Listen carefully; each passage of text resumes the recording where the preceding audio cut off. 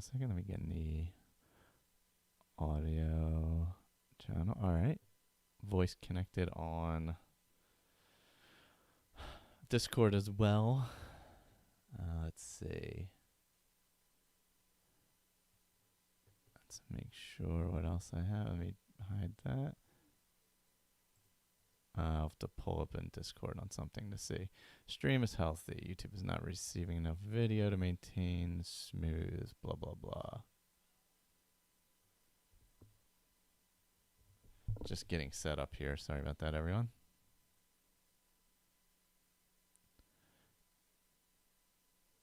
Hey, Michelle. How's it going? All right.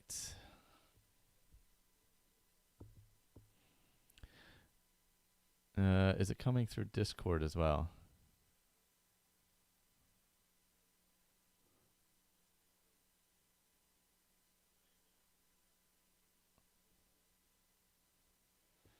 Let's see.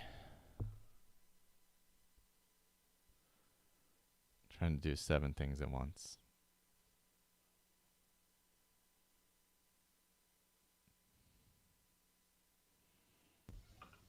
Hello. Actually, oh, you know what? Let me flick on my camera.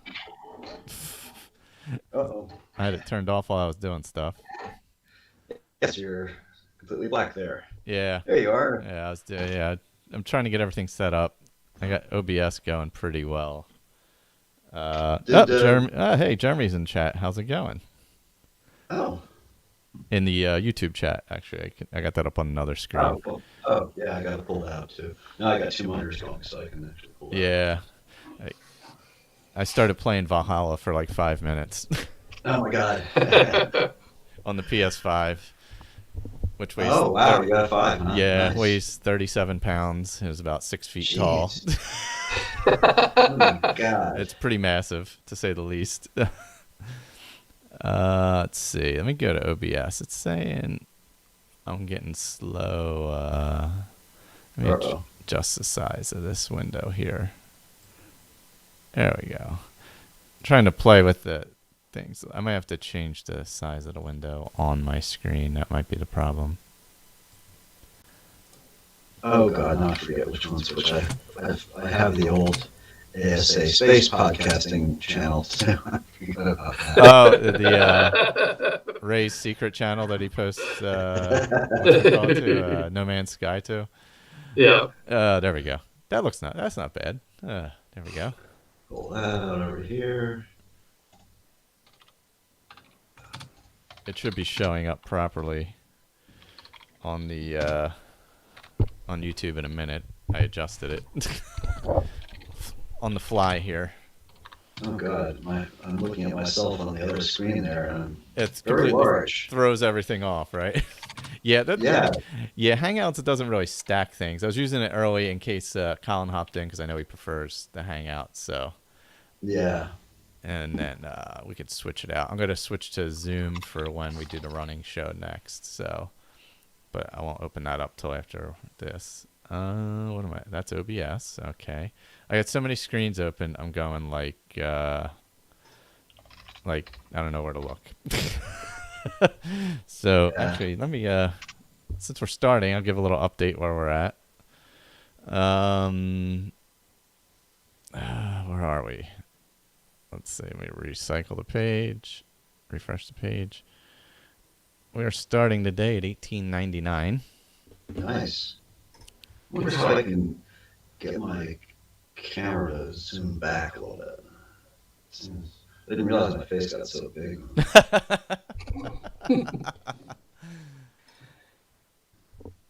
There we go. I'd have to load the stupid razor. Oh yeah, to be able to adjust it. Yeah, probably. I don't know if I can. If you can change the view in Hangouts. No, I guess not. I guess that's why they have Meet and they're getting rid of this. Guess that would explain that. Now it's black. That's weird. Oh, that's weird. The YouTube just went black, yeah. Now it's back. I don't know. I'm using a new PC, trying it out. It's not like high end or anything, so I don't know. Maybe it's not super great. Jeremy says my audio is tinny. Really? Let me turn off my YouTube.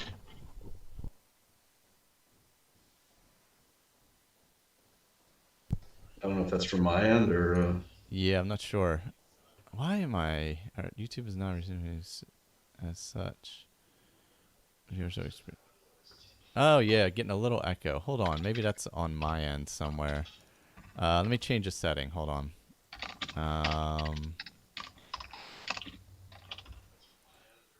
I think I fixed it.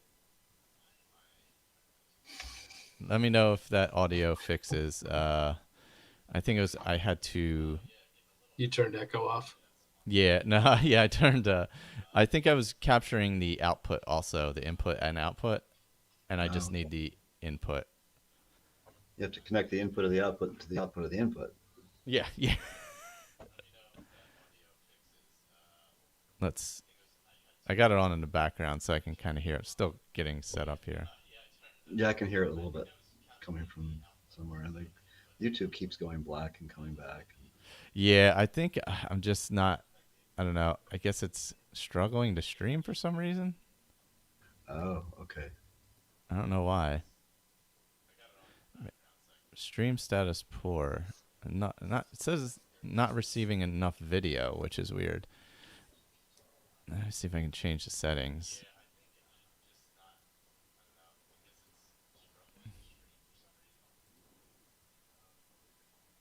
Also, it looks like there's no audio going to the Discord. Discord. Yeah. Let me check that. Go over there now. That's what I wasn't sure of. I got it on. Let's see what the settings are though. That's not it.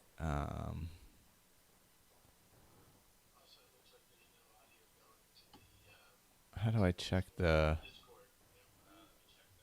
Let me check the voice on that. I don't know how to. Yeah. If you go to the settings for your user. Yeah. Oh, voice and video. There we go. It should be correct. Let me see. Output. Maybe I need the output volume on. Is it coming through now? Or do I need to have voice activity or push to talk? That I don't know. Yeah, it should be voice active. Okay, let me put that on. Yeah, I don't think you want push to talk. No. Okay, it seems to. Okay, yeah, so it is transmitting now. All right. I'm still not seeing the. Usually a little ring will come up. Oh, Pat says he hears it now. Okay, yeah, I had to switch it to voice activity. That was the problem. Cool. Is there audio now, Pat? Yeah. Yeah, he Okay, says yeah. cool. Okay, good. All right, that I don't. Let's see, video bit rate.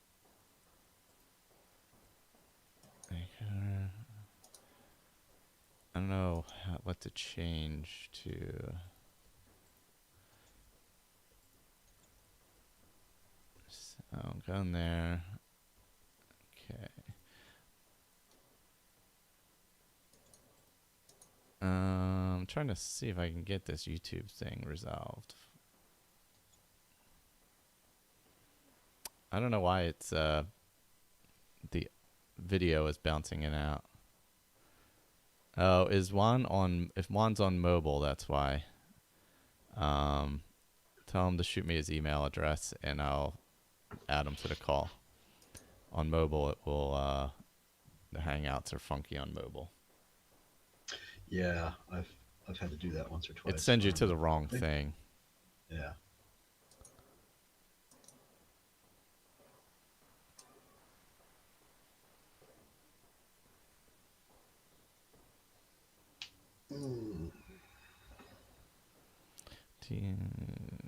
All right, let's add Juan in. Hold on.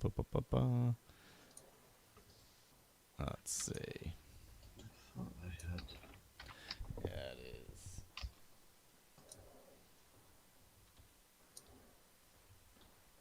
Oh, he's already in there. There we go. Now Juan is invited. Let's see. I think we got everything set now. I don't know what's going on with the video, honestly. Yeah,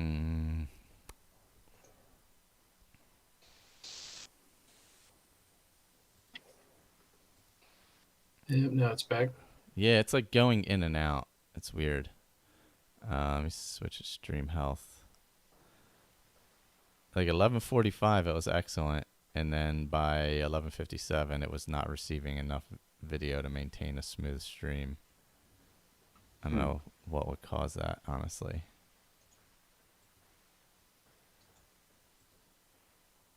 I can do a quick Google search. Yeah. Not receiving enough video.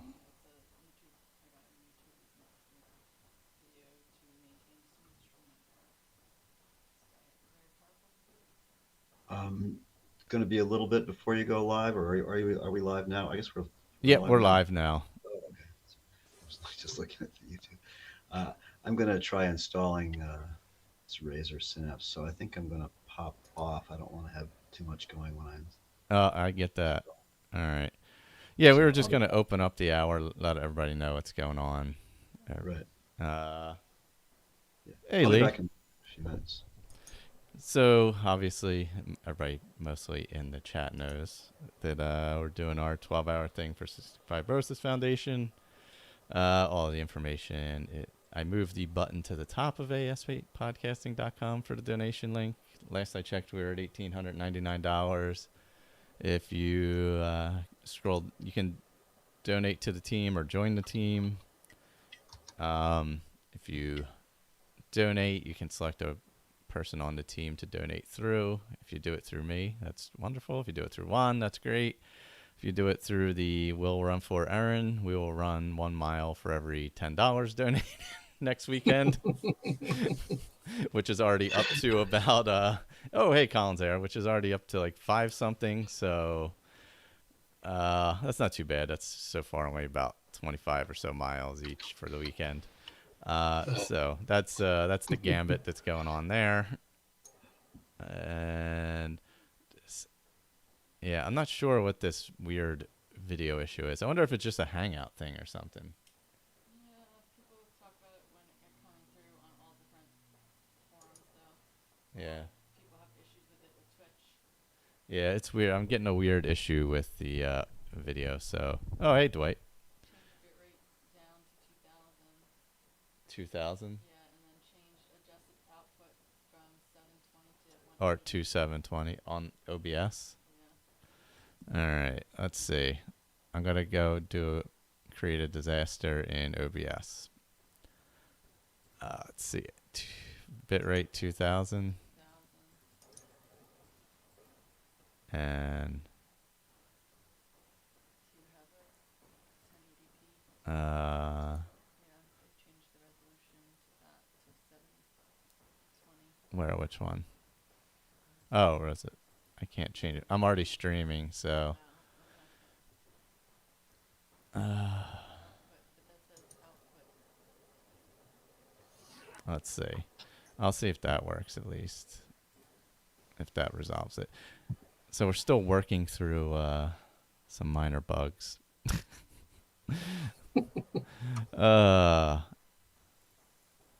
So I messed around and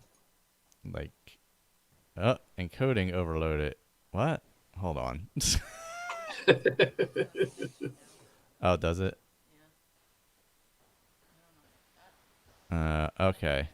There we go. But if you go back to YouTube, Yeah. it actually said excellent next to it. Oh, did it? Now it says excellent. Stream says excellent now, but it's still getting a blank screen weirdly. Oh. There we go. Ray, you showed up again. Yeah. What is going on? All right. Maybe this I will... think they were better off before. Yeah. Oh, you know what? Oh, there we go. Yeah, he's jumping. It's weird. You know what? I wonder if that's because I don't know what's causing that. That's weird. No, because the video's showing up. The video's going blank in Hangout, weirdly. There it is. Okay, I'm just not going to touch the Hangout now because it says excellent connection now, so we'll go with that. Anyway, hey, Tom. So our schedule currently is, what is our schedule? We do this for like an hour. Then Will Runfor's coming on for a bit. Then we'll get into Skyrim Addict. I don't know. We're up in the air on 10AD, right? With Colin, with your issues. Yeah, I'm just popping in just now just to say hi and good evening and goodbye. Yeah, don't burn up your data. Yeah, and I'm super, like, I don't want to swear online because it's charity stream. Like, I am so off the walls pissed. I just got a phone call from the guy telling me, "Oh, I've had a real bad day, and I won't be able to make it." Like literally, like 2 minutes after I sent you that message of like, I don't think he's coming, and he just rang me up and he goes, "Oh, I've had a real bad day, and I don't think I'm going to get to you by 5, and if I can't get to you by 5, then that's like the end of my working day. So is it all right if I come on Monday?" I was like, "Well, no, it's not." And then I was going to start screaming and shouting down the phone, and I went, "Yeah, fine, whatever." And I just hung up on the guy and just like left. Oh. So, oh God, that's a mess. Yeah, just I just couldn't believe it. Yesterday, when they came out, they sent me a text or an engineer has arrived on the scene, and I thought, oh, nice, it's just some problem with the switchboard, and I'm going to get it fixed. And then I got home, and then there was just like nothing fixed whatsoever. Oh God! And then I rang him up, and he rang me. How was it? He rang me, and he said, "Oh, I need to get inside. It's not a problem there. It's a problem. We're getting nothing from your your place. It's as if it's a completely severed connection. They're just getting nothing coming in here." Oh Jesus! Ugh. So, maybe a line got somewhere, or rats ate through a cord or something. Oh, no. And it's nothing's even coming into. Yeah, so I can't hook it up to the telephone line or nothing like that. Can't do anything. The telephone's down, everything's down. The only thing that will work is by doing what Andrew said and hooking it up through the phone. Yeah, and that just eats up so much data. Yeah, that kills work. Yeah, because I didn't realize that OneDrive was bloody syncing up stuff when I was testing it out, and it done half a gig in like 2 minutes, and uploading up to OneDrive. Oh, because the auto syncing and stuff. Oh man. Yeah. Right. So I just popped in and I said, just to say good luck to everybody, and look, I'm really sorry that I'm really sorry that I'm gonna miss tonight. Just feeling sorry for myself, but it's probably best I not join. And probably best I don't drink no more because I just go insane. But it's a fantastic cause, and we do it every year, and it's everybody here is they're all awesome people. So come here, have an awesome time, and then be awesome by giving as much as you can. We all know this year has been absolutely horrendous. It's been a horrific year, and you can. Although everybody's had an horrific year, you can make other people's year a little bit better if you can give, and that would be great. So I want to say thank you to everybody here, and especially to Michael and Andrew and Ray and everything for putting all their hard work and everything they had to do to getting it organised. I'm only sorry that things just get fucked up right at the end. Yeah. Yeah, yesterday, fucking Friday the 13th. So that's a good point. Yeah.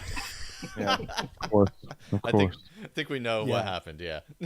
Yeah. Look at the Irish kind of fell in its ass yesterday. So it came up against Friday the 13th and got one-shotted. Yeah, Friday the 13th in 2020. You had no chance.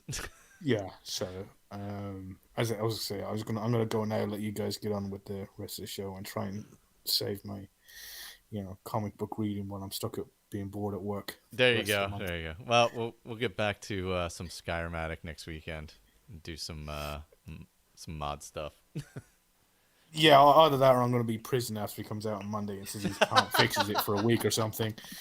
But I'm sure I'll get better internet access at work anyway, so at prison, so it'll be fine. There you go. Michelle said, "Take care." Take care. Have a good night, guys. Yep. Thank Take you care, very Colin. much. Yeah, man. Take it easy, Colin. Well, we have Andrew here. Hey. How's it going? Long time. Yeah, it has been a while. I didn't even know you had a running show now. This is crazy. Yeah, it's crazy. It's weird. And yeah, we do that kind of thing. We run a lot. It's great. So tell me about that. What's the premise? 4 people who run, and then we just kind of talk about it and talk about other stuff. The title sort of implies that you run for purposes or a cause or something. With the Do we'll we run for purpose? ... I think that was just because we run for like different reasons. Like it's pretty casual, as you would expect. So you like, we're running for like pizza that week, or to eat I a bunch of get stuff, it. that kind of thing. I didn't know if it was like we'll run for like, Oh, something noble? No. handicap children or something. Yeah, there's no noble. It's not about a noble cause. We'll run for a Wawa sub. Yeah, we'll run for the turkey gobbler or something like that. Awesome. One of those kind of things. So actually, while since you're here for the first hour, it would be interesting to hear how this whole year and COVID and everything else, what kind of effect that has with cystic fibrosis and all, and how much harder that makes life. Well, it was, and my kid Moses has cystic fibrosis, and Michael, thank you again. Is generous enough a bunch of years ago now to say, why don't we throw a little fundraiser together for the Cystic Fibrosis Foundation? I, of course, wholeheartedly agreed. So, but this year in particular has been really bad just because, we've my wife and I went into isolation mode back in late February, like when we heard about the snowball start rolling, even before like rules started getting passed out by localities of the, wear a mask, don't go out, all that sort of stuff. My wife and I were already in isolation mode just because it's flu season already. Oh, that's true, so we're not in isolation mode in normal flu season, but we're definitely careful and don't go out very much. So we went out for our last big hurrah last weekend in February or something like that. But since then we've been hunkered down, and that means that now my wife has given up her job to stay home so that Mo can always have someone at home with him. And for me to avoid exposure, and she's done it to avoid exposure. Yeah. And for me to avoid exposure, since I have the health insurance, it's more important for me to keep my job, I guess. So I've switched my schedule to complete nights. So I'm working overnight shift now, and my wife has no work. And that would be great because, Indiana's been really, supposedly good about getting unemployment out, except for the fact that our doctors said, hey, you guys need to, get into isolation mode. And we have a note saying that with the dates and everything. But because that letter, Michael, was 2 days before the governor's letter, Tori was denied unemployment. So we're down to one set of income for this whole time, too. Jesus. So Tori's denied unemployment. I'm working nights. It's like it is just strapped and horrible over here at all times. Hey, but thanks for asking. Oh, my God. That is a mess. It's seriously been a really rough transition. But I've finally sort of settled into being the weirdo vampire night guy. I'm just kind of out of the loop on everything. I wake up like, hey, guys, what's everyone been doing all day? It's like, all right. But Mo's doing well. Yeah, Mo, I mean, he for the first time, like last week, he turned to us and said, I'm lonely every day. And, that hurts as a parent because you want your kid to have fun and just be cool all the time. But, we can't do anything. It's been suggested like, oh, you can have like one other family that like if they are also sort of like locked down like you guys are, you can have another family to play with. And that there's really no other option for us. Like, so he's been alone like a long time. We let him sort of have a little interaction in the backyard with a friend on Halloween. And that's the one time he's seen a friend since February. And it's like, gee, many Christmas, that poor kid. Yeah, like even without, like, obviously Connor isn't affected by cystic fibrosis, but just he has barely left the house since March. He's been total virtual schooling. Yeah. He went out for him and his friends went out for Halloween for a bit, just walked around the neighborhood, and that was it. That was like the first time he'd seen people in person in months. But they basically just all day it's Fortnite, Warzone, Among Us. And the parent in me wants to be like, you can't let your kid just be on a screen all day. But right now I'm just like, fuck it. Like, let him have as much fun as he possibly can. He's in such a horrible situation.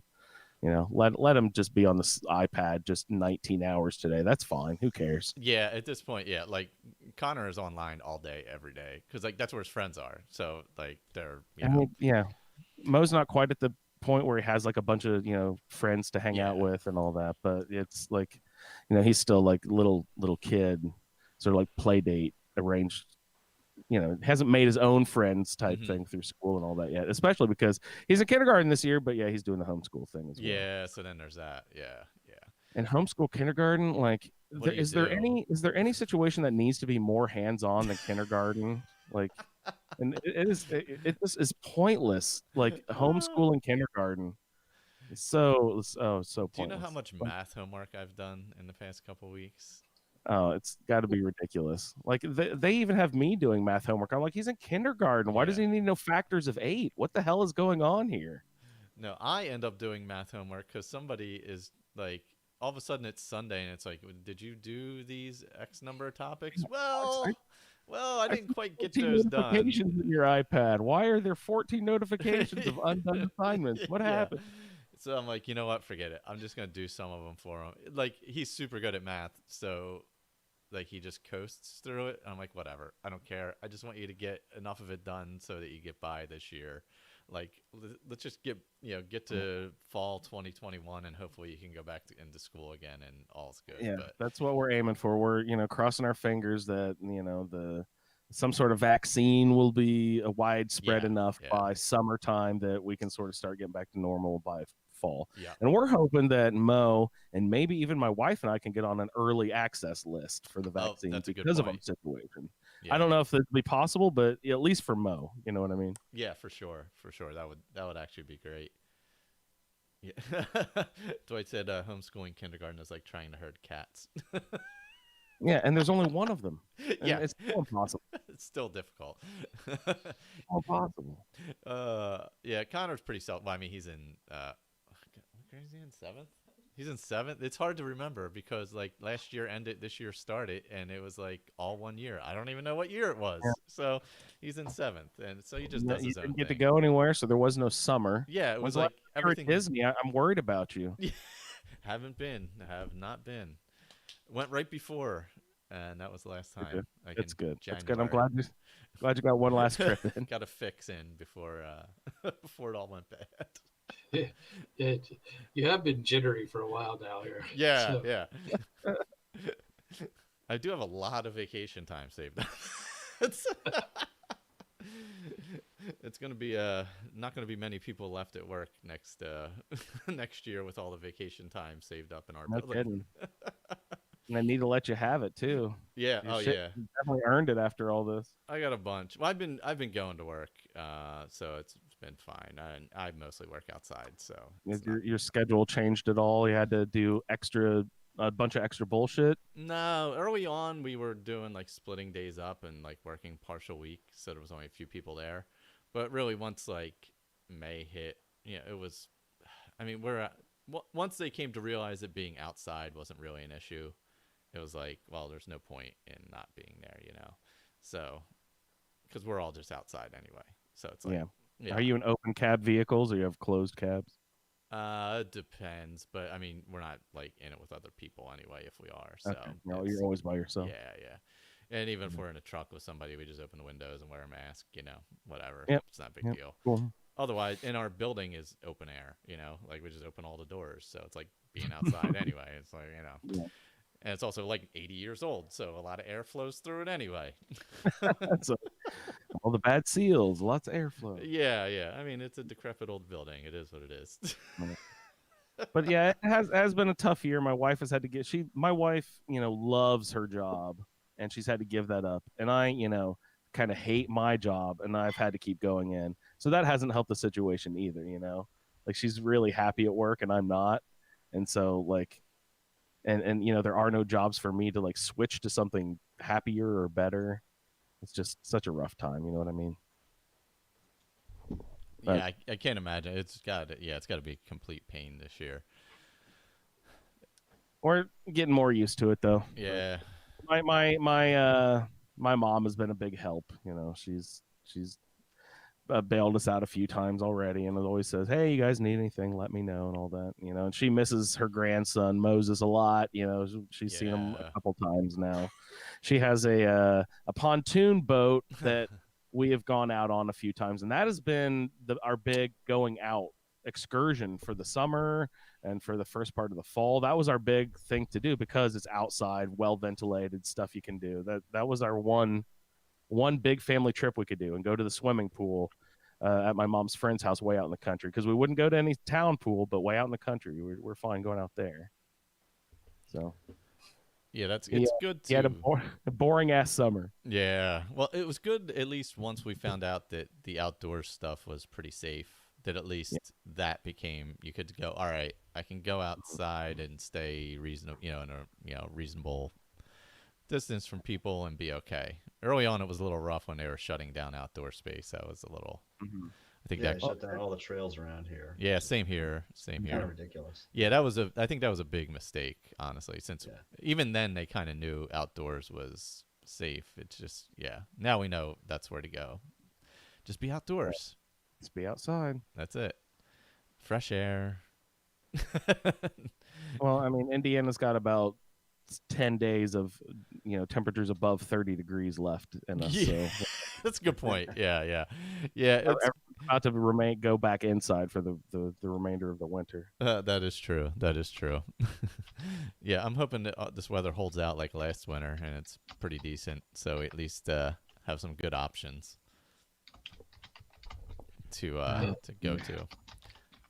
Andrew, the other day you were talking about how Mo's treatments have been really helping out lately.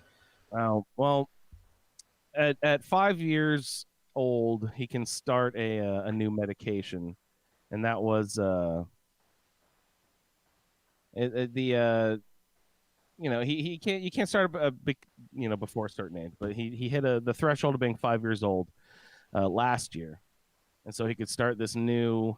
It used to be experimental, but now finally approved just a couple years ago. It's called Orkambi, and this is a powder that is mixed into his fruit sauce or yogurt or something like that. He also takes a digestive enzyme, and the digestive enzyme helped keep his bowel movements more normal, because it was just it wreaks havoc on your digestive system.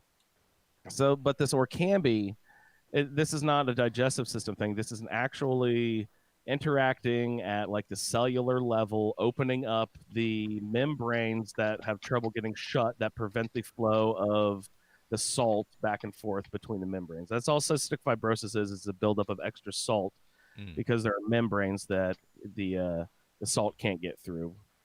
So this medication actually manipulates that on a cellular level.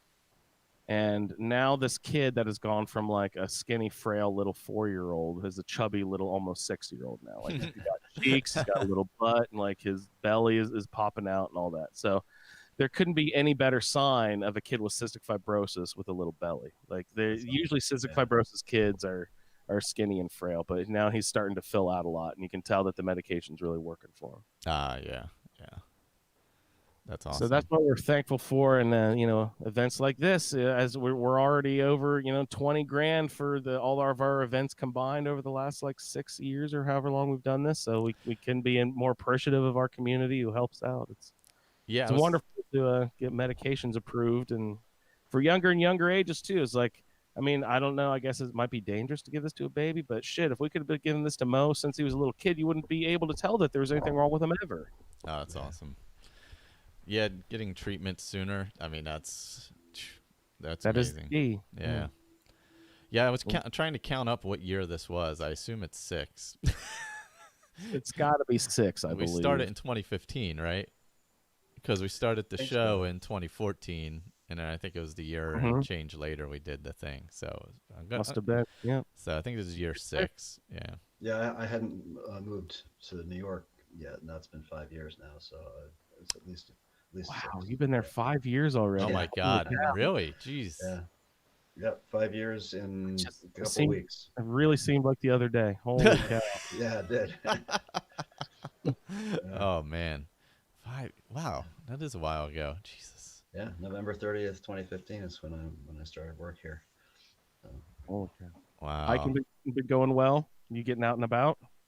Yeah, not too bad. You know, Are your leaves all down? Is it still pretty? Yeah, it's beautiful here. The Hudson Valley is gorgeous. Oh God, it is. So, yeah.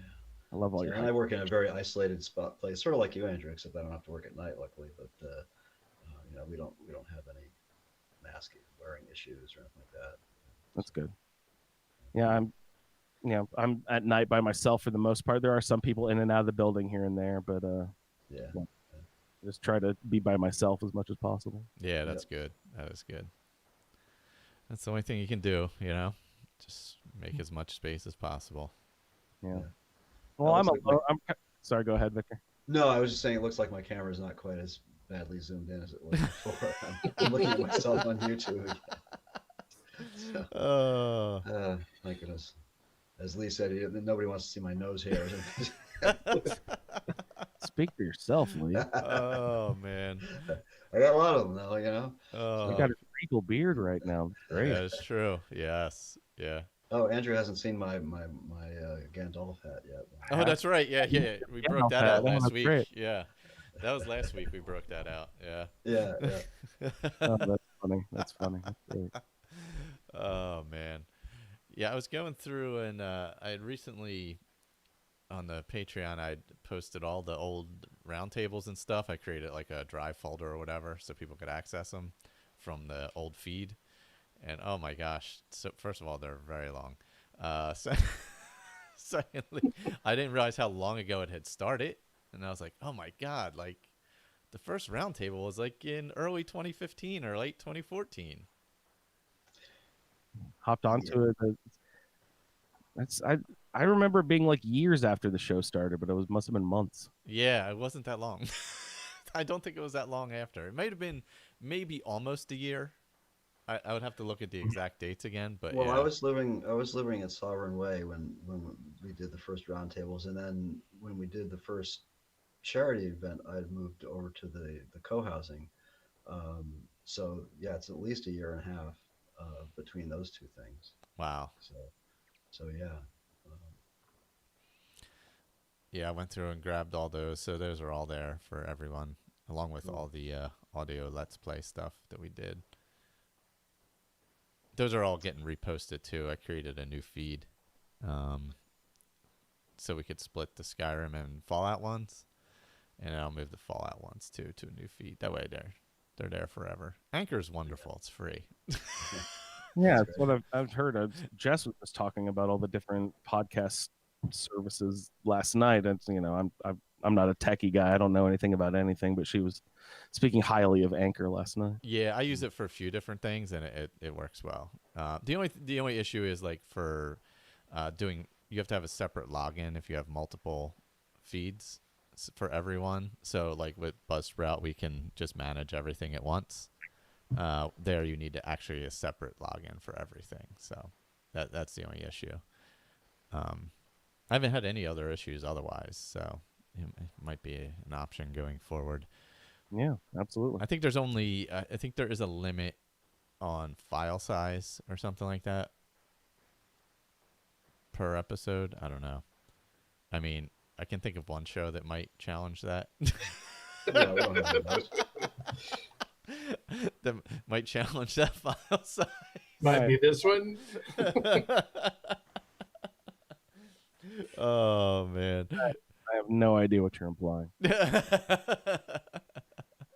Is that the new shirt, Ray? It is. Yeah. Oh, I could see because I'm full color. Really sharp. I like that. Yeah. Yeah, nice shading on the logo there. Yeah. Yeah. I got to pick up some stuff. Yeah. A little bit later, I'll have the other the split logo shirt on. Oh, nice. Yeah, I gotta get that. Yeah, I gotta go through the store and get some stuff. Ray's got wardrobe changes playing throughout the day. Look, you gotta. Since I'm still dressed in the same clothes I wore last night for the show. Oh my god, that's right. You guys recorded last night. Oh my god, because I saw the notification for the show uploading, and I was like, wow, they recorded last night. I was like, damn. I was like, I'm sure that wasn't over early. we clipped it early. It was only 2.5 hours. Oh wow, that's pretty short actually. Short. By the way, Andrew, Michelle on YouTube says that he misses your beard. Oh yeah, yeah. I was gonna do my yearly beard, but I can't get a good mask seal with my N95. Oh yeah, that's right. Hair, so I'm keeping it shorn this year. Yeah, I've been using the gator. Second husband. Yeah, I've been using the gator rather than a mask. I feel it works better for me. Yeah. I don't know what that is. Is that like a full face? Just the one that you can pull up. Thing? Yeah, a buff. A buff. Yeah. I use a buff and a mask. Okay. Yeah. It's a turtleneck extension. Yeah, basically. Yeah. My mom called that a dickie when I was. A dickie. Exactly. Except a dickie had a little bit of a wider and fit over your shoulders. Yeah. Yeah. There you go. I don't know. It's making me dream of wearing ascots once this is all over. Perfect opportunity to bring it back to fashion. Got to bring it back. Yeah, we can bring those back. Get them all. Yeah. I wear my buff pretty much all the time at work because I can pop it up and down. Yeah. Same great for hiking too, or running or whatever. If you can pull it right up over your head and stuff. That's it. Great. Yeah, especially running like on the trails and stuff. If it gets a little tight, just throw it up real quick while passing somebody, and all good. Super quick, super easy. Yeah. For the most part, it's easy to space out there, but you get on a tighter trail, you can't always do it. So just throw up a mask and pass on by. And they keep your neck warm in the wintertime. My wife just said her friend got a shirt that has like the dickie attached to it that it can pull up and turn into a mask, and it even has like ear things, ear flaps and everything. Oh wow, it's crazy. That's insane. So some people are making out like bandits off of this too. You know what I mean? Oh yeah. Well, masks have become fashion now, so so it's. And with any luck, before the stream is over, I'll have my Fallout feed mask come in the mail. So. Oh, nice. We have masks online too. I gotta look for that. Jeez, gotta get some. That is, tragically optimistic, right, Ray? Is that right? Yep. Whatever website that is. What is it? Always have to look it up. Yeah, I have to look it up. But we've got some new merch out, and Jess is putting all the she's keeping tabs of it, and all the income, anything of the profits go to CFF. The profits go to the Cystic Fibrosis Foundation. So it's very nice of her to do that too. Yeah, and she made some great stuff in there, like coffee mugs. Throw pillows. Mugs are a hit. Everyone's loving the mugs. People get in the mail and they're like, wow, nice mug. I do like your shirt looks real nice, Ray. Yeah, I like the full color shirts. Yeah, I like that with the full shading and everything.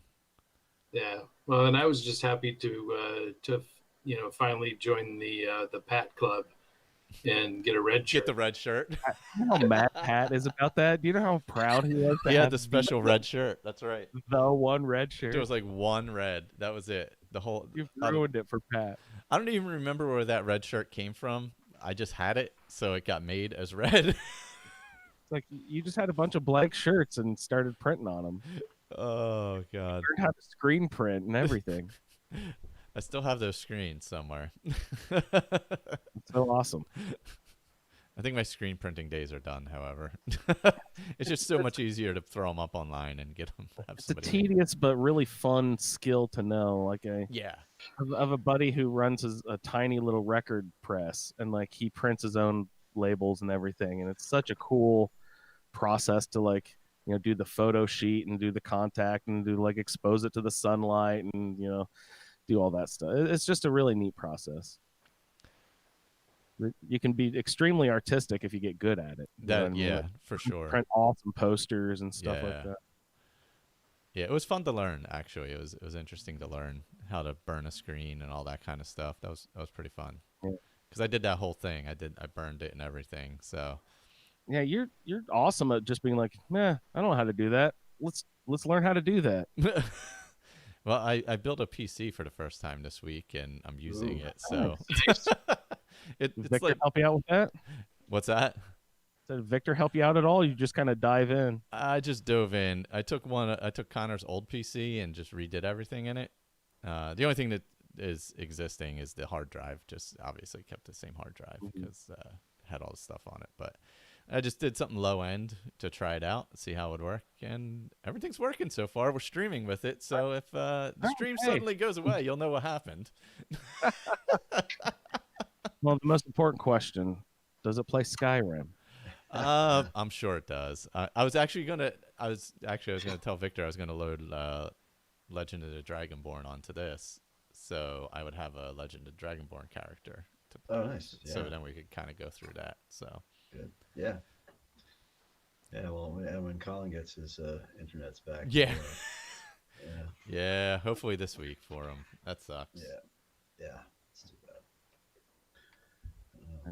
Yeah, I think if it goes any time beyond Monday, it could be. It could be very bad. Could be a very bad next week for someone who shows up finally. Yeah. Oh gosh, what time is it? Just checking. Okay, Pat said the audio is more level now. That's good. I moved closer to my mic. I hope that helped. There we go. Let me do a quick check on the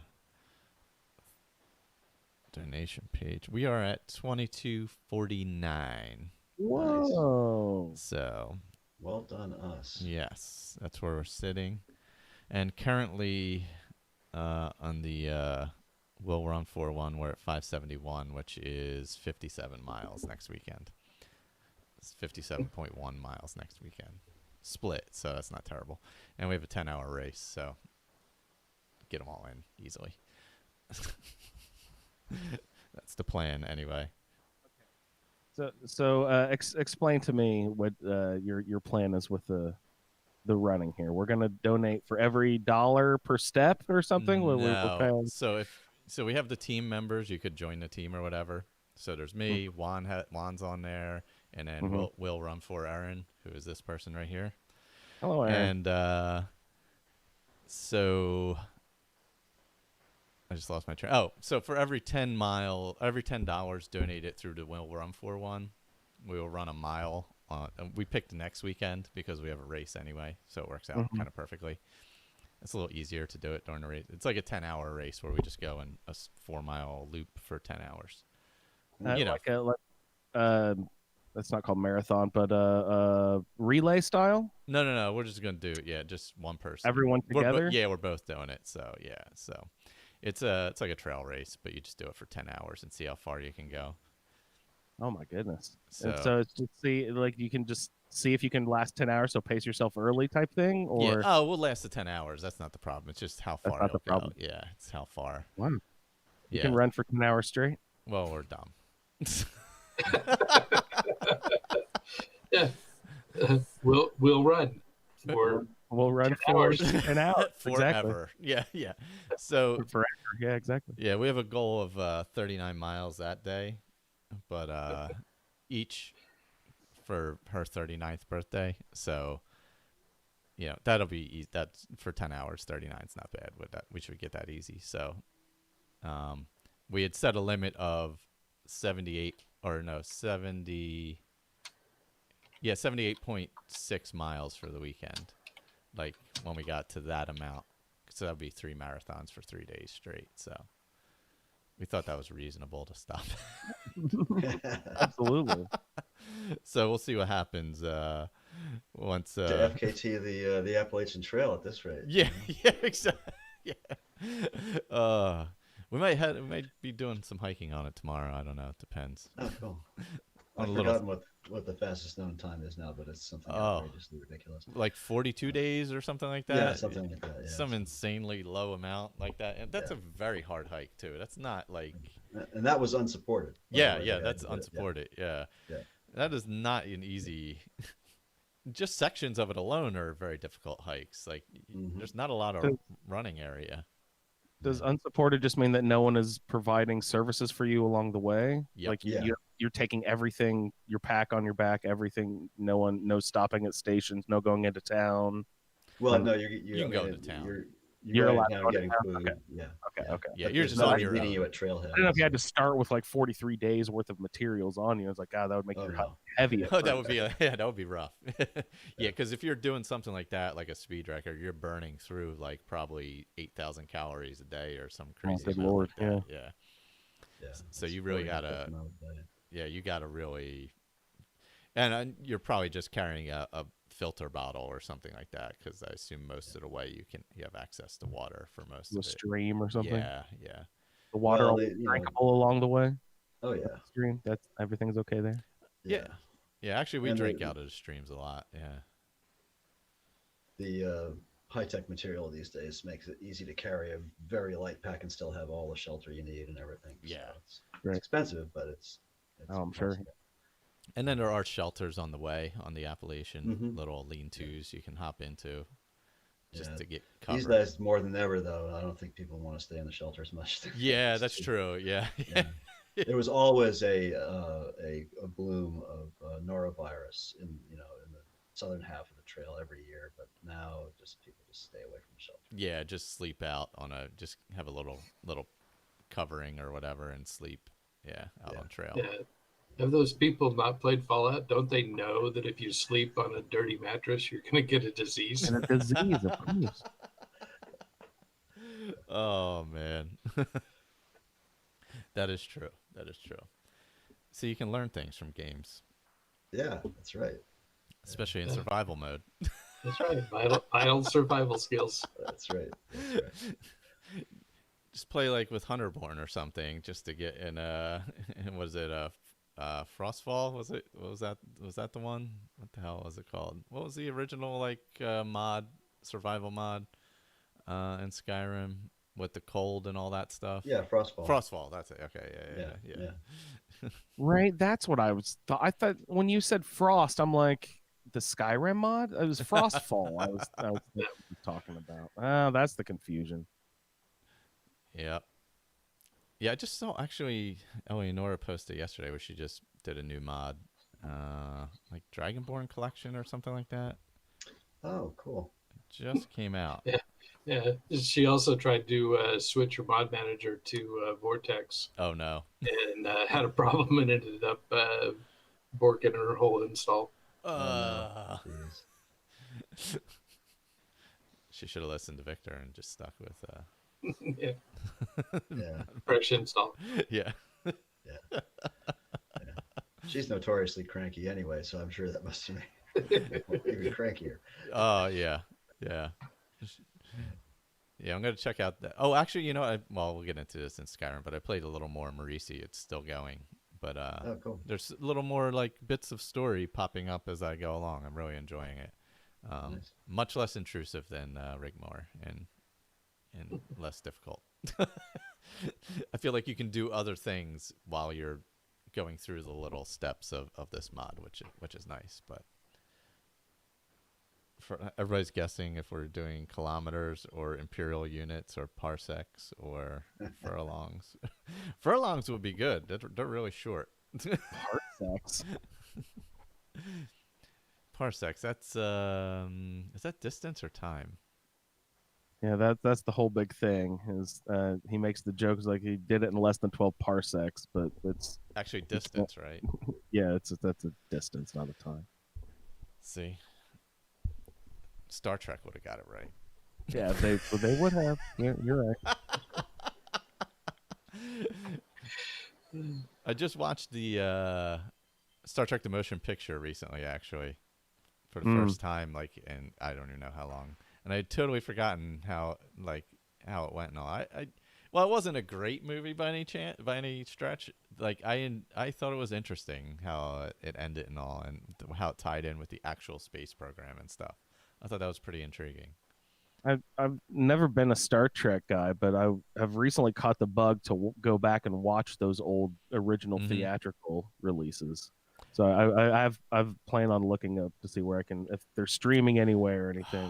For some reason I've gotten a bug to check out the old Star Trek movies. Yeah, they are on one of the services, all of them. I forget if it's HBO Max or. Oh, nice. And they're not, the movies aren't old as the series, right? The movies were like in the 80s or 70s, right? Yeah, I think the first one was 78, 79.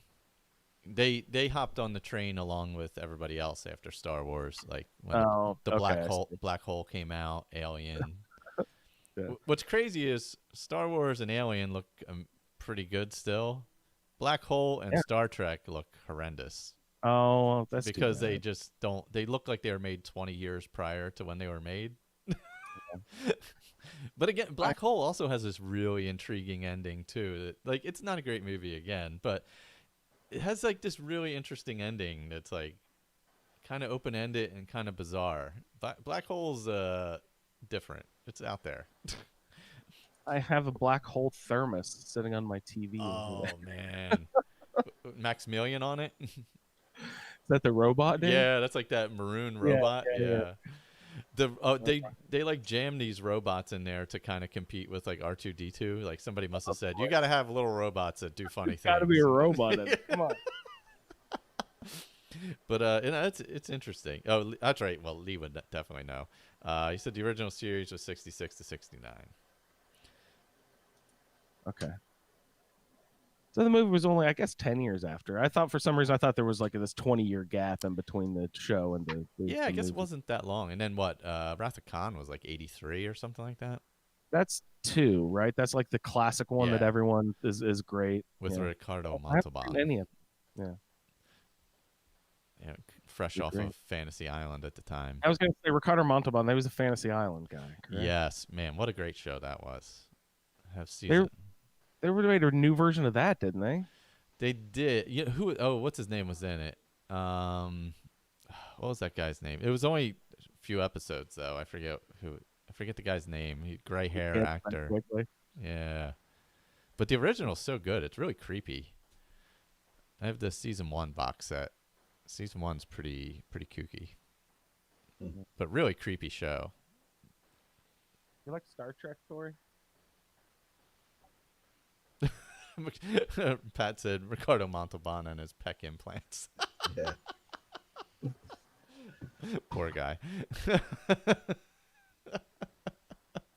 Oh my god. And Lee has a black hole trash can. Oh, nice. Very interesting. Shaped like a robot? I remember when it came out. Well, we're heading to 1 o'clock, gentlemen. I'll hook you back up in a bit. I'm going to switch over to Zoom for the Will Run For podcast. Is everybody good? Is everybody good with using Zoom? I can use it again later. Yeah, I can use Zoom. I've got that. Yep. I don't think I've ever used it on this computer yet, so I guess I forget what you have to just download an app for it or something. Yeah, I think it's that, or you can run it via the website too. You can run it through a browser, right? No, I'll just download the app and get it. Yeah, it's easier. It's easier with the app. Yeah, and open an account. All right.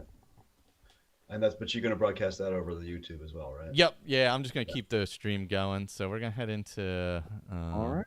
Will Run For, and I'll be back in. Everybody will be back in like an hour and change, hour-ish, since we have some extra time to fill.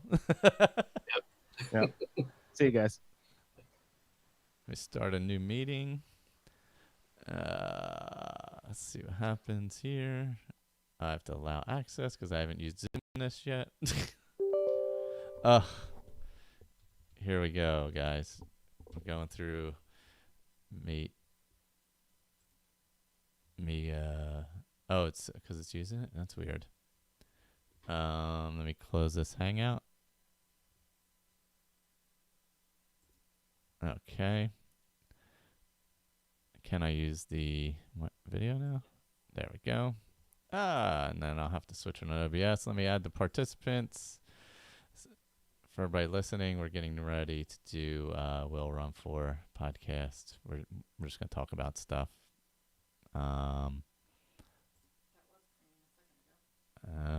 Is that an invite? I don't know. There we go. Let me check OBS and switch everything. Change my window capture to Zoom meeting. There we go. Now I gotta.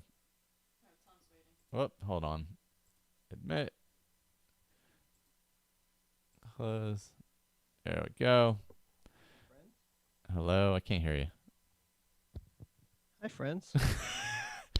Oh wait, my mic's on. Is my mic on now? Yeah. Let me change the view on this. How do I change the view? At the top it says view. Oh, there we go. Yeah, gallery view. Gallery view. There we go. And then make it smaller so that we're stacked. There we go. Let's go back to OBS.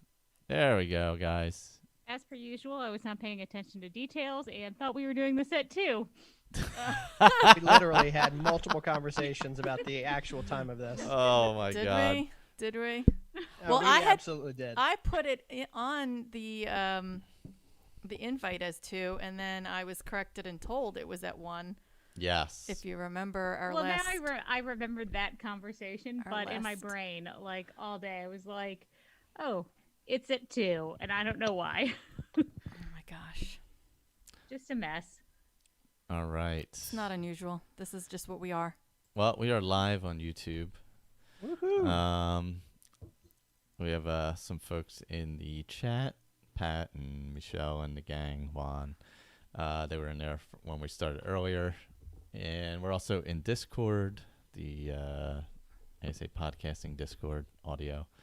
But we're just going to do a random show. Yeah. And actually, I'll give an update before we start. See where we're at. Hold on. Let's see. We are sitting at $2,249 and $571 for Will Run 4. So that's where we're at the moment. Yeah, he was telling everyone on the last part what we were doing, and they all think we're ridiculous. For running. Well, you are ridiculous. Yeah. Yeah, it's crazy. We appreciate it.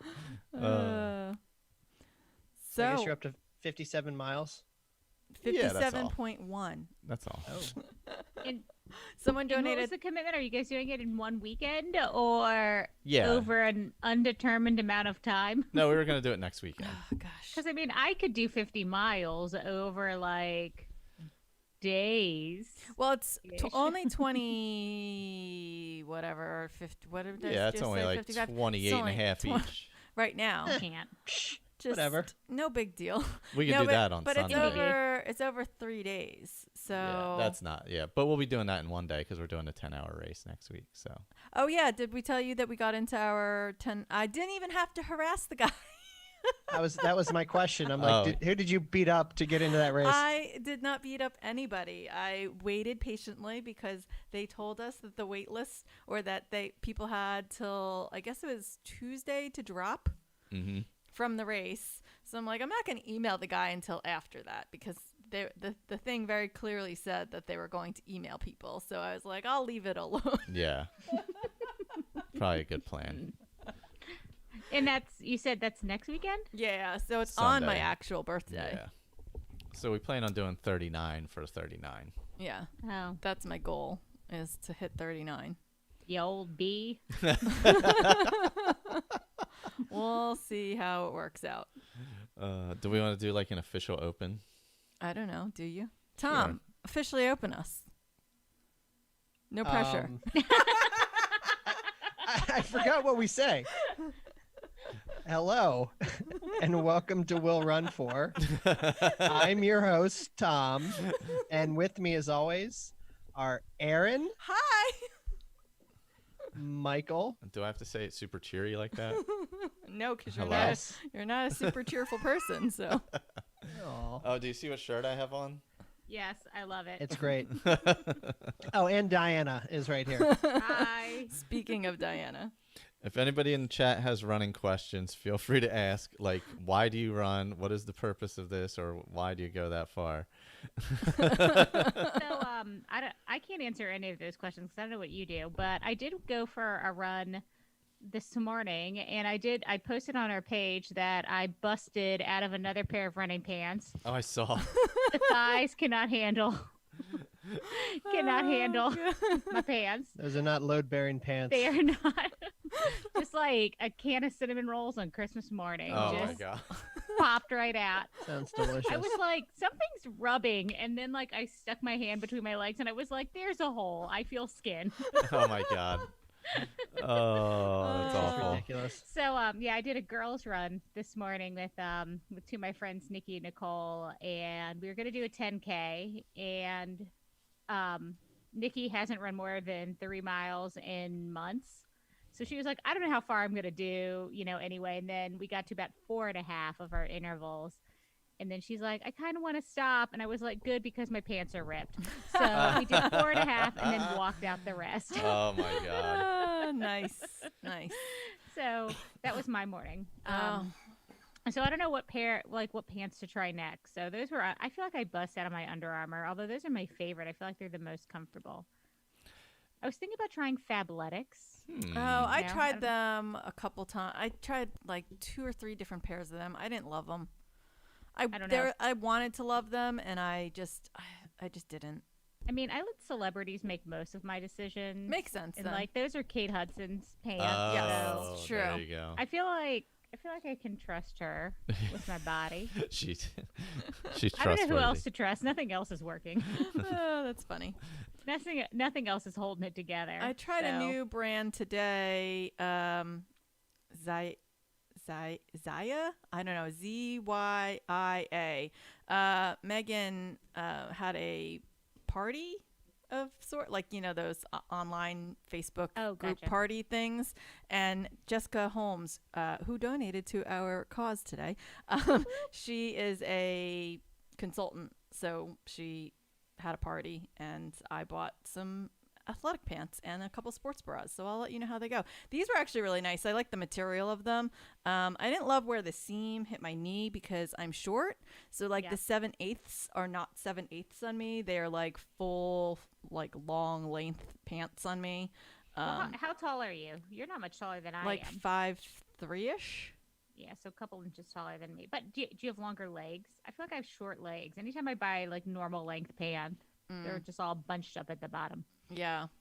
That's sort of, so these were 7/8, and normally I buy 7/8 knowing that they're going to be basically full, like ankle, like to my full ankle, because I can't buy regular length pants because then they're too long. So I buy the 7/8 ones to be like the full size. So I tried them. I like the material a lot. They were really soft and like still really compression-y, but I didn't love this, like the way the seams came, because one came across my knee, and so every time I like ran, I kept adjusting them or pulling them up a little. So I wouldn't. If you're short, I don't know that I'd recommend them. Mm-hmm. Which you are, so. Yeah, well, we'll see. You know what someone told me the other day? So, we live in a Zoom world, and I started a new job. So a lot of people I've met just have been, over Zoom meetings or over the phone. And like 3 separate people were like, I don't know, Diana, based on your voice, I thought you'd be taller. And I'm like, what is that supposed to mean? Like what does that mean? God. Well, I often get, because if they don't see me, or like when I would do phone calls or phone conferences before Zoom existed, I would talk to people and then they'd meet me, and my name is Erin. So people are very taken back when they see me. They expect they ask some you why Irish. You're not white. Yeah, they want to see an Irish girl, and they're very confused when they see me. Race report. Hashtag race report. Yes. Oh God. So that's the one I always get when I do phone conferences. No, there you go. Kenneth asked, he often hears about the runner's high. He's 39, never once achieved this. Am I glitched or doing something wrong? I don't actually know what the runner's high is. I don't know either. Actually, I don't know. I've never felt a runner's high during a run, but after a run, I'll feel really good. Like I felt really motivated today after. Yeah. I mean, granted, I only did 4.5 miles and then walked 1.5 miles. So I mean, it's not a lot, but I feel like it's one of those things I think it's sort of made up. There's a lore about it, kind of like gluten. gluten's fiction. You know, like anything that someone has to talk about whenever they're around. Like runners talk incessantly about running to non-runners. It's like CrossFit. It's like Orange Theory. It's like any of those things that, you know, I don't know. I mean, there are times when you're in like a groove where it's like you get that groove and you just like can go forever. It feels like. Yeah, I guess. But I don't really get that often. Like I don't even know like like the Batona race I'd say got that groove, but like you said, like I don't get the like I don't know, like I've heard people talk about the runner's high of like I don't know. I don't really know what it is, to be honest. I think I've had it like in like a half or something like that, or a full, but not anything further than that. Yes, I would say it's fan fiction. I don't run far, so the whole thing sucks. Like, I get it if you're running like and you get into a groove and you're kind of on autopilot and everything's kind of, you know, settled down and your muscles aren't screaming at each other. Like I feel like, and then you have your endorphins running. Like I feel like that's the runner's high. But again, I'm slow and I run short distances, so the entire thing is terrible. Oh no! See, like I guess I do feel good, like in the middle.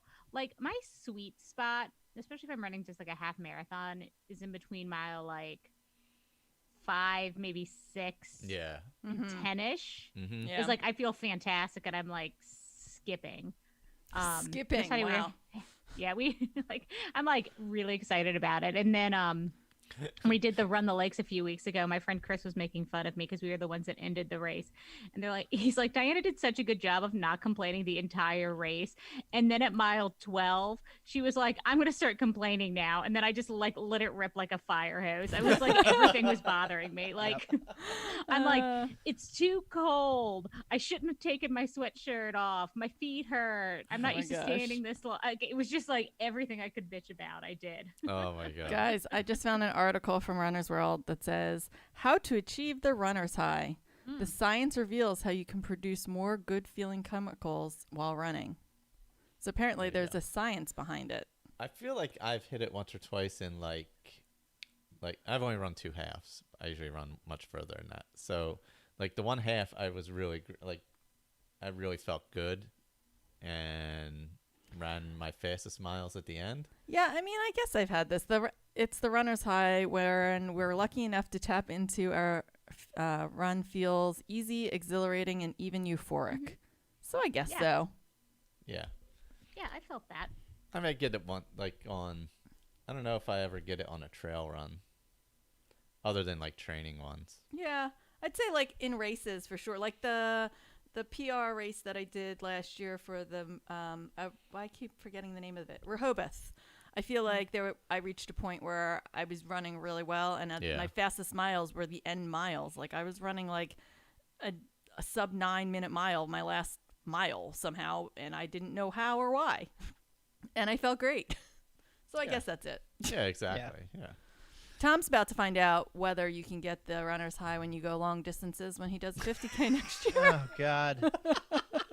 Are we still on that?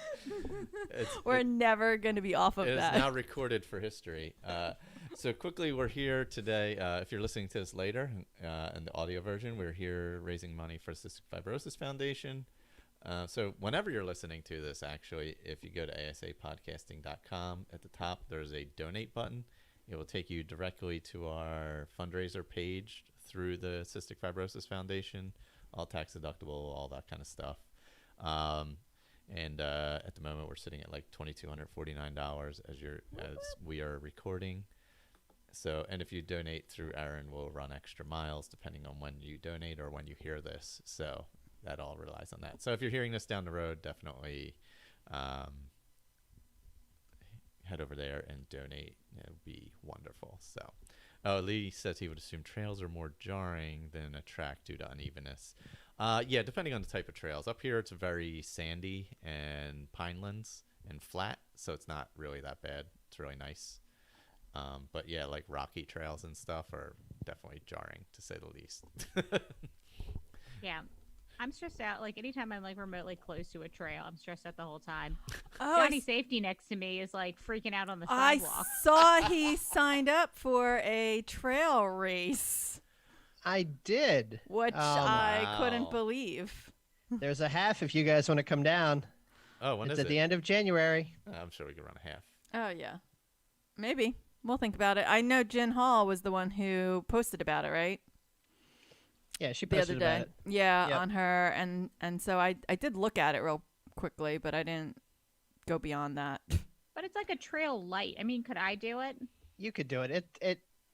I feel like there is trail, and then there's like hard packed gravel. So it's like Oh. it's a very tame trail, but there is some legitimate trail in there. Would it Yeah. be like the gravel part? I assume like the towpath, Like that kind of like thing. that type of. Yeah, that's some of it. Okay. That's some of it, but It's- not all of it. It's probably like the trails we have here, though, where Yeah.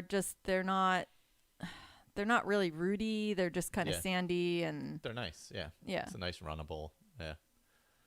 Yeah, the ones around us aren't technical or hard or anything. Yeah. And there's Are literally you- no rocks. Are you around gonna have a us. heart attack while you're running it, watching everyone's feet? Oh my god. I'm already this is like 2 months away. 2 or so months away, and I'm already planning on how I'm going to tape the crap out of my ankles Oh my gosh. to add stability. I'm already scared. And this is at the end of January. How Well- far away is it? Where's I mean like Oh, it's here. It's Little Patuxent Oh, okay. Yeah. River. I would just go run there some. Yeah. Yeah. I think I will. It'll give you an idea of what, because it'll definitely have some rocks, because around you there just is some. Yeah. like Your here, terrain is just a little bit more rocky. Yeah, there's literally none here. Well, because we live by the shore, so it's much It's more very sandy. sandy. I thought about you though when we were running, because there were lots of leaves all around, and it poured on Friday all day, so everything's very wet, and there are leaves everywhere. Yes. Every time I would step on one, I thought of you. And how you would react to my running on them.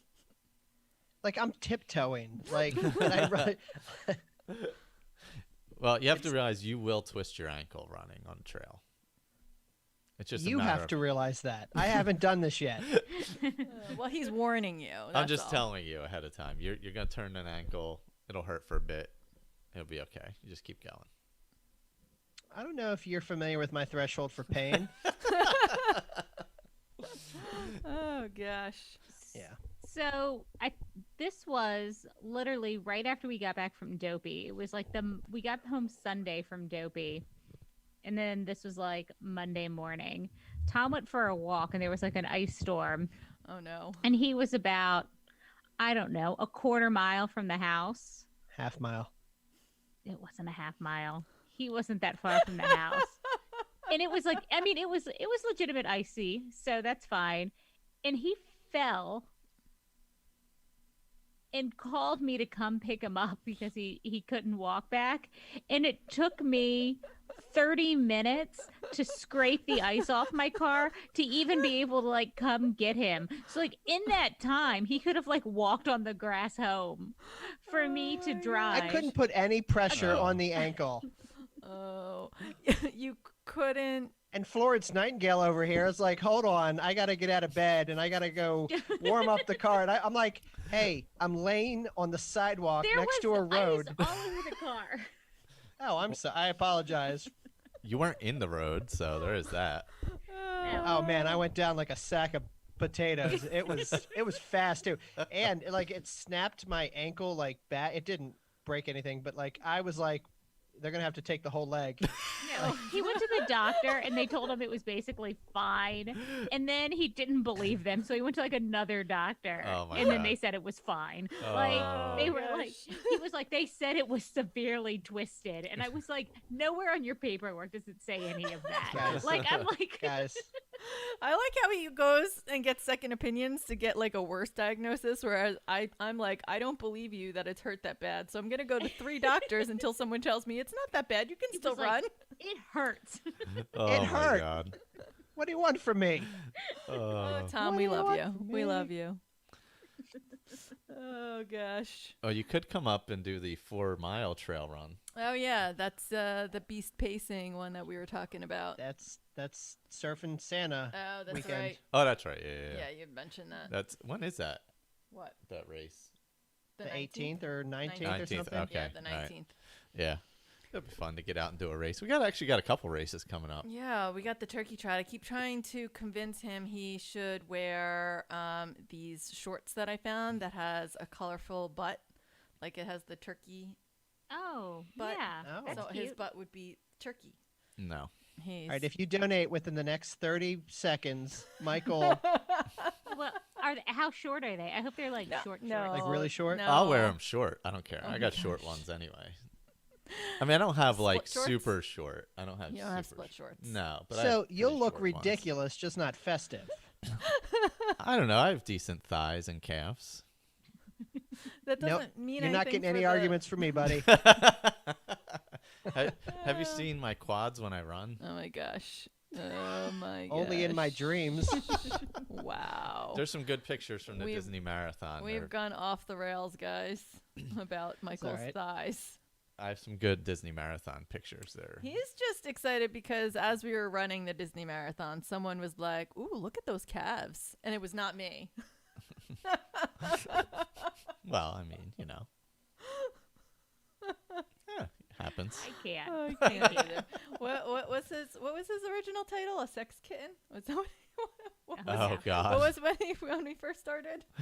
I don't even remember how that started. Our resident sex kitten. Guys, do you see this cat that's on my lap?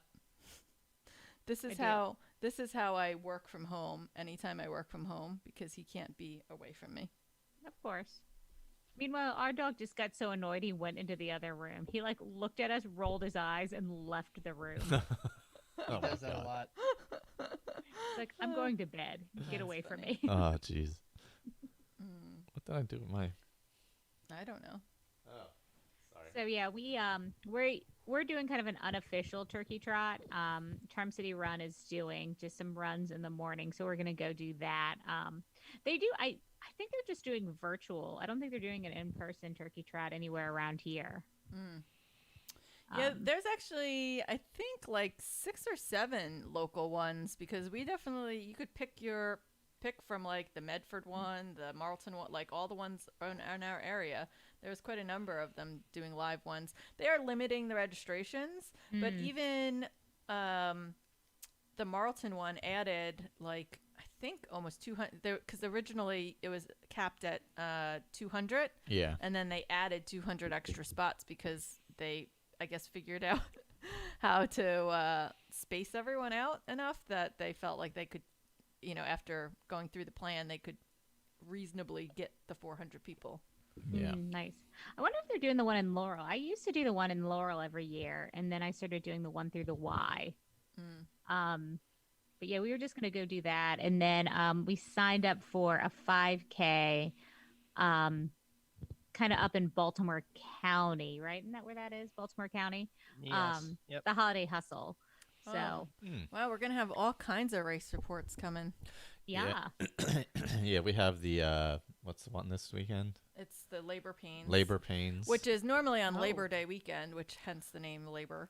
But they moved the location from where it normally is. I guess the town wouldn't give them their permits the way to run it the way that they wanted, so they found a new location and moved it to November. So works out because it's on my birthday, and our friend Michelle is going to be there again. Oh. Yeah, she apparently has done it twice. So I had mentioned that we were doing it, and she was like, "Oh, let me put my name on the wait list."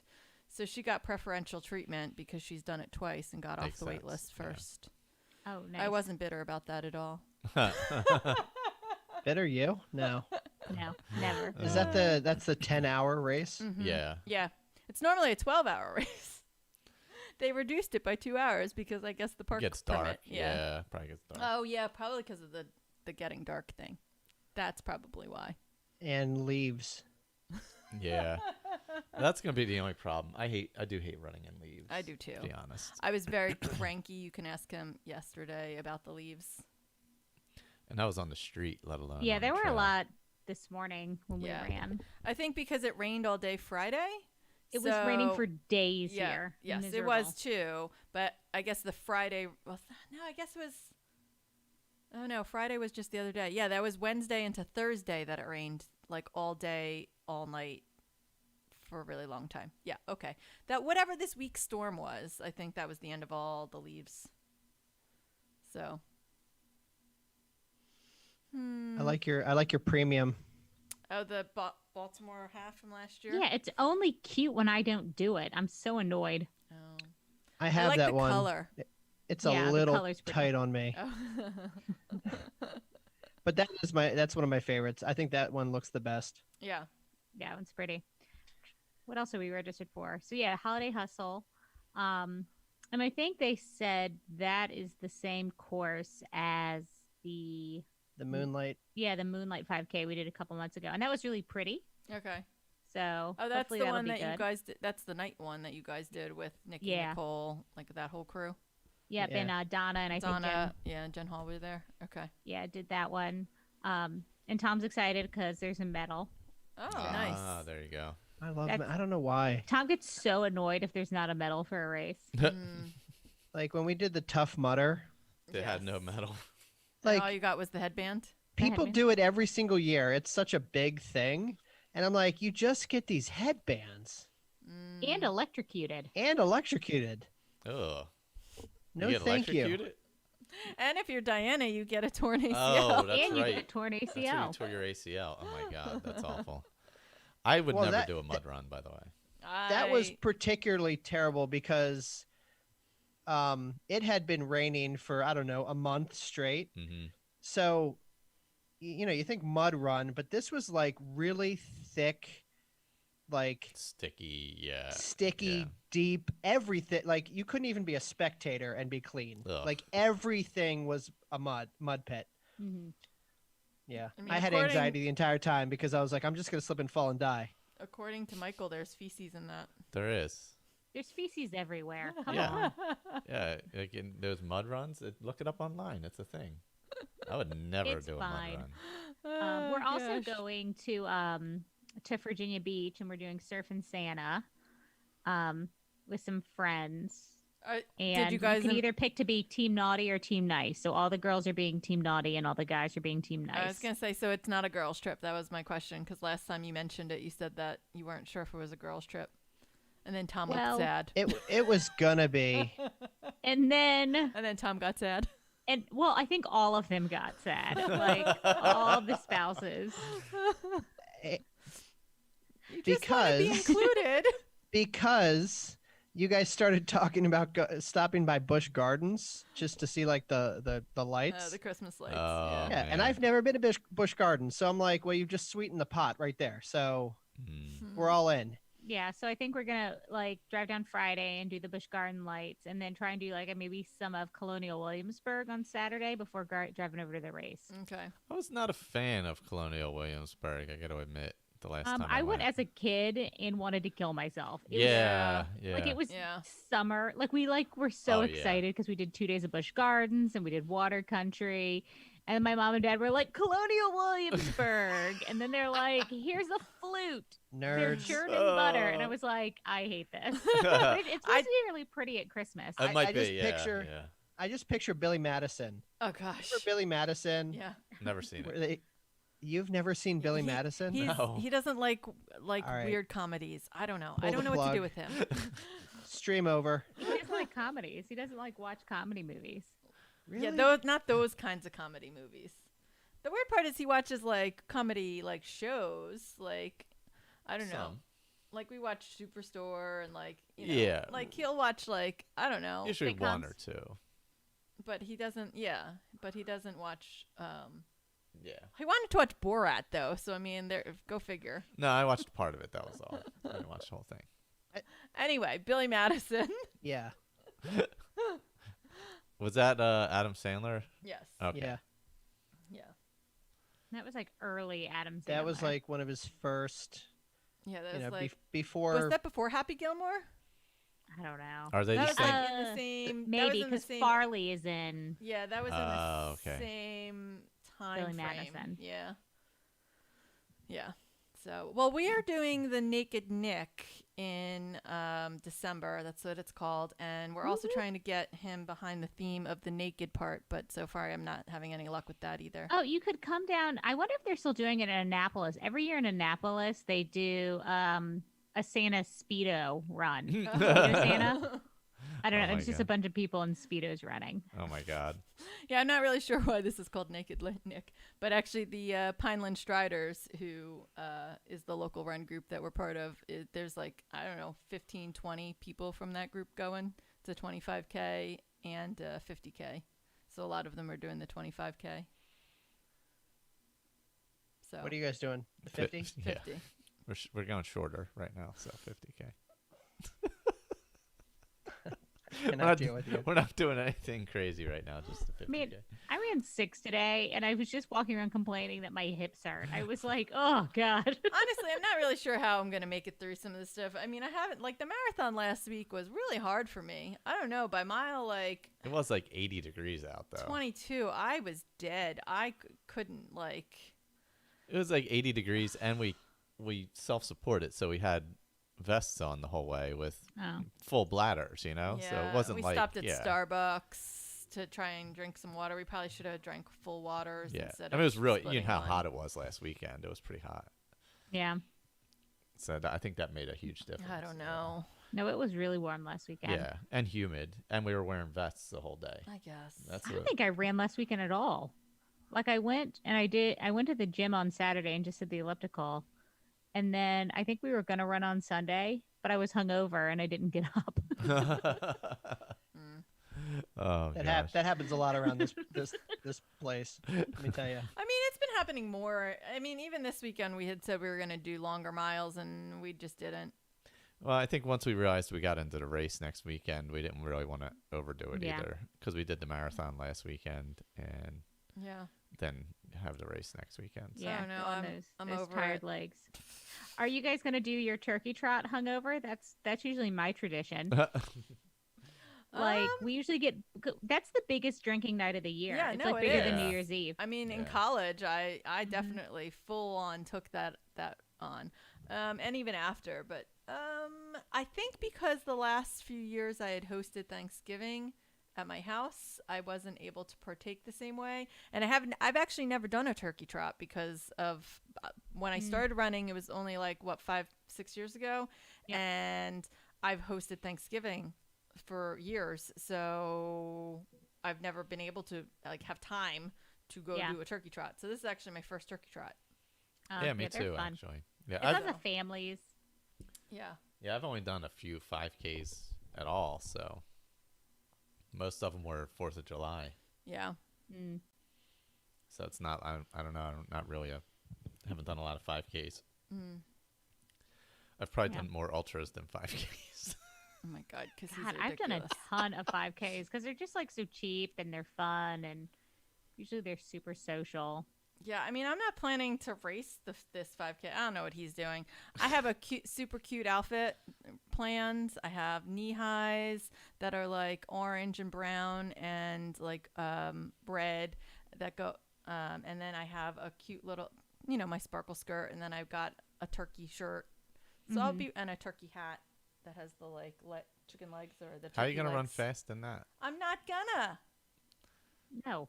Usually you have a stomach full of beer. I did it one year, and I swear I could feel beer sloshing in my stomach. I was like miserable.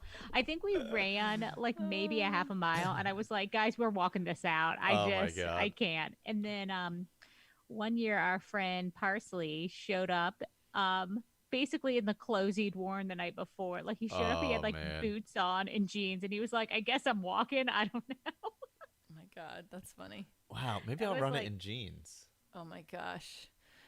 Miserable. Well, we're really sad because our tradition, our Thanksgiving Eve tradition for the last 4 years, yeah, we do Capsgiving. So we always go to the Caps game. We usually get a hotel in DC. Okay. And go to bars and stuff after. It's like one of our favorite nights of the year. And this year, well, like, obviously they're not hockey even isn't playing even yet. started Yeah, yet. they're not even playing yet. So we said we were gonna watch when the Caps won the Stanley Cup. So we're gonna rewatch that game. Okay. On Zoom with a bunch of people. So there you go. yeah, that'll be fun. Yeah. Although last Capsgiving, it was at the end of the night, and I went to the bar to get a drink, and I was probably gone for a minute, 2 minutes. In that time, Diana somehow, what did you roll your? I don't know You what like I did. fell off a stool and you like twisted your ankle or something. I thought I broke it. Oh, I remember the pictures of this. You ended up in a boot, didn't you? I was in a boot for 6 my weeks. God. I do remember this.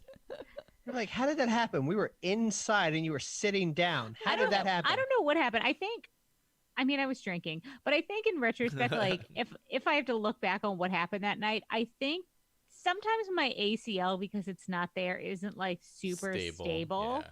So sometimes it'll just give out, and I think it just gave out, and I just like kind of rolled on my ankle weird. And then we were like, our friend Lisa made us walk and get pizza, and it was like, guys, my ankle's not right. It kind of hurts. So we walked like a mile to get pizza, and then I woke up at like 5 o'clock in the morning, and I was like, my ankle's broken. We have to go to patient first. I was like, I need an X-ray. Yep. It hurts so bad. I was like crying. It hurt so bad. Oh my God. It was like hot in the room.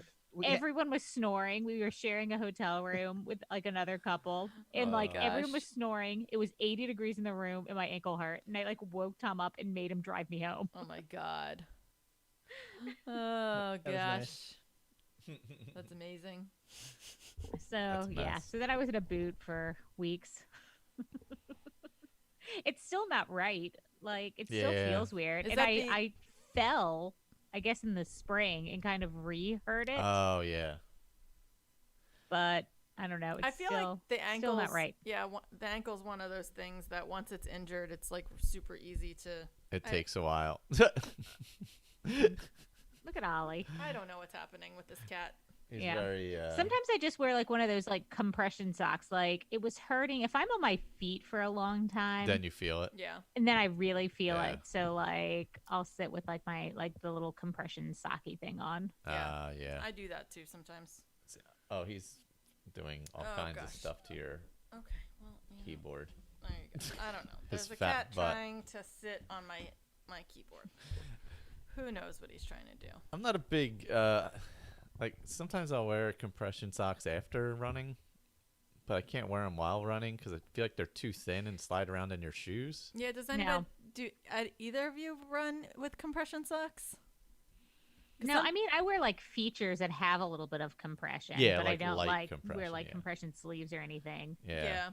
No, I never have either. Yeah, because there's some people who swear by running in them all the time.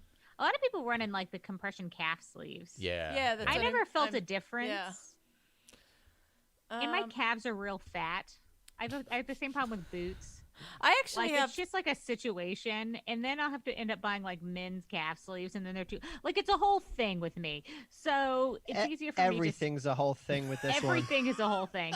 So like I just gave up. Like. Oh my God.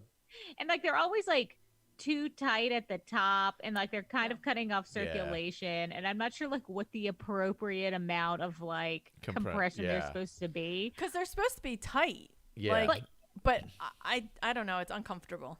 Yeah, I don't like it. Yeah. I don't like it. They don't work for me. I'll wear. But my like, two friends, Nikki and Nicole, socks. they wear them like anytime they run like more than a 10K. They wear. Yeah, that's what when you are at races and stuff, you see a ton of Everybody people wearing them. I know a couple of like the girls from that Sparkle Squad who are like ambassadors to like what is it, Pro Compression or whatever one of the big ones is, and they always have like all the different it's kind of like the sparkle skirts. They have a different color or a different theme for every run that they do. No, and they always look like really cute. Like I wore them as part of like a costume. Like when I was Della Duck, she has a metal leg, so I wore like I wore a yellow one on one and then like a silver one on the other, so it looked like I had a metal leg. Yeah.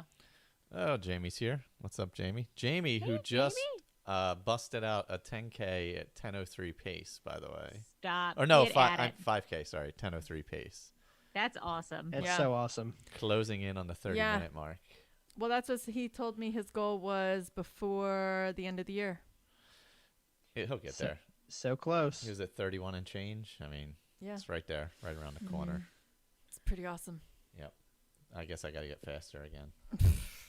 I don't like. I can't have him being faster. It is a lot of work to like when you're just decided, hey, I'm just gonna go for distance, and you just consistently just keep running the same pace. Like you do kind of get in a rhythm. It's true. I started to work in speed work again this week. Like I was doing some like strength stuff on the elliptical with my legs, and then I did 2 days of speed work, and I was like, oh my god, like I forgot like this is actually work to do this. Oh my god. Yeah. Like I was on the treadmill, so I couldn't like I had to be honest about it. Yeah. I don't do any of that kind of stuff anymore. It's been such a long time. I used to be like pretty religious about every Tuesday I would always do speed work, and now I don't at all. Wah, wah. Yeah. I rarely run fast anymore. I don't know. I need to start doing it again. In the wintertime, I probably will do it more just because it's not as hot. So get out on the track at work. I don't like running fast. Yeah, I either have to do it on the track or on the treadmill. Like if I'm just running through a neighborhood or something like that, I cannot do speed work. Even if it's like fartleks where it's like run to whatever, like it's still like I either need to be on the track or I can do it that way if I set it on my with Garmin. You can set the workouts and it'll just beep at you when you're supposed to do the next thing. So if you set it in like you're going to do 400, it'll beep at you when you're done with the 400. So I can do it. I've done it, but I don't like it as much. Like I'm not as motivated for some reason. For some reason, mentally, it's just different being on the treadmill and now I don't have a treadmill. That's part of the reason why I haven't really done it, because I owned a treadmill for a while, and now at this apartment complex, the gym was closed for all this time, and now it's open. It was only open like 9 to 5. At least now it's open 24/7. But you still have to wear a mask while running, and I just don't know if I can wear the mask while running. No, and I don't know. I have no idea. I'm probably breaking the rules. Like I'll wear it when I'm walking around in the gym, but if I'm on the machine, I don't wear it. Yeah. But there's nobody ever in there. It's usually me and like the same guy in the morning, or if I'm there in the afternoon, nobody else. Like, so I gotta invest in one of those gaiters, because I was running today, and it's beautiful out, and there's a ton of people out. Yeah, the gaiters. Most people have masks. Yeah, and Yeah, there were people out today with masks on the path, but we weren't wearing them. Do remember Ian Sr. from Team Shenanigans? Yeah. So we were running last week on the towpath, the Delaware Canal towpath on the Pennsylvania side, and then we ran over the bridge into New Jersey. So we did a loop on the PA side and New Jersey side. So it was actually really nice. But anyway, we were running on the towpath, and I ran into Ian Sr. Oh, that's fun. Yeah. But when we were on that towpath, we couldn't believe the number. We've never seen so many people wearing masks while actually biking, running, or walking. Just down here, I don't know. Like when you're on the trails, no one's wearing them. I could tell the area we were living in because there were a lot of Bidon signs and Black Lives Matter signs, so you could tell the demographic that was there. So with that same theory, it was just a lot, like way more masks I've ever seen with people doing activity. Yeah, Howard County, like we had to wear them around Lake Centennial. I didn't. Yeah. Like I had it, like if I needed, like if I felt like we were going to be close to someone, that I could throw it on real quick. Yeah. But I always carry it. Like we always have one ready and available. And like he said, both of us do the buff or the gaiter, where it's in my pocket or it's around my wrist, so that if I'm coming really close to someone, I can just slip it on real quick and pull it up. And if we're in a heavy traffic area, we'll leave it on so that we can just keep pulling it up and pulling it down. Yep. So. Yeah, because we went through a couple towns last week. So when we were running through the town where it was crowded, we just pulled it up and ran through town. Yeah. And then once we were out of town and it was, back on the sparse trail again. But even on the sparse trail, like I said, I was just surprised by the number of people that was from even down here. Yeah, everyone walking usually has them on. Yeah. In like the parks and stuff. But. Yeah. Yeah. I wonder all these people who are hopping on right now are thinking to themselves, what the heck is going on? And am I on the right stream as we're talking about running? Yeah, we're like the odd man out, like with our topic today, aren't we? You want to talk video games? Yeah. So we could talk about that. I played GoldenEye for 2 minutes for the first time in my life last weekend, and everything looked the same, and I hated it. And that's the end of that story. I was like, am I in the same room just rocking? Like, I hated it. And then I didn't know how to use the controller.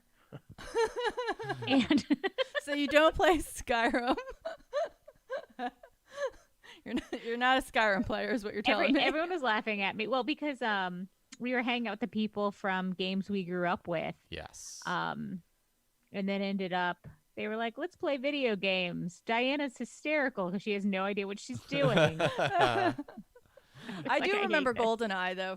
I feel like that was a super popular game. I remember everyone playing it. Yeah. It was like the original first-person shooter, or one of the very first ones. Anyway. Yeah, I remember playing it and not being very good at it, so I imagine I still wouldn't be very good at it. I play things like the Lego series because when you die, you like pretty much explode into a bunch of little Legos, and then you literally reappear in the same exact spot, having lost a couple of like studs or coins or whatever. It's called respawning. Respawn. Oh my God.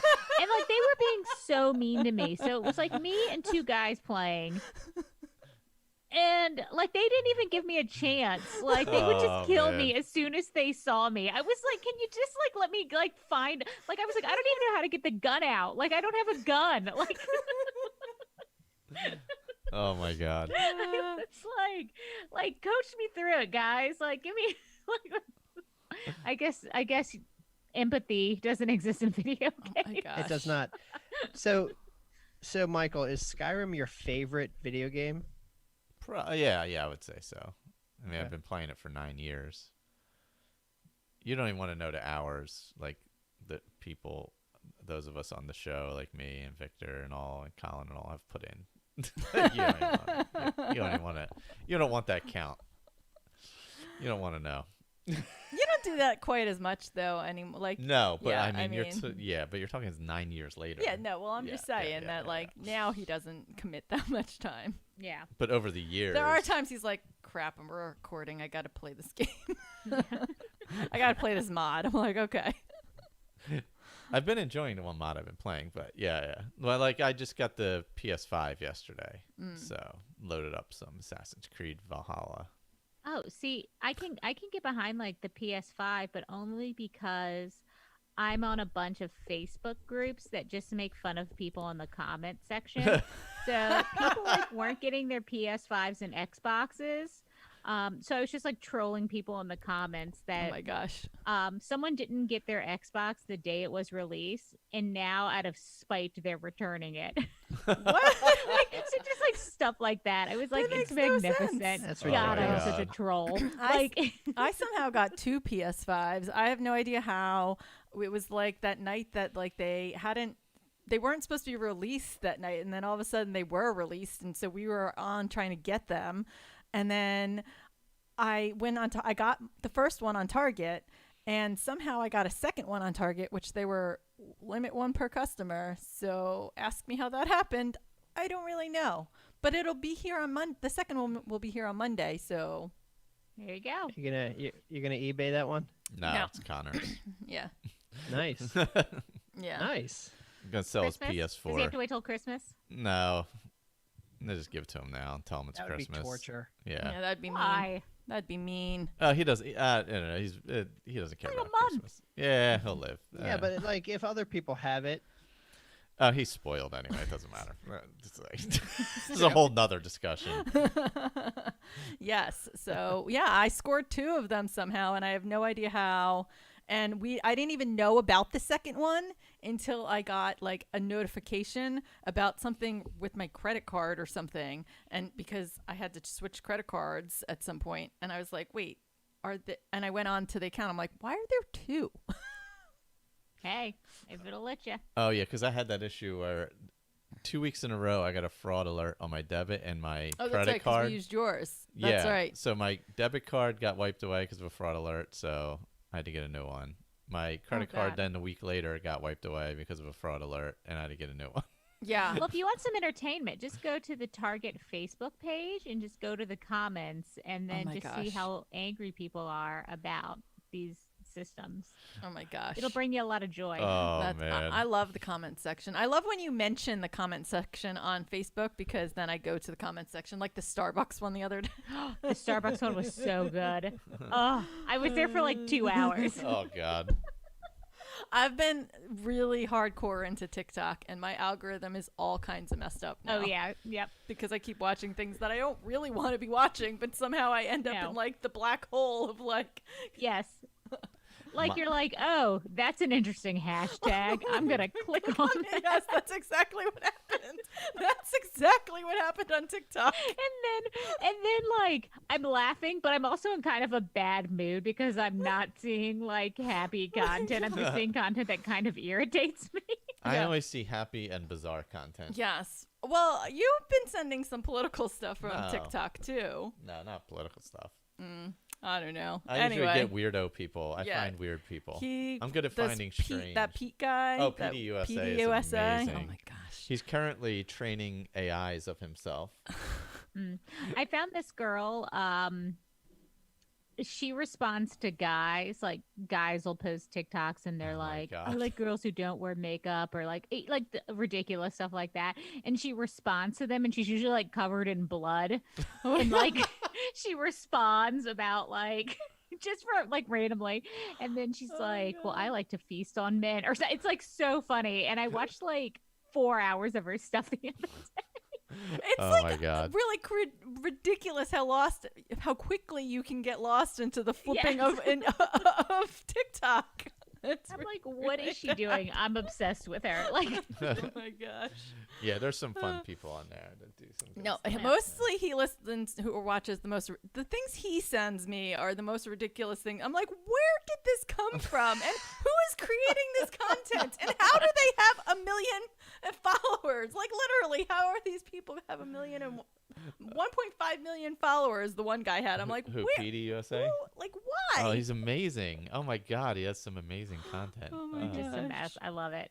I love it. He's like, and the best is like, he does multiple versions of himself in one video, but he's Oh. always got like a mic with a mic like this with a cable going to like something that he's talking. Oh my God.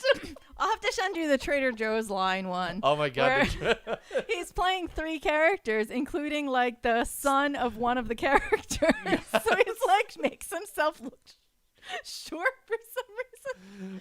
I don't know. Oh my It's God. so bizarre. I don't even know. It's about God. waiting in line to get in the supermarket.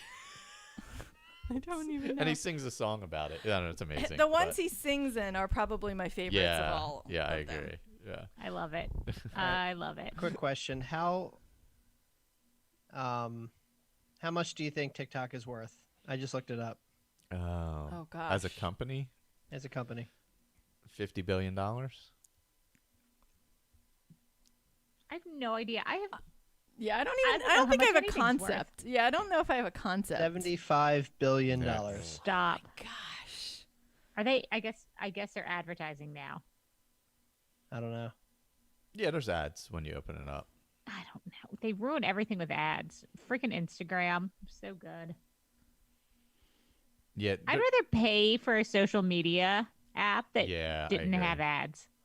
Same. Like I'd rather pay like $5 a month to not have ads. Yeah. Like no ads, Spotify. yeah. Well, yeah. I agree. I was just gonna say a lot of people do that for the music and Hulu. I pay the extra money to not have the ad in there. I can't stand the ad. Can't stand the ad. Don't want. I just upgraded to Hulu Live TV. Oh, because we're thinking about cutting the cable. Oh yeah, that's when I moved here. That's what I got. I got the Hulu Live. Because it still had all the sports and stuff that I wanted. Yep, and it's got TCM. Our cable just cut TCM. And it's weird for me not to have that content. Yeah, I agree. YouTube has gotten real bad with ads. Jamie said. HBO Max has Turner Classic Movies also. Oh, yeah. They have a lot of movies on there. Oh, speaking of HBO Max, we started watching Lovecraft I was about to ask Country. You. Yeah. How far are you in? Do you love it or do you hate it? Because I feel like there's two extremes. Well, we didn't. We're 4 episodes in. Yeah, I guess we're only 4 episodes, and we're more into the Lost rewatch than we are into the Lovecraft Country. So I guess that might tell you where we're at with that. Yeah, because I thought I loved it, and then I don't know, and then I just decided I don't think I liked it. There was one episode that was really violent. Oh, okay. That just turned me off. Is that the one that we just watched? I think that's the one you just watched. I think so. Okay. Yeah. It's just gross. It was just gross. Is that the one that the has people were turning into other people? Weird baby basketball wearing jersey baby head thing? No, I think it's the episode after. Oh, it was the episode after. Okay. Yeah. I don't think we got to it yet. I think it's the one we were in the middle of, where they moved into the house or something. Oh, it's the one after that. Okay. I think. Okay, the one after they moved into the house. Okay. So that we didn't get to that one yet. Yeah, and I think that was a game changer for me. But it's interesting. I do like it in that every episode is a different genre of something. Yeah.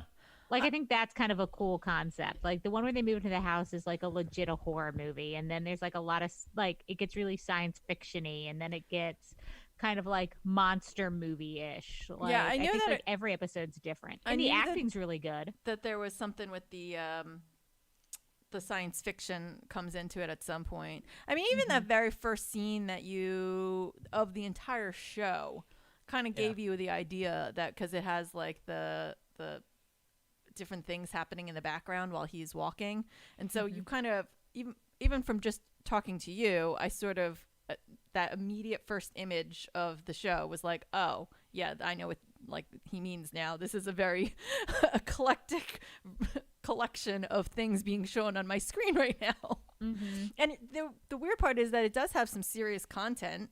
Oh, it's got a ton of serious. Obviously, the race stuff is all. And they do a whole episode on Tulsa too. Oh, really? Okay. That'll come near the end. That one was really good. Yeah, I don't know. We watched a little bit of it, and then we went into Lost, and now we're on a Lost rewatch, and so we're kind of obsessed with that at the moment. Yeah, we're gonna get around to that, but I have to wait until the holiday season's over. Because we're watching nonstop Christmas. We might watch The Crown before Christmas, but I cannot binge. See, I've been wanting to binge that, and now they're into the Lady Diana or Princess Diana. Yeah, the new season. I'm so excited. So now, having just listened to the whole series You're Wrong About Princess Diana, all of a sudden I'm super into the idea of binging that and getting to the Diana season. The Crown is so good. The Crown also reminds me of. Tom has no concept of time when we're watching things, and it's the cutest thing in the world. We were watching something. Look at Tom's face. And it's kind of ominous, something's about to happen. And Tom's are they going to get bombed by the Nazis? And I was Tom, this is 1959. They're not the Nazis aren't there. Oh my God. I went to public school. So I was dying. But yeah, The Crown is phenomenal. The acting's great. It's so good. It's a show that I have meant to pick up so many times, and I haven't. So I want to. I do have, and I know it's not an official episode. Maybe I'll use it twice, but I do have a something good to share. Last night, Tom and I watched Jingle Jangle, which is a musical on Netflix. Oh man, that sounds. And it was amazing. It was The Greatest Showman, but Christmas, and it had Forrest Whitaker, and Keegan-Michael Key, right? Yeah. It was so good. Huh. It was so good. It was like magic, but also like science and technology and a musical and Christmassy. It was phenomenal. Like, it was so good. I cried like 3 times. I mean, not that that's a judge because I cry at everything. She cries all the time. But it was amazing, and I loved it. We haven't gotten to the Christmas movies yet, although he did type in the other day into Netflix Christmas so that we could see what was there. what's there. You know what you should do? You should check out the cinematic universe that is the Christmas Prince. Oh. I call it a universe because there's 3 of them. The Christmas Prince. Yes, I actually watched the first one. I know what the first one is. They're the worst Christmas movies I've ever seen. I haven't seen. And I'll watch them every year. You know what's not good is Holiday. Oh my god, it was so bad. Oh man, that doesn't with sound Emma good. Roberts. Oh boy. It's just gosh. It looks like a holiday kind of rom-com fun movies that yet you might watch with like your kids. Yeah. And it's incredibly vulgar. Oh gosh. It's like I was like, really? This is a little crass for how they're portraying these people. Yeah, which usually I don't mind that, but like it was like they were doing it for the sake of doing it, not to like for it to be, I don't know. Yeah, it was like shock value, and it didn't need it. No. It was like trying to be like bad moms. Yeah. Yeah. Oh.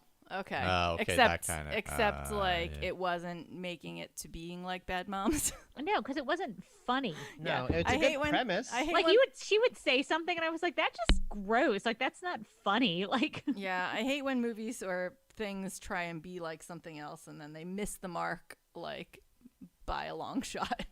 So poor Tom is doing nothing but watching Christmas movies from now. Oh, there you go. I will tell you that Hallmark is woke. They are building in some incredible diversity into this new batch of movies. Well, they I'm make- very That's happy good. to see it. Don't they make like 7 movies a day or something? Yeah, Hallmark is. Yeah, but it's, There's like Does 40 Hulu- new Christmas movies this year. Oh my god. Does Hulu have Hallmark? Did you make sure that Hulu Live TV has Hallmark?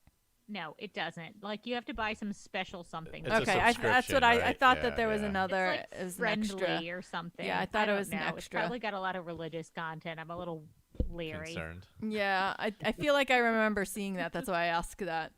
No Macy's parade this year, Andrew. Oh yeah, there's no Santa. I think there's a parade, but there's no Santa. Things got serious in Oh, chat, guys. Oh no. That was Aaron's fault. It was my fault. The Nazis jumped ahead to 2020. Unfortunately, was a comment Yes. that someone mentioned when we started talking about Nazis. Oh gosh. Well, anyway, he's not wrong. I thought there's no Macy's parade, right? No, there. I No, didn't. because Lamar Odom's performing. No, I think they're Or not I think Lamar they're Odom. Leslie there's a Odom. performance, but I They're don't doing think that they're performances, but doing not a full parade. parade. Like it's Oh, not going gotcha. down the road. Like they're setting up a stage or Yeah, something yeah. like that. If I remember reading something correctly. Yeah, I think it's just performances somewhere, like so they can broadcast it, but no actual parade. Well, according to this, it says it will be from 9 a.m. to 12 p.m., but let's see what this says. It's still happening this year, but will look pretty much like every other tradition or institution. Will look a little different. Okay, well, how will it look a little different? They probably know what's will happening. not allow spectators and just have masked up people pulling balloons and floats. Yeah, there were 3.5 million in person last year. Oh, it's just going to be at Herald Square and only able to watch it on TV. Oh, yeah. Yeah, that's what I thought. I remembered seeing something about it being in like one location, so it's not actually going to be a moving parade. So I guess what they're doing, blah, blah, blah, you're going to still see some balloons and floats. So basically they're going to go around the square with the balloons and floats in and out, and that's like it. So it's like Just just for around the little TV, square yeah. for TV. And then no spectators. Yeah. Or- I know that there was somebody on Facebook that I'm friends with who said that was their tradition was on the day before Thanksgiving. They blow up all the balloons and they do all the tests and everything. And Oh, that Like was on like, Seinfeld. yeah, that was like their tradition. So they're sad that they can't do that this year. A lot of things are different this year. Anyway. Yeah. We try and stay away from those topics on this podcast. Here we are. Without people attending, I could be wrong. Yes. Yep, But yeah, that's it. Yeah. People are commenting about that. Yep, no attendees. So. Are there any Thanksgiving movies to be had? Do we just jump immediately to Christmas? Turkey Hollow. Oh, Turkey Hollow. Stop. Michael would be obsessed with it. You gotta watch it. It's the worst thing. It's got all the things. What's it Jim on? Henson Muppets. Turkey. Creatures named Schmurp. Turkey. I've never heard of Turkey Hollow. Ludicrous. Oh my god. It's amazing. Ludacris narrates this movie. Mary Steenburgen. Oh my god. Oh my gosh, Michael's gonna be obsessed. You gotta watch it. Please watch it. What's it on? Lifetime. Oh god. And the DVD I own. And it's She owns the I'm DVD. sorry. What is this called again? Turkey It's Hollow. called Turkey Hollow. Turkey Hollow. It's the best worst Thanksgiving movie of all time. Oh man. Turkey The creatures Hollow. are named like Squark, Burp, Verbal. Barbell. Flop. Like last year. It's so I was good. like, Tom, you know what time of year it is? And I was like, Smurp. And he was like, we are not watching Turkey Hollow. Oh my god. That looks creepy. Oh gosh, the creatures do look really creepy. They're fine. What It's is happening? the best worst thing ever. Oh gosh, there's Ludacris. Oh wow. There's Ludicrous. It's ridiculous. Luda will do anything. What is happening in this picture? And it's not that old. It's only from like 3 years ago. This article's from 2015. Yeah, I mean, the CGI is not. Oh yeah, they're not. It's Jim Henson Muppets. It's No, Muppets. they're They're Muppets. Muppets. Oh, they're not Muppets. CGI. Okay. Yeah. Yeah, it's like the Creature Shop did it. Oh It's my God. ridiculous. Gosh. This Lifetime It's a mess. movie fulfills a Thanksgiving season need for Mary Steenburgen. Not. It's probably not going to make its puppets. way onto the Criterion collection at some point. So I mean, that asteroid movie's on the Oh yeah, Criterion did you? Collection, so- I had no idea. Yes. Armageddon is on there. I was very excited to tell of Michael course it that I is had because found this out. Armageddon Yeah. is amazing. Terrible. Oh my gosh. The core is better than Armageddon. No. Nope. What? Yeah. I was watching the beginning of Armageddon the other day, and I didn't know So like J.J. Abrams had something to do with it too. Yeah. Oh yeah. Because he saw. Because he saw something when he was Saw 8 years Saw something when he old. was a kid. saw and decided his to- comment when he was 8. Oh You know god, what for else is a any Thanksgiving movie, there's a movie called Home for the Holidays that's Ah. from like the late 90s. Yeah. And I it's remember got that. Holly Hunter in it Oh and Robert Downey Jr. yes. Claire Danes is in it. That Oh one's my pretty God. good. And that's Thanksgiving. Yeah. Okay. I was just wondering because I feel like everyone hops from like Halloween right to Christmas movies, and no one thinks about the in between. And I do feel like this year, especially, like I full on went like I mean our fake Christmas tree, which I'll have to send you a picture of once I put the Yeah. lights on, is here, and on our Cardboard wall. Christmas tree. It's on our wall. Yeah, we're going to decorate tomorrow. And then I ordered a new Christmas tree this year. It's just not here yet. So as soon as that gets here, I'm going to decorate. No, our tree is a Jack, my kitten proof tree, so we couldn't get an actual tree this year, fake or otherwise, because he would have tore the whole thing down. So we got this thing on Etsy that's just basically a giant cardboard tree that you hang on the wall. And then Yeah. you can actually put lights and stuff on it. So Yeah. it actually looks pretty cool. So once we get the lights on, I'll take some pictures. Love it. I'm so excited to see it. Yeah, it's quite interesting. And my Mickey wreath came, so I'm excited. I'm happy. I like that it's the 14th of November and I'm all ready for Christmas. It was nice when I was in Disney last week. We went to Hollywood Studios, and those are my favorite Oh, Christmas yeah. decorations Yeah. because they're all like vintagey. Yeah, I agree. I loved it. It was so pretty. But I feel like we missed like all the Christmas treats and stuff launched the day after we were there. Oh, the cookie stroll and Like- stuff like that. Like that kind of stuff. And then like there were a bunch of new like treats out and like Santa came. So all Oh. my the girls from work that I went with, we were all messaging on Friday and they were like, oh, we should have gone today.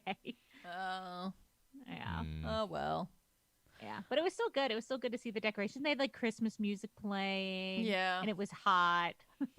Oh, gosh. Yeah, I miss Disney.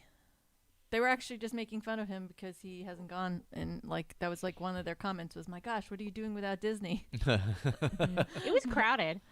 I mean, because I think people think like when they say 35 or 25% capacity, they think of like that from like what it normally is, but it's from like total capacity. Yeah, it's normally at like 35%. Exactly. I've had this conversation with so many people now who are like, I can't believe they're going over capacity at this point, and I'm like, no, like Epcot holds like 100 and something thousand people, so like you have to think about like what 25% capacity of that means. Like it's on a normal day it's a normal day.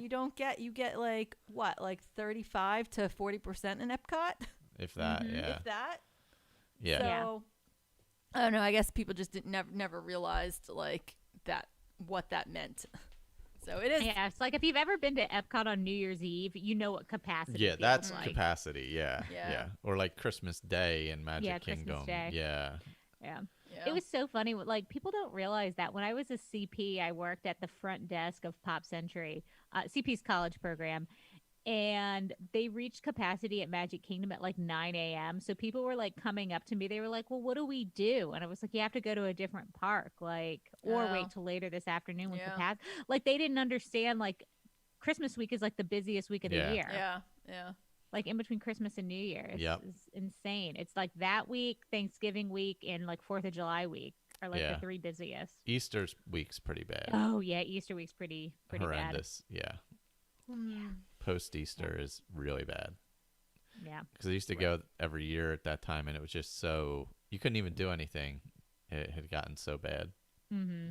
Thanksgiving didn't used to be that bad, and it's gotten more and more crowded over the years. Yeah, we went in, like my family went in like the year 2000, because I remember all the millennial stuff was going on. Okay. We went that week, the week of Thanksgiving.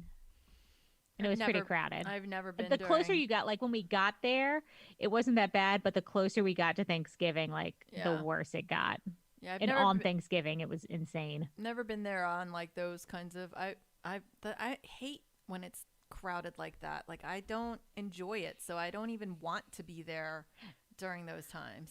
Yeah, you just have to like manage your expectations. Like, my whole thing was like, I'd never been to the parks on New Year's Eve, and that was kind of like what I wanted to do. So when we did Dopey a few years ago, we went and we did Epcot on New Year's, and we kind of knew, like, we got dinner reservations somewhere, and we kind of knew we weren't really gonna ride anything, and things were gonna be crowded. You know, like we kind of like had a plan. Yeah, but it wasn't like a normal day in the park. Like, I mean, that's kind of like anything you do, like where you have to manage. Like, I think people expect like Times Square or New Year's to be like this spectacular thing that they like have these high expectations for. And when I was like 21, I went to that, and it was like the worst thing that I've ever done in my entire life. Yeah. I would never ever recommend anyone do it.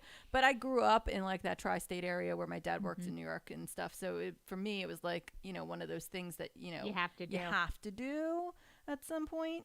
So we did it, and it was honestly the worst thing ever.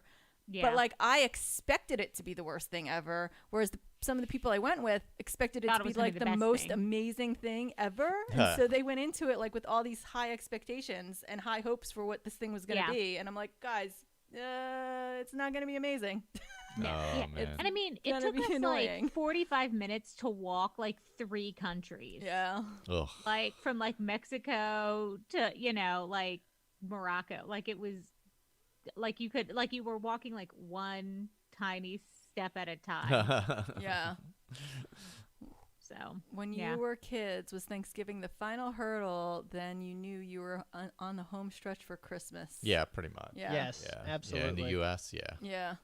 Tom's favorite holiday is Thanksgiving. What is Guy Fawkes Night? November 5th. November 5th. 5th of November. Remember the 5th of November. Oh, I remember that rhyme.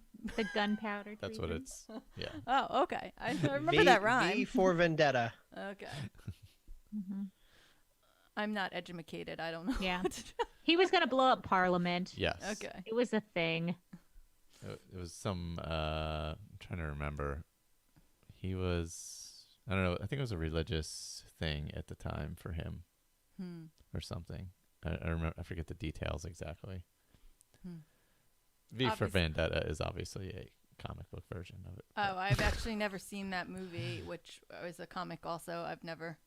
Oh, it's good. Natalie Portman shaves her head. Yeah, I like it. I thought it was a good movie. I just saw that for the first time. Oh, really? Oh, really? I didn't know how intense that movie got. Oh, yeah. It's pretty, yeah. Well, now I feel like I'm going to have to go watch it. Yeah, I like it's good. Yeah, it's a good movie. Yeah, watch that, and then Turkey Hollow. And then Turkey Hollow. Watch Turkey Hollow first. Yeah, that's true. Well, Verbal. do I need Turkey Hollow as a palate cleanser, though, after watching V for Vendetta? Oh, maybe. Well, they're connected, actually. It's a universe. The extended universe. It's like weird. the Christmas princess. The cinematic universe of the Christmas Prince. Oh, gosh. Oh. So do we want to do what we're running for to finish it out? Or we did a lot of what's good, essentially. Yeah. I mean, I assumed that we were just going to talk about whatever we felt like. So, yeah. Here we are. Yeah. Entertainment. That works. I can talk about what I was running for because I got my first peppermint mocha of the season. Oh. So I got that after my run this morning. And I've been trying to be good and count my calories and all of that. And this was kind of my treat today. So that's what I ran for. I ran for that last week, I guess, since that's what I got twice. True. I got that twice last weekend after the marathon. I really wanted one. Here's a question. Do you order it as it comes or do you get less pumps? Because there's too much stuff. I do half pump of both. Yep. Same. Yep. I did that today and I was almost thinking I just need one pump of each rather than because it comes with four of each on a grande. I know. So it's 4 peppermint and 4 mocha. So I got 2 of each today and I think next time I go I'm just going to get 1 of each. Yeah, I got 2 of each also, and I felt like the second one was specifically more heavy on the chocolate, and I was like, I definitely only need 1 pump of the chocolate, maybe a little bit of the extra peppermint. So I think next time I might go 2 pumps. 1 pump 2 chocolate, pumps, 2 pump peppermint. Yeah, this was a very technical conversation, guys. Tom, how do you feel about your peppermint mochas?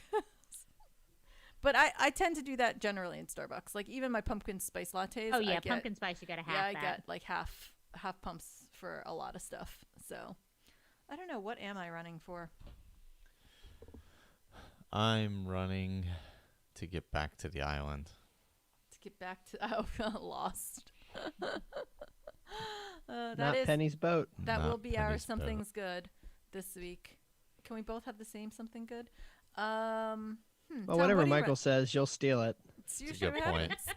Yeah, it's a good point. That's what happens. It's not my fault. We watch this. We consume the same media all pretty regularly, so we both are enjoying the same thing at the same time. It's hard. Tom, what are you running for? I'm not. I ran every day this week and today. That's right. And so tomorrow, I did 5 5Ks, which is not that much. And then a 10K today. And tomorrow I'm going to sit on the couch and watch football. Seems and right. he's going to help me decorate for Christmas. Oh, yeah. Oh, God. Save me. Good luck with that. It's not, I'll say, I love Christmas. I love it when she decorates for Christmas. It's just, this room is empty now. It's going to be like a war zone full of boxes tomorrow. So that closet that you guys have is basically going to vomit itself out into the living room. Yes. Yep. That's amazing. I guess I'm running for donations, guys. Oh, there you go. Donate so that I can run some more miles. Yes. Head over. I got a dry spot in my throat. Head over to the donation page. Simplest way, asapodcasting.com. The donate button's at the top. Scroll down to Erin. Donate to her cause person. Her name there, whatever. It's the Will Run for Erin. Yes. And then we'll run more miles. Every $10 you donate to that account, Michael and I are running a mile up to $1,500. So the current total is $23.49, but still $571 for Will Run for. So that's easy for us. That's cake. Yeah, we'll post this episode on Monday and try and get some more donations. Yep. See what we can get. Exactly. That's exciting. Boop, boop. Is that it? Are we looking for Tom to wrap us up? Tom. I was like, who's cutting us off? Like, how long do we go? I don't know. We can go forever. We could go forever. I was gonna say, like, I thought, like, wasn't this like I clearly did not do the homework or the reading. Well, no, we had usual. Like, is there another guest coming on after us? Well, what happened was, so I'm gonna be doing a show next, and we were supposed to have another show after that, but the person has no internet and can't get somebody out to fix it because of the lockdown and stuff. Oh, he's in London where they completely locked it down. So yeah, so no one in or out of people's homes.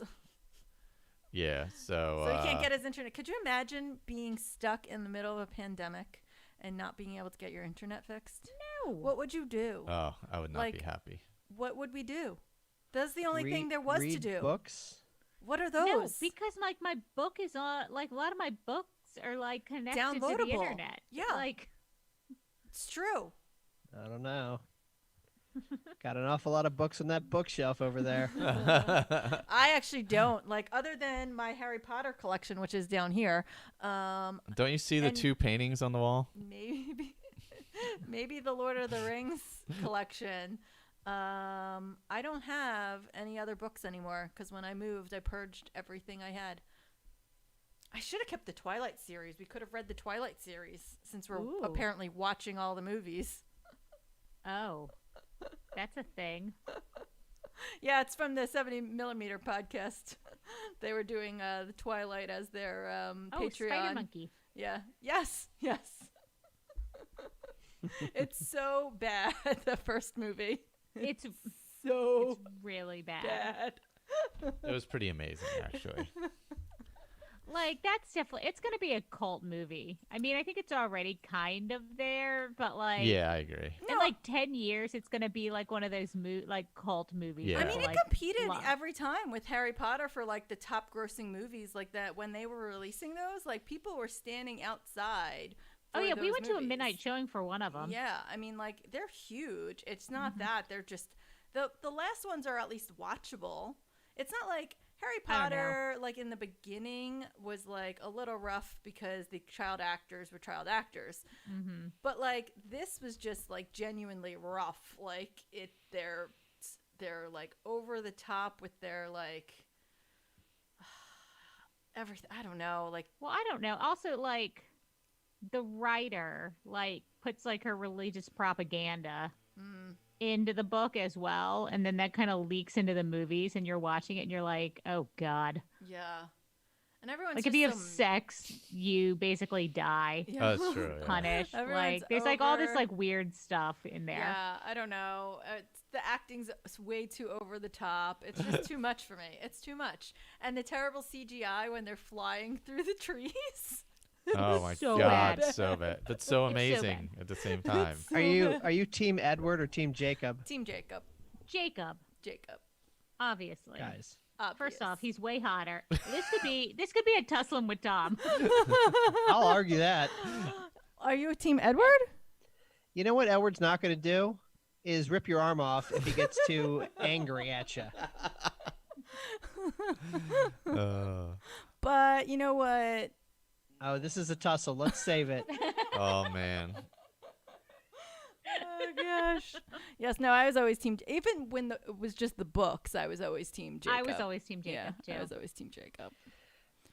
I feel like neither of them should be fighting over Kristen Stewart. First of all. Well, there's that. Again, that's the movie part. Yes. Yeah, that's why it's She's fiction. bad in the book too. I think the part that they lost, I mean, the books are really badly written. They're not good. But, like, there's a part where Edward leaves her, and she goes for months just staring into space. And there's, like, chapters that are just, like, September is, like, the only word. And then it's October and then November. And that's, like, the whole chapter. God. It's just the word September. Oh, that's it's so bad for women. It's so bad for women. Like this whole series. And I are anti-feminist. He started watching the second one, and that's all I could think of. Like the whole time when she gets all like melancholy because he's left her and stuff like that. I'm like, what? Like, get a life, girl. It's get so a life, bad girl. for women. Come on, do better. We're gonna have to tussle over whether we're tussling next time, Tom. This is our next topic. That's it. Team Edward versus Team. He lost live stream. Oh, reconnection successful. Okay. Well, that was like a second glitch. 1 second glitch. That was weird. George said he doesn't have fleas either. Team Edward and Jacob. Oh. So good. Ridiculous. Let's see. Awesome. Well, good luck for the rest of the day, guys. I hope you earn lots of monies. Oh, yeah. So we got a long way to go. We're watching my 3-year-old nephew tonight, so that'll be also traumatic for me. Well, I mean, that's just going to reaffirm your decision that you've made. What does one do with a 3-year-old? I don't know. When I had my niece and nephews when they were that young, we went places.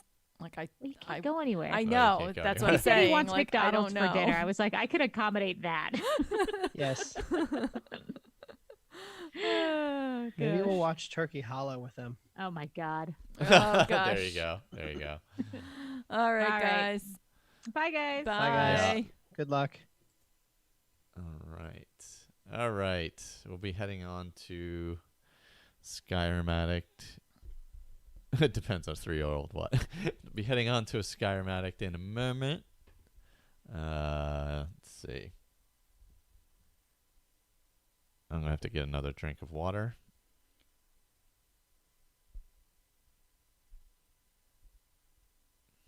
All right. Then once they pop up, watch that and then add them in. I'm going to grab some water. Watch what and add what in?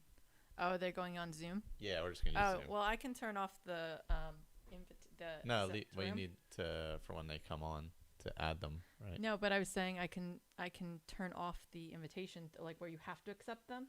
Oh, yeah, that's right. Oh.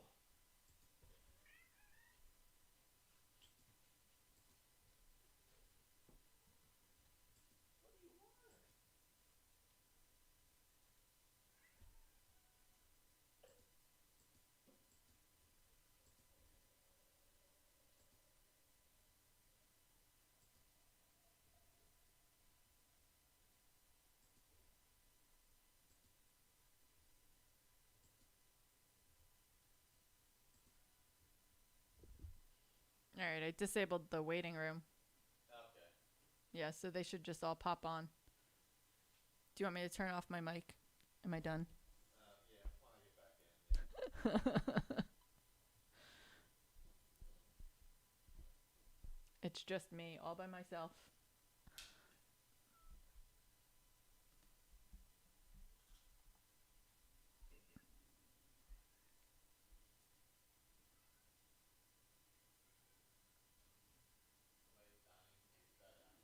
I don't know why. It's only 2:30.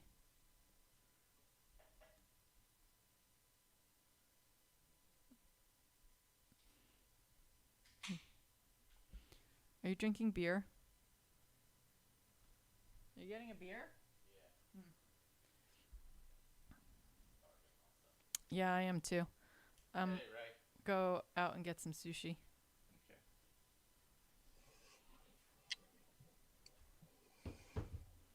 Yeah, I made dim sum for lunch.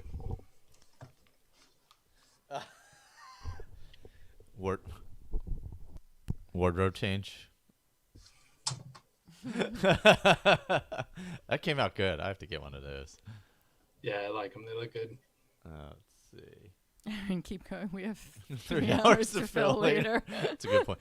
We could run through the first series of Fantasy Island. Oh my later. gosh, we could do a Murder She Wrote. Pod for a little while. I'm actually a Murder She Wrote kind of expert. Oh gosh, a fanatic, if you will. Let's see.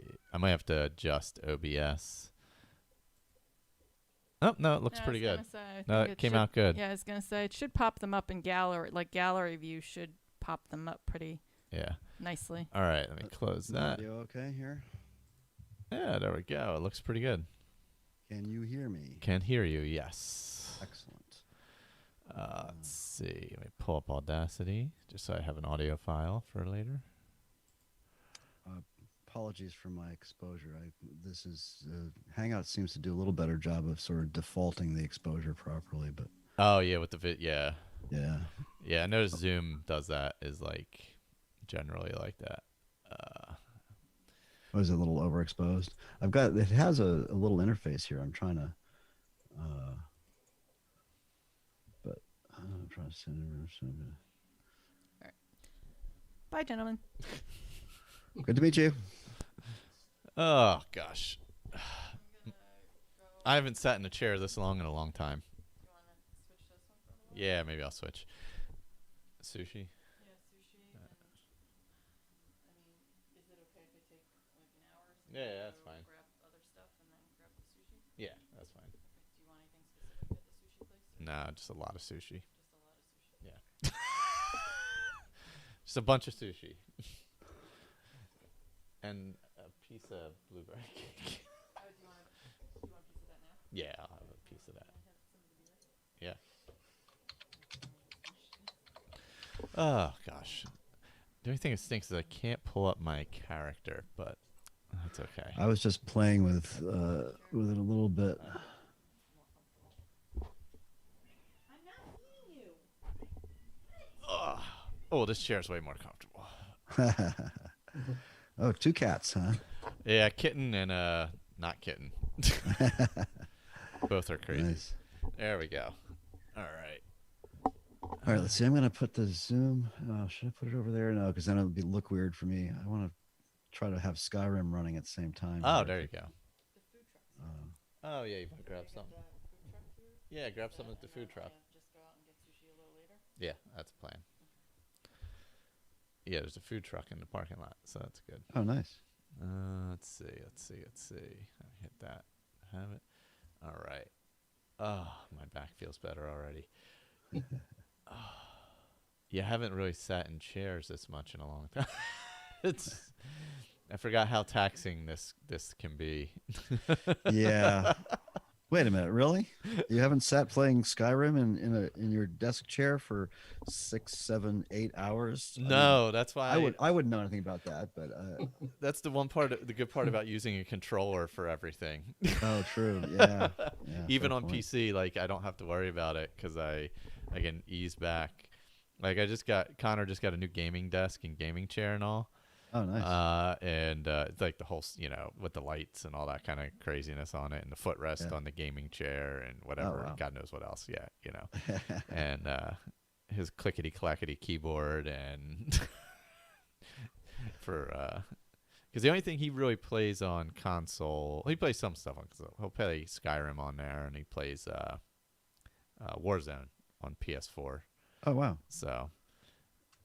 They troll people on there and kill them and stuff, so that's their fun, Of course they do. Typical 12-year-olds or whatever. I hear him and his friends like suckering people into battles, like, yeah, we've never played before, and then one of the project managers I work with at West Point has his son is. He's a little bit younger than Connor, but yeah, same thing. He's like, those kids have like super fast reflexes. Oh my God, yeah. They're really good at that, and they just troll people. Yeah. Well, his one friend sounds like he's like 6. Like he just has a really, really young voice. Oh yeah. So they have him like put on like he's like super young, and then they'll like wipe out like, I don't know, probably 20-something-year-olds or whatever. Yeah. And then he'll just start laughing at them. And I'm like, you guys are idiots. I'm like, Jesus. I'm like, is this what you do all day? He's like, yeah. Trolls in training. Exactly. Oddly, they keep it pretty clean, surprisingly, because you can hear everything that's going on. I'm like, wow, they're actually not horrifically bad. It's actually generally clean. I was like, that's weird. That might make it worse to lose to them. I don't know. I can probably close that. All right. I think I got everything running good now. Yeah, OBS is good. Audacity is good. Good. I can see. So I like the way Zoom renders the output with sort of equal sized windows for everybody. Yeah, it's much nicer. Yeah. It's much cleaner. We've done Zoom with Viv's family in the UK a few times, including a murder mystery dinner, which is kind of cool. That's pretty awesome. Yeah, but I hadn't noticed the way it does output like that. Let me. Yeah, we all wore costumes and everything. It was fun. Oh, that's really fun. Yeah, we did a lot of Zoom calls early on with people, like some of our like podcast friends and stuff from different different things. It was really, really fun. Yeah. I was having trouble figuring out the the delay while you guys were. I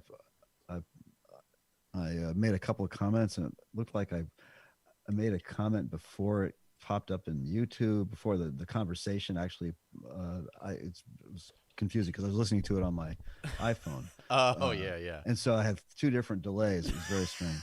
At two different times it was happening. Yeah, plus live. I don't know. It's just weird. Yeah, we've been using for Will Run For, we've been using Zoom and have had pretty good luck with it. Yeah. I used Google Meet for some other stuff, and I had good luck with that as well. So did? Okay. Yeah, I haven't had any issues.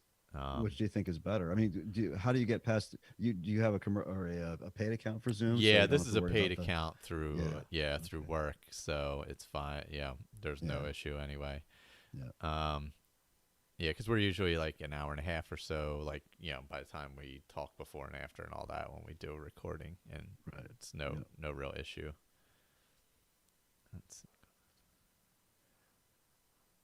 Just reading when Andrew hopped back in the chat there.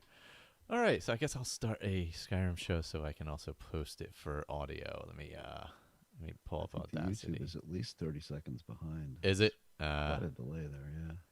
Let me stop that.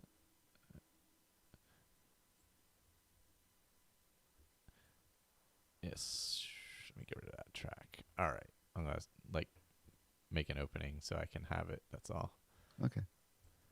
And welcome back to Skyrim and Podcast. I think it's like 178. And we are here live today. Well, technically we record live every time we record, but that's I guess that's another issue. But I mean, admittedly, sometimes I feel dead. That's right, yes. Yeah. I'm planning on being dead next week, but this week I'm fine. Yeah. Oh, gosh. So we are doing the 12-hour charity stream for the Cystic Fibrosis Foundation. If you would like to donate to our cause, just head over to asapodcasting.com. There's a donate button at the top. Just click on that. Goes right through Cystic Fibrosis Foundation directly, all tax deductible, all that kind of stuff. You'll see the team members. You can, click on a team member and donate to one of their links. If you donate through the Will Run For one, we are running 1 mile for every $10 donated. I think currently there's like $570 in there. And overall, there's something like actually, I have it right here. $24.49 currently as we record. So actually, whenever you hear this, you can go through that link and donate. Doesn't matter if it's a year down the road or whatever. That's always live, actually. So, and it always goes through Cystic Fibrosis Foundation. So, Ray's just dead for tax reasons, Lisa. But oh gosh. So I actually been playing a little bit more of the Marisi mod since we talked last time, and I thought I was like at the completion of it basically, but there's like you get like little bits of the story as you go along, like the character like has a dream or something, or you can tell they're like upset about something, so you talk to them and you get more of the story. So I've been enjoying that a lot, and started like doing some other questing in between. because we had to raise a saber cat that I had to feed. And then we had to get a ring to make the saber cat invisible for going into towns or something, because I guess there's some issue with saber cats in towns and things like that. So cool. Yeah, so there's like all these kind of little bits and pieces of the story coming out. So I really, Marisi, I recommend highly. I'm glad Michelle mentioned it. I'm enjoying it quite a bit. Yeah, I kind of avoided it because I thought it looked kind of, cutesy, but clearly it's not. So that's good to know. Yeah, I think there's enough of like the character is kind of cutesy in that way, like because it's the half Khajiit, half female character, or Right. half humanoid, I should say.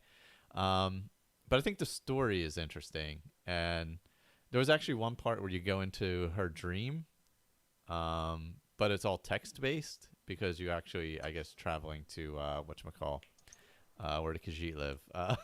I can't remember. Elsewhere, yeah, the deserts of like elsewhere. So you're going there, so obviously they're not rendering it and all that and building all that. So you do it's like a text-based adventure almost when you go through the dream, which is pretty interesting. And you make choices, and you can fail it or succeed actually. So there are consequences. Yeah. You do put a ring on the cat. I don't know if it's on the tail or not, but yes. The saber cat gets a collar, and Marisi gets a ring. So she'll basically bring the saber cat out when you. Hey, Lotus of Doom is here from Tales of Tamriel. What's up, man? Oh, nice. Hey. So welcome. Yeah, she basically conjures up. Essentially, that's probably the mechanic of it. Is she conjures it basically whenever you get somewhere in a battle or whatever. So what's her sort of background? Is she supposed to be what do they call the almost humanoid Khajiit, Omsrat or something like that? I mean, there's she was born under one phase of the moon. You know how the Khajiit have very different body forms. Yeah, they're polymorphic. Her story is more about some experimentation that went on that the Thalmor were doing. Oh God, of course. So of course it was. Yeah, surprise, surprise! It was the Thalmor. Were involved in some shenanigans, and yeah. So that's kind of the story you get into, and actually you use the Thalmor embassy for a good bit of the main story, which is good.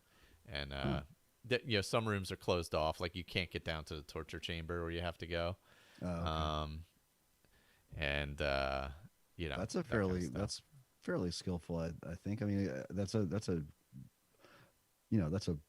seminal place for the main story quest. How does that overlap? Yeah, I haven't gone through the main quest, so I'm not sure what it causes. But you're going there separately, and so I don't know if you have already gone through the main quest and gone through the embassy, if that'll be open to you, whereas I didn't, so it was locked when I went down there. So because you're in that upstairs, where the two offices are and where you find the journals or whatever it is for Esbern, about Delphine and all that kind of stuff. You're up in that area essentially. So and Lotus is out promoting it on social media, which I appreciate. Thank you very much. And Tails did a great job with their crazy long, like, what was it, 48 hours or something straight they went. Dang me. going a long time. Crazy long. Yeah. But no, it's I like how it worked it in. It wasn't like bombarding you with enemies, so it wasn't like making things hard by throwing 40 people at you or whatever. But it was still interesting and tough. And I kind of like what's happening after. You can go about the story the rest of the game and pick up little bits and pieces of her story too along the way. It was 48 hours. And he said that was rough. So, which I can imagine.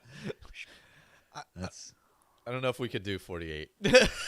Look, I'm just saying 12 is. 12 although is hard I mean, enough, yeah. What 48 is only 4 episodes of Fallout feed at this point, back to back. Oh gosh, but yeah, I saw Eleonora had posted a new mod. I actually got to pull that up and see what it was. I was going to check that out. Yeah, I haven't looked in the last couple of days. I meant to, but I've been working on this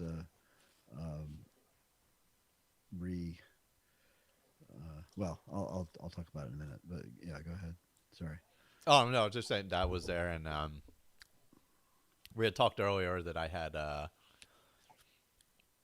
built a PC this week. Nothing, super powerful or anything, but I'm gonna try and load up. Was it Legacy of the Dragonborn on it to be able to play through that? So it'll be fun. Have a PC character for that, which of course nice. I'll use a controller because I'm lazy and want to sit on the bed. Yeah, and not in a chair. There's so many great add-ons and mods for Legacy. It's a lot of things like Colin was talking about Zim's. Is it Zim's artifacts or something like that? Oh yeah, that integrates really well into it. Yep. It's such an amazing, huge, amazing mod. Yeah, I can't wait to try it out. Honestly, it's been a while since I've played on. A while since I played on PC actually. Since probably Xbox One came out and the modding started on that. It's probably been about that long. Maybe I probably played some intermittently on PC, but not a lot. So it'll be nice to have a character on there. Sorry, I'm trying to load up all this. Oh, that's right. Jessica's right. Dovahkiin's Vault. That's the new one from Eleanor. Oh, nice. That she announced yesterday. And it's on the Nexus and on Xbox One. Oh, let me look at that so I can see. Is it like a? Just displaced space. Oh, okay. So it's one of her. I don't know that it's actually player home. It looks like it has all the display cases for the Dragon's Claws, unique weapons, all the masks. Oh, okay. Elder Scrolls. All kinds of weapon and armor displays.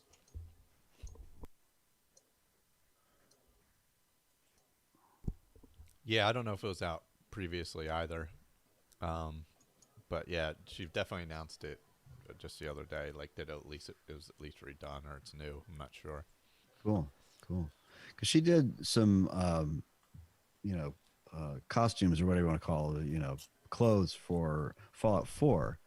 But I wondered if she was going to do some for Skyrim series because she does pretty much all player homes and stuff for Skyrim.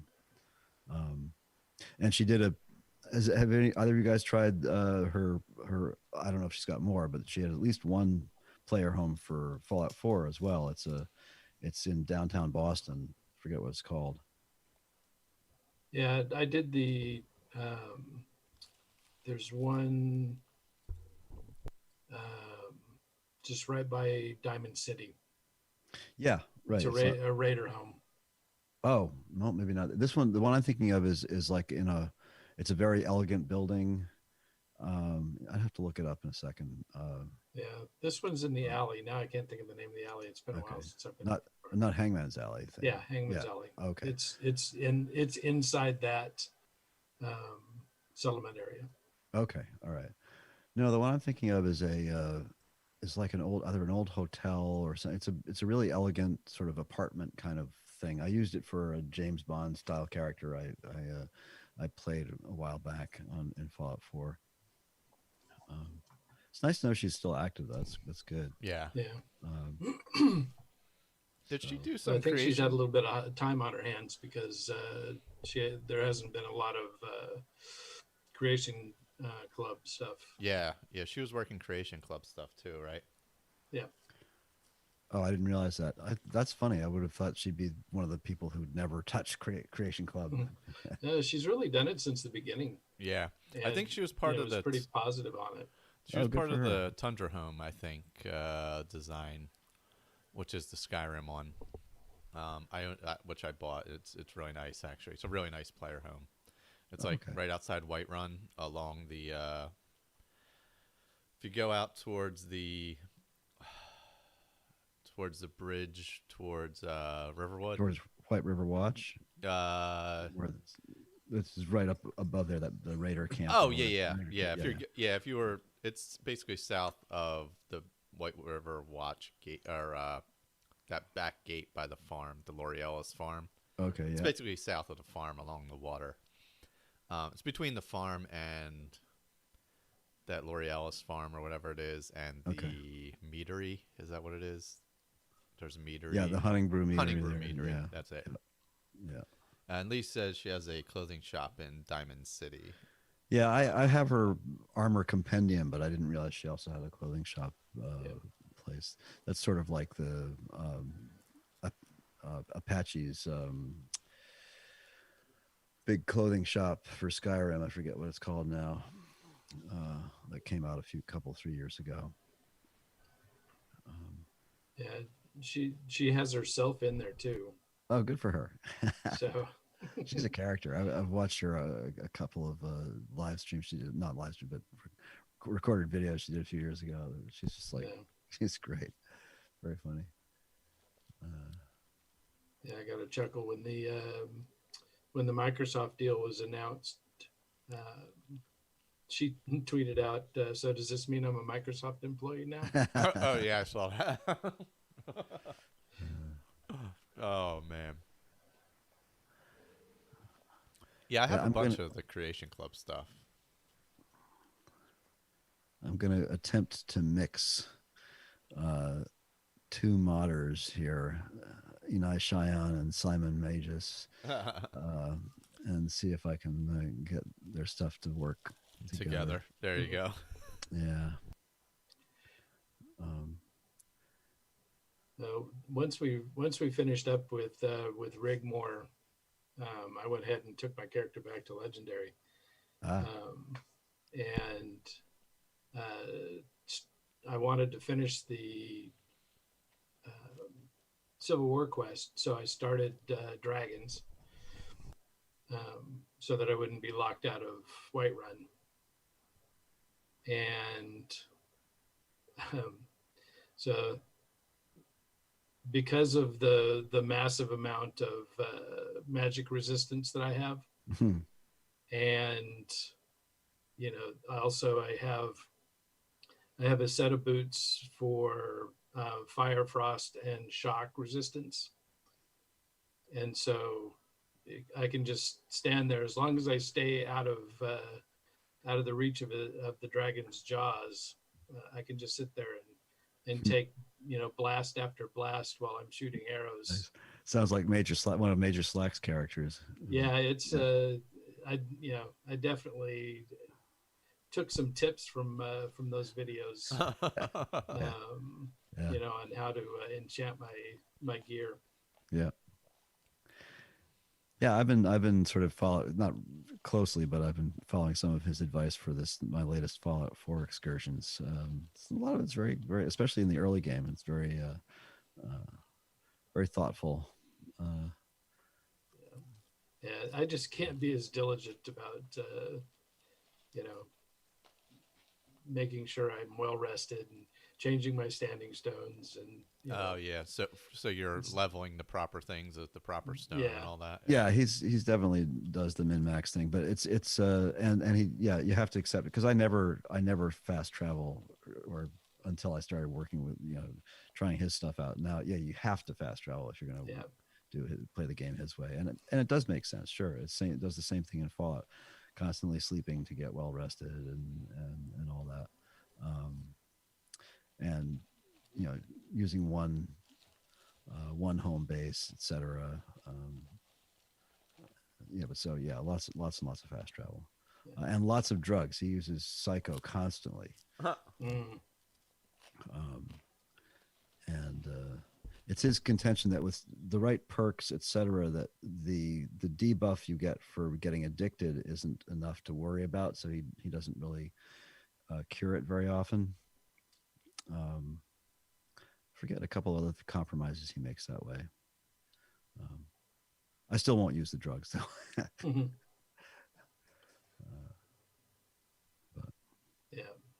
But Yeah, I was having so much fun with that character that I decided I needed to start another one.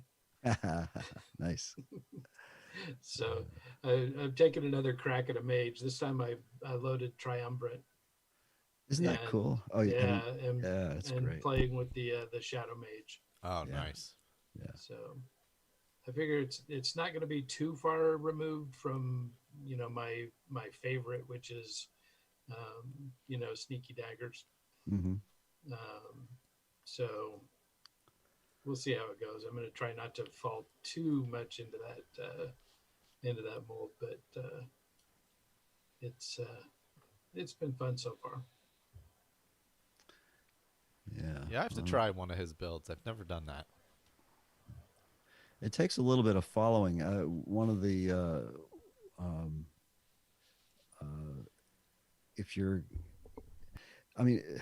if you watch any of his videos and enjoy them, it's probably worth. He wrote a how-to book, downloadable PDF thing, quite a while ago, and a lot of the little techniques he uses are in that. So if you don't want to have to have your second monitor and have the video going and watch that while you're playing and all that, which is gets tedious, then you can just sort of download that. I think he still has it available. Charges $10 for it or something. Mm-hmm. And there's a lot of interesting things in there. Yeah, he definitely is. Shown me some of the stuff that I really hadn't played around with too much. Yeah. As far as the mechanics go, mm-hmm. and changed the way I do some stuff. Yeah, that's what I'm interested in, because I get into my pattern of leveling that I do. With the my big thing is getting transmute, mining the iron, transmuting it, making jewelry, enchanting the jewelry, selling the jewelry. So you get the smithing, the enchanting, blah blah blah. The alteration. So it builds a couple things just doing that one set of things. That's always been something I've tried to do pretty early, like on a character. It's also amusing to see him going into some places, at extremely low levels on legendary, and the tricks that he uses to be able to negotiate through without having to do battle with foes that would clearly just swat you like a bug. Yeah, don't take you out. Yeah, and he always, he always, it's always vanilla. He doesn't use mods at all. I think he plays with a controller. No, he plays on a mouse and keyboard. That's right. Yeah, you can hear him. Yeah, clicky. Yeah, you can hear the click clack. Yeah, but you talk about you were mentioning during your running podcast the number of hours when you guys started talking about video games. I can't imagine how many thousands of hours this guy has put in. He must be getting up close to 10K. Yeah, he's got to be like double what we were doing. Yeah. What we are doing. Yeah. He says often he'll say, I work 12 hours a day, because he's doing that. Plus he's doing walkthroughs and playthroughs of other games on his other channel. So he produces a ton of content. And he's still, he's getting close to 100,000 subscribers on his Skyrim channel. So that's good. Yeah. I contribute to his stuff. I donate some money. Yeah. He's he's very entertaining. Yeah, yes. And he's our age, so. Is he really? Yeah. Yeah, I think he might be a year. I think maybe about a year older than me. Wow, I didn't. That's funny because I saw him. He has some live videos, and I didn't think he looked that old.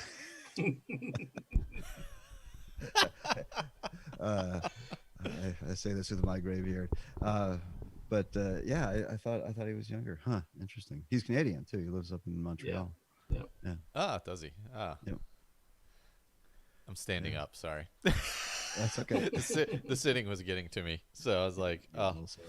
I've been having an issue with like my it's not like mimic sciatica, but it's from sitting too much. So especially office chairs are not the greatest things in the world. So yeah. Luckily, I have a fairly comfortable chair here, but yeah, not as nice as Ray's, but I may switch cords and slip to the bed with the longer cord and just lay back because my headphones go really far. That's the one I'm about positive. to start this version of Skyrim. Let's see. Wish me luck here. Oh, good luck. Crashes the game. Yeah, I'm actually interested to see. I assume they're gonna do an updated version, or push out an update for the Series X when it comes. Now that it's out. Oh and yeah, them being Microsoft related and all that. I mean, because even Oblivion got the One X update. Yeah. I mean, I don't have a Series X yet, but that was something that would interest me, and I wonder if you would even be able to do, because the Xbox has obviously more modding space than the PlayStation. So do you have any idea what the Series X have more room for mods? That's what I'm wondering. Yeah, if you'll have even more space and be able to do more. I would think you would, but yeah, I don't know. That doesn't necessarily mean they'll allow more space for it. I mean, Xbox has pretty good space now, from what I recall. I forget what it is exactly, but relative to the PlayStation, it's like double, I think. Well, it didn't crash. Oh, there you go. No, I'm so just Simon Magus has a series of pretty cool. Well, we've all used Adamant, or those of us who can have used Adamant. But he's got one called Mundus, which is for standing stones. Another one called Aetherius, which is for races, and then of course Mysticism, and then 2 cool-looking combat mods. So I've loaded, and also a vampire overhaul that he just released. So yeah, I want to try these out. Sort of alternate to Enai Sheon, who also has a new mod coming out. I forget what it's called. Sacrilege, I think. I don't know if it's a light version of something else or what, but it's. Does anybody know about that? Ray, have you heard anything about that? No, I saw his Patreon post. Right. Yeah, he said it was going to be delayed a week. Yeah. So. Gerard said it looks amazing on Series X already. Oh, cool. Good to know. That is good to know. Yeah, I didn't upgrade the Xbox because I already have a One X. So I was like, I'll just wait a little bit and see what happens. So, and I got the PS5. Which I think I said earlier was like 6 feet tall and weighed 50 pounds or something. Which is essential. The box came in and I'm like, oh my God, this is the biggest gaming box I've ever seen in my life. And then I took it out. I'm like, oh my God, this thing is gigantic. Wow. Is it noisy? No, super quiet. It's pretty quiet. I know other people had issues where it was loud. They had some whirring issues or whatever. This one's I haven't had that issue. I had that on my PlayStation 4 actually. I had one of the ones that was kind of whirring, but this one no. But yeah, I'm gonna play some Valhalla later, so get into that. Yeah. I was debating what to get, because I do love the Assassin's Creed series, especially the reboot of it, or the latest ones anyway. I've really enjoyed those. I don't know what it was about the Viking thing that just didn't grab me. I don't know, because it feels like a departure from the series almost in some ways. Really? It's the same as how, it's not really a departure, but it's the same as how the Colonial ones didn't work for me.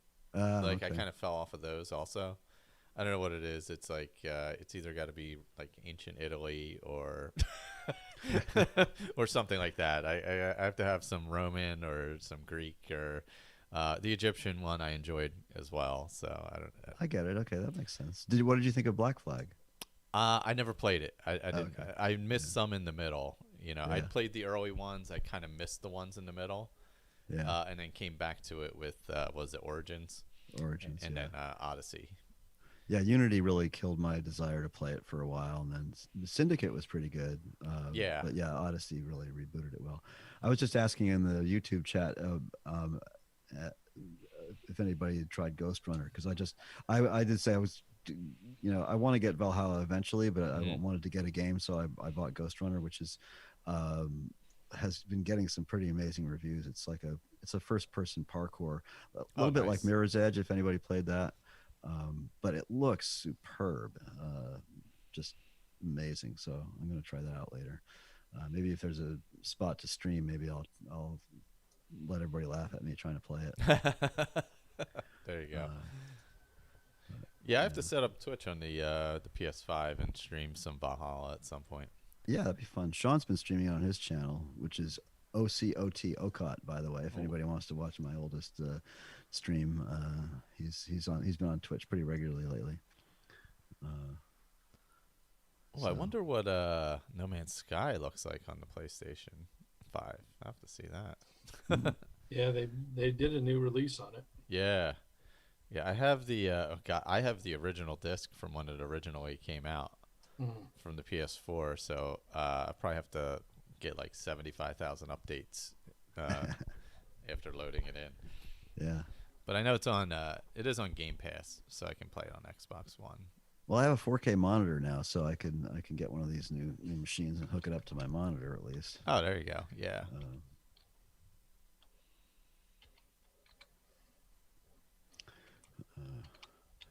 Well, let's see. Let's see if Skyrim is oh my. No, it's still there. I also wanted to try the other reason for this whole new mod list that I've put together here is a lot of my basic core mods, but I've tried this cathedral sort of series. It's not really an official series. It's a moniker or whatever you want, coined by a modder by the name of Rye, who wrote Rye Bash. It's the cathedral versus parlor modding. So it's just a cathedral being sort of an overarching concept. And there's a ton of landscape and flora mods done, and lighting mods, water, everything, visual done in the cathedral, under the cathedral umbrella. And I hadn't tried any of them, and I loaded it a while earlier. I loaded up with all the cathedral stuff. It's gorgeous. Oh, nice. There's a lighting mod called Luminosity, and a whole bunch of stuff. And cathedral weathers. It's really, really nice. Really pretty. Makes the game look really nice, even without an ENB. So. Now for. Going back to this, for Legacy of the Dragonborn, does that require SKSE? You know what? I don't know for sure, but if it might. I mean, I have it on. I have. SKSE you have it anyway, yeah. Yeah, it's always loaded, so I never think about it. But yeah. We got a lot of people in the chat there. Yeah, it's good. Awesome. Lee's there. A bunch of the Fallout folks are there. Pink Sugar Pastries, Wasteland Baker. Yeah, nice. Gerard's there. And we're all talking about Skyrim. They don't care about Skyrim. Oh gosh. Yeah, I thought Hitman 3 was also coming out this month. Is it really? Or did it get delayed? I don't know. I thought originally it was announced, but I mean, this was a while back, so who knows? With everything, could have been delayed. Because I was kind of looking forward to that as well. I really enjoyed the first two parts of that series reboot. I just cannot. I don't know whether it's just I can't wrap my head around all the. I mean, I could barely get out of the on the ship there. I was like, oh yeah, the ship. Yeah, I suck at this. Yeah. It was very self-defeating. Yeah, it's basically a puzzle game in the end. I guess, yeah. Yeah, in the end, it's basically a puzzle game because then you can play it in all different, change the way you play the mission and stuff like that, and add different difficulties. I think that's my problem. I'm not imaginative enough to think of all these bizarre things. Yes. Yeah. Or to try them out, Yeah, it's kind of the game I play. One of the games I play in between Skyrim stuff. If I don't have a character going or something like that. Yeah. But Actually, I was getting my friend Ian was gonna start playing Skyrim again. He hasn't played in a while, and he was talking about it, and he was just asking because he had only played it vanilla, but played a ton of it. Mm-hmm. So I was giving him some basic mods he could do on Xbox when he was playing on that. I was like, oh yeah, you can still do all kinds of different quests and different, graphics or whatever. There's still a ton of stuff you can do even with the Xbox at this point. There's quite a selection. Yeah, looking at the Legacy of the Dragonborn page, SKSE is optional. Mm-hmm. So there's some functionality in the version 3.0 that you would lose if you don't have it, but okay. It still in general plays. But it would be preferable to have it, I assume. Yeah. Yeah, I'll have to watch a tutorial to get that back in again. It's been a long time. SKSE? Oh, yeah. That's pretty simple. Yeah. I mean, if you're using something like Mod Organizer, hey Ray, so do you repackage the data folder for an SKSE and load it in per profile, or do you just let it? You do. Okay, yeah. So yeah, that's the only thing that's the same thing you do in Mod Organizer too. Is just to be careful to keep the data folder separate.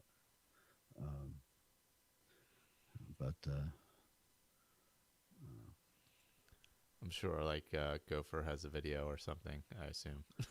Yeah, probably. I think Gopher did several Vortex videos early on, but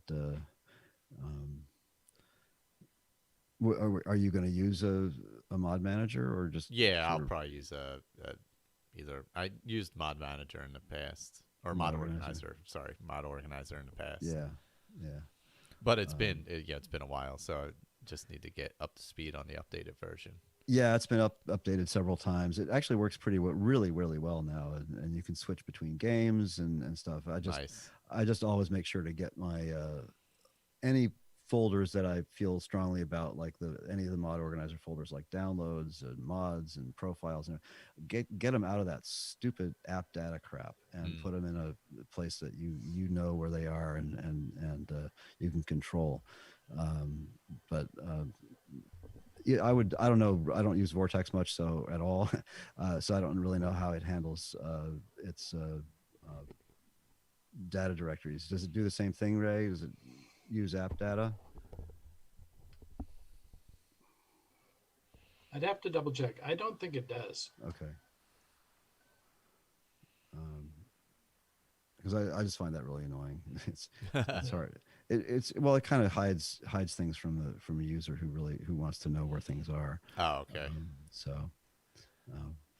I've never actually played with what's the menu change? What the hell is it? Why can't I remember? Sky UI. Yeah, I've actually never even played with Sky UI. Yeah, you'll need SKC for that. I've never actually even used Sky UI at all, oddly enough. Maybe the only player left who has not used Sky UI.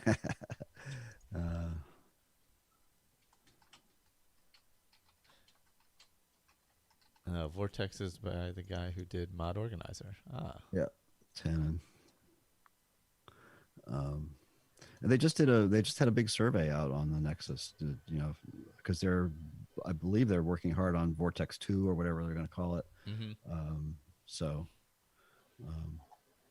I contributed what I could think of that was constructive. Yeah, exactly. There you go. Yeah.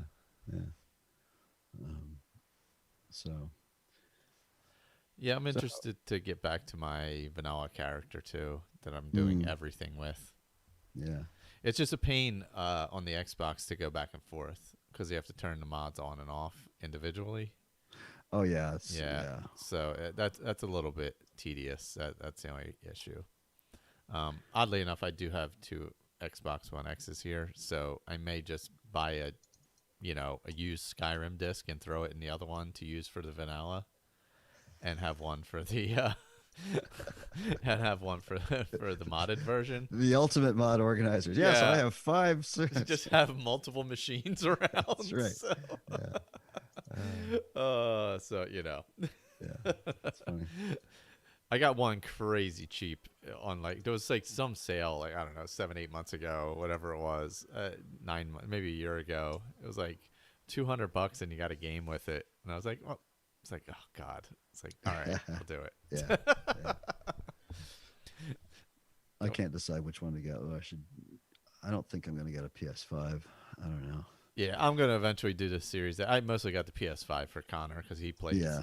That's what he prefers. Like when he plays console, he's PC and PS5. That's his. He goes back and forth. So, I generally prefer the Xbox just because it's what I've always used. So, but I did there was some exclusives on PS every once in a while that I enjoy. So, I know God of War was exclusive on there for a while, and that was really good. Yeah, the big exclusive that I played the most was Horizon Zero Dawn. That was just an amazing game. Oh yeah, that's right. Yeah. But now it's on PC. And finally stable on PC. When the first port was pretty bad.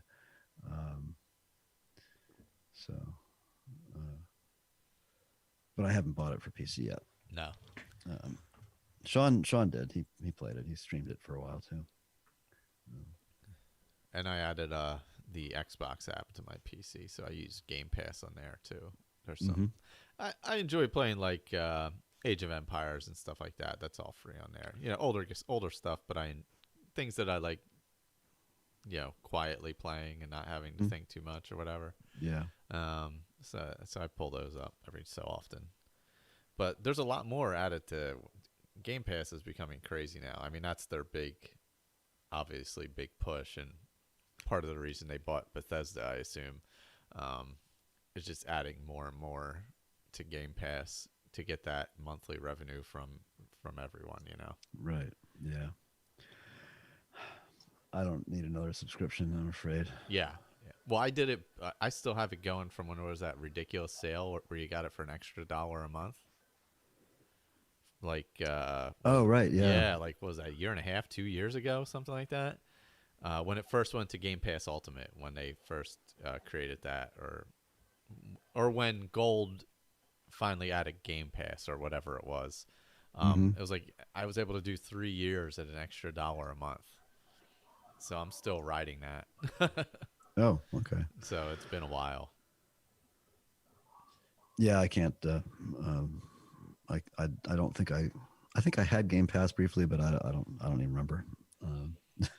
I have that Xbox app on the PC, but since I switched around, I had musical PCs for the last 2 months. Trying to, there you go. Yeah, I finally bought a slightly more powerful one. Yeah. But it's been a while moving things back and forth and everything. So.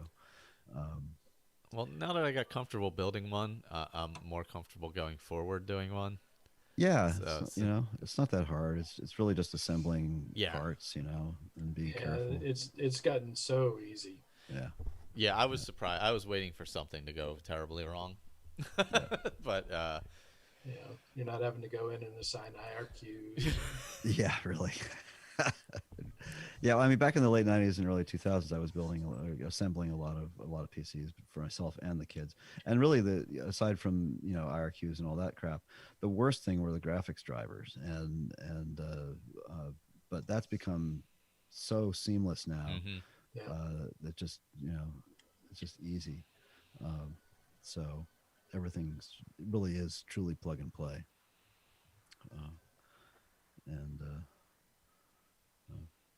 And Ray, I think I believe we talked about this a while back, but you were right about the thermal paste.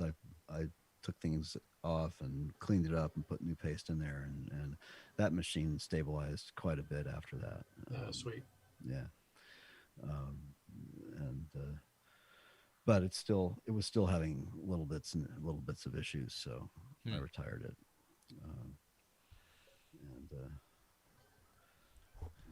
Yeah, I'd be much more comfortable building something going forward now after I made sure, like, I went and I was like, all right, I'm going to do something low end because I don't want to spend a lot of money because I want to learn. So I consulted, was it Tom's Hardware and all that, and looked for stuff that was compatible and everything, and it went really pretty smoothly actually. I did actually get a bad GPU the first one out. It actually just didn't work. Really? And I thought I was doing something wrong, but it was just not working, because I took basically the case, Connor's old tower, and took everything out of it because it ended up the power supply went and ended up burning out the motherboard and all. So I just basically kept the fans and all that and added everything out. Basically kept the fans and the hard drive, and that was it. So, and then went from there. Well, I made one big mistake with this last PC I bought. I just I wasn't paying attention, and I ended up with an i7, an F i7 instead of a K. Which has some of the cores shut off or something. I don't know. Anyway, so now I'm gonna have to buy a new processor. But it's my bad.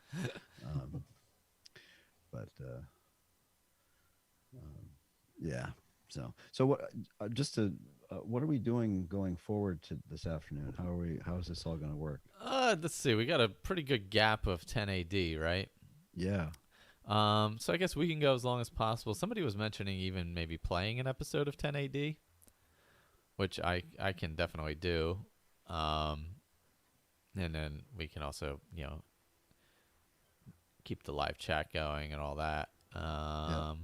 Or we could just kind of fill time with whoever's available as well.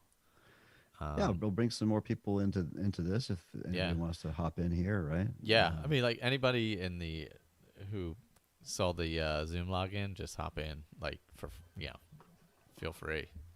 Or anybody else who wants to hop in, just shoot a message to one of us. You know how to get a hold of us, or drop it in the chat and let me know. Yeah, before I bore everyone and myself to sleep. Let's see. So I try talking about mods. How do I find out? Let's see. I was trying to find out what I put into this thing. Let's see. About your PC. There you go. As we go deep dive into this. Let's see. What did I add? So I think what was the GPU? What did I say it was? I forget. I wrote it down. I can't remember. I think it was like an AMD or something. Oh, nice. Yeah. But it was an older one, like a 570, 530, something like that. I have to look. If I can remember. I haven't used an AMD chip for a very long time. Yeah, and then I did the AMD processor also. It was a quad core. It was a little bit older too. I went cheaper on the motherboard and processor because I was just not sure what I was doing yet. Mm-hmm. So I didn't want to spend decent money and then burn something up. You know what I mean? I was like, do I want to? That's a good plan. Yeah, like if this burns up, I don't want to spend a couple $100 on something. So let me learn, then move forward from there. So I definitely got more comfortable after doing it once. So yeah. Oops. Let's see. I mean, I think you can still tweak, BIOS settings and things like that. You can find, but tweaked settings for and overclocking and things like that. But yeah, for sure. Yeah, and there's always stuff that you can do with those, I mean, even if it's just something that you set up just to do some basic surfing on. So yeah. Well, I've got a 2070 Super in this one, so it's pretty decent. I didn't want to shell out all the cash for a 2080 Ti or something like that, but it does pretty well. Looks good in 4K, but because of the processor, I the first time I booted up Skyrim with about 250 or so plugins and mods and things, lots and lots of 4K textures and an ENB. It still slowed it down to a crawl. The engine just isn't up to in 4K anyway. I had the thing set in 4K, and Skyrim in 4K is. So I backed it off to 1440, and that seems fine. But Red Dead Redemption 2 looks pretty freaking sweet. I'll tell you what.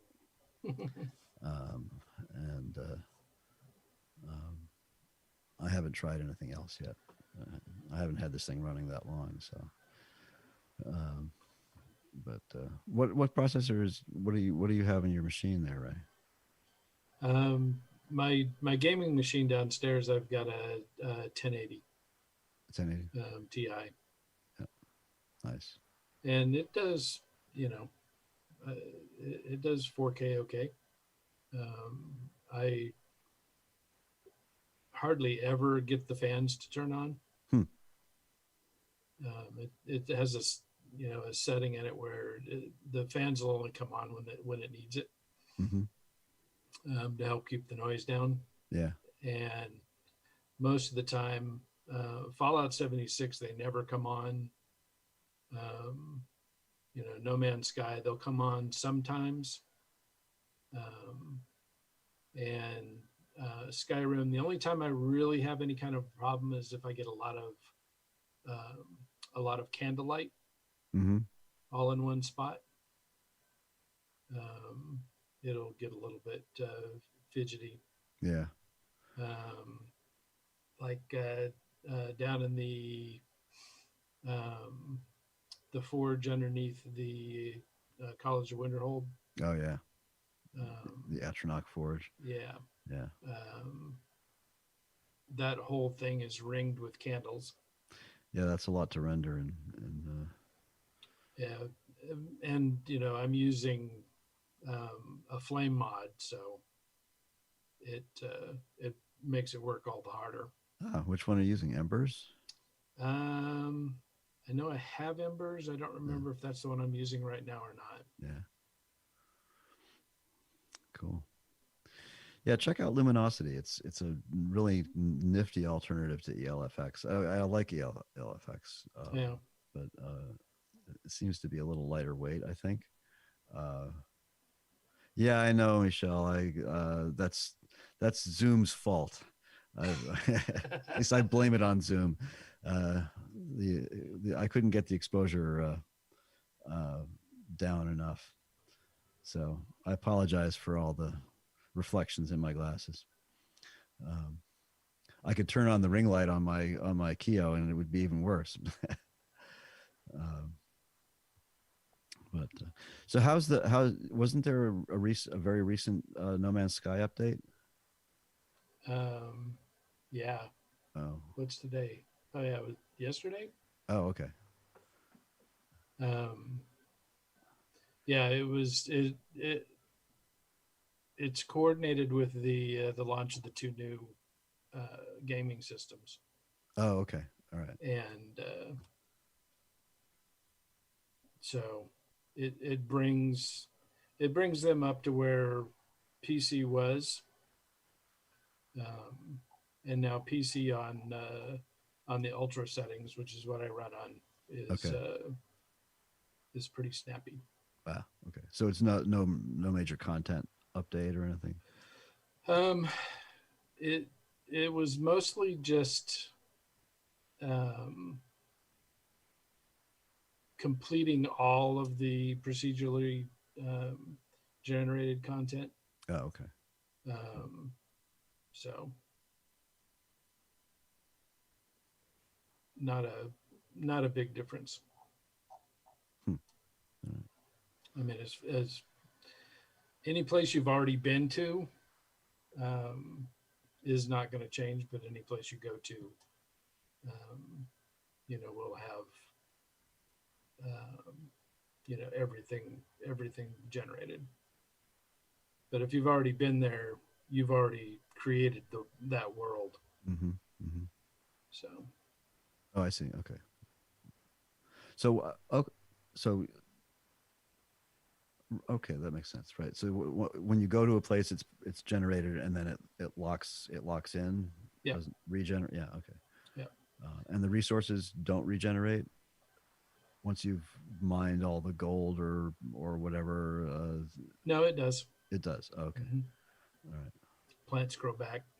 Okay. What do you have to sleep for 24 hours and then fast travel like you do in Skyrim or something? I don't know. I haven't really paid that much attention to it. Yeah. Okay.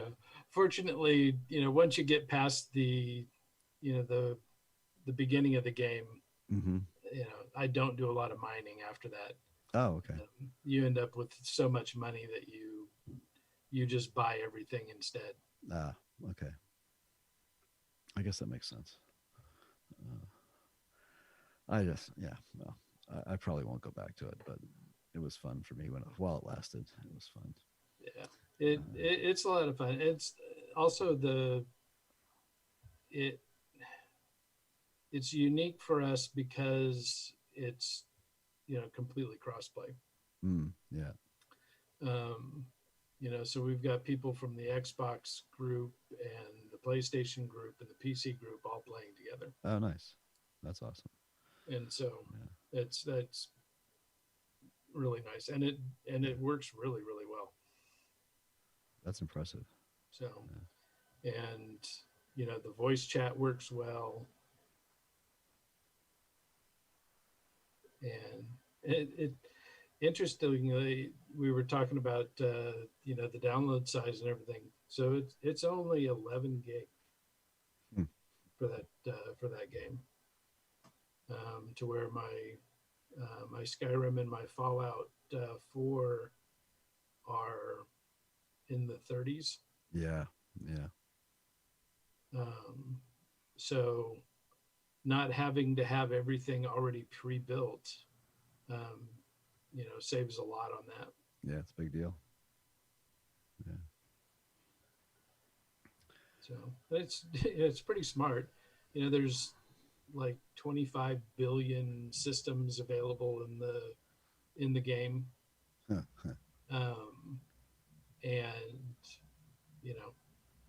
it only generates the ones that people encounter. So if you never go there, it only exists as a point on the map. So how does it deal with worlds that you visit that other people have generated then? So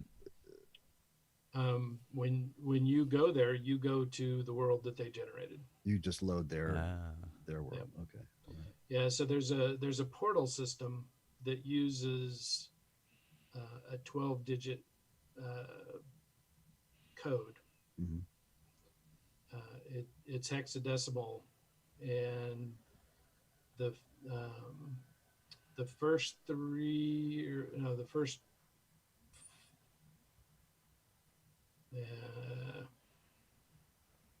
the first four are the galaxy code. Okay. And so that one's fixed. You don't enter that. But if I want to go to a world that somebody else has discovered, they post the address for it. They use symbols, and then so you go to a Stargate. I mean, this thing is almost even down to the animation. Oh, really? Oh, wow. Where the center of the Stargate reaches out and then pulls back, and but you put in the address in these glyphs, and it transports you to that world that somebody else has discovered. Now, if you go to a galaxy that somebody else discovered, but they haven't discovered all of the planets, mm-hmm. If you go land on that planet, then you generate that planet. Now you've discovered it. Oh, okay. That makes sense. God, that must be hard to keep track of all that. Jeez. So, is there a limit to the number of people who can play in any given universe, or crossing back and forth, or? I'm not sure about that. Okay. I don't have that many friends. Oh, so it's not like a public thing. It's only... Well, it is to some extent. So I have been in places, I've been in systems, and it'll give you a notice that, so and so has entered the system. Yeah. So people that you don't know can be there too. Oh, okay. All right. But I don't know what the total number of people it'll manage is. Lee says the glyphs are numbered so you can notate them easily. Okay. Yeah. And they're very polite. They number them 1 through 16 instead of 0 through F. Oh, okay. Yeah. For people who don't speak hex. Yep. Yeah. Yeah. So, but it also has developed into an interesting language in No Man's Sky, because people will refer to them by their glyphs, and some of them are pretty obvious. There's a bird and a boat and things like that, but others are not quite as well defined, and so you get somebody calling them a tiki, or what's one of the other things? So an eclipse. So there's some that are just kind of there's one that looks like the Trivial Pursuit graphic. Oh, okay. But somebody will also refer to that as a gem. So it kind of creates its own little language. Nice.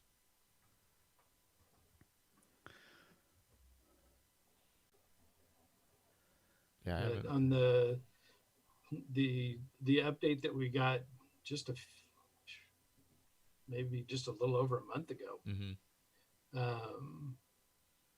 they made it so it used to be that when you would travel to somebody else's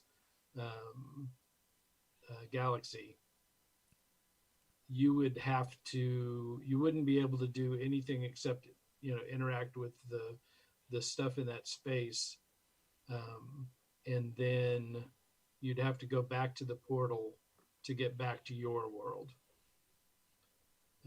But with the Origins update, they made it now so that you can, if you travel to another world, you can set up a base. You can use the teleporter in the space station to go back to your world. So it just becomes another place that you've discovered or have gone to. And that's made it really nice, because there's certain things in the game that that you want to be able to share with people. And if it's a situation like there's some systems that you go to that'll have a particularly good derelict freighter that you get the top level loot from, and so now you can travel to that system through the portal, set up a base, and then from then on you can use the regular teleporter to be able to shoot back and forth between the two. Okay. The teleporter lets you go anywhere you've already been.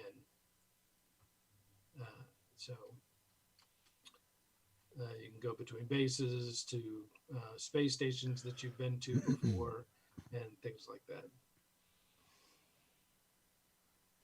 The teleporter was in a couple updates ago, right? Is that when that started? Yeah, that's been quite a while. Yeah.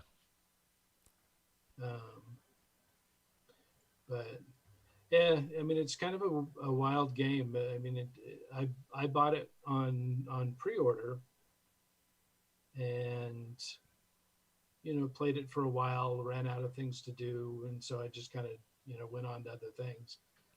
And then every time they would announce a new update, I would go in, check it out, run out of things to do, and then hop out.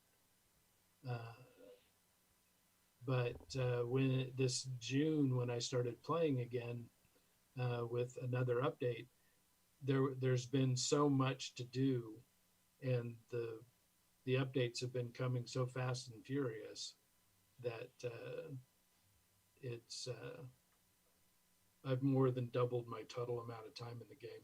Oh wow! Just since June. Yeah, the teleporters definitely weren't there in the beginning. Lee was saying he thought they were always there, but yeah, in the beginning it was very.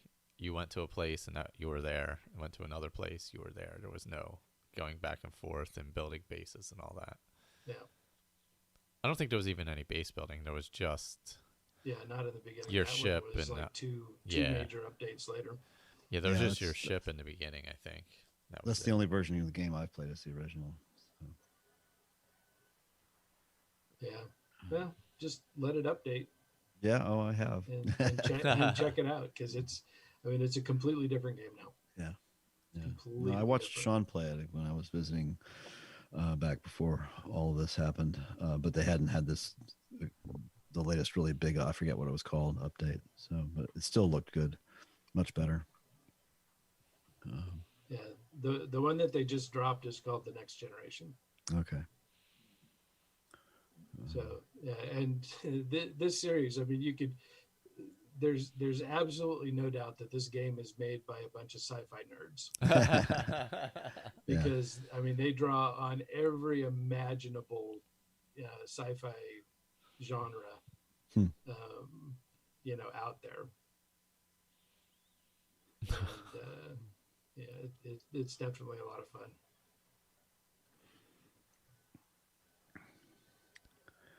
So Michel said he didn't have any problem in the NBC. I assume he was referring back to Maurice. Yeah. Oh, that's possible. Yeah. Yeah, I didn't have a ton of problem there, but I thought it was definitely interesting the way they played it. I was a lower level mage, so it wasn't like the easiest route to take. Yeah, as anybody who's played a mage would know, but I think I'm actually. I always end up just having to fight everybody. Yeah. Eventually, you just run out of magicka and everything else because you're so low leveled. The extra leveling helped out. It allowed me to get through the story and hold my own. While going at a reasonable pace and without grinding at all, which was nice. It was just play. There was no real grinding or anything. I did some alchemy, but mostly so I had stuff, health and magicka potions and stuff. So it wasn't like grindy alchemy either. So there was that. But somehow I got the smithing must be like ultra fast because I got it to like 100, barely doing anything. Just like making leather boots and stuff like that, or hide boots, I guess, and rings and stuff like that. So it leveled pretty quickly. But like I said, I was only playing it to a certain point anyway, so I wanted it at least to be pretty well playable. Yeah. Yeah, the alchemy thing is one thing that, again, not to sort of deify the guy or anything, but Slack does really. He actually has some really good power potions that he uses that both level up and are really useful. Yeah, instead of making water breathing because it has salmon roe in it or something. Things you're not going to use. Yeah. So he'll do a loop in Arcadia's Cauldron and train and make power potions and that's quite effective. So, with this playthrough, I'm doing alchemy again. I didn't on my ranger character, and so, I'm standing on the rocks with my flames blasting the water, floating salmon down the creek. Go run down, great. Pick up the salmon. Oh man. I always go shoot him in the near the docks in Solitude, shooting with arrows. Yeah, because then they just float around. Right. Oh yeah.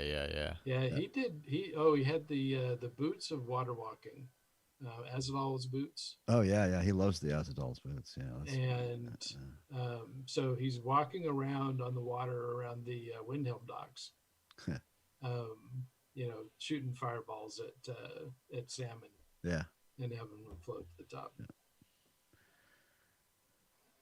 Yeah, that's something that I discovered from him, because I thought you could only catch the ones with roe in waterfalls, but no, if you kill them from the surface, not if you catch them if you're swimming around, but you have to shoot them, and then they'll drop roe, which is kind of cool.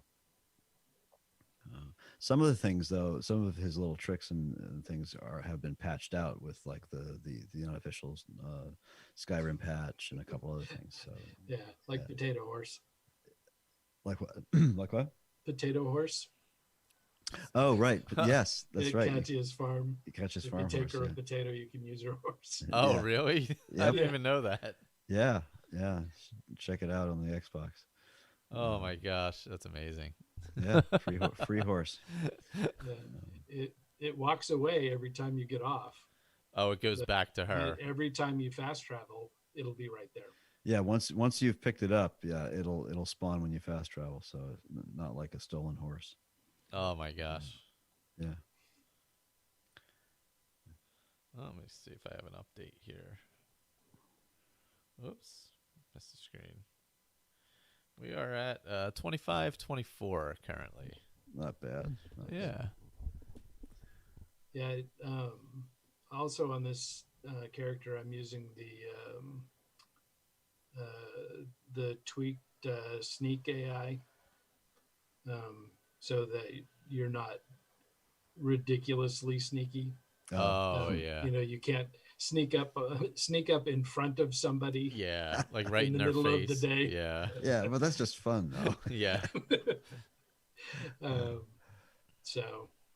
But that's augmented by there's the some of the spells for the Shadow Mage create darkness, and so you can make a spot that is currently light dark with a spell, and then go sneak into that space.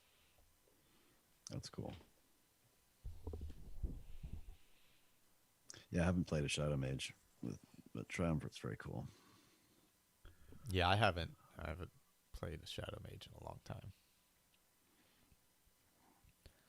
I've been playing, I guess, mostly started out as kind of a destruction mage, but more leaning toward illusion now.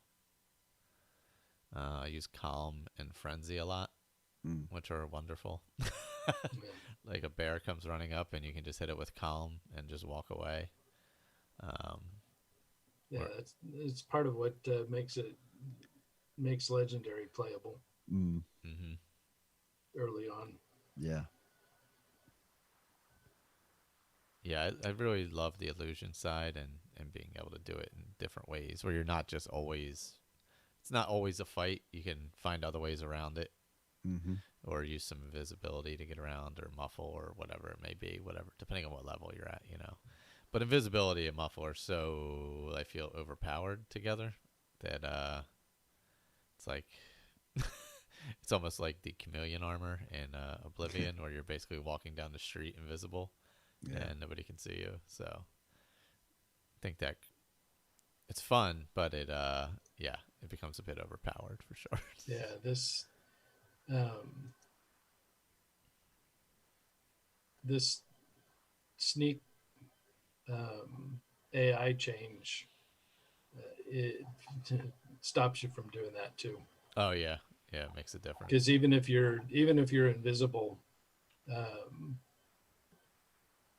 you have to sneak and be muffled and not bump into anybody. Yeah, not run right into them. So which is it? What is it called? I'm looking that up right now. Or sneak skills or something like that. Is that? No, I'm using Sneak Tools too. Sneak Tools. Okay. That's what I thought you meant. Okay. Because that gives you a throat slit and a sleeping kill option.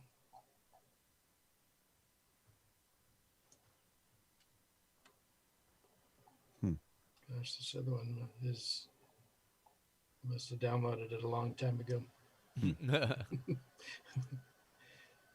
It's deep into the list. Oh gosh. That's one of the things I like about Mod Organizer. It has a really good search function. Yeah, well, if I was on the computer that I play on, I'd be able to find it no problem. Okay. But I'm having. That's right. I forgot you don't stream. You don't. Yeah. Okay. Yeah. Yeah. I'll be down there this evening when I'm streaming No Man's Sky. We can't stream on this feed, right? It's got to be out on Twitch. We would have to do start a new one. Yeah. No, that's not. Yeah. Or I wonder if you had the streaming key, if you could just switch to it. Probably. So yeah. No. There it is. Realistic AI detection. Oh, okay. Okay. I've heard of that. I just never tried it. Yeah, I assume with the stream key, you could just continue the same one, while it switched over. Yeah. So in vanilla, 60% of your sneak comes from your sneak level and perks, 10 from the enemy, 25 from light, and 5 from sound. Okay. With this mod, it changes it to 25% sneak, 5% enemy, 60% light, and 10% sound. Yeah, I'm looking at it now. Looks interesting. I'll give that a try. Wonder what it's incompatible with. Yeah. Yeah. So far, it's been good with all the other ones I've done. Yeah, you just have to let it beat them out. That's all. Just sort of load it lower in the load order. Yeah. Interesting. Well, okay, I'm going to download it. So they have light, medium. Oh, I see. So one's a little more small, medium increase. Yeah, cool. All right. So which one do you use? The light or the medium or the heavy or high? I think I use the light. Okay.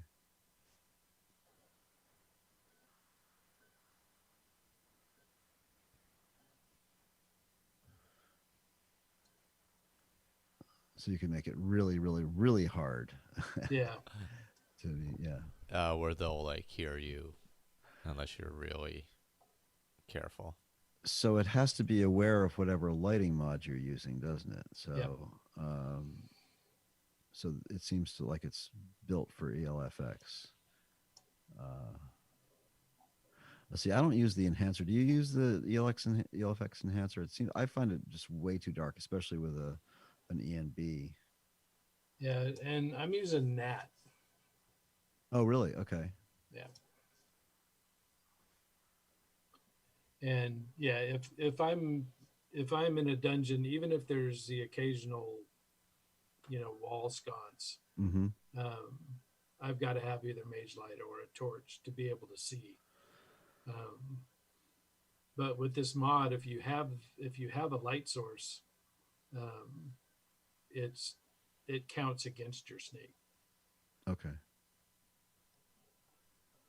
As long as the mod knows it's there. Yeah. Yeah. That makes a lot of sense. Read through this and see. I see. So it's compatible with Nat, Darker Nights, Equinoctium. Yeah, probably won't work with Luminosity unless somebody's written a patch for it, because this thing hasn't been updated since 17. So Yeah. Yeah. Let me look at Luminosity. Whoops. I wonder if there's a patch for it.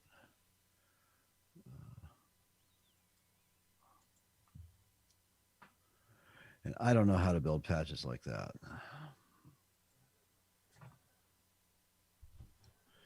No patches. Unless there was, I don't remember if there was a faux mod for that or not. No, it's just an ESP. That's the whole point. All right. Well, anyway, it sounds like fun. I'll give it a shot.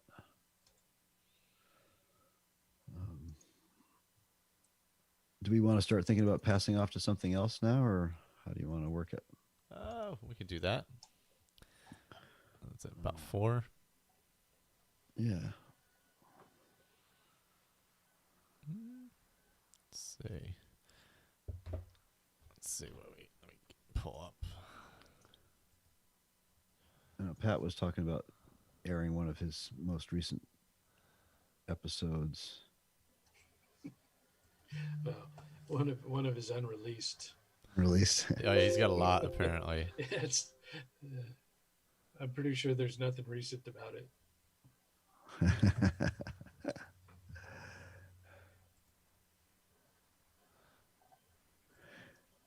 Still derping with that, he says. I haven't recorded anything in months. God.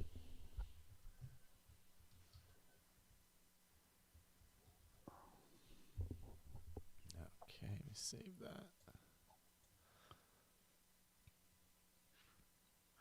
Pat, I don't have a whole lot of vamp in me, and I've already used most of it.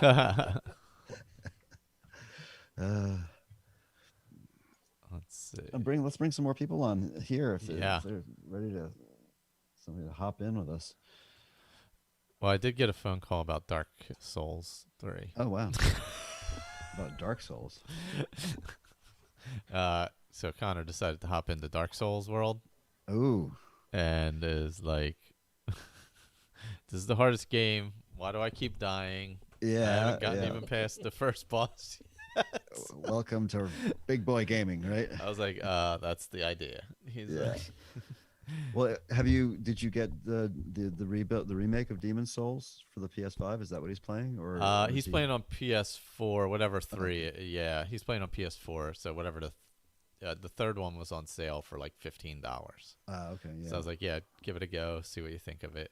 If you like it, you can get the whole series or whatever. But I made it through the first 2 bosses of Dark Souls 3, I think, and then I just sort of gave up. And Bloodborne, I could not. Bloodborne is pretty cool though. That's a great game. He was working on the first boss still a couple hours after he woke up. So yeah, it's all muscle memory. You just got to learn the moves. Yeah, I think he was doing a pyro mage or something, or whatever they happen to call it in that, fire mage. Yeah. Yeah. I was like, well, it's a game where you just die and learn. Yeah, and dodge and get around behind the boss or whatever enemy it is, and try to learn their weaknesses, learn their moves. God, it requires such good. He'll be fine at it once he learns it. Once he figures it out. Reflexes, yeah.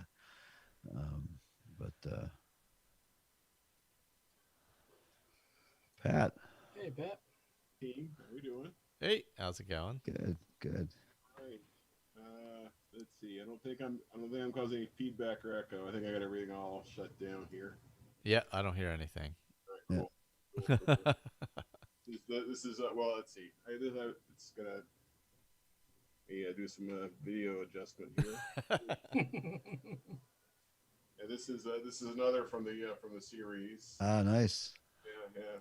Oh wow. Yeah. Yes, she's got quite the collection up there. So it's that is true. That is true. I will need to go shopping then. Yeah, no, and I think she's chipping in a little bit of the proceeds to the stream and everything. So yeah, good for her. Oh, That's is the audio okay? Yeah, not bad. Yeah. Right. Is it? I have this mic. It's not. I can go headset. This mic's giving us problems. So, Victor, one of the other mods that I'm using in this play is Master of Disguises. Oh, I think I tried Master that of one. Disguise. Yeah, I never really delved deep into it though. I remember when it came out. Is it good? I haven't really started using it yet. Okay. I just started the character. I think I'm level 10. Oh, okay. But and haven't really gotten out in the world yet. Yeah. But it also is a mod that's compatible with that realistic detection. Okay. So it'd be interesting to see. So, of course, I've picked the worst race for it because I'm a dark elf, and so everybody's going to be suspicious of me. Oh, the mug. If if you're Breton and disguise yourself as a Forsworn, they're more likely to believe you. Oh, that makes sense. Oh, wow. And so that's the way that it works. Is whoever you're infiltrating, if you're the natural race for that particular group, then you're more likely to pull it off than you would if you're something unrelated. That's cool. I see it just got updated on the 7th of this month, and that's really good to see that it's been worked on and regularly updated. Yeah. Cool. I'm going to download it again because I haven't played with it for a long time.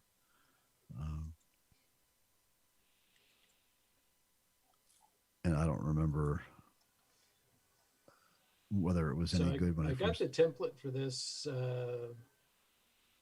from a channel I hadn't really seen. Originally, I thought it might be a spinoff from Centaur. Because it's Sin Gaming, SYN. Oh. And the person has the same accent as Centaur. And so originally I thought it was just some spin-off channel he made up, but it's evidently somebody completely different. Interesting. So I've seen a couple of his mod showcases, and then he's also done a few different build type videos. It's not really a build, but it's just a collection of mods for a type of character. And so I'm looking them up now. Yeah. This was one of them. Cool.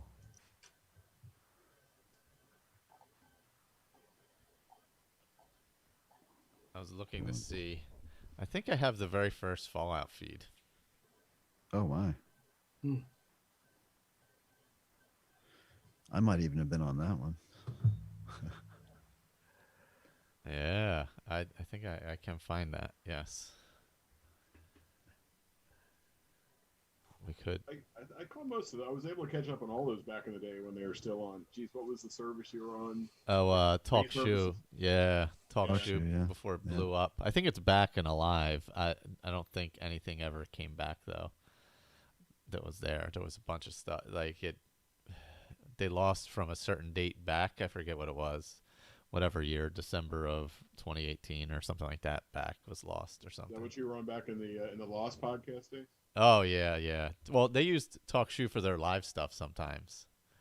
But back then it was funky how it worked. It was like a phone-in thing. It was weird. Yeah, I remember that. Yeah. Podcasts used to give out like the dial into this number to. Yeah. It was very Oddly, just started watching Lost again for the first time. Oh man, that I was thinking about that show the other day. It's like that would be fun to rewatch. It's been a fun binge, because I've forgotten enough.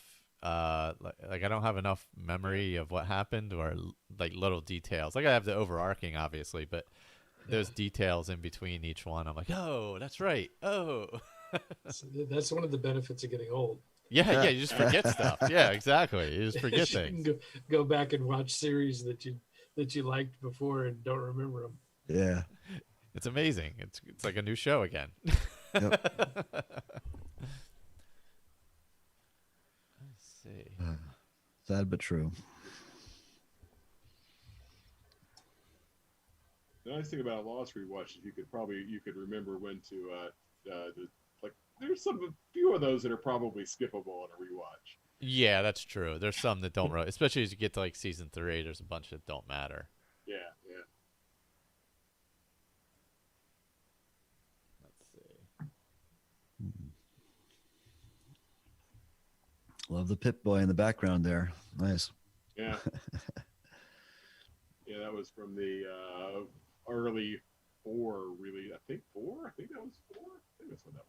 Yeah. This is 7. I don't know if we have any 76 players watching right now. This is the Fashnock Stein that Bethesda had. It's quite nice. Nice. Yeah, It's really sturdy. I was impressed. It was heftier than I expected it to be. Well, so you can raise a toast with it. There you go. Yeah. Not dishwasher safe though. So. Oh well. Oh gosh. Let's see.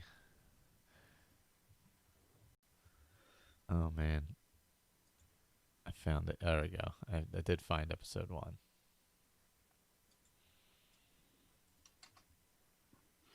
Wow. It's been a while. I don't know if it's playable or not. Let's make sure it works. Let's see what happens. I don't need to tell you that Southern California is a driving town. So We're gonna. It's I'm Michael. What was the Southern California thing? Must have been an ad from whatever it was playing on. Oh, okay. Oh God! Remember we had the. Yeah. Let me move past that before I get like a YouTube hit for Victor's with me from the round table. Hello. And oh my gosh, so yeah, it still works. June 15th, 2015.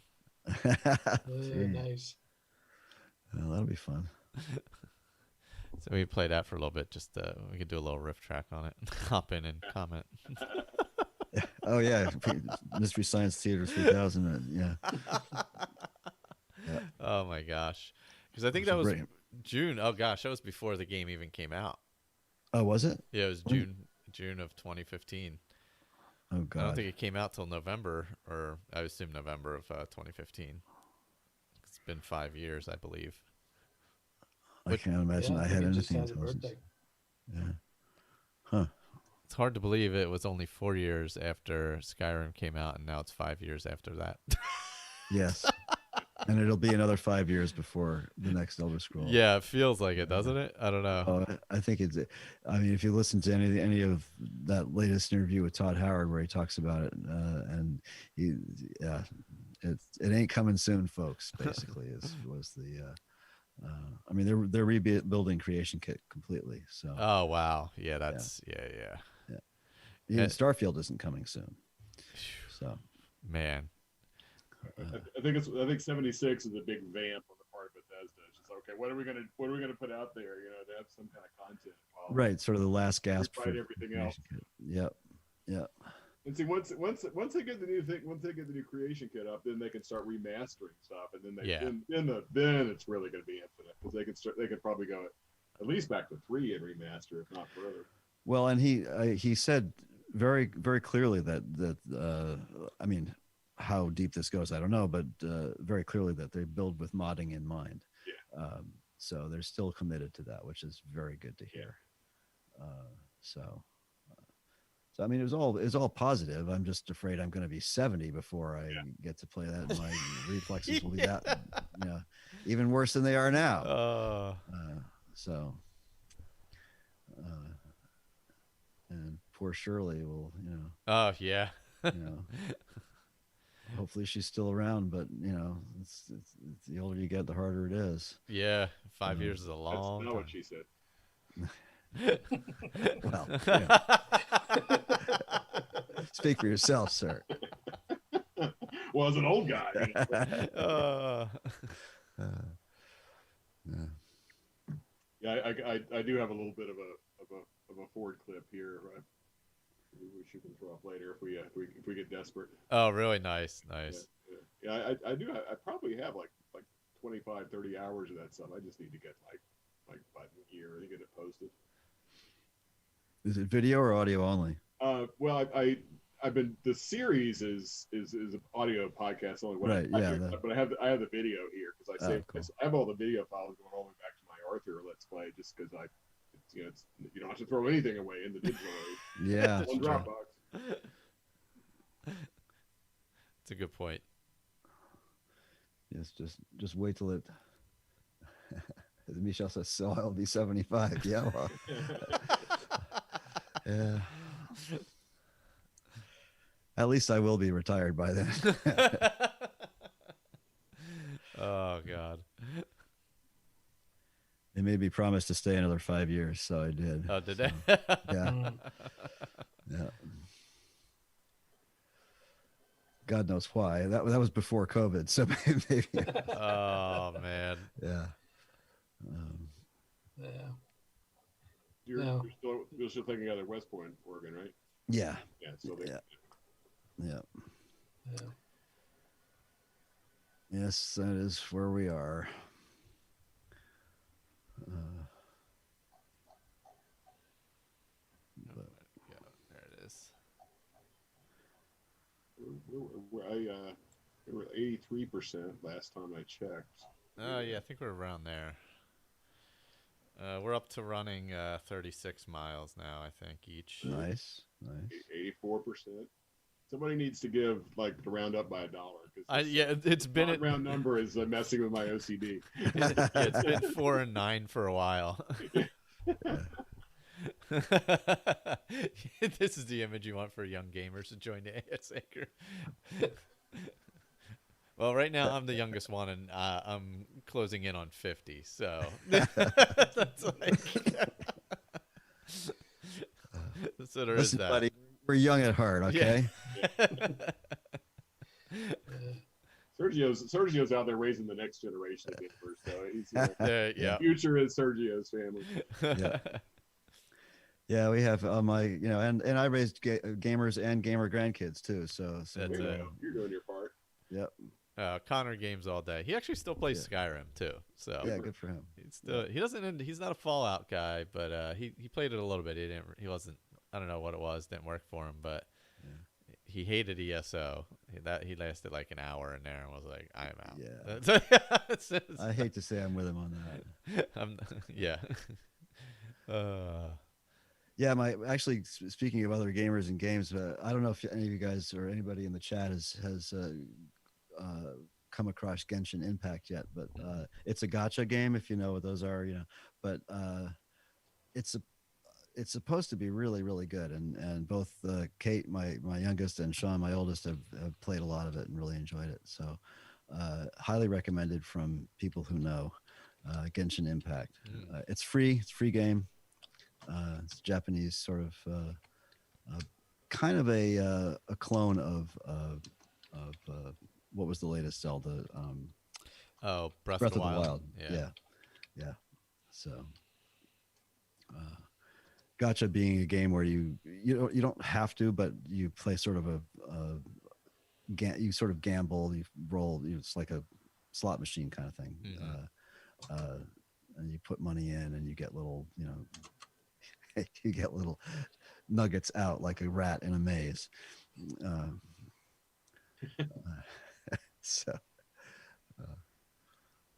But yeah.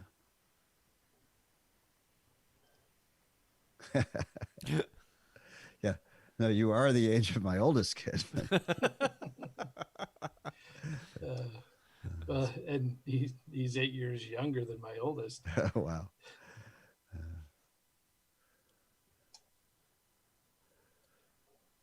I think it's great that there's multiple generations of gamers now. Oh yeah. I mean, I started with Atari 2600 and when so. Yeah, same here. And then some PC Junior and yeah. Except I bought a 6-pack of beer on the way home from getting my Atari.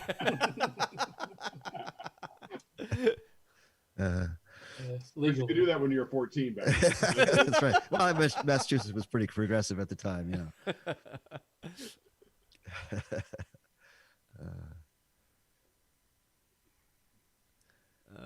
Michelle tried playing Breath of the Wild, if I could remember the title, but the controller. Yeah, I agree with you, Michelle. Yeah. The Switch is hard. The Switch Mini I found easier for me, so I got rid of my original one. I gave it to Caitlin and kept the Mini. It's a lot easier to hold. I like the size of that. Yeah. Yeah. My grandson Avery has a case for his that has big sort of bumps on the back that make it a heck of a lot easier to hold. They came down to visit a couple of weeks ago before the spike started happening again, and I gave him Skyrim when he came, and he sat and played that the entire weekend. Oh, there you go. But yeah, so look for one of those cases. They're sort of beefy, but they have nice big sort of grips on the sides. The little Switch, the Lite or Mini or whatever the hell. Yeah, it's for I don't know if they because you wouldn't want one with the other one that has the removable with the Joy-Con but yeah, it's for a Mini. Yeah, my daughter has my original Switch. So I bought a Mini for myself, which my hands are small, so it's pretty okay for me. Yeah, me too. I don't have big strong hands, so it's hard to get really. And all my big large joints are arthritic now anyway, so it's like it gets hard after a while.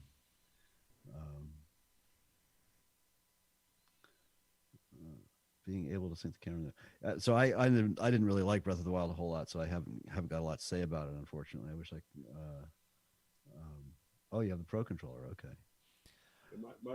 My daughter's not a huge Zelda fan, but I gave her the Breath of the Wild with and she liked it, but I know all the Zelda fans who have Switches raved about it. And I played it enough that I could see it was. I could see why it would be good, but I just didn't have that Zelda DNA because I just don't get the like the things that are obvious to people that have played the whole series aren't obvious to me, so I just didn't enjoy it. And I went back to Skyrim. I need to pick it back up. I think I had it for the Wii U. Wow. Yeah, because that's right. It came out for both, didn't it? Yeah. I believe I had it on the Wii U. Yeah, or still do because the Wii U is still laying around. So, Sergio, your kids play Breath of the Wild. Or does it work for your kids? Sergio said he didn't get into it either. Yeah. Well, the funny thing is when it came out, I think you're right. It was the huge love for it was nostalgia for a lot of people. Who played it as kids and loved what they do, and it is a very complex and great game. But the funny thing is, I listen to a lot of gaming podcasts, and now after a few years, some of the people on these podcasts are starting to say, "Well, I hate to say it, but it really isn't that great," So there's let's start to beat up on Breath of the Wild. Yeah, it was good, but it wasn't as great as people said it was. So I don't know.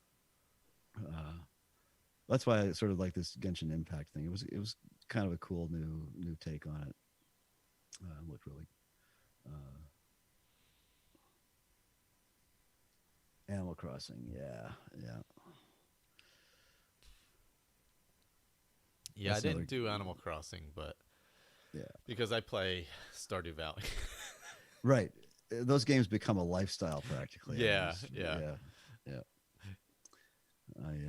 I have a character in Stardew Valley that has done pretty much everything, but there's a big update coming.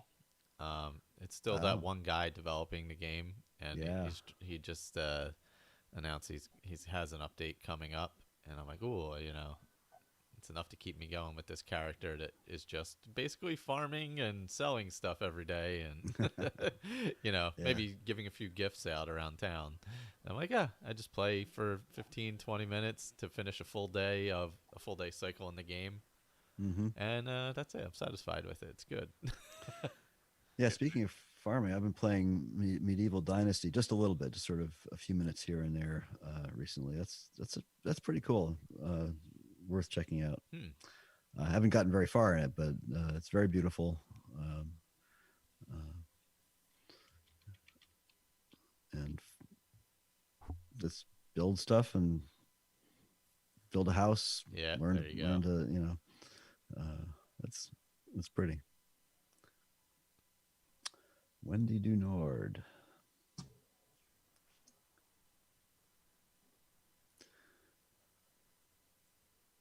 All right, see you, Michelle. Yeah, do not miss the bus. Yeah. See you back. We'll see you when you swing back later. How's the audio check here? I switched devices because it was. Oh, it's good. Still sounds good. Yeah. All right. Cool. Yeah. Bonsoir, Michelle.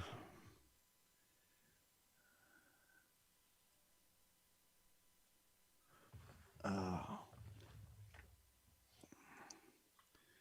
Yeah, we got to get that to an even number. I was just looking at it again. Oh man. Oh, I haven't looked at it. Let's see. Still at 20. The 24 is there. It's killing me. It was at 19.99 for a while, which was good.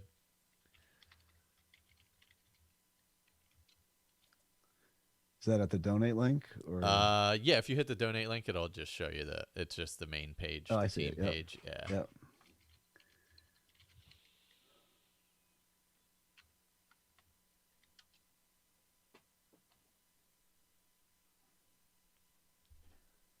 Nice.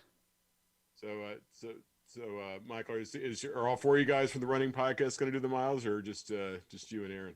Just the two of us. We're actually doing a race near like Birdsboro area. There's a 10-hour race. I forget what the park is. I don't know. There's some lake out that way, just east of Reading. And so we'll probably do them all there, unless like it gets more than. If we have to do more than like 45, we'll have to do it in over 2 days, because we only have 10 hours. So we're doing at least 39 that day. So see what happens. Yeah. So there's a little sidebar in the chat here. Jess is streaming something on Twitch. I'm not sure what she's streaming. Oh, is she?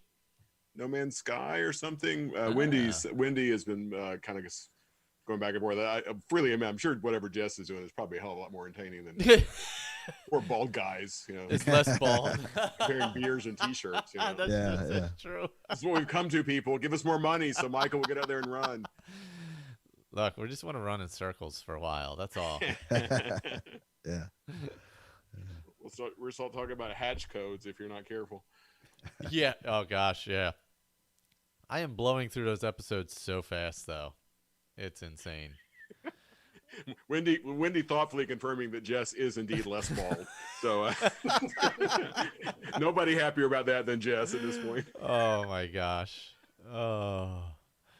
How far are you into the rewatch? Oh my god. Started like maybe a week and a half ago, or in the middle of season 2. Yeah. They just go down like candy. Yeah. Especially because having seen them before, I'm not like super intent. I don't have to watch every second of it because I've obviously seen it before. So it's like, oh yeah, okay, I can zone out for a minute or two. I'm getting the itch for a Battlestar rewatch. I'm listening to a Battlestar podcast. Oh yeah, that's the new one or the old one? Oh, the new one for sure. Yeah. Andrew. Hey, Andrew. Let me shrink Howdy. down a little bit. There we go. Get us all on the screen. There we go. I'm going to grab a glass of water real quick. What is going on, everybody? Well, at least we added somebody with more hair. Hey, wait a minute. I got plenty of hair. Well, that's true. That is true. We're really hitting the diverse demographics here. This episode. Right. Yeah. White guys with glasses. Yeah. Oh, I'm just actually Wendy. I'm just about to get Trisha Tanaka is Dead. That's coming up soon. Oh, nice. I don't know what that is. We're talking about Michael's doing a rewatch of the show Lost, cult classic, and oh gosh, his podcasting sort of original podcasting experience. Yeah. Michael and I have decided that we've probably interacted before we knew that we were each other. It's like we're both members of that Jay and Jack community. Oh, you were? I didn't know you were in the Jay and Jack too. I was posting on the same message boards. Yeah, same. Yeah. So you were in there too, Pat? Oh yeah. Were you at Selfie, or who were you on the message? Well, I don't remember how much I was on the boards. I was more of a consumer of the podcast. Yeah, Wendy, the Tricia Helfer Battlestar. Yeah, that podcast. Yep, yeah, exactly. I tried to post sometimes on the boards, but like those people were so deep and would have like crazy theories that I was never as depth, you know. Yeah, the thing about Lost is like the theories were fun, but then like it was actually kind of a bummer when the show ended and like 90% of them didn't pay off. I mean, it was still I think it was a show that almost like you enjoyed it more if you didn't get too deep because like the payoff wasn't there. And like if you just didn't worry about that's why for me like the second Twin Peaks was okay because I didn't worry about the payoff. I was like not at all. I didn't care about any of the like what ifs. It was more just going along for the ride, and I really enjoyed it because I didn't mind that like most of it didn't pay off. Was it a controversial series? It was mostly pretty appreciated. I think most of the people who watched it were pretty dedicated, either Lynchians or Twin Peaks fans, and I think mostly it got a pretty good response from people who watched it because if you just kind of roll with the flow and didn't worry about whether you're going to get an answer to any particular thing or not, then it was a lot of fun. I wouldn't say it was satisfying in the sense that like everything's tied up in a nice bow, but it was I enjoyed the hell out of it. It was my favorite TV the last 5 years. Was it still wrapped in with like the original theme song and intro and lots of the same actors revisited, those that are still alive and all that? Oh yeah. No, and it where it kind of really went off still was Laura Palmer. Yep. Well, it was I mean, she's dead, right? But yeah. Given allowing for the fact that she's dead, there's plenty of Laura Palmer. It really spun out from the movie, the Fire Walk with Me movie that Lynch did, and a lot of lore that he worked into the second series came out of that movie. Yeah. So Wendy's, by the way, Andrew, I don't know if you've been in the chat. We have Wyndham is hanging out in the chat with us for a little bit, and she's talking about got retweeted by Eddie Olmos, who's like seems like a hell of a guy. He seems like a really, really, really good egg. By all accounts, retweeted something of hers. So that was nice. Edward James Olmos? Yeah. Oh, so I got a funny story about Edward James Olmos. Cool. Oh no. So a friend of mine, he lives out in West Hollywood or North Hollywood. Sorry. He did made a small independent movie, like a little horror movie, and there were a couple people in it that you would like randomly know from TV things or whatever. But the lead actor, so they had a rap party. I forget what it was, just some like little brewery or something, nothing crazy. And he's like, hey, it's all right if my friend James comes. He doesn't get out much. He's like, yeah, sure. He's like, yeah, I mean, just anybody who wants to come, that'd be great. So they go to the party, and my friend is there, and his wife and his wife's father is there. And then here comes the lead actor, I forget who he was. But then his friend James comes in, like long hair, big beard. It's Edward James Olmos. Wow. And her dad is like a huge fan of Edward James Olmos, and is like, and they just talked all night and just hung out. He was just like, just his quiet neighbor who doesn't get out much, basically. Came to the brewery and hung out and talked to everyone for a while. Oh, that's wild. What was that movie? No, like this podcast that I was talking about that Tricia Helfer's doing about Battlestar, like he's kind of the old man of the show, like in terms of like the act. I mean, he is literally on the show, but like all the actors like really looked up to him. He was like the captain of the set and was like a huge presence on the set. And all the young actors, especially like these young Canadian unknown actors, like really like looked up to him, and he just sounds like a really good guy. And that story is very consistent with how the actors talk about him. About just like a great egg. Yeah, I said he was just super nice, just like, I guess he doesn't go hang out a lot, so he was like, "Oh, come with me to this party," and he just like not some crazy party. It was it's so often you hear like the opposite thing about famous people. So when you hear about something like famous people, like person being like a good egg, it's like, okay, that's a relief, you know? Yeah, exactly. Yeah, for sure.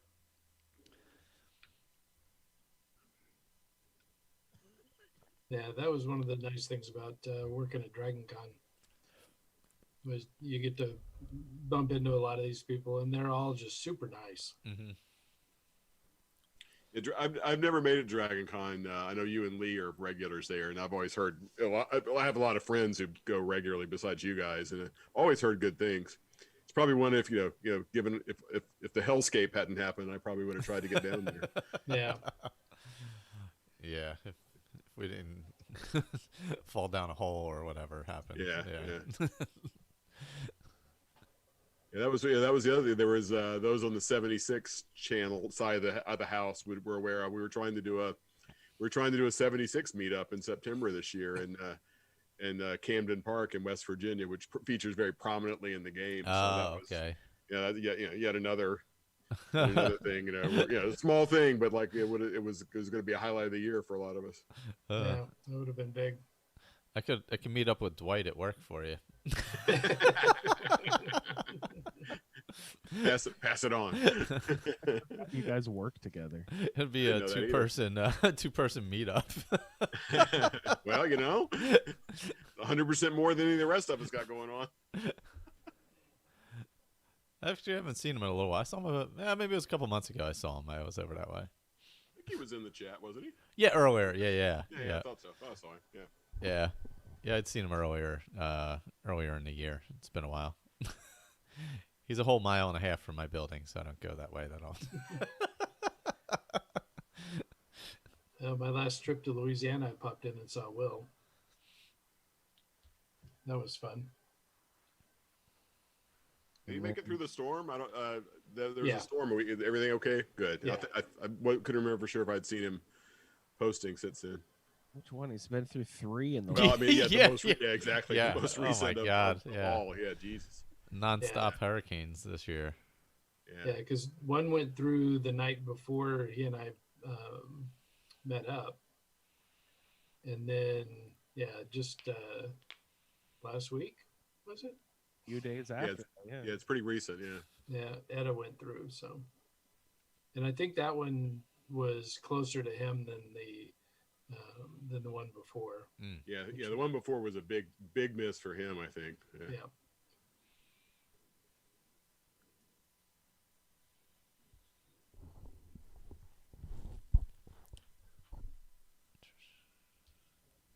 Oh, the Trisha thing was about a podcast. I thought it was about Trisha Tanaka. Just I think it was up on the chat. Yeah. Oh, well, yeah. Funny that is. Yeah.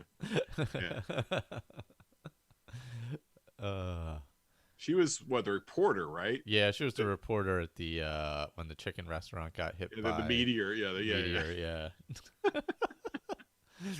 Oddly enough. What's that? I don't remember that part at all. That was just a Hurley backstory episode. Was that the one where he was driving the car, or was that? No, that was after they got off the island. That was after. Yeah. Yeah, the car. Yeah, the Tanaka is dead was like maybe his 3rd flashback or something like that. Where you find out. I think it's where he buys the chicken place or something that he used to work at or something like that. Oh yeah. And fires the guy who has fired him, something like that. And what's the guy? Was his dad Cheech Marin? Was that? Oh yeah. Oh, Wendy's listening to us, Jessica, and playing ESO all at the same time. Yeah, so Jess is jumping into Kingdoms of Amalur: Re-Reckoning. Oh, what? Yeah, I was just watching her start that up. Wow. The happenings of Hablinar. Yeah. I remember I went to a panel for the very first one before it came out at Comic-Con, at San Diego Comic-Con, actually. And it was, who was it? I think Kurt Schilling was there. Because he was not like, problematic at all. Yeah, well, he was like remember he took that money from Rhode Island and all that. Yeah. This was before that. So, yeah. But the game looked amazing. I was like, wow, this game looks amazing. I never did play it though. That was the original one, though. It's getting decent reviews, I think. So. Yeah, I've heard good things about it in general. Yeah. I didn't show up there's also the travel mug. Ooh, wow. Nice. This is actually like a really solid, like serious travel mug here. Oh, is like, it? Nice. Yeah, it's really high, really top notch. Very fast shipping too from all these. So. Wow. I have to get some more big stuff. Commercial for the Fallout feed. Regional food and games podcast. Regional food and games podcast. One of these in order, for yourself. Oh my god. The whole collection is just fantastic. Yeah, the Dames mug is awesome too. That's a good graphic on the side of the mug. Oh yeah. Yeah.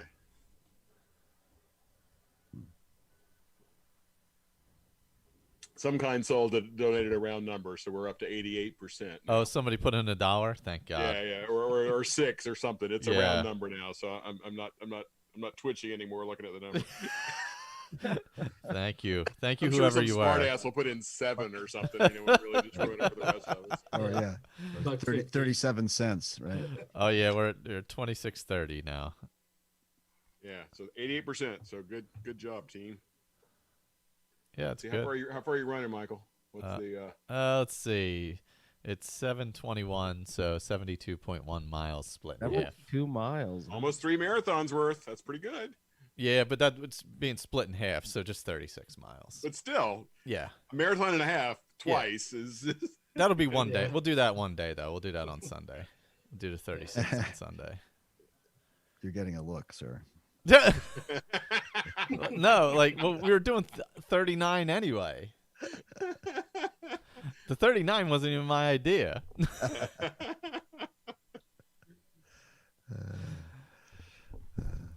I mean, we got to do what we got to do. It's 10 hours. Got to do something. Yeah. Fair point. I don't think it's super hilly, so I mean 10 hours should be able to get close to 50. Hopefully. Probably closer to 40. Just take it easy. Depending on the weather next week up in Lancaster, not Lancaster Country, Reading area. Reading, huh? Birdsboro, something like that. One of those towns. Oh, up towards here? No. Central, like towards central-ish PA. Oh, Reading, Pennsylvania. Okay. Yeah. I don't even know if there's a Reading, New Jersey, but Reading's not super central, but it's like it's east. It's a little north and east of Lancaster. Yeah, State College or something.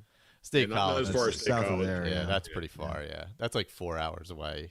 Yeah, I did a job there many years ago. I barely remember what it was like, but anyway.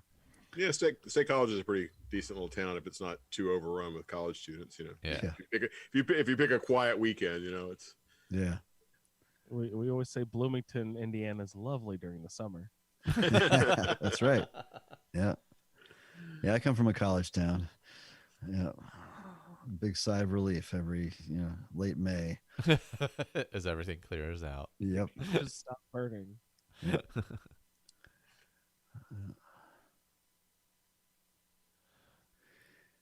Oh, did you hear, Andrew, that we found the original Fallout feed? Yeah, I had you guys streaming on the YouTube there on the big TV when I was running around.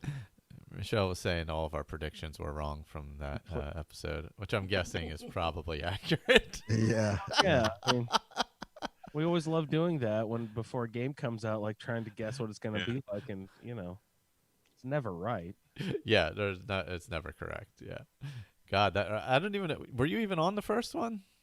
No, I wasn't on like the first bunch of episodes, and I didn't even start hosting for the first 30. You guys did that. Oh wow! Yeah, because as Andrew said, he only liked Skyrim. He didn't like that Fallout crap. No, New Vegas was my first exposure. And I only bought that because of a few weeks before Fallout 4 came out. Yeah. Yeah. And I started playing that, and I was like, "Yeah, this game's fine, I guess." 4. I liked 4 a lot more. But we had a guest on the Fallout feed last night who was like, I'm relatively new to the Fallout series. I mean, 3 was my first game. Relatively new.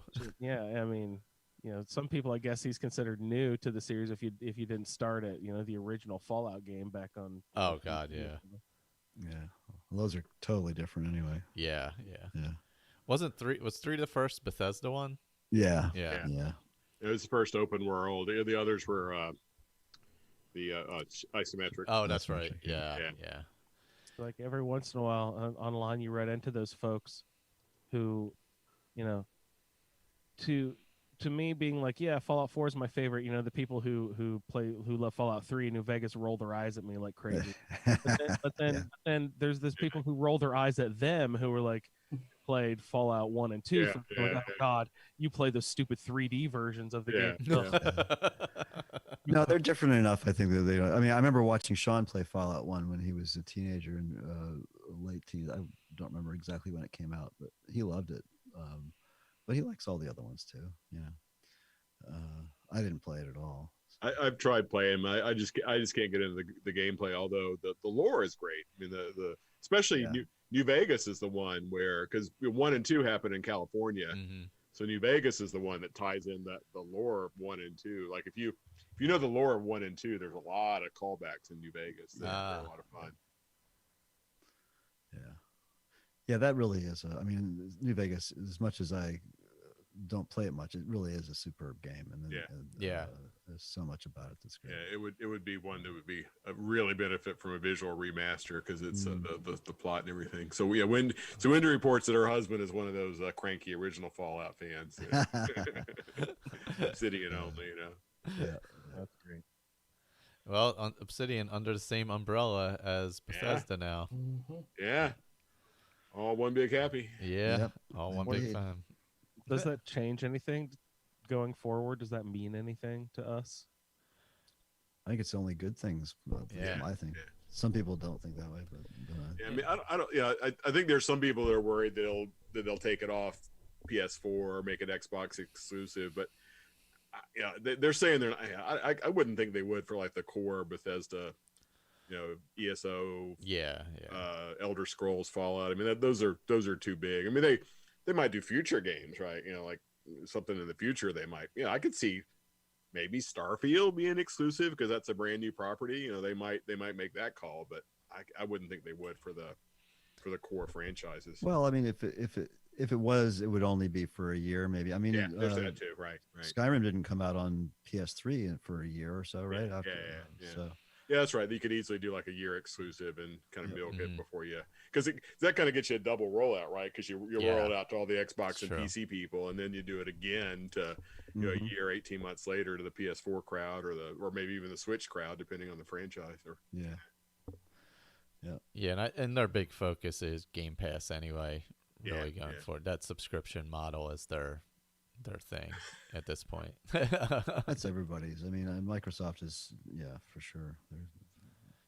That steady stream of income is just, Well, that's what the whole everything's going to that, right? Like subscription, everything, like software subscription. Like sometimes it's depending on what it is. Sometimes it's kind of okay because you get a nice stream. Other times it feels like they're really milking you. Yeah. Well, it feels kind of like we're going back decades back to the old server client architecture, right? Eventually that's what all these companies want is serve everything out of the cloud.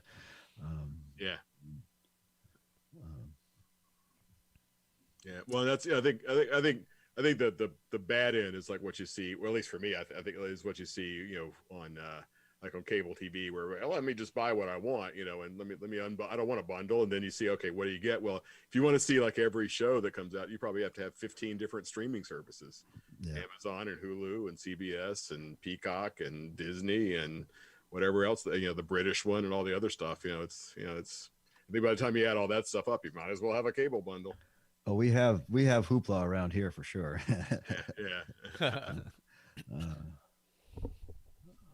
Vivian has to have that. So, but well,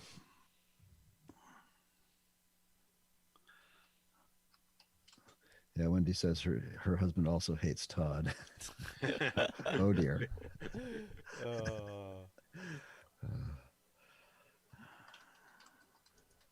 Yeah, I mean, I'm hopeful. I mean, after they bought Mojang, I mean, Minecraft, they've continued to add more and more and more to the base game itself, you know?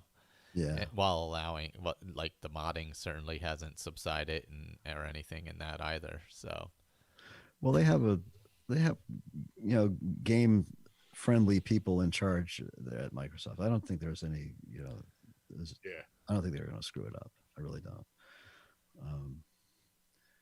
But I mean, Bethesda might screw it up, but we'll see. Yeah, hopefully, maybe we can get it a little sooner. What's everyone's problem with Todd? Oh, I don't know. Besides, he's a pompous ass sometimes. That, sometimes it's just hip to hate on certain people. That's all. I don't know. I really don't. I guess when you're the face of a company like that, it's like, Sure, you're gonna. I don't think he's the greatest guy in the world, but he seems to have been okay with. His field just happens to be filled with critics and haters. Doesn't matter what you do in this field, you're going to have a few. That's just the internet. I think it's not just gaming. So everything now. Yeah. Oh well. So was Colin going to try to hop on and talk at all today, or was he just? He hopped on earlier. Yeah, he popped on for a few. I think it was killing his data plan. Yeah. Yeah, he tried to get his what do you call him, hotspot going. Yeah. Yeah, it was just like racking up data quick. Yeah.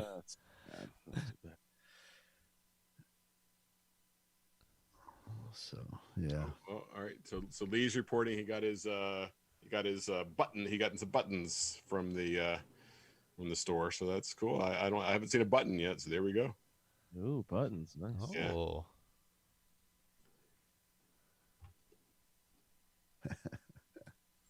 That's cute. Well. So what Dames is coming on at 5? Is that right? I think we had a 3-hour blocked off for I think they're like Skyrim 7 AD, so they weren't planning on coming on. Oh no, that's right. No, that's right. They're coming on. I'd be able to get them to come on a little bit early, but no, I'm off by. Yeah, I was thinking if they come on an hour early, it'd be 6. Yeah, I think I'll probably knock off at about 5 and listen, and then maybe hop into something if there's something later on that I can join. Yeah, I think you can pop in on. I think we were hoping to get kind of the crew. Andrew? Like maybe about 11 Eastern. Yeah, sure. I mean, anytime. Anytime, but especially like for the wrap. Big wrap. Yeah, we're just gonna be playing a drinking game and hanging out on the Fallout feed. Yeah. You are welcome to come drink with us. That'd be fun. Yeah, if I'm up, me, I'm usually in bed by like 9:30. But me too. I'm gonna have to stay awake though because we need that stream to go. But yeah, I'll pop in later. What time does Fallout feed start? We're going to do 9 p.m. for Fallout feed. 9 p.m. Okay. Yeah, I'll pop. It'll be on you'll have a different Zoom. Probably, and I can just toss you a link for that one. Yeah. Cool. It's our normal show link.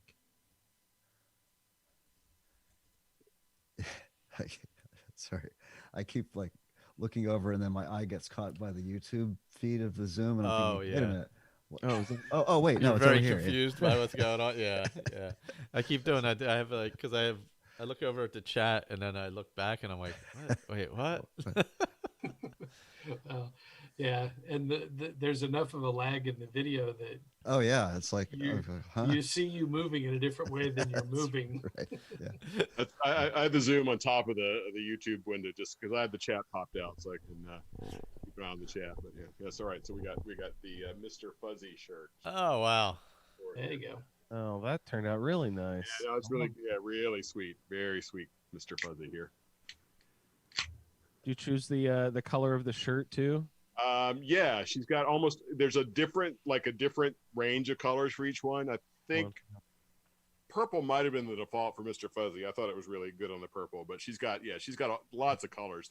The fit's like really normal. It's like a really average kind of fit. Couple different styles and prices. So I got one of each style, and they're all nice. And seem to be about the same size. So I don't think any people, whatever size works in one is probably going to work for the other. And for folks, I've ordered two shirts from the Bethesda store in the same size before and gotten them, and they're the same size, but they're just like they don't fit. Yeah. It's always nice for like this when like the different ones are kind of roughly the same. Mm-hmm. Yeah, very nice. Like that.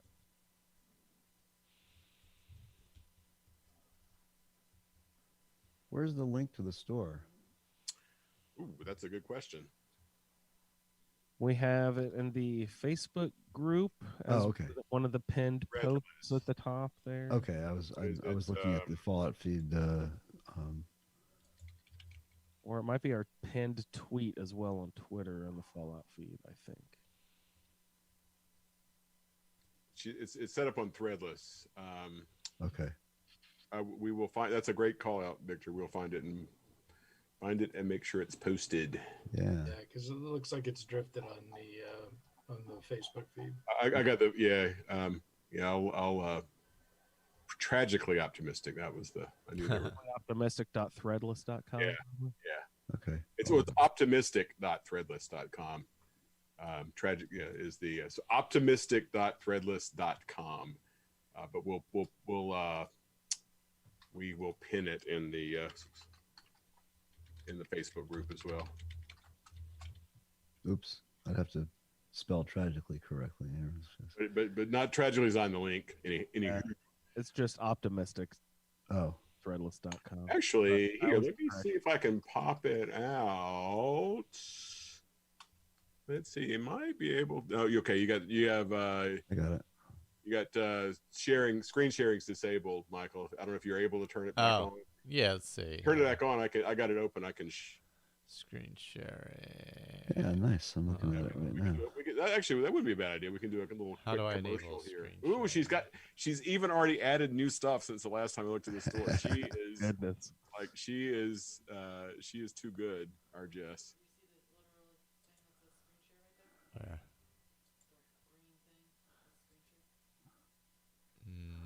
No, so to allow it for them.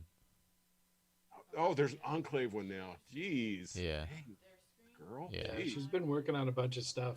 Man, I'm gonna have to place another order. I don't know if I can set it up for somebody else to share, but I can do it. Okay. Yeah, it's optimistic.threadless.com if you wanna share it at all, just to let people take a. There's some seriously nice stuff. It's like it's a nice quality shirt too. And I was showing off the travel mug.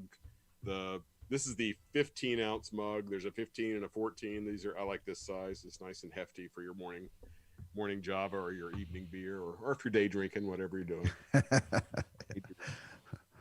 Or all three. Yeah, exactly. Yeah, you just double fist those guys. If this has been a year for double fisting, this is Oh, yeah, indeed. There we go. There we go. Yeah, nice. Yeah, so in Word there. That's a new one. Whoa, that just took over my whole screen. Yeah. Oh, did it? It did that. I'm waiting to see what it looks like on YouTube in a moment. We'll see. The Zoom client likes the default to full screen. Yeah, it sure does. Yeah. Hopefully, it doesn't completely screw up whatever OBS is doing. So Lee got one of those throw pillows over there. Oh boy, here we go. Throw pillow. I don't think it's showing up on YouTube. There's view options. Exit full screen. Okay, there we go. The Archmage, the Harbinger, the Listener, and the Nightingale, and the Dragonborn. That's fun. All your different titles you can get. Yeah, faction titles. So where did that meme start? Like, I have never been able to figure out where did that blank and blank and blank and blank meme start? Because you see it's like in fanish stuff, it's in sports teams. I don't know where that one started in the first place. No idea. I don't know what the first like because it's a really hard thing to Google, because if you start trying to Google it, like it Googles the thing you're describing, not the actual meme itself. It's very meta. Origin of. Well, yeah, if anybody ever finds it, I would love to know. What is the bad wolf? Oh, it's a Doctor Who thing. Yes, that's Doctor Who. Season 1 of the reboot. I got it up there now. I had to do a different. Different type of sharing. Everyone disliked that. Yeah, I got that. I got that on the mug. That's good. That's good. Yeah. I'll be back in a moment. There's no place like Breeze Home. I like that. No place like Breeze Home. Yeah, that is cool. Oh, and the Andrew, the top of the world, and you and Ray, it's the one she did. Remember, see her? I didn't even notice that when I went and bought the shirt just because it was a nicely done logo. But then it's her. She's got her characters in the yoga pose on the top. Yeah, from when she did that crazy video. Yeah, nice touch there. Very cool. I think one of the dames posted there. I think you can get that on a notebook or something. She got a book, I think, with that on the front. Yeah, there's the quality of the stuff is good. It's sometimes some of those online shops aren't great, but she picked a good one with Threadless. Yeah. If you order different stuff, it comes like in different packages, like from different sources and everything. But it's all good quality. Ooh, there we go. Yeah, I'm gonna have to order some, get some new shirts. Yeah, I definitely need a couple fresh ones. I still have my old Skyrim one floating around, a couple of them. Just this. Oh. So have you started a Christmas movie watching yet or listening? I've held off on the listening so far. This year is just felt so strange and weird and different. Yeah. Yeah. When the pandemic initially set in, our Christmas station actually did switch over to Christmas music for a couple weeks, just out of the like, hey, let's do something weird and different because everyone hates the earth right now. And that was kind of fun and weird to hear Christmas music in, I don't know, that must have been May or April. I don't remember exactly when that was. But I have a friend in California who posted the other day that his station is already, his Christmas station is already going. Ours is not yet here in Indianapolis. So, but I haven't started listening to the Christmas music yet. No, but I have watched a couple holiday movies. You know, my kid is like super stoked. As soon as Halloween was over, he was already talking about his Santa list. You know, in September. You know, he's ready for Christmas already. Of course. Good for him. He's excited about that. But no, I've watched a couple today. I watched the Trailer Park Boys holiday special. Oh man. And my kid loves the new the CGI animated Grinch movie, like the new sort of cartoon one. He loves that, so he's watched that, you know, endless times already.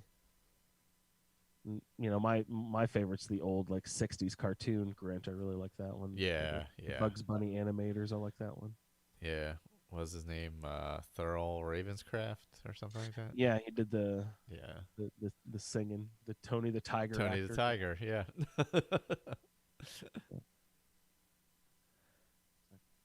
So I'm starting to dip my toe into a little bit, but it's just felt so strange this year, and everything's different that I'm not like, you know, someone asked me the other day, like, you into it? And I'm like, I'm just not feeling like the in the spirit and the season of it all yet. But, you know, we might decorate the house tomorrow if it's still sort of like temperate outside. Yeah. Like, I want to get that done before the weather breaks. True.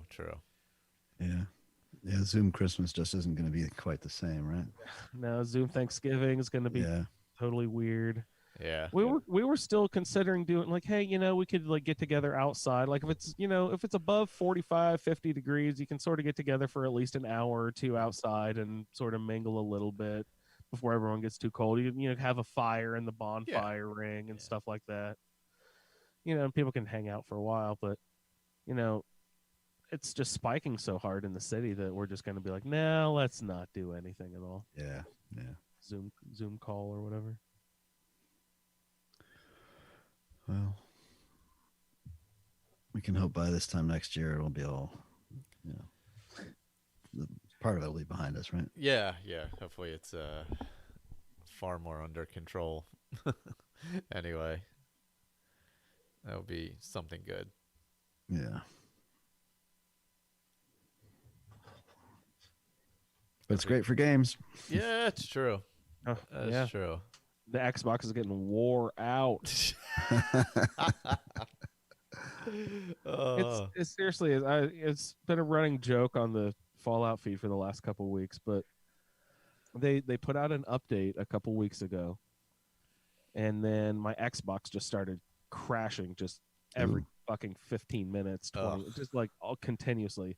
But it's only since they put out that update, which just happened to be a couple weeks right before they're releasing their new consoles. I'm like, conspiracy. Oh, of course they're putting out an update in order to crash my Xbox, so I'm more driven to buy a new one. The S looks really nice and small. I saw that. It was really tiny. Oh, is it like size of a?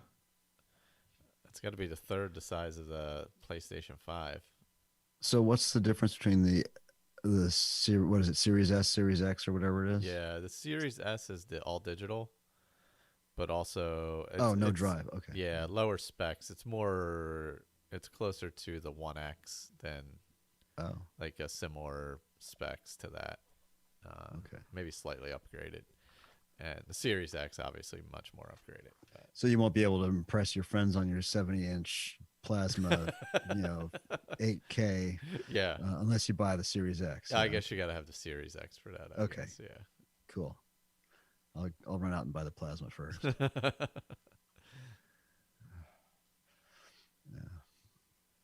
And then you got to make the choice. You're going to go PS5 or you're going to go Xbox. Competing next gen.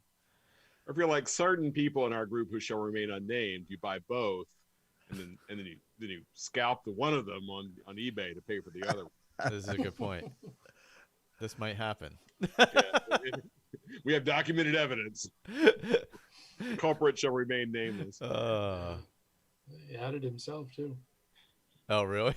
Yeah, that's right. He was shameless about it. Oh, God. The rest of us were just kicking ourselves and we didn't think of it ourselves. Yeah, somebody said the PS5s are going for like 1K on eBay or something. Yeah. I mean, it's only going to last so long. There's going to be availability, soon. It's like...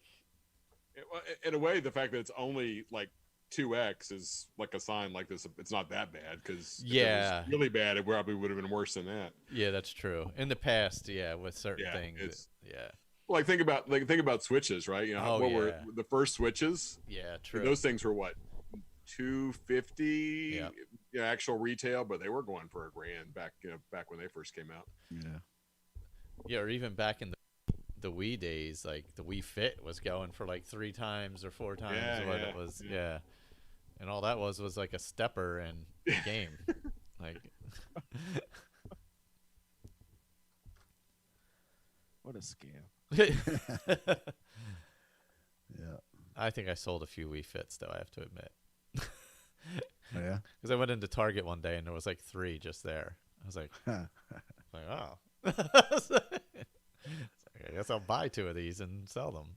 eBay. But I mean, after all the time and energy, it was like, oh man, it really sucks shipping stuff, especially something large. Yep. Yeah, nice. Oh well. Yeah, I'm gonna dive into some Valhalla tonight while probably a lot of games are going on. Is that the new Assassin's Creed title? Yeah. That game, the fans of that series are so lucky. They get a game every fucking 9 months. Yeah. Right? I know. That's because Ubisoft is huge. Yeah. And are all of them as equally good as the predecessor? Like, aren't they all pretty? It's up and they go down. Up and down. Yeah. Yeah, a little bit up and down. Yeah. This one's supposed to be good too, although the last three, including Valhalla, have been good and gotten really great reviews. Yeah. I've seen a lot of them, but there was one that I was particularly drawn to that I wanted to try. Was there like a pirate themed one with like Black Flag? That was number 4. Yeah. I thought that one looked really cool. Also, was it Rogue or I think it was Rogue? There was another pirate one. Oh yeah, But Black Flag was the first. Yeah, that was pretty good one, and then there was one or two pretty bad ones after that, and then they took 2 years after Unity. They took 2 years, and eventually they brought out Origins, which was the big reboot, and it was really good, exceptionally good game. Yeah, I really enjoyed Origins, and even if you like third person, I mean, if you can't stand third person, then it's not good for you. No, I'm all third person. I can't. I know. Yeah. Origins was really neat in that you really got a feel for the layout of. I love the way they did ancient Egypt and all, and how you could actually visit places. And there was even a mode where you could just basically be a tourist and travel around and see things. Yeah, where it wasn't even battling or anything. I mean, Ubi's had, pretty much since the beginning of Assassin's Creed, they've had a team that just does the history research. You make sure it's as accurate as possible, et cetera. So they're pretty committed to that sort of thing. Give them real props for that. Yeah, it's a real. I really dug the look of it and all that, and just how it played. The only thing I really hated in the 2 games was all the sailing. Like, and the ship battles specifically, I didn't like. It just felt very tedious. I don't, especially in Black Flag, you do a lot of sailing around, and to be very honest, it was fun, but Sea of Thieves does that so much better. And Sea of Thieves is a lot of fun to sail around in, and because it's just simple, you're steering it like a car.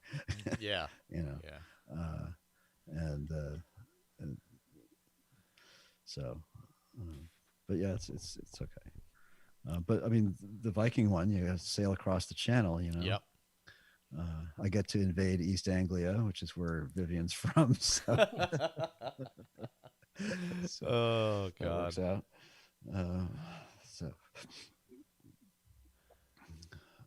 Yeah, because the last one you could like upgrade your ship and stuff like that to ram things and all that kind of stuff. So. I assume this will have a similar mechanic. I'm guessing. I assume so. Although again, it'll be historically accurate. Whatever. I don't know if the Vikings did a whole lot of ramming or not. But, I'm not sure. Yeah. They just sort of jumped on people and killed them.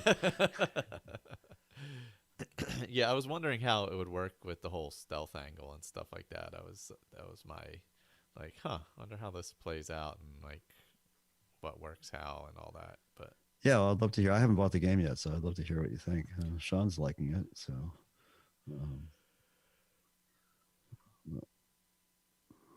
Yeah, it was between that or I thought about the Spider-Man one because it looked fun, but I was like, I just won't play enough of that to really justify it. For the PlayStation, I thought that game looked beautiful. It looks amazing. Yeah. Oh man, that almost was enough to make me want to go buy a used, PS4 so I can play that game. Just that game. That's how I got sucked back into video games in general. It's just like, I heard about the Skyrim game and I saw it and I was like, oh shit, I got to go buy a used PS3 so I can play the Skyrim game. But like, I got those same pangs when I saw that Spider-Man game and I was like, oh shit, I don't have the system to play that. I have to go buy a used system to play that game. Yeah, it from all accounts that it's a superb game, that Spider-Man game. I only heard wonderful things about it. Yeah. The new one's supposed to be really good too, but I forget the name of the studio. It's it starts with an I maybe. I don't remember. Anyway, it's supposed to be awesome. So that's probably something I can play with Mo a lot. Probably get to a Spider-Man game. Just swinging around the city, just that mechanic alone, I hear is really, really superb. So You have no idea. You'd say just swinging around the city, but like he plays those Lego games, and I walk into the room and then like leave, and I come back like hours later, and he's still doing the same thing. He's just like as Spider-Man, just swinging around the downtown area.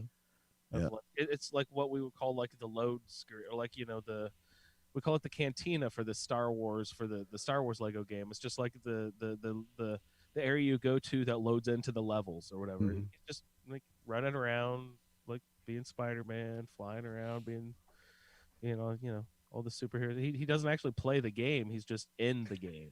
Yeah. Yeah, that's fun. It's fun just swinging around. Yeah. Being Hulk, picking up cars, throwing cars around. He loves it. Yeah. Good. That's awesome. Yeah, Oh man. My wife had to cut him off of Fallout though. Oh no. Oh really? She didn't like him playing it anymore. Oh jeez. I couldn't argue too much though. That's a little gory, maybe. Yeah, she will still let him play Skyrim. It's just because I don't think she's seen a lot of how fucked up Skyrim can get. Yeah, that's true. Yeah, there's definitely like lots of weird cannibalism and fucked up stuff you can get into. And yeah, being a werewolf and tearing bodies apart. Yeah, that's little light ritual sacrifice. Mild, yeah. She's trying to trick him into getting into the Harry Potter games. Like he was too young, he sort of missed the Harry Potter craze, you know. Mm. So she's like, come on, let's watch a Harry Potter movie. Let's play this Harry Potter game. He's like, old woman, shut up. I don't want to watch it. Harry Potter Lego or different? Because Harry Potter Lego were a lot of fun. Those are good. Yeah, we have both of those, and she wants to play those with him. Those are very good games. Yeah. He's all Jurassic Park all the time right now. He wants to play those. Oh wow. The Jurassic World Lego game. The Jurassic World game? Oh, okay. Oh, the Lego one. Okay. Loves them. Connor played the one where you actually build your own park, the dinosaur park or whatever. Mo wants that one. Yeah, he loved it. He keeps asking for it. He played it a few times. Played through it a few times, where you get to whatever. I guess you get to T-Rex eventually at the end or whatever it is. But he played through separate it. enclosures and you get upgrades and earn the next dinosaur up. So I mean, it's like Sim City with Dinosaur Park. Yeah. Looks fun as hell.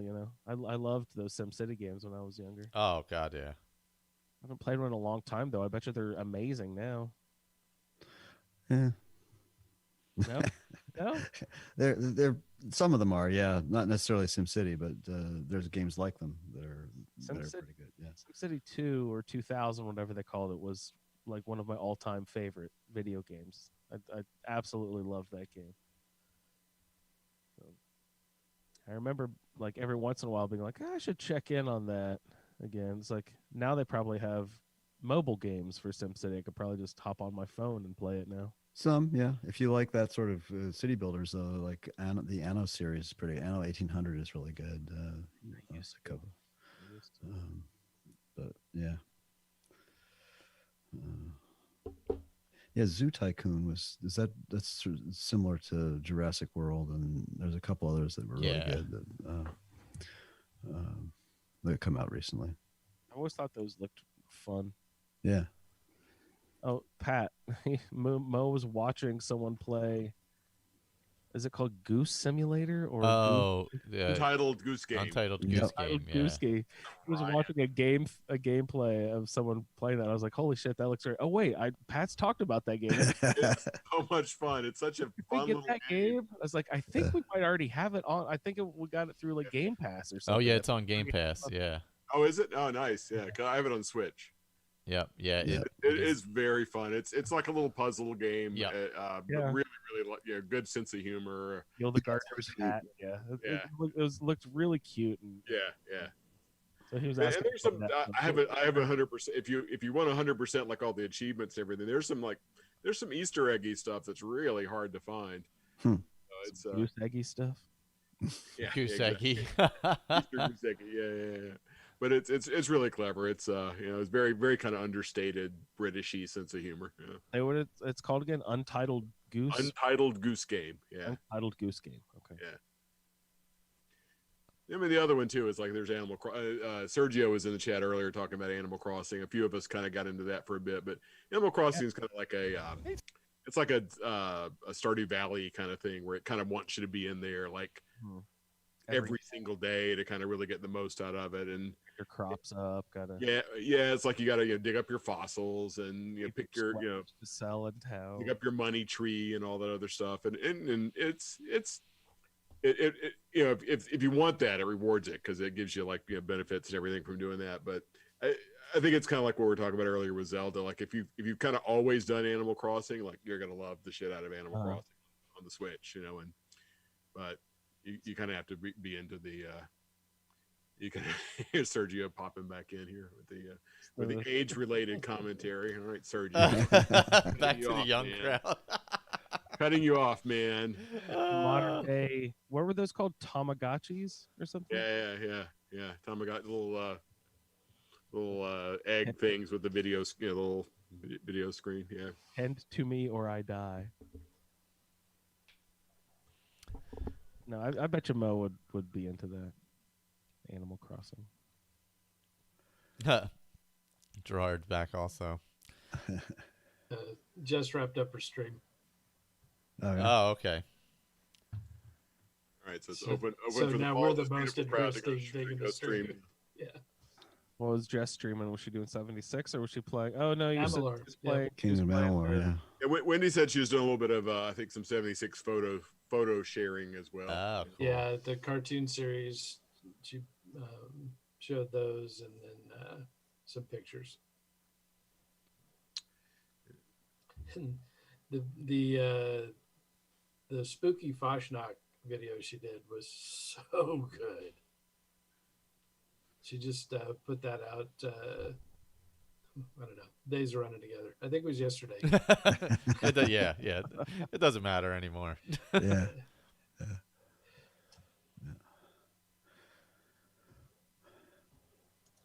Well, folks, I'm gonna hop off for a little while. Okay. When are you starting up at 9 o'clock? You said. Yeah, somewhere roundabouts there. Okay. For the next couple hours, we're just doing a power hour where we play a minute of music and then take a shot of beer every 6 seconds. I see. And between now and then, what's coming up? Dames Who Game will be on at, I believe, 7 o'clock, or maybe if we can get them on a little early, 6:30 till about 9. All right. Yeah, and then 8 o'clock, I'm gonna take a run at doing a No Man's Sky game on the Twitch stream. Oh, cool! I'll definitely watch that. You can skirt that as far forward as you want, Ray, and take over mine. I had blocked off some time, but too, I never came up with anything to stream though, so you can move that up if you want to. I know you said you wanted a dinner break and all that, but yeah, whatever you wanted to do. Hey Michael, I sent you the link. If we decide we want to play it, I sent you a link to like a 40-minute or so forward video if we want to just let that run to block a little time between now and Dames at some point, or not, whatever. Yeah, but you'll probably have to download it since you're the only one to stream. Already download it. Is there anything on the streaming schedule before Ray? Because I mean, if there's a blank spot in there, I can hop in and do something on Twitch for. Yeah, absolutely. Yeah, I think it's open from now until I jump on. Okay. I did have time blocked off, but like I said, feel free, go right ahead, Victor. Okay, I may do that. I'll get in touch. I think I still have the credentials, or you may have to send me the. Yeah, I'm gonna need them. I don't know if I have them anymore. I might have to hit up Jess. Yeah, if you could put them in the chat or wherever you feel is safe to yeah. Is it still 2-pack? Well, I guess you need the stream key, right? I mean. Oh, right. Yeah. You'll that's because you're streaming with OBS, right? Victor? Well, I don't know if I'm going to use OBS or Shadowplay. Probably OBS, but off PC because you need the stream key for that, right? Yes. Yeah. I do. Yeah.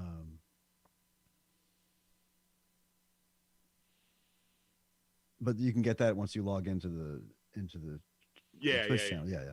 Or if somebody, or if think we might be able just to let you stream. What are you via in Brazil over there? On Twitch? Yeah. Yeah.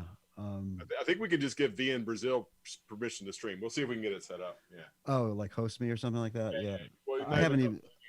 You can go to the stream. Yeah. This is iffy because I haven't done any of that from this computer yet. So I have to get that worked out before I can even think about doing a stream. So,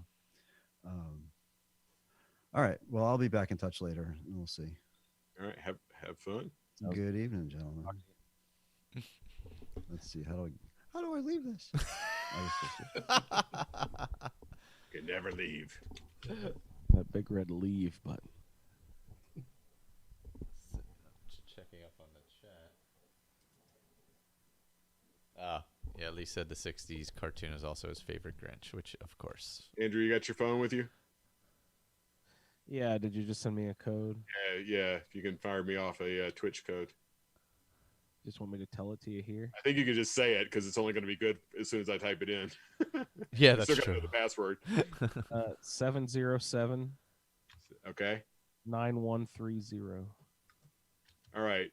And I'm logged in, so it's now invalid. So get that. Take that. Got you. Unless somebody listening can travel in time, there's no way they could get it first. Yeah.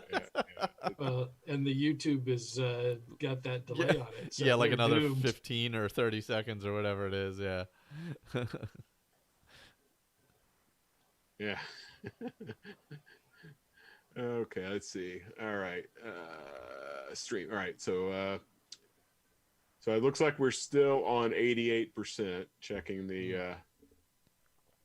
See, we can't let Michael leave his monitor until we get to 100%. So out there, Michael is like trapped where he is until 100. That extra 12%. So yes. I don't. Where are we? Hold on, I got to pull it up too. out of consideration for his physical well-being, get that 12% in. 88. Yep, 88%. Let's see. Twitch, for a streaming service, Twitch makes it awfully hard to figure out how the hell what you need to be able to stream to it. This is true. Yeah, I just got to find the stream key and get it over to Victor.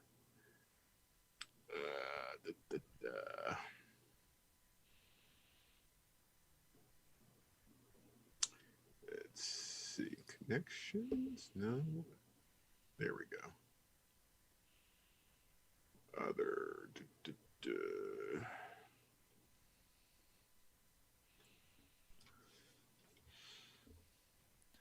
Oh, there we go. Yeah, if they're starting at 7.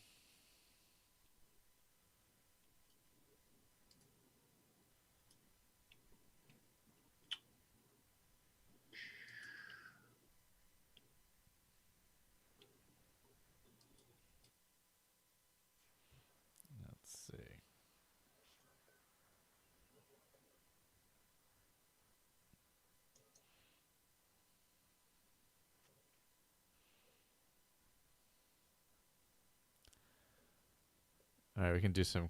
I'm gonna do some Christmas movie trivia for you, Andrew. Uh-oh. You have to guess the movie. Hold on, I gotta get to the reviews. It's a little game we play on the on Will Run for, based on Letterboxd. You know what Letterboxd is? No. It's like a social media movie review site. So basically. I forget how to get to the ratings. Why am I not getting to the ratings? I think. Oh, there we go. Sorry.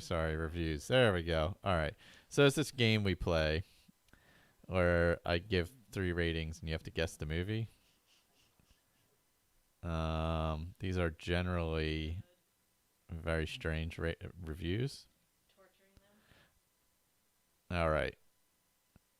So you're just reading 3 random reviews about a holiday movie, and from those 3 reviews, I need to guess the title of the film.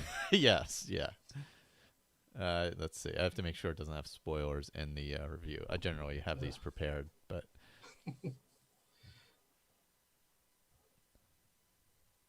let's see. Yeah. Don't get any wild ideas, Andrew. Depends on what. We're not playing this game on the show. I think it sounds great. All right, here we go. First one.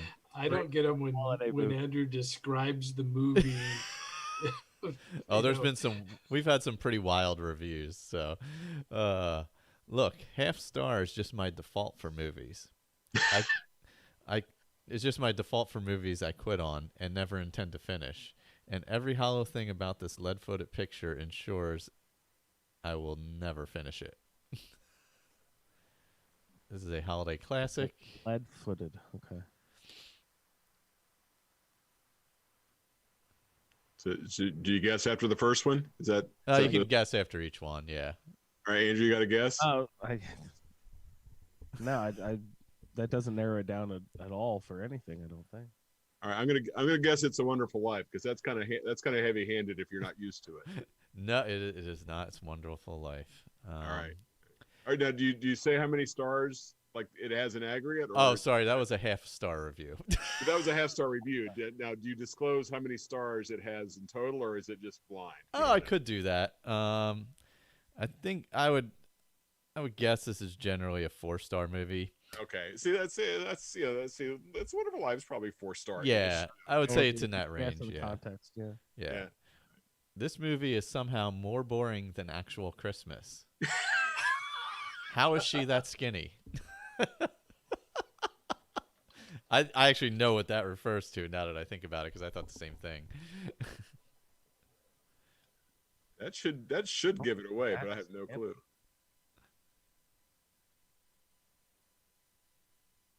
No idea, huh? It's a holiday classic.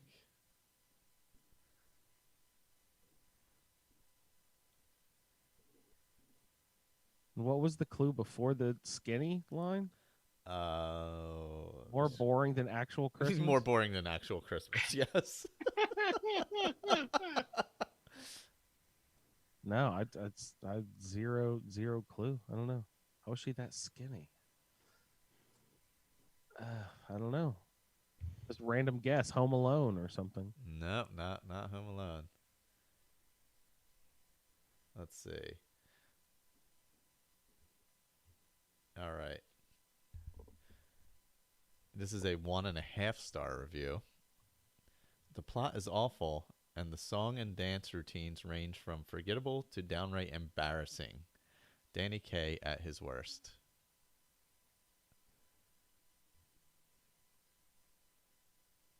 Was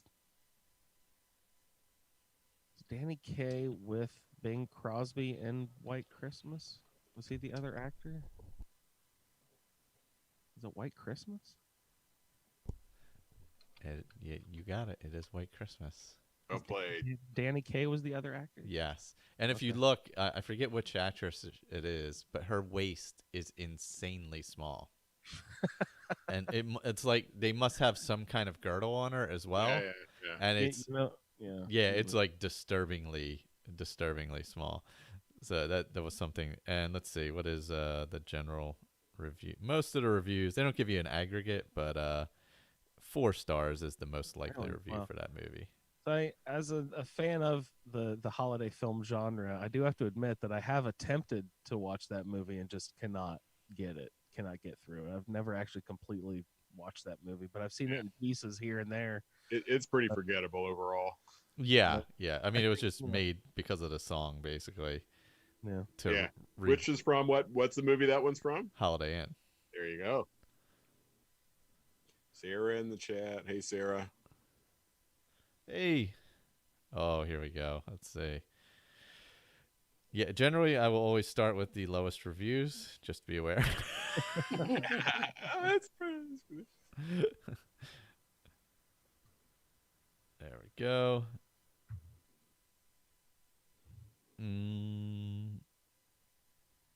Let's see.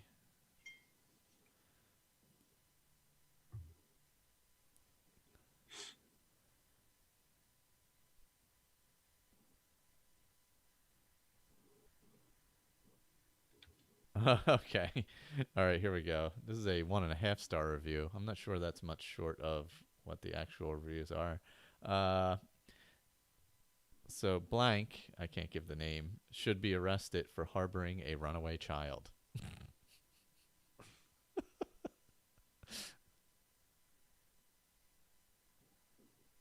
What did you have a guess, Pat? No, runaway child. That's because Home Alone's kind of the opposite of a runaway child. Yeah, he's like the opposite of a runaway child. Yeah. It's like he can't get away. Yeah. What about didn't Bad Santa have a orphan kid runaway child or something? Bad Santa. How about that? No, not Bad Santa.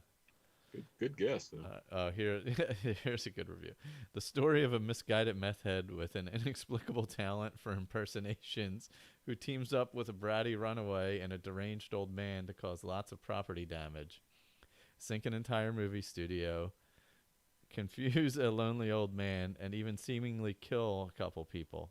Oh, I guess they save Christmas too. I got nothing on this one. Whoa. Whoa.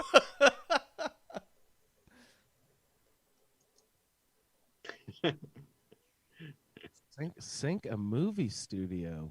All right. Jerry's we're gonna ruin Jerry. He's offered $5 every time I don't get something. So we're all right. We have the key here. We're gonna make that goal.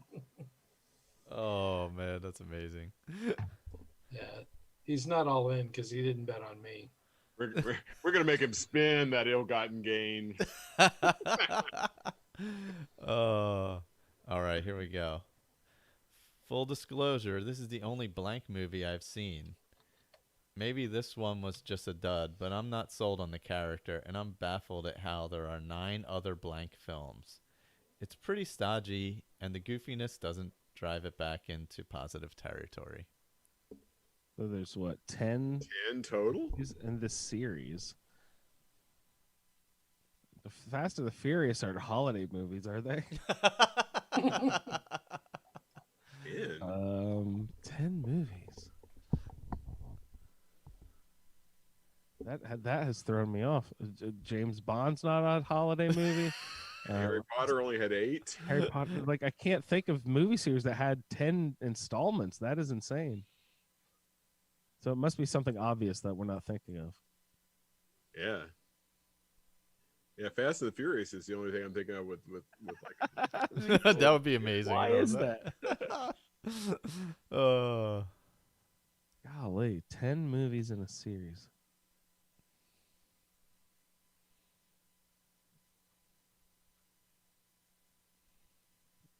Man, I have no idea.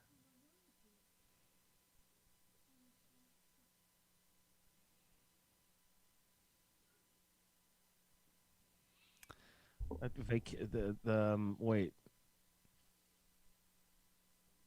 Would the National Lampoon series count as a series of movies? Yeah, they're not all the series is not all Christmas movies. Yeah. You're right. Yeah, Sarah, it's holiday movies. Holiday movies. Yeah. You dying over there? The whole series holiday movies? The whole series isn't holiday movies. Okay. Just there's a holiday movie in the series. I don't know if it was a movie or not, but there was a Star Wars holiday special. There was the Star Wars holiday special, yes. Yeah. Well, the National Lampoon would work. I mean, that would work. Holiday movie. Yeah. Were there 10 National Lampoon movies? Yeah, maybe they were. I don't know. I saw the first 5 of them, and there's been Road Trip and Beer something or other, and then there might be 10 of those, and I have no idea. That would be my only guess. Yeah, it's not that. You also have to remember these are people leaving 1 and half-star reviews and stuff, and are generally not accurate in a lot of things they say. But I think they are pretty accurate in the amount of movies they were referencing. No, it was actually Ernest Saves Christmas. Ernest Saves Christmas. Okay. I don't feel bad about that at all. See, I lived in Nashville when Jim Varney was at the height of his popularity. Oh my God, really? Yeah. Oh. It was he was he wasn't truly local because but he kind of had that country shtick, that redneck shtick thing. Yeah. That's funny. Ernest. Ernest started as a sort of like a character as a for a used car place or something at a local. Yeah. God, how did that blow up to be a national thing? That's amazing. All right. Here's another beloved holiday classic. Wait, there were 10 Ernest movies? I don't know. There might be pretty close to that, actually. I wouldn't doubt that that's pretty close. Yeah. Yeah, I mean, that kind of stuff, they crank those out pretty fast. Yeah, and there was a lot of like direct-to-video ones and stuff. Wow. Yeah. Got to strike while the iron's hot. Yeah, exactly. Oh, here we go. Let's see. A movie by and for sociopaths. That could be Home Alone. That could be, actually. Yeah. Oh. That could be a lot of movies. That could be Your Bad Santa. There's a lot. Yeah. There's a lot. Yeah. Yeah. No, it's not any of those. I will say it's in the more classic range. Classic.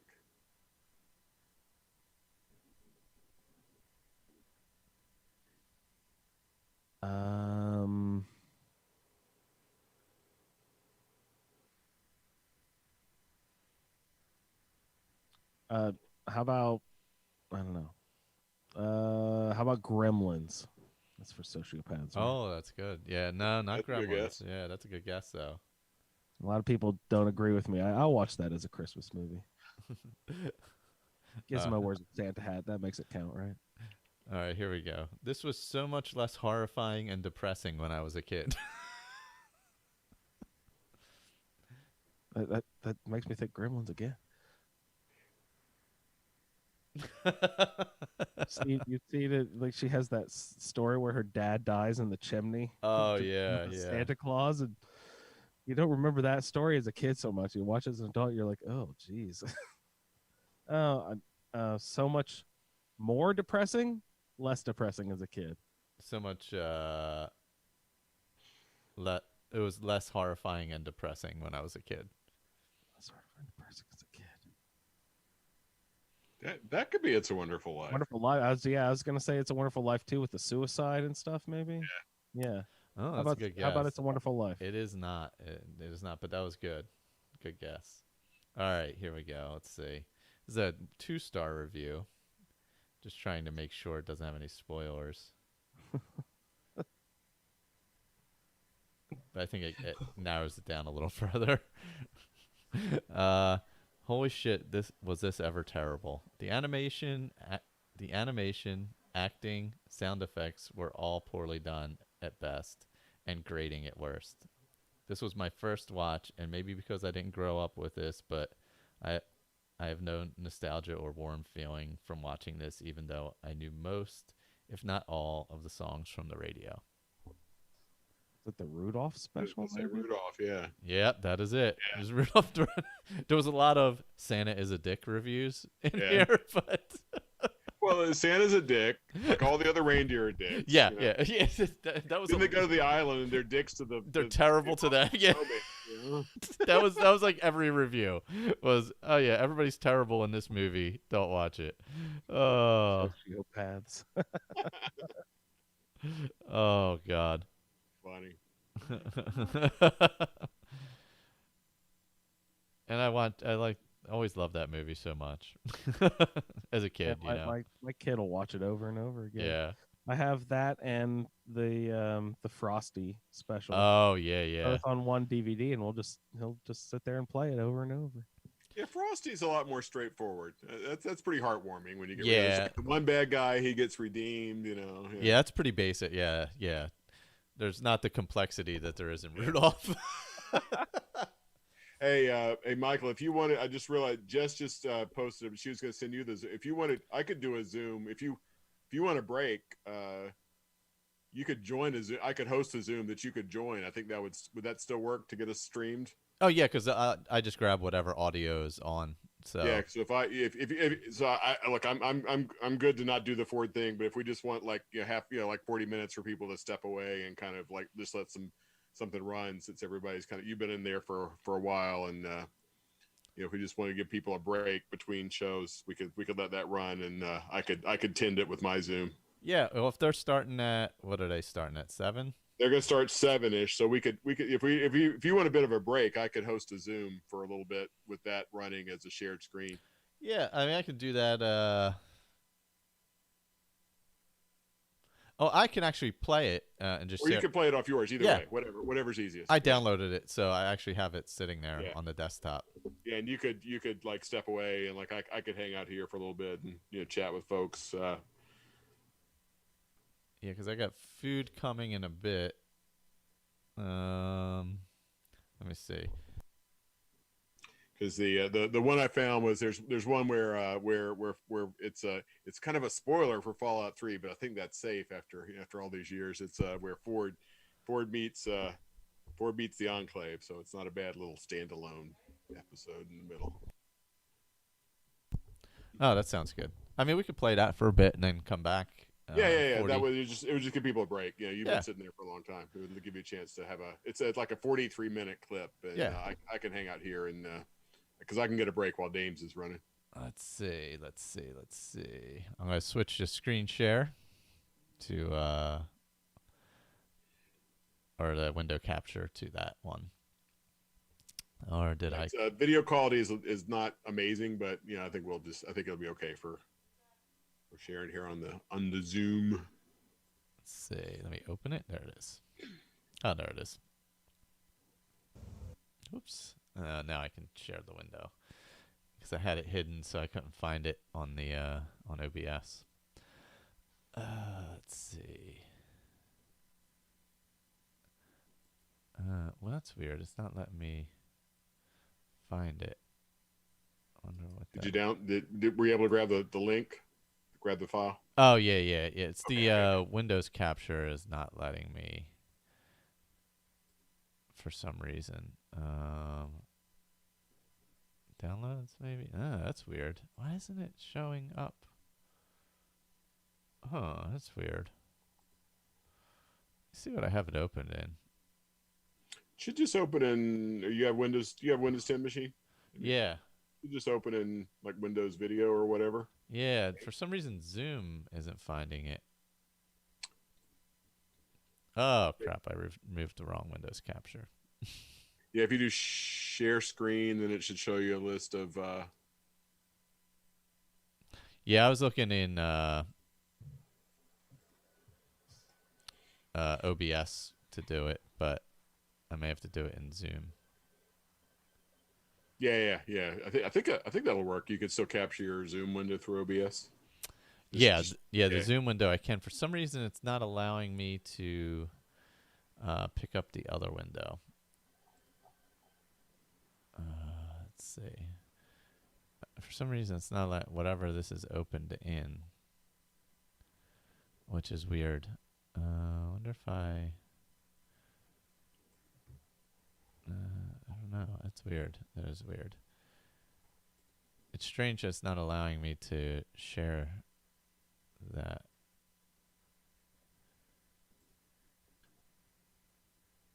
Or find it in OBS, you know what I mean? As a window. Media source, maybe? Let me try that. I don't know.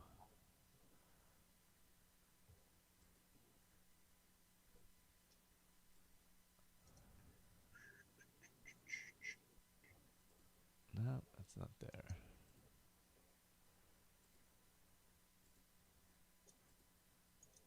I wonder if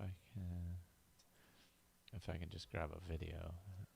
Video capture, image, display capture, media source, maybe? I don't know.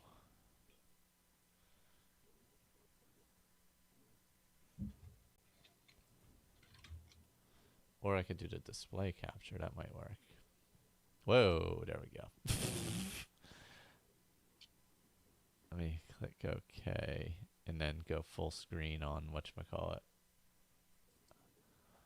Let's see what happens there. I haven't done anything. I gotta see what happens on OBS in a second over on YouTube because I can't see it because I had to go full screen to see what would happen. We're not seeing it shared in the Zoom call yet.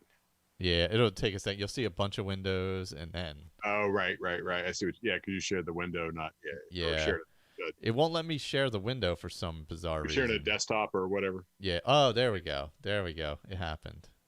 There we go. All right. I think it's working now. Oh, but it's not coming through the Zoom. Is that? Yeah, it's not coming through the Zoom. Okay. You'll hear the audio through the Zoom. Okay. All right. Cool. Although that'll completely throw off your watching of it. It's not quality video, so it's you're okay on that. Okay. All right. I'm gonna hit play and then just mute my mic and grab a bite or something. Yeah. Hey team, Pat here. I'm so looking forward to this episode. We get to go down in a sewer. This is great. Oh yeah, it's pretty darn sewery too. Woof. Yuck. The Fallout New Vegas sewers were actually pretty clean. There were people living down here. These are gross. They're dark. There's electrical lines running through, and there are lights, so it's I can see where I'm going. They are pretty grody pipes. All right, so we're coming up to a door right to the Capitol Wasteland. Is it sending us out there? Sure looks like it is. All right, we're oh, okay, here we go. We activated a pipe control rather.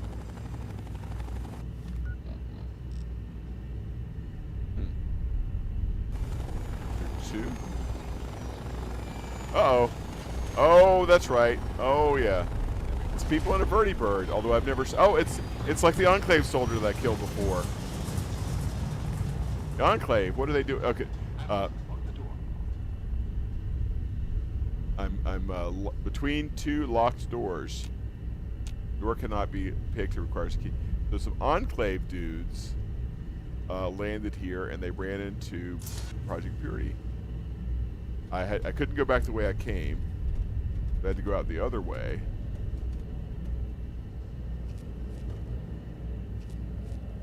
Sort of a pipe with some odd grates that I had to kind of walk around.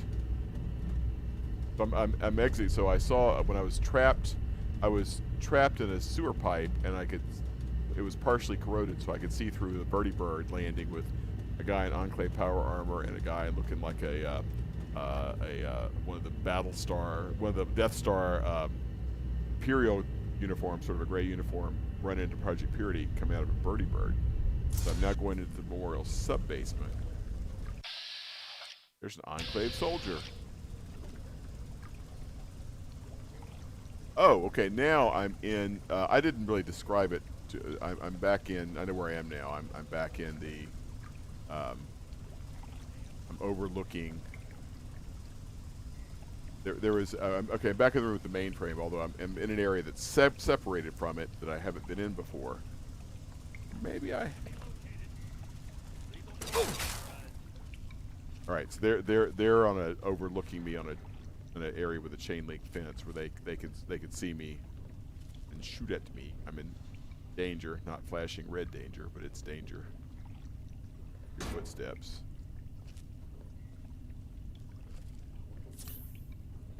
Oh!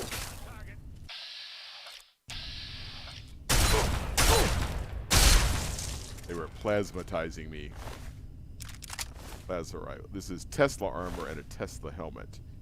Tesla armor is 26 damage resistance in like half condition, energy weapons plus 10, radiation resistance plus 20. The Tesla helmet, 5 more radiation resistance, minus 1 charisma, 6 DR. So it's actually, just in terms of pure protection, doesn't look like it's really that much better than my Riley's armor. I'm not going to try to pick it up. It's, well, how much is it worth? It's probably going to be worth about 600. Maybe I'll pick one up and try to get one in perfect condition. And the helmet is, helmet's actually pretty valuable. As I kill these freaks, maybe I can repair their armor down and get one set that's in really good condition to sell. Alright, so the Enclave is now all of a sudden involved, and Oh, maybe it was just one. Huh. All right, so clearly I've got to be worried about Dad. Let's go back upstairs.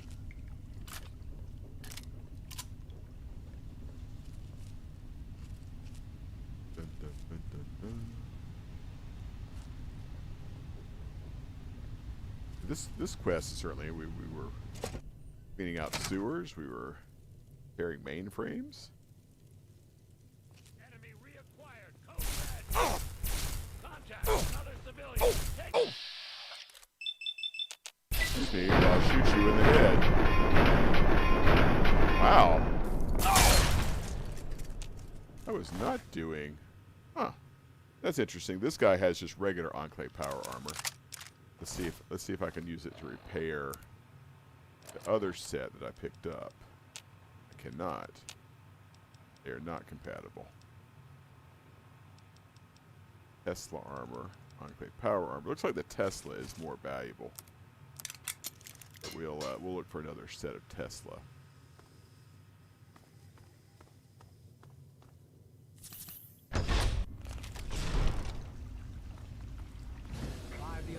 of the president, this facility is now under United. All right, so I came back into the lab room where all the action with Dad's been talking. That's inside the Jefferson Memorial, and there's a airlock door that is sealed, so I can see what's going on and hear it, but I can't interact with the people that are talking. So I'm just gonna listen. States government control. The person in charge is to step forward immediately and turn over all materials related to this project. That's quite impossible. This is a private project. The Enclave has no authority here. I'm going to have to ask you to leave at once.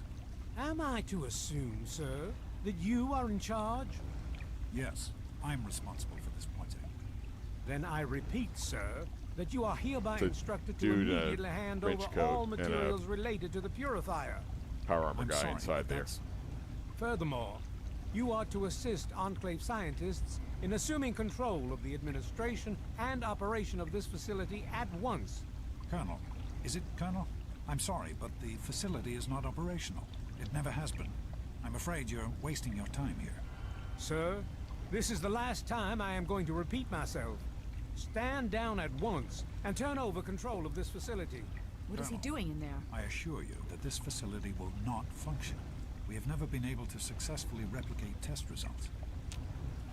I suggest you comply he shot Janice immediately, Kaplinski. sir, in order to prevent any more incidents. He shot her in the Are we head. clear?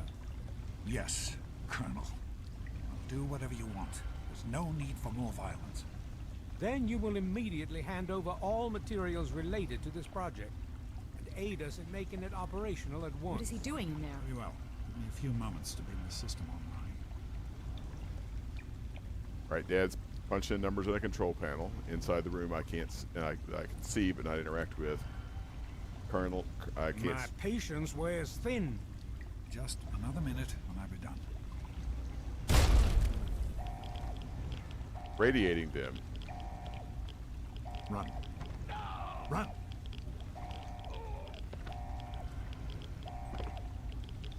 So Dad did something in there.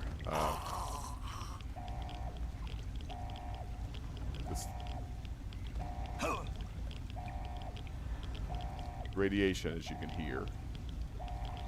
Everybody's still in there. James. What? No. We have to get out of here. They'll be coming for us next. We've got to evacuate now. What the hell just happened? James, your father caused an overload. He sacrificed himself to keep the Enclave from getting the purifier and to buy us some time to escape. There'll be more of them coming. We need to get out of here before they find us, or else your father died in vain. I'm not leaving my father in there. There's nothing anyone can do for him now. The radiation levels in there are lethal.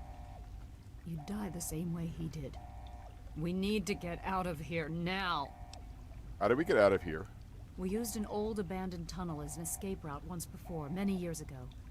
Everyone should know how to find it. We need to get there right now. Let's go. Daddy! Daddy! Escort Dr. Lee to the evacuation point. He ran ahead of me. Not letting herself be escorted very well. Oh, okay. All right, here's the Taft tunnels that we needed a key for earlier. Alex Dargun, Garza, Dr. Lee, We need to Daniel escape while we Agincourt. can. What is going on up there? West is escort Dr. Lee to the evacuation point. Don't wander off. We're going to need you. Where to now? This tunnel leads to the Citadel, the Brotherhood of Steel's fortress. We should be safe there, if we can make it. What do you mean, if we can make it? We're underground. No one's been Thanks. down here for a long time. Boy, glad I got a scientist Odds with me to are tell me we're that. not alone. Understand me? We don't have time. I tried to get moving, and she said, don't run off. So make up your mind. God, she's terrible. All right, so we are back. Are we back? No, this is a new area. There's an Enclave Ibot.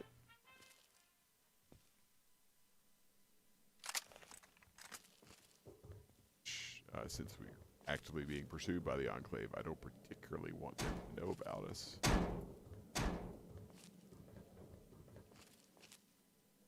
All right, so down here, waste barrels, skeletons, advanced bad snack cakes,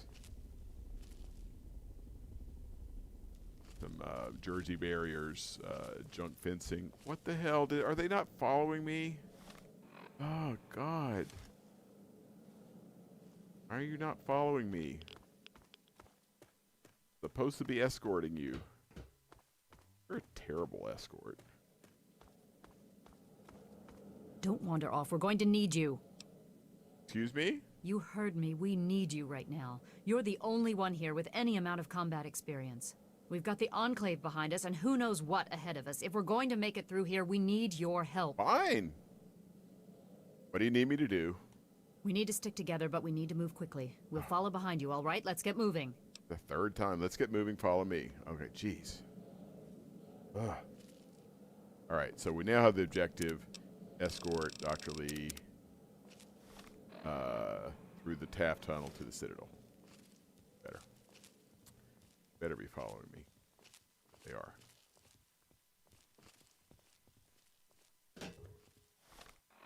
All right, let's take a look at the world map, see the local map rather. All right, we have a pretty far ways to go. We're going to go down there and off to the right. All right, so we're walking back through these tunnels. Beside that Ibot, headed down.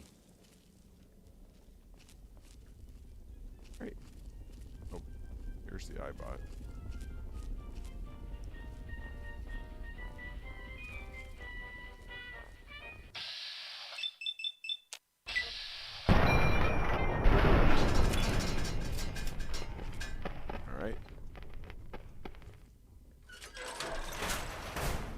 Ended. Oh, there's the Enclave's been here. Looks like there's oh, what is that? Look, okay, never mind. I thought it was a pile of goo on the floor. It looked just like plasma goo, but it looks like it's actually supposed to represent sewage dripping down, or maybe radioactive sludge.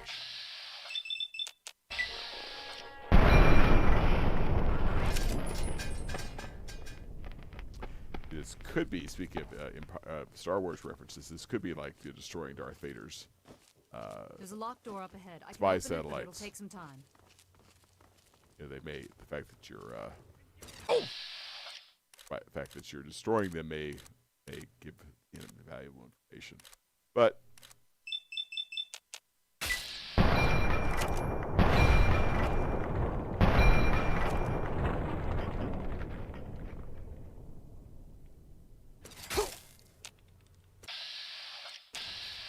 all right, so through an open door here, there's one dead and so far 2 alive. Enclave soldiers. Got him. How is that a sneak attack critical? They're standing there shooting at me. How do they not know I'm there? Oh well.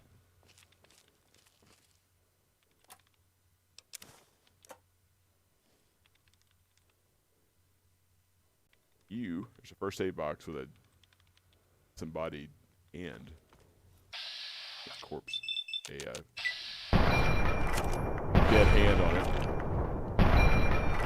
Nice. right, so Dr. Lee maybe has the door open.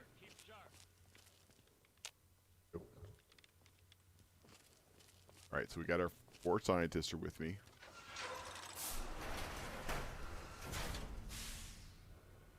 May have a contact here. Checking. All right, she's got the door open. Come on, come on, come on.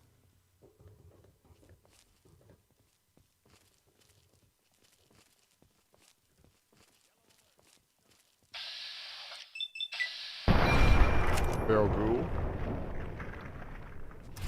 All right, further down. More junk fencing. Open area with a couple of different directions.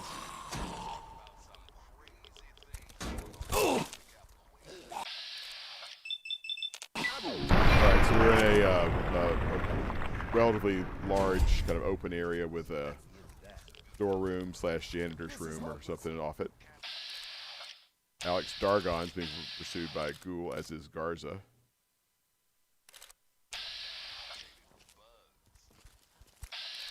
There's the ghoul. And he's now an ex-ghoul.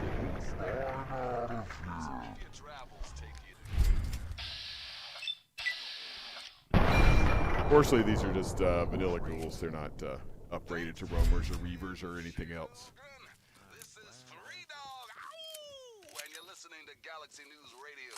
We're Radio Free Wasteland, and we're here for you. And now, some music.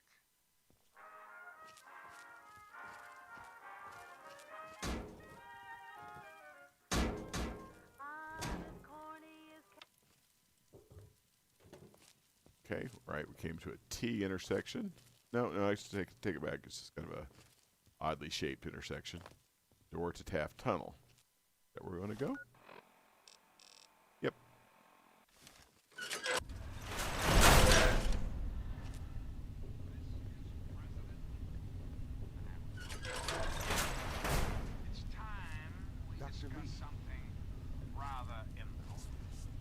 We can't go any further. We need to.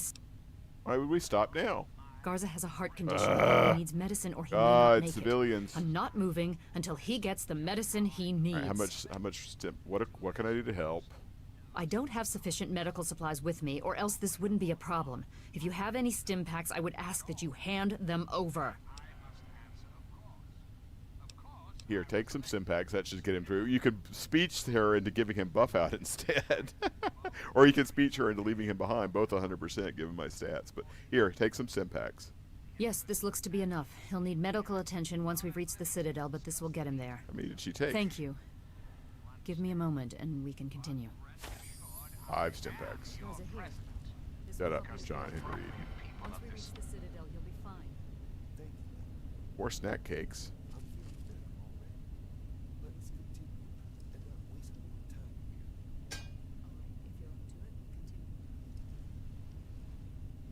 All right, now can we go? Open door. Stairs up. About a half a flight. We're to the left. We're in metal maintenance type tunnels. Into a big open area. Maybe about 3 stories tall. Energy red, flashing red danger. Okay, they're shooting at us. We just need to get to cover. I bought helmet. Oh, I didn't have any idea those were a thing in this game. Come on, people. Blowing one. Oh, he really exploded into a beautiful shower of radioactive sparks. I think he's got mentats on him.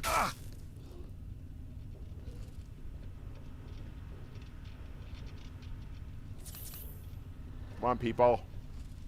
Gotta move on.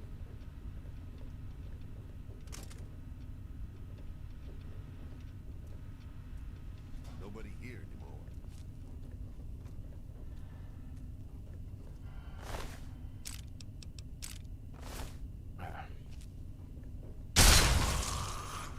Cut it out, will you? I'm killing ghouls for your safety. Don't be a dick.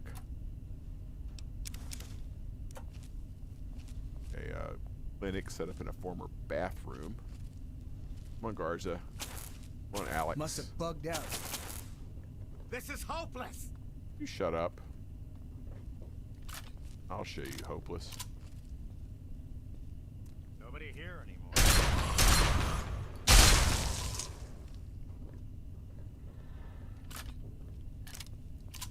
Generic feral ghoul. It didn't bother the bats, but I missed it the first couple times. I was a roamer, took a couple shots, as you heard. Another roamer. There's a quantum off in the distance. I got all excited.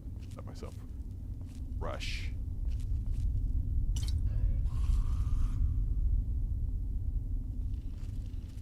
Alright, so maintenance tunnel. Here comes another glowing one. Him, I will take time to bats. Beautiful. Oh man, the glowing ones, when they bloody mess, it's really pretty. Alright, up. Tunnel, open area. Closet, maintenance closet to the left with garbage in it. Door to the right, door to the left. Smaller door is on the right. It's locked hard.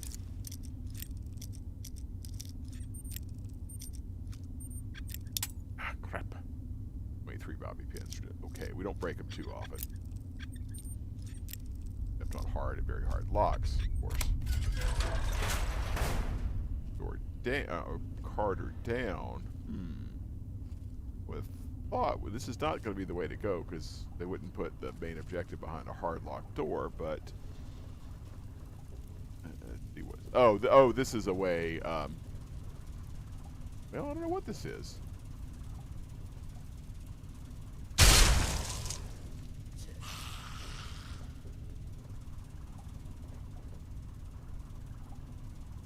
Huh.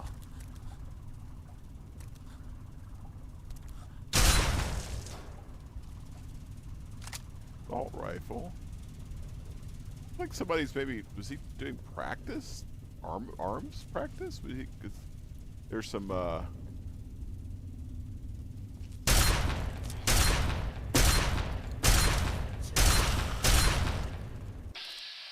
Oh, this is a Reaver. This is the thing that was, give me trouble in, Point Lookout. He is much harder even than the glowing one.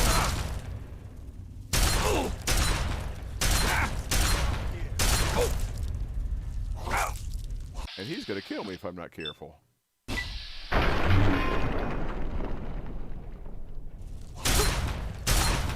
My God, he has he has some sort of area effect attack or something. He like glows with some like misty goo around him, and it looked, like it was the thing that was giving me trouble in Point Lookout, where it looked like they had some sort of missile attack. 80 bottle caps.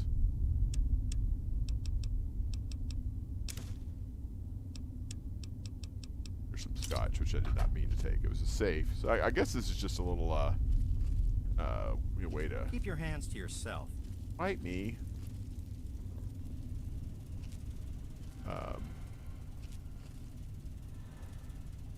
Braxo. Turpentine. Turpentine we need for nuclear grenades, I think. So anyway, there's a skeleton with a gun, and there's some bottles sit here, and there's some ammo on a girder. I don't know if that ammo is like an incredibly large stash or something. I'm gonna save here in case it's the kind of like area where if I'm not careful I could get like stuck like. Oh, it's just some 10 mils. Beers? Huh.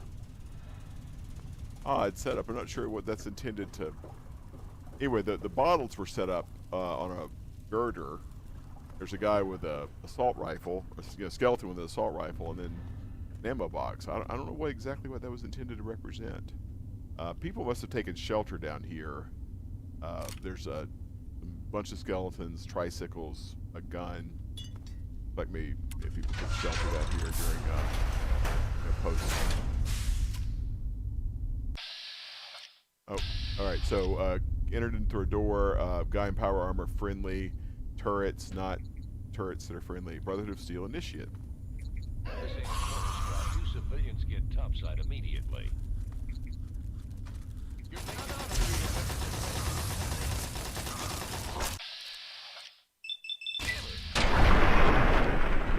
Roamer.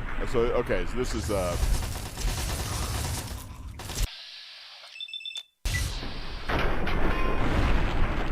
this is the Brotherhood of Steel defensive checkpoint against these ghouls, I guess. There's some ammo here, which is not stealing to take.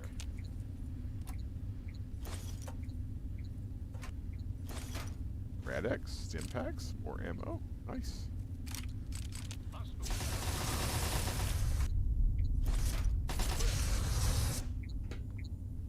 All right, so as you can tell, that Brotherhood of Steel guy has a flamethrower. So I think he's armored. He's got a flamethrower. I think he can take care of himself.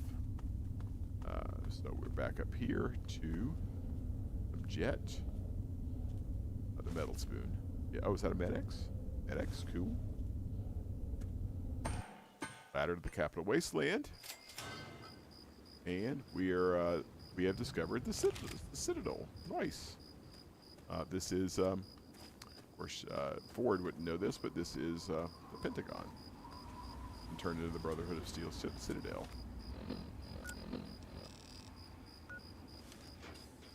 Paladin Bale, B-A-E-L. Name's Paladin Bale.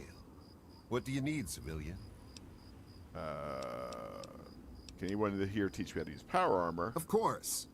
But you'd have to secure the permission of Elder Lyons and, well, I just don't see that happening. So move along.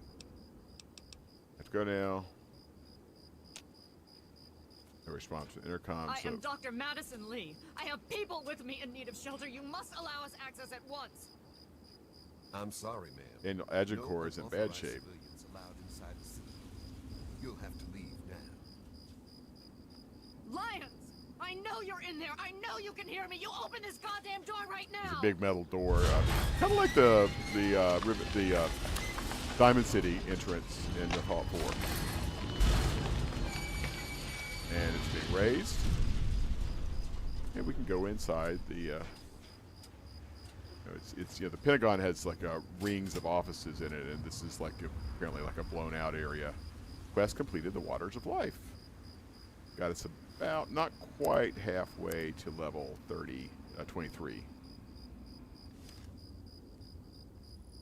All right, so we're in an area that's open because it's part of the Pentagon where like walls have been knocked down. It's open to the air, to the outside. But we're walking through Pentagon offices. We're to the Citadel courtyard. Hail. Old dude and a brother of Madison, steel ropes. I'm surprised to see you here. What can Let this I conversation play out. Don't talk down to me, Lyons. I had nowhere else to I can't turn. You move. must help us. Let me walk. Project Purity has been overrun. Yes, I'd heard reports of an incident there. What details can you give us? The Enclave. They've attacked Project Purity. James is dead. There may be more. I don't know. You have to do something. Then it's as we feared. Madison, I'm sorry this happened. I wish we could have done something. Then do something now. They've taken over the Purifier. Lyons, they cannot be permitted to have control over it. It's not right. No. Calm down. You know as well as I do that the Purifier doesn't work. It's useless to them. Perhaps it's time to walk away. That's not true. James, he found what's been missing. We know how to get it running. Is that so? Does the Enclave know this? No, I don't think... I don't know. I just don't know what's happening anymore. All right, Madison, it'll be okay. Now, this is James's son, I presume? I can see the resemblance. Yes.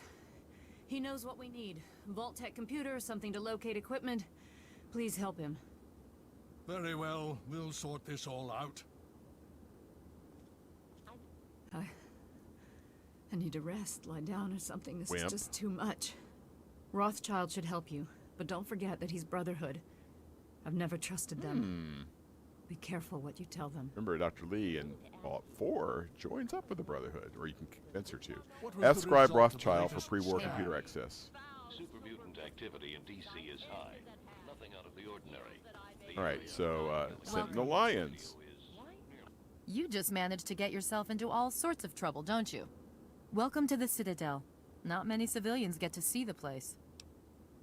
I found a Brotherhood holotech. What should I do with it?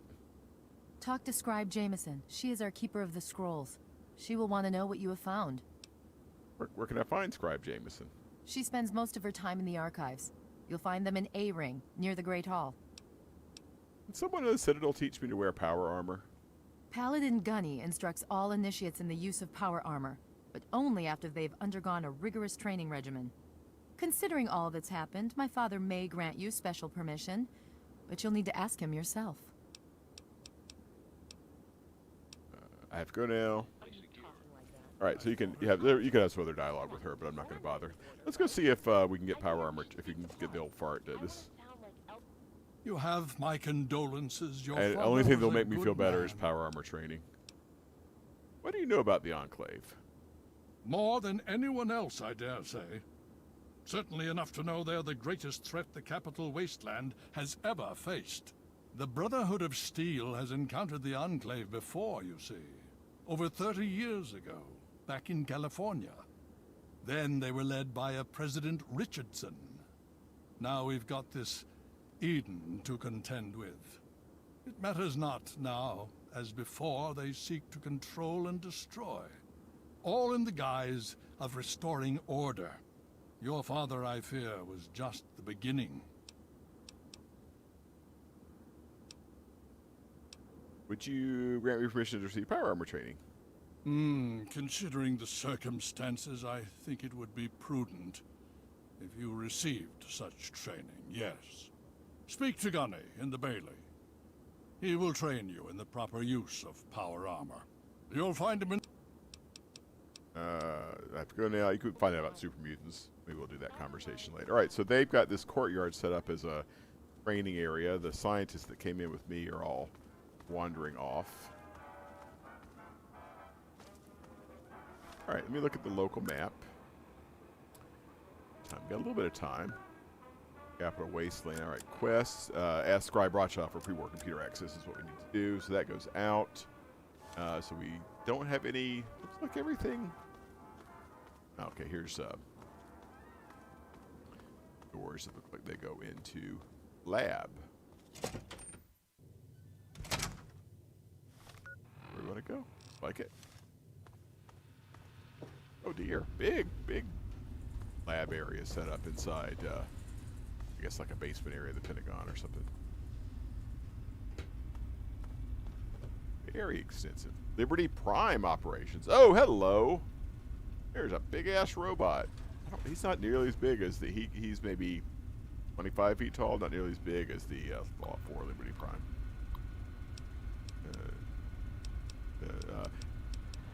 You can try to activate Liberty Prime. I won't do that now. I don't think it'll do anything. I'm sure stuff will happen. Things will happen later. Armory. Armory where you can buy and sell shit. Oh man, I could just take shit. Ugh. Rather have a merchant, but just being able to take shit's not bad. GNR battle after action report. We were there, or at least we were there for a battle at GNR.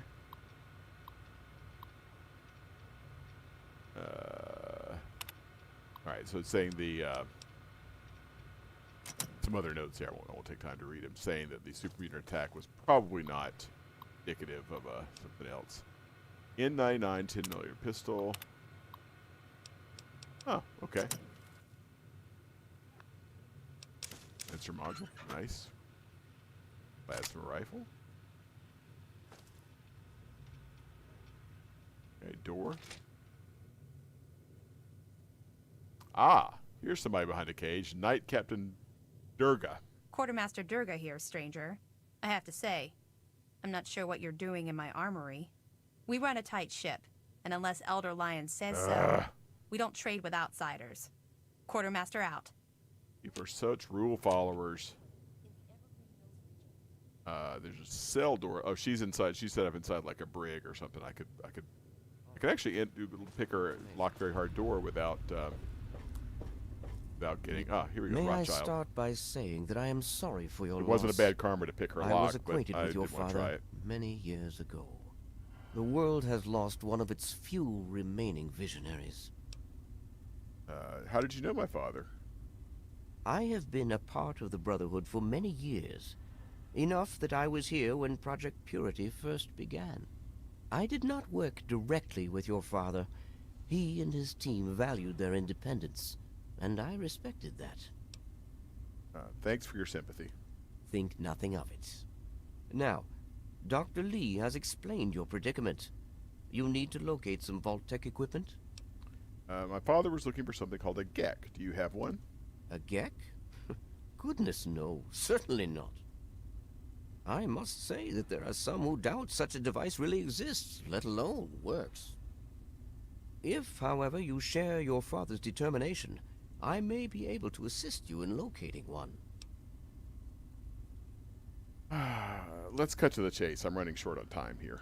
Yes, well, I'm afraid that with the emergence of the Enclave, the Brotherhood is rather I'll do busy it. Just right tell me now. where to go. Jeez. I elected to take time from my responsibilities to assist you. Oh, God. Perhaps I Lose was in the error. lecture. Nonetheless, we may I have just lost what my you seek. father, and you're giving me In attitude. the archives upstairs is an old pre-war Vault-Tec terminal.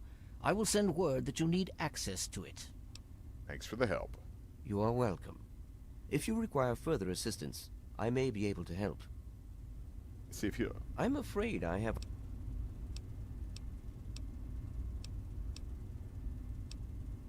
Go down. Oh, wait. Oh, shit. He'll repair things. I'm afraid I have... Can you repair our equipment? Could I? Oh. Asshole. E-body or... Boatage. Okay. He was going to say it out. He's getting tired of listening to him talk. Lab terminal, bathroom,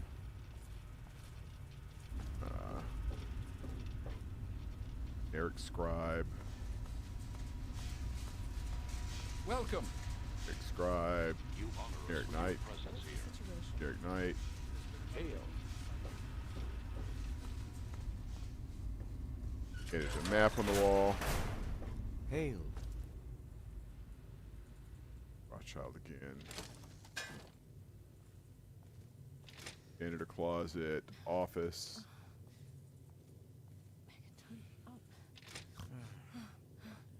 Screaming. Scribe. Sleeping scribe, sorry. Scribe sleeping. Scribe sleeping. Diner.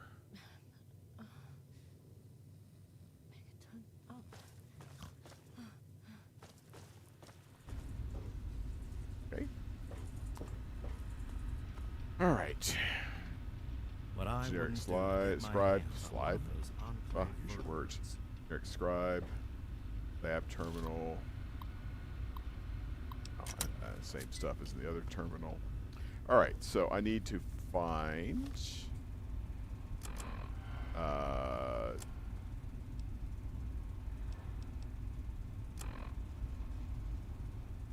So archives, and that is. Oh, it is. Oh, looks like it. I can't tell if it's on this level or if it's at the door at the end of a hall near this level. Further.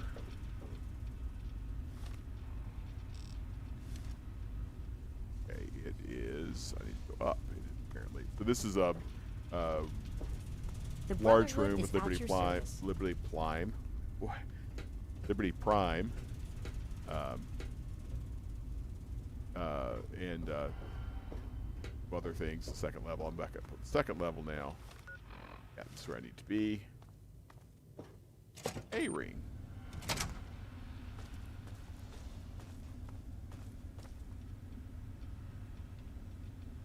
You honor us with your presence here. Well, I'm honored to be honored.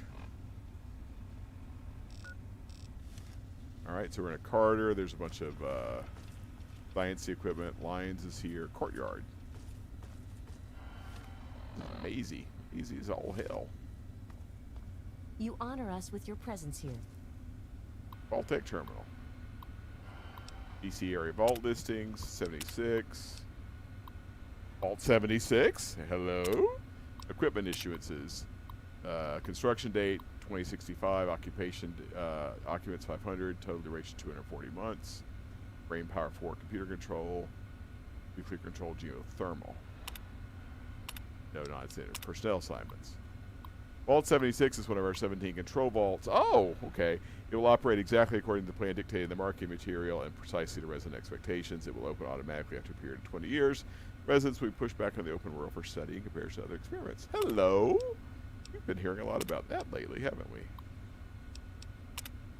Vault 87. Equipment issuances. Vault 87 has a GEC.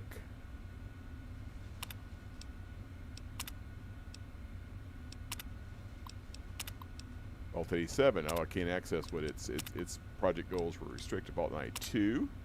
Equipment issuances. Nothing.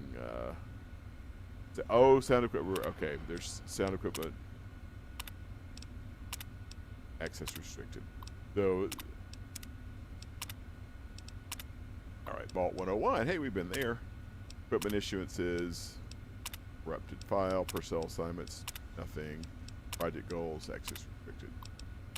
So we're not at least not yet anyway. Can we find out what Vault 101 was supposed to do?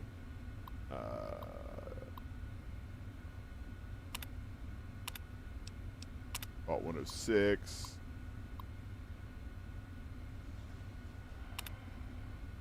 All right, so it was being run by a psychologist rather.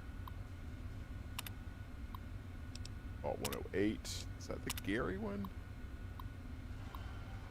Work stoppage.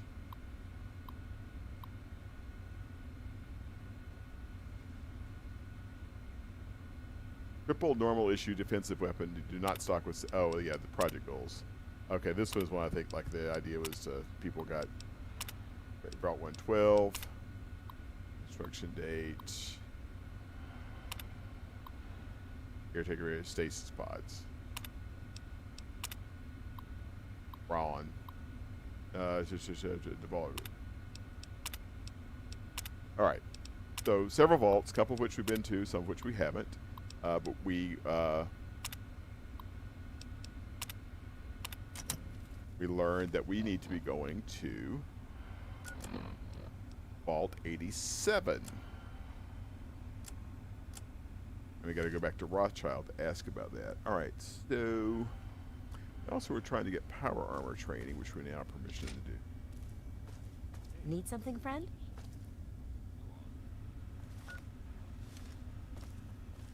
D-ring.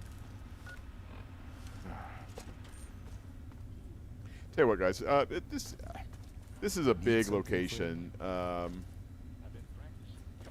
Brotherhood is at your service. I think I'm going to go ahead and. I want to sound like Elder Lyons. Elder Lyons doesn't. Let me do a save. I'm gonna save here. We've got a lot going. We got a lot to do here. We're going to get power armor training. We got to find Rothschild. It's an amazing location, and we've gone a little bit long in the last couple. So I think this will be a good time to wrap up. Next time we record, we will be trying to advance. We'll keep going on this main quest gig for a little bit. See if we can find Vault 87. And see what's going on with the GEC and see what else we can get into here. Hopefully get access to the Brotherhood of Steel Armory as well so we can buy and sell stuff while we're here. Thanks for listening, guys. This has been your Fallout 3 audio Let's Play. I will see you next time when we continue our adventures in the Brotherhood of Steel Citadel.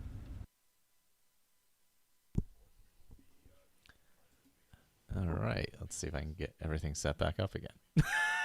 Oh, yeah. So Michelle and I were having a nice time catching up in the chat while that was running. That was from episode 57 or thereabouts of roughly 73 of Ford. So Michelle was saying he would enjoy having those in the Patreon. So we may dump those in the Patreon. Oh yeah, I can create a.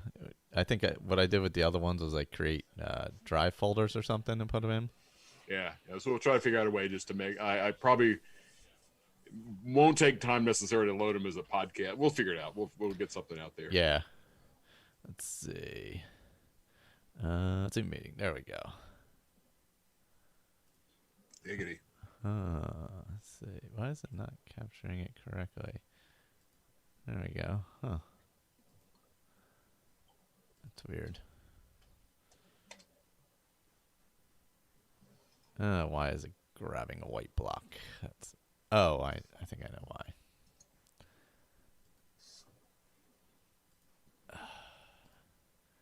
Window capture. Okay. I gotta do capture method. That's the problem. There we go. It's weird. If you don't change the capture method, it's real clunky.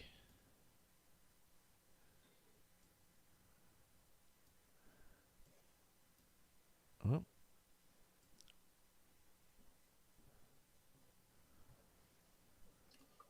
There we go.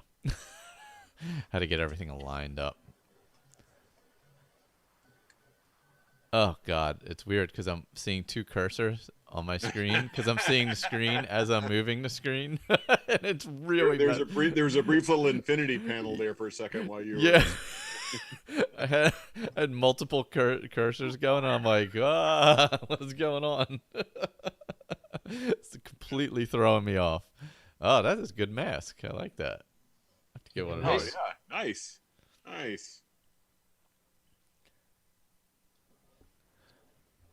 Yeah, I'd like to do some more of the Skyrim Let's Plays too. I got those repopulating a new feed, but I did put all of them, the whole plethora of them in. So did you guys get through all this? Because Andrew did Bard's College, and I know Michael. Did you do main quest? Did somebody do main quests? I did the main quest. Andrew did Bards. Victor did Companions. Yeah. Did anybody ever do Dawnguard? Maybe.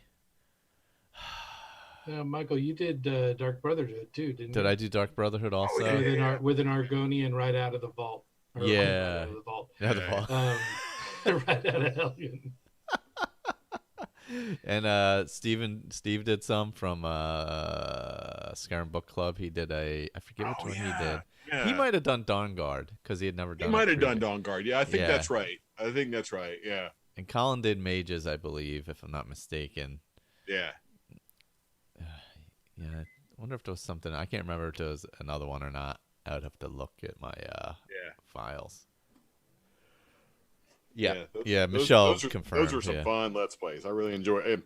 I didn't go through Skyrim nearly like you guys did, but I really enjoyed those.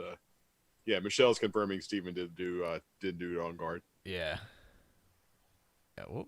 There we go. Well, that's weird. That's lagging behind. There we go. Yeah, I think he did a paladin character, right? Yeah, I believe so. Yeah. Was very conflicted with. Yes, and Colin did Mages. Yep. Yes, I grabbed a coffee to keep moving here. It was nice to stand up for a few minutes, honestly.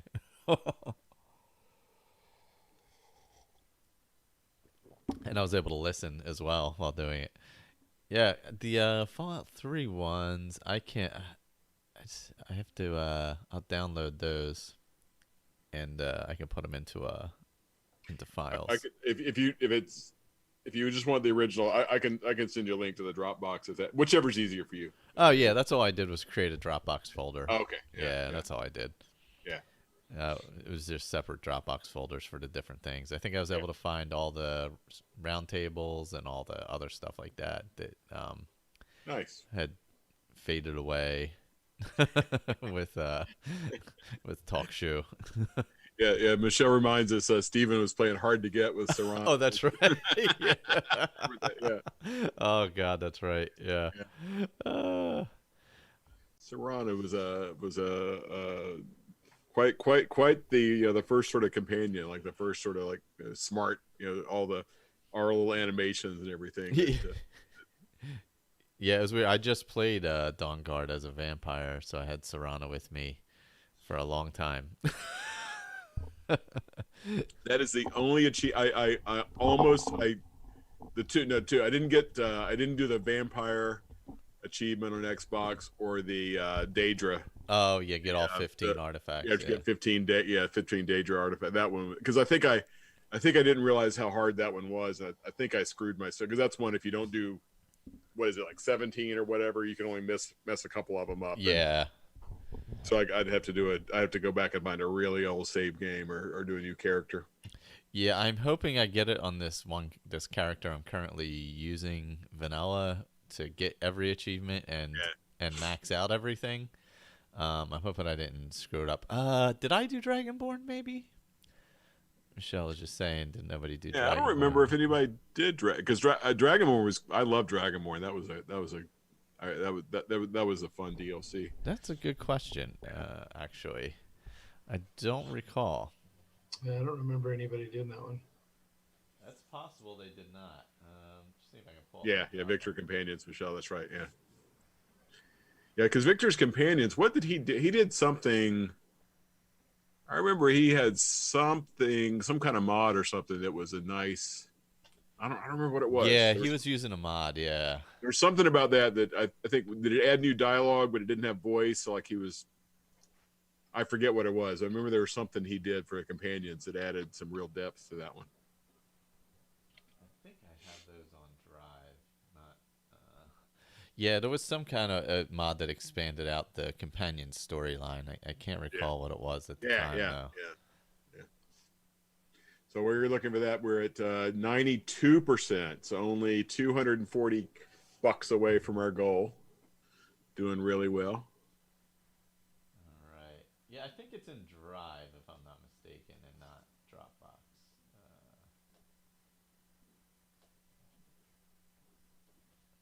I think I saved them in Drive. I can't recall, though. I didn't see them in Dropbox, so. Yeah, 1080.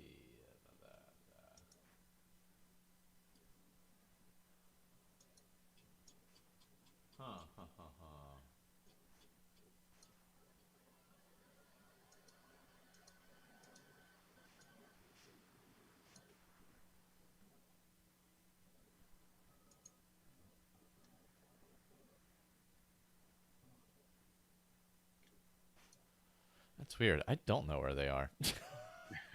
I know I have them. I just don't know where they are. And I know they're available. There's folders available on the Patreon. I know I have them on a hard drive laying around here, though. Wherever that may be. I'm trying to recall what I saved them on. Oh, it might have been an ASA podcast. That might have been it. It's the problem. I'm logged into like 8 accounts on Google. Yeah.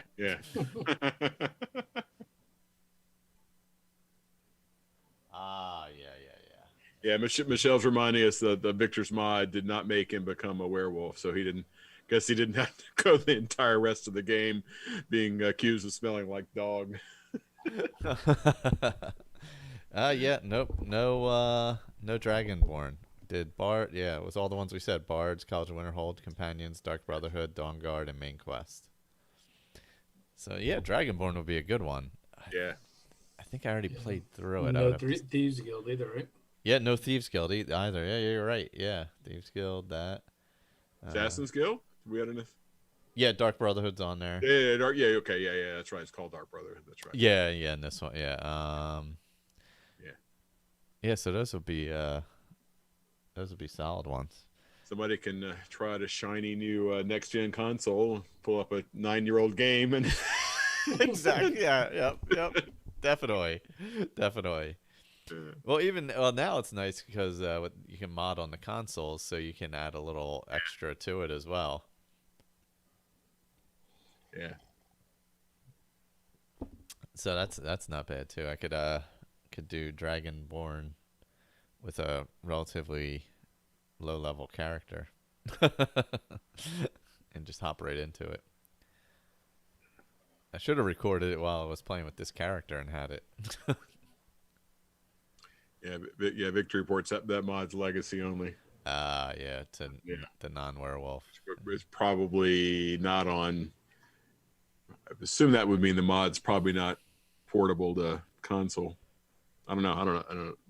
But I would assume that console mods would rely on some of the. Yeah. Edition. Would have to be SE for sure. Yeah.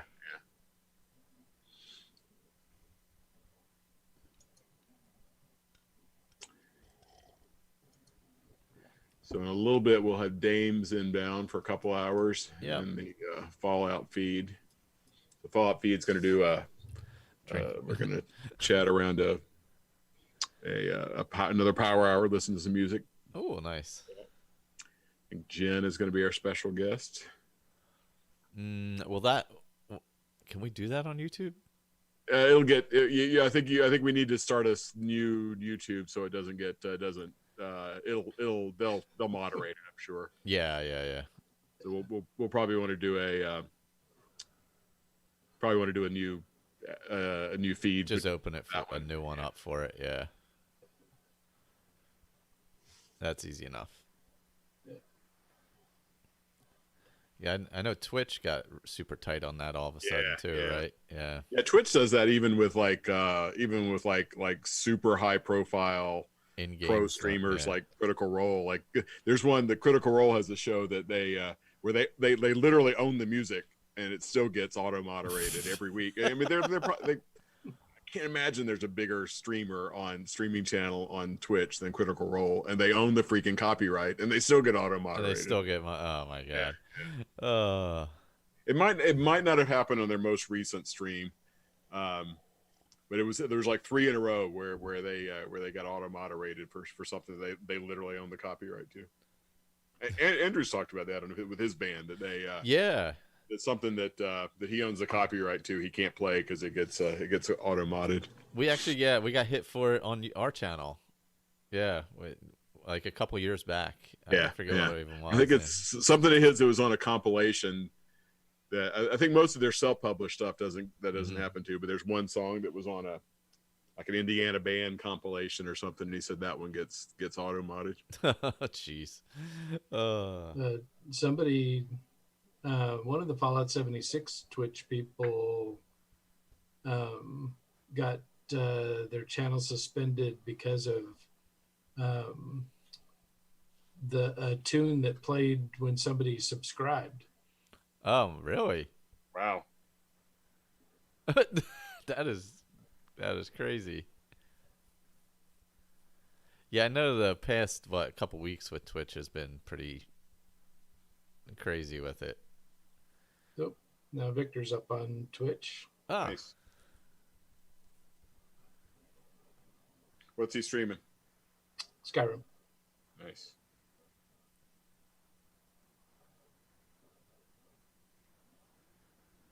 Oh, I wonder. We could do a commentary on Victor's Twitch while doing.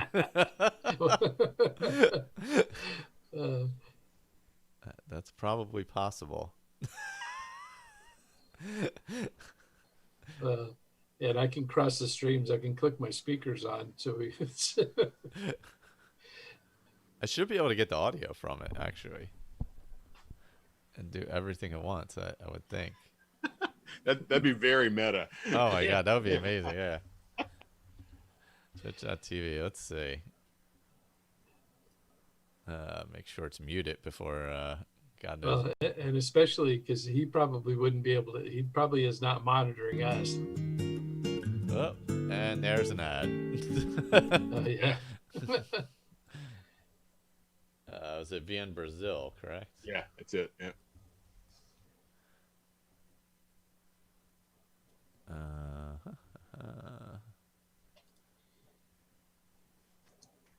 And of course, somehow it's not the first one that pops up, even though that's the actual name. Jesus. Skyrim SE with Cathedral mods and more. Yeah, and he's got his mod list posted, so there you go. Nice. Oh, there we go. I think this is it. Wait, it says he's offline. What? Oh, there we go. Broadcasting live. Oh, he's on the other channel. Okay, all right. Yeah. Oh, yeah. He's on ASA podcasting. Yeah. His channel is in Brazil. Yeah. Ah, there we go. Let's see. Should be hosting himself. Get that monetization going. What can I do? Let's see.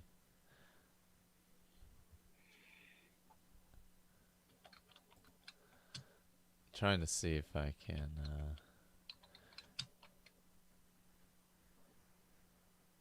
If I go to full screen, it might screw up the other stuff. Let's do window capture.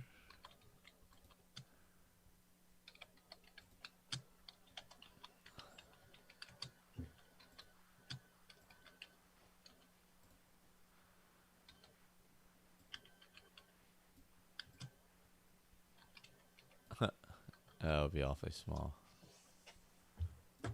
I'll have to shrink us down. To make hello. Check it out. Check out the donation page, Michael. I'll let you do the honors. Oh, Michelle did say he was going to help out. Let me see. Ugh. Let me recycle.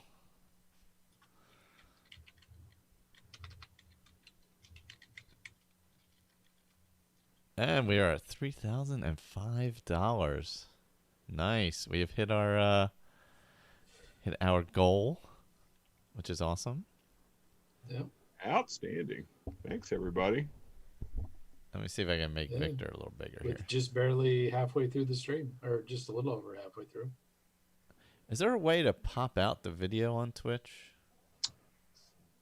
You can pop out the chat if you have the video. Oh, that's not bad like that. I can do that. Yeah, I don't know if you can pop out the. You might have a theater. I think it's got a theater mode like YouTube. Yeah, it does have theater mode. Yeah, I just switched to theater mode. Yeah, that's a good compromise. Just trying to get things to fit in this window on OBS is all. No, he's starting a fresh character. Oh, nice. It's always fun. And I think I can do the audio too. Let's see what happens. I'm just gonna go with shore. There you go. So look at that. This is like. Vorkhan, the traitor deity who created the world. Shore is patron of mankind. Reduces damage to stagger from elves. Nice. Fulfill your destiny. That's funny. Oh man, it is lagging a bit, probably because of everything else I'm doing at the same time. Which is why I didn't play any game while I walked away and just walked around. It's like if I throw on a game, it's gonna draw down on something. So and let's just take a look at that. I wanted to see how this would look. Luminosity is quite lovely, actually. Look at that. You can watch Victor and be here at the same time. Little does he know. Welcome to the future. I don't think I loaded anything particularly. Not sure if the video quality is awesome coming through. Also, it's like, oh my god. Usual red rocks, but also loaded up. I think it's just lagging for me because streaming out. I'm getting like a frame every 5 seconds. It's definitely janking. Yeah, it's doing a lot of work there. Sorry. It was worth a shot. It was doing a lot of work. Yeah, let me move Windows Capture too.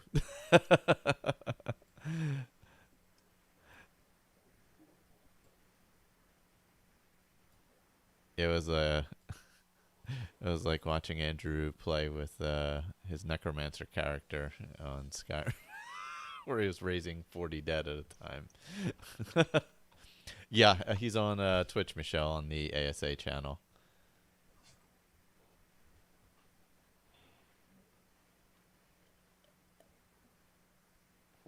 Oh my gosh.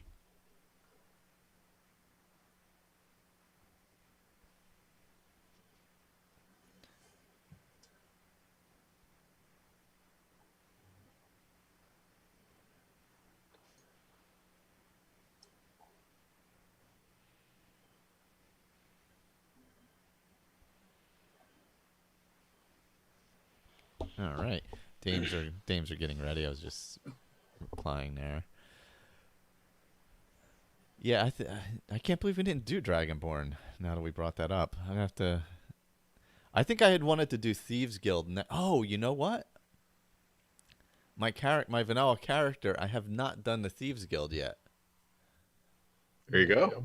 So there's your opportunity. Yeah, that works out perfect. And I'm like level 65 or something. So basically, I'll be able to do whatever. Yeah. Walk in invisible and take whatever I want. Yeah. But yeah, I'm gonna have to. Yeah, maybe I'll do the Thieves Guild with Make that smithing character. legendary and dump all those perks into pickpocket and lockpick. Oh, I can definitely do that. Yeah, because I'm doing Michelle basically. Remember when he had that? What was the one Fallout character? It was like 200 level 2. Oh yeah. Yeah, I want to get every perk with this one character because I've never done that. I mean, I've maxed out before legendary status came out with the one DLC, the houses. Yeah. Was it Dragonborn? No, it was with. Oh yeah, it was Dragonborn. No. Wait, I think legendary came out with. It might have been Dragonborn because that's where the black books and you were able to change stuff and all. No. Or it was with the. Or was it even a DLC or was it like a release of something? Because it was before my time, but it might have been when you guys had talked about it. The house building DLC. Why can't I remember? We did Hearthfire. Yeah. It may have been with Hearthfire. That's probably right because I don't think of that as a real DLC since it didn't really have a storyline. Yeah, it just had the houses and I think it added legendary also. Yeah, and I mean the house is really nice. Those are good. Those are fun updates. Yeah. It was like the beginnings of what you get in Fallout, basically. Yeah. Not quite as in depth, obviously, but yeah. Well, it's in some ways it's got some advantages being able to do those kind of like semi-customized things. Yep. Because there's a lot of times that I've been doing something in Fallout where it's like I don't want to build all the way from scratch. Just give me a template. Yeah, give me Yeah. It'd be nice if you could do either or like have an option to buy a section. Well, that's what people in Fallout 76 have done some creative stuff where they'll take an existing landscape structure, piece of landscaping, or a structure, and then like do some creative building. You can't like really literally attach it, but you can do some pretty clever things to make where, it work. Like some of the like little shacks or houses, you can sort of integrate into that. Some of them you can't build close enough to, but others of them you can build right on top of, and it's pretty amazing how well. I was in one week or two ago, and it was pretty incredible how well they had built their camp around this this like one of the farmhouses or something in 76. That's pretty good. Yeah. Yeah, I'm interested to see what the next level of building will be going forward. With a new creation kit and all that. I mean, I assume it'll be much more expansive than what you can do now.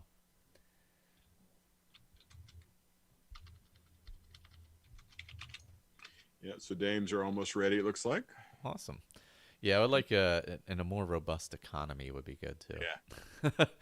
Well, and Michael, I know you haven't done 76 or not much of it anyway, but like the economy is so ridiculously managed in 76. They've got Ray. How many different currencies are there? If you like, besides caps, what did we come up with? 12. Yeah, you've got gold and scripts and modules and tokens and it's ridiculous. And they're all daily limited, and it's just that whole thing to like get you into the game for a daily grind, and it's kind of crazy that and some of them are character locked, and it's real, just real frustrating stuff. But. Oh man.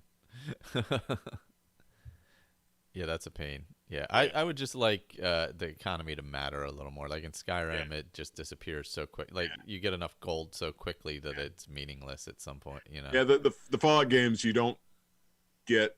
For me, it doesn't like happen quite as fast as it does in Skyrim. No, definitely not. No. But you get there. You get there in Fallout too. The same thing. Like Skyrim, you just like once you get to the spot where you can craft so many freaking potions. Mm-hmm. Yeah. You get the like the super upgraded potions with like all the insane prefixes and everything that are worth like 4,000 septims or whatever. And like I have, my character, everybody else is the same way. It's like a barrel full of those. Yeah. Yeah. Okay, it's time to go to the barrel of potions and clean out all the merchants and go sell them around the world. Yeah. Yeah. Get 1,500 gold at every person, or 750, or whatever they have. That's what I would do. I would, there's the legendary perk that lets you sell anything to any merchant. Yes. And get that, and you can sell like you could take the food merchant. Like, here, give me all 400 of your caps. I'm going to give you this single potion. That's I always used to think about that. It's like, here, give me all your food that your village needs to survive. This potion does a contradictory effect that will literally kill you. Yeah. And it'll save your life right before it kills you. Yeah. It'll expand your health right before it sucks the life right out of your body. Or it'll give you resistance to something as you die.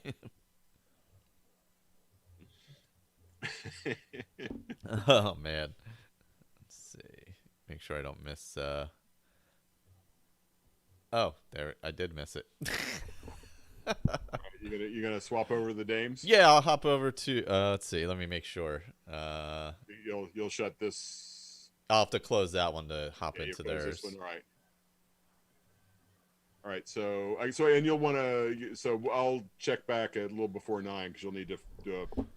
Yep. Right. We'll refresh this one and start a new YouTube. Yeah, we'll do a new YouTube and then we'll be all good. All right, dames.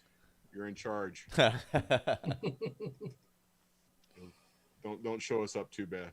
Yeah, I just want to hear about Stardew Valley. So it's my Stardew Valley fix for the month.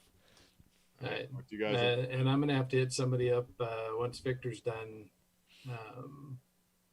I'll need to get on Twitch too. Okay, I'll be probably taking a break, but I'll be down. I'll be near the phone and computer, so I can. Oh, Ray, do you need the Twitch key? Do you have that? I don't. I don't, and I don't have the login either. Okay, I'm not sure you need the login with the Twitch stream. I'll get you the key for sure. Okay, I'll get that to you before I sign off. Yeah, I'll look and see. I think I'm gonna probably be using Shadowplay. Okay. So right. I don't know. It's been. I'll drop probably a year since I've Twitch streamed, so I'll drop them to you in Discord. Okay. I've got you and I have a Discord. I sent you a Discord earlier, so I'll drop you the key and the password in there. Cool. And then Andrew will need to do the 2FA. Okay. All right, cool guys. Talk to you. All right. Well, let's see. Yeah, I'm just waiting for the dames. Yeah. All right. I'll catch you later. Yep. See it. All right, everyone. It's just me for a few minutes. The dames are getting ready. I'm gonna close out the Zoom because you don't need that to hear me. I will end meeting for all, and I'll just wait a few minutes. Let me pull up that. All right. So we did hit our goal. Thank you to Michelle for helping us get there. Victor's streaming over on Twitch right now. We are also, let me get a little quick update, see where we're at with everything. So we've surpassed the $3,000 mark, which is our goal. Also, for the Will Run For goal, we'll be running 72 miles next weekend. So that'll be fun.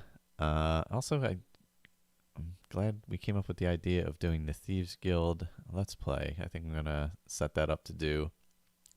I'll have to set up my Xbox and record the audio from that, and I'll do I'll play through that character through the Thieves Guild, since that was one of the factions I haven't gone through yet. I've done pretty much everything else. I've definitely done Dragonborn and all that, but I did not do the Thieves Guild. And I've been doing, with that vanilla character that I'm going through for everything, I am like wearing the appropriate gear.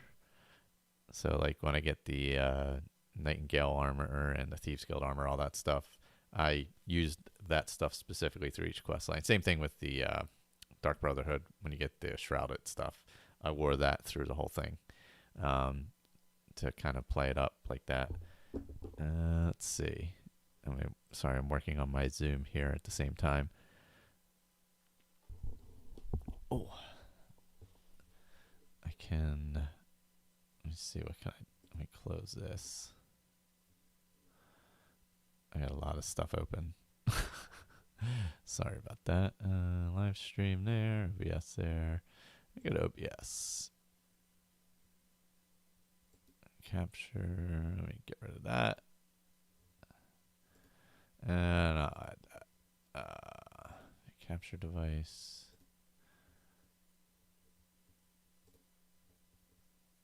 And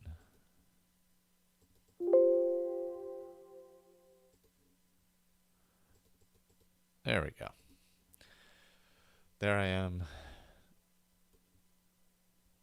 While we're waiting here. All right.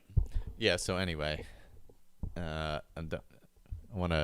been wanting to do the audio Let's Plays again because I started reposting them on new feed after the feed went down. The whole talk shoe thing happened like 2 years ago, and we lost a bunch. So I ended up splitting the Fallout Let's Play, audio Let's Play, and the Skyrim audio Let's Play to make them a little easier to find. So I'll be eventually moving the Fallout Let's Play over to Anchor also. It'll have its own feed, and all that stuff will be moved over there. You should be the same. Should end up being the same. Or what? I'm trying to think. Drawing a blank. Shouldn't affect anything if you're subscribed to it, but hopefully not. Anyway, that's the theory. We'll see what happens. But yeah, that, and then obviously I moved 10AD over to Anchor as well, and that's been going well, releasing every couple weeks or so. It's a shame Colin had the internet issues. They were going to do some 10AD tonight. Whoops. And I got to pull up my thing. There we go. Sorry, just checking, make sure I didn't miss anything.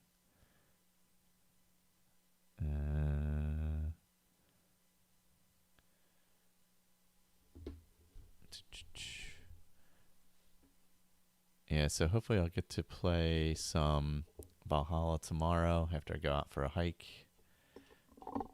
Because I'm not going to play it. I probably won't be playing it tonight. I could play and listen along, but I don't want... I'm using the same TV for Valhalla as I am for this computer at the moment, so I don't want to cause any issues in any way whatsoever with anything while people are streaming. So there is that. I just want to be as safe as possible during this. Let me close this out because we don't need this. There we go. Just trying to get everything sorted for the next episode. Oops, hold on. Let me see.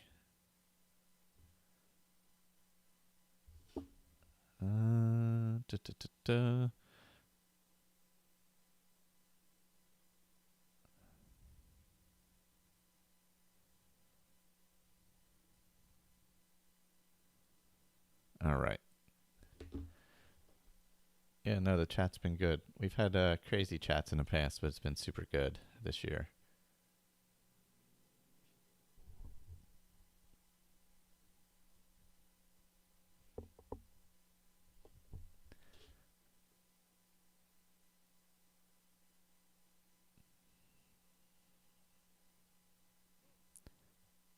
All right. Let me scroll up before I lose. All right, so we're waiting for Dames who game. Let me get set up with that. Let's see. All right. Join.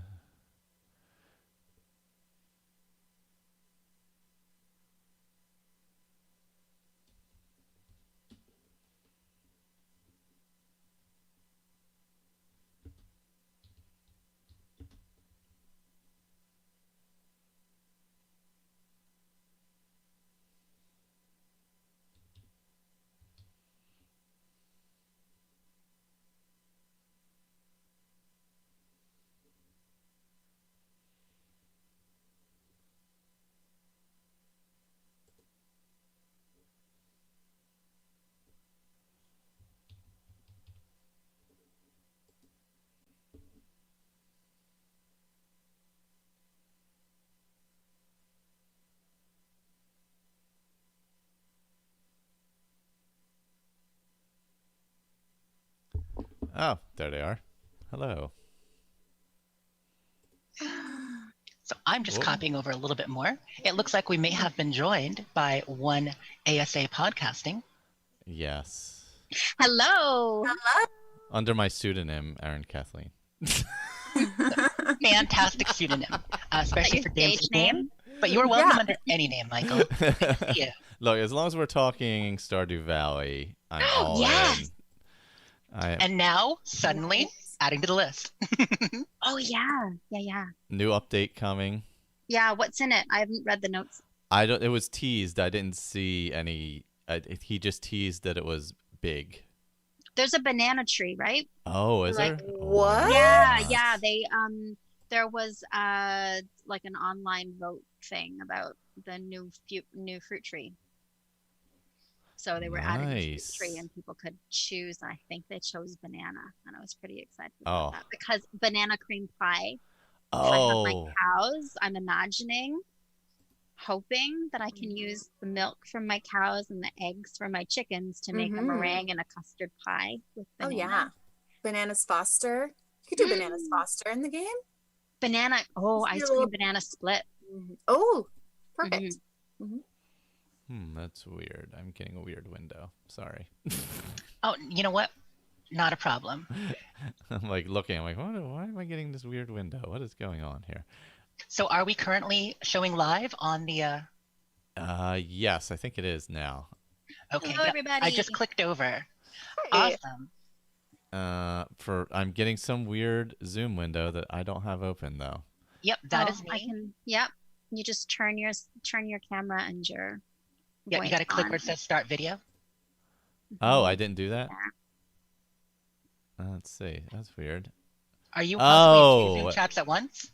No. Okay. Maybe that's it. There we go. That's what it is. Sorry about that. I was seeing it, but it was showing up differently on OBS than it was I was seeing. You can hide that invite link there. Oh, that's a good idea. Yeah, let me pull that down there. And then let's see if we can go full screen. You can hear us all fantastically. Oh, so good. So we're going to vamp for a little bit, and then we're going to do an official intro because this is an official podcast. Official. Live. Only our second time only doing it live, isn't it? We did Dame Stack live. Oh, you know what? Twice, right? That's twice now for Dame Stack. So Dame Stack is a special combination show with our usual host, Shalene. She also does Game Stack over on We Just Love Games. And when we join them on their Dame Stack show, we call it Game Stack. It's a special 8-headed wild beast. It was very fun. See you guys over in chat. That's awesome. Jerry's there too. Oh, we're getting this working. Yes, nice. There we go. What it was is I wasn't capturing it correctly in OBS. If you don't click on the capture it with like Windows 10 or whatever, it does some funky stuff. I don't know why with Zoom. It's very strange. No, they're all different. Everyone, you know, like Skype, you can move individual faces, but it's not as smooth. Zoom is definitely my favorite of these messaging platforms to use. You know, but there we go. Our heads are so much bigger than they are when we do Dame Stack. Well, as people come in, I can adjust the size as well. And we're going to be joined just a little bit by Sherry Sherwood. In fact, I think I see her coming now. Sherry! Hi, Sherry! Hey, Sherry. Can you say a few words? I think you're a little quiet right now, so let's make sure we can hear you. Oh, how's this? Quiet, but hearable. Yep, you might want to go to settings and turn up your mic just a little bit, like the Zoom settings, I mean, not regular settings. Oh, okay. You look lovely, by the way. Thank you. Doesn't she just? Yes, lipstick is so good on you. So and Sherry, the warmth of the glow of light around you is lovely. Thank you. Yes. What tavern are you in? Where is this? Yes. This is my snow melt apartment in solitude. As you see, I tidied up. It's beautiful. It's a lovely apartment. I love all the different Zoom backgrounds you've been using. I know some of us, we use Zoom backgrounds when we stream. Other times, you know, I just My office isn't too messy. You can see my crafts and collectibles. Speaking of which, Jen showing off some collectibles. You want to tell us what we're looking at there? Bethesda sent me a lovely package to celebrate the arrival of the Brotherhood in the Wasteland. So I got a lovely flag and a really cute Bluetooth T41 speaker and canteen that I'll be using.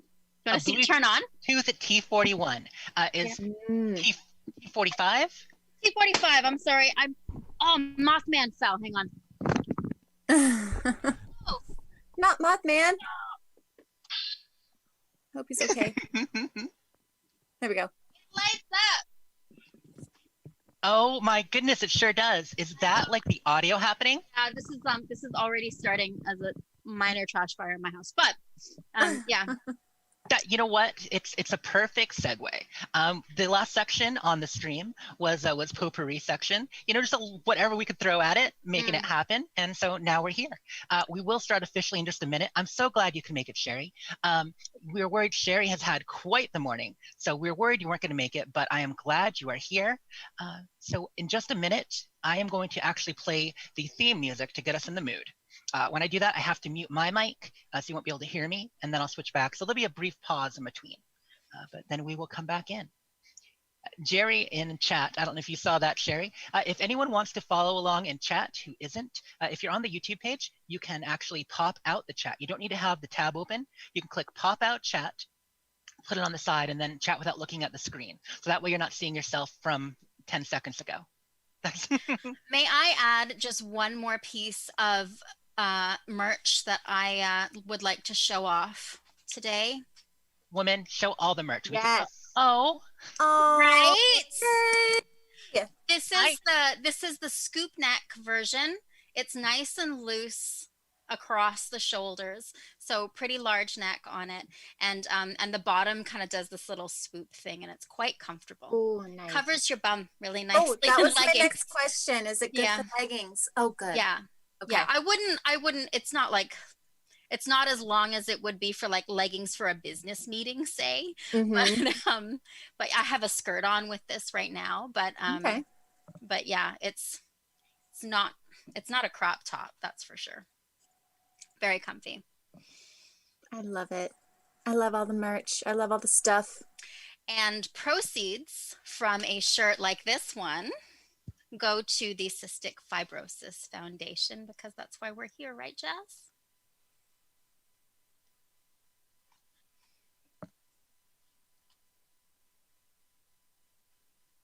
Yeah, we're very fashionable thanks to Jess's shop. Yes, I might have liked mine so much. I might have ordered myself some more.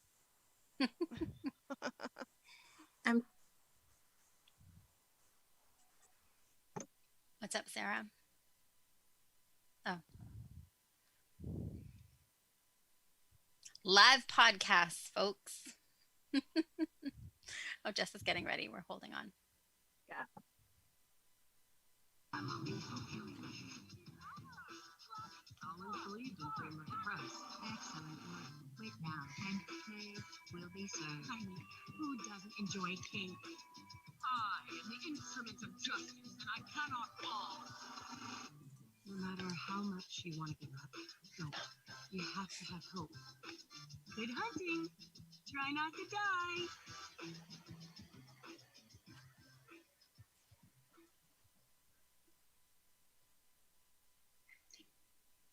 Try not to die. That is the theme for today's live show as you come in. And hello and welcome all to episode 15, the live CFF charity fundraiser episode of Dames Who Game podcast. Thanks so much for joining us. We really appreciate it. I know for those of you who are already tuning in, you've been with us for a little bit while we're getting ready. We don't usually do Dames Live, although we have, as spoken about earlier, done it twice for the Dame Stack show. That's along with Shalene's show, Game Stack, and then, of course, for last year's fundraiser. So here we go again. We're going to try to make this work. And let me go ahead and introduce the dames while we're doing that. Am I on the right page? I am. Yay. First of all, we have Sarah who joined us. Sarah, how are you tonight? beautiful.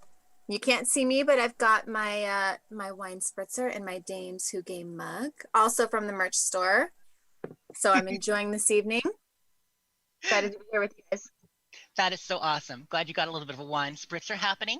I myself am having coffee with a splash of Bailey's, but I'm saving myself for later. Also saving herself for later, we have Jen with us. How are you, Jen? I'm doing great. I'm happy to be here. I've had a lot of coffee today to keep myself awake for tonight because we got a long haul, you and me, girl. We got a long haul. So when I say saving ourselves for later, I'm not talking about anything untoward or unusual. I'm talking about the fact that after Dames Who Game, we are also going to be doing a show called The Fallout Feed. Lovely shirt, which you may have seen Jen wearing. And for the Fallout Feed, we are doing what is known as the Power Hour. Now, this is something introduced to us by Andrew, which he learned about in college. So you already know things you learn in college, other than the curriculum. Not always the best habits. In that, we're going to be playing 60 songs submitted by all the hosts, and we are going to, have a drink, a sip, or a shot for every song. So therefore, we are not drinking much tonight at all. Although Sarah, of course, can feel free to imbibe all the wine spritzer she likes. I have wine in here too. And then also with us, showing off some Pims, is Sherry. How are you doing, Sherry? I'm good. Very good. We have a question from chat. They want to know what time it is there in sunny Australia. It's 14 minutes past 11 a.m. It's not that bad. There you go. See? Not bad at all, you guys. That's awesome. A lot of times when we record games, actually, we're on about, 5:36 Eastern, we tend to actually record. So this is a little bit late for us. And it's Sunday. Yeah, usually if I don't have to do anything on a Sunday, I'm quite happy to sleep in till midday on a Sunday. You know what? I just get rid of Sunday for that sentence, and if I don't have to do anything, I'm happy to sleep in. That's me. I love it. I love it. And you were telling us before the show about this background you're in, the location you're broadcasting from, in, is it Skyrim? Yes, but it's from Elder Scrolls Online, from the it's in Solitude. I believe it's called the Snowmelt apartment. And as you can see, I've tidied up for my guests. It's beautiful, so tidy. And I had no idea when you said Elder Scrolls Online. That I just assumed it was a mod of the regular Solitude in our Skyrim, Elder Scrolls 5. So we are still hearing from chat that we're having some trouble. I furnished it myself. Hearing you. I don't know. Did you go to settings and did you check if maybe your mic is all the way up volume-wise? I did. It's at the top, and I did change it to something, and it seemed to make no difference. Well, you did get a little bit louder when you got the mic closer, so that at least will help as well. So if you got the other thing all the way to the top, then the mic closer should work out, and that's fantastic. So those are the dames here with us tonight. We've got Sarah, we've got Sherry, and we've got Jen. Not with us tonight is Shalene. Shalene couldn't be with us, but she sends her love and support. And Sarah Saylor also. Sarah Saylor having some fun electrical issues in the house. Nothing they can't handle. They're taking care of it, but it precludes joining us for stream tonight. So I hope you will bear with 4 dames and a lovely chat as well. Together we will make a podcast. So let's get into why we're here. This is our big charity event of the year, the fundraiser 12-hour marathon for the Cystic Fibrosis Foundation. If you would like to donate while we stream here, you will go to asapodcasting.com, as I am right now. See, I love podcasting from my computer. That's one of the great things about this. You got it all in front of you. So if you go to ASA Podcasting, Michael has made it really easy to donate. There is a button to donate to Cystic Fibrosis Foundation. And if you click on that, you will see the fundraising goal of $3,000. Now, last I checked, we were at about 2,600, so only 400 to go to get to the amount needed. And loading, we have raised $3,005 towards the $3,000 goal. Yay!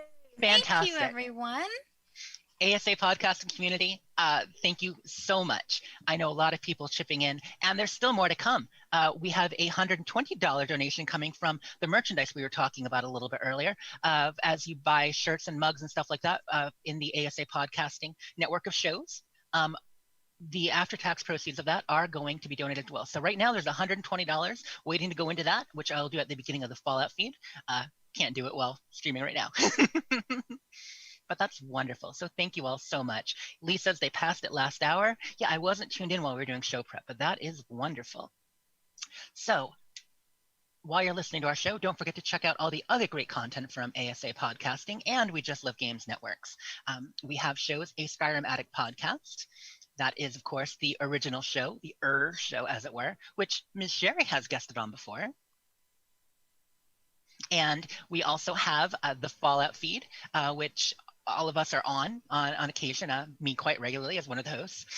Podcast called Will Run For, which is one of Michael's running podcast that he started at the beginning of the summer. Very interesting. I heard some of it earlier today. Definitely look that up on your podcast feeds. It's Will Run For if you have an interest in running. Also, Skyrim 10AD. That is our D&D podcast show in Skyrim. I know, very strange, but very awesome. Listen to it. You'll probably grow attached to the characters. They had a lot of fun recording it and looking to do more episodes soon. And then, of course, James Who Game. That is us right here. And on the WJLG network, which is Shalene's channel, along with Rick and Vendor. Also check out her shows GameStack, which is the general gaming show, and That Fallout Show. As opposed to this Fallout show, it is That Fallout Show, which is a fantastic show. Today we're going to talk about games we're playing. We're going to go into the game box. We're not doing any soapboxes today unless it happens organically. Some people have been known to just pull out the soapbox unexpectedly, or a Braxa box as it may be, and rant on that. But we're doing the game box tonight. So we'll play a game. Going to get into a little bit of makeup talk maybe, and then Dames Discuss, which we'll be doing all day. But for the Dames Discuss section, we've got a few specific topics we're hitting related to video games, Fallout, new console generations. Also, nerd culture, which that's our culture. Nerd culture is our culture. And we're going to talk about our current obsessions there and other things happening. So let's get into it. And thank you for bearing with me during the intro. Obviously, I don't do this that often. It's usually Shalene. But since she couldn't be here, why not? No time like the present. And doing great. Aw, thank you for the support. You're doing great. Thank you for steering our ship. Yeah, much better than I would have done. Yeah. As I said pre-show, ship happens. Someone has to steer it. I think we're doing wonderful. You know what I mean? Great. Set sail on the Sea of Dames. Jen. I was going to say, sorry. Oh, go on. Say what you're going to say. I was going to say when I said yeah in agreement, I meant, oh my gosh, I can't imagine what it would look like or sound like if I was leading. Not in agreement with Sarah saying that she would be terrible at leading the ship, because that's not true. I would 100%. I would 100% do anything you needed me to help you lead a ship. Shovel coal. If there's one thing you all should know about the Dames, it's that we very much support each other. A rising tide lifts all ships, and always we float pretty well together. Always. So, Jen, what have you been playing lately? Oh my goodness. So I don't know if you guys know this game. It's Fallout 76. Fall up? Yeah, I know it's weird. But like I always say, it is more than a game. It is a lifestyle. So I live in 76, and I've been doing the Art F76 stuff with Howie, and we launched F76 at the movies, and we've been seeing some really, really great movie scene and poster recreations in 76, which has been really, really awesome.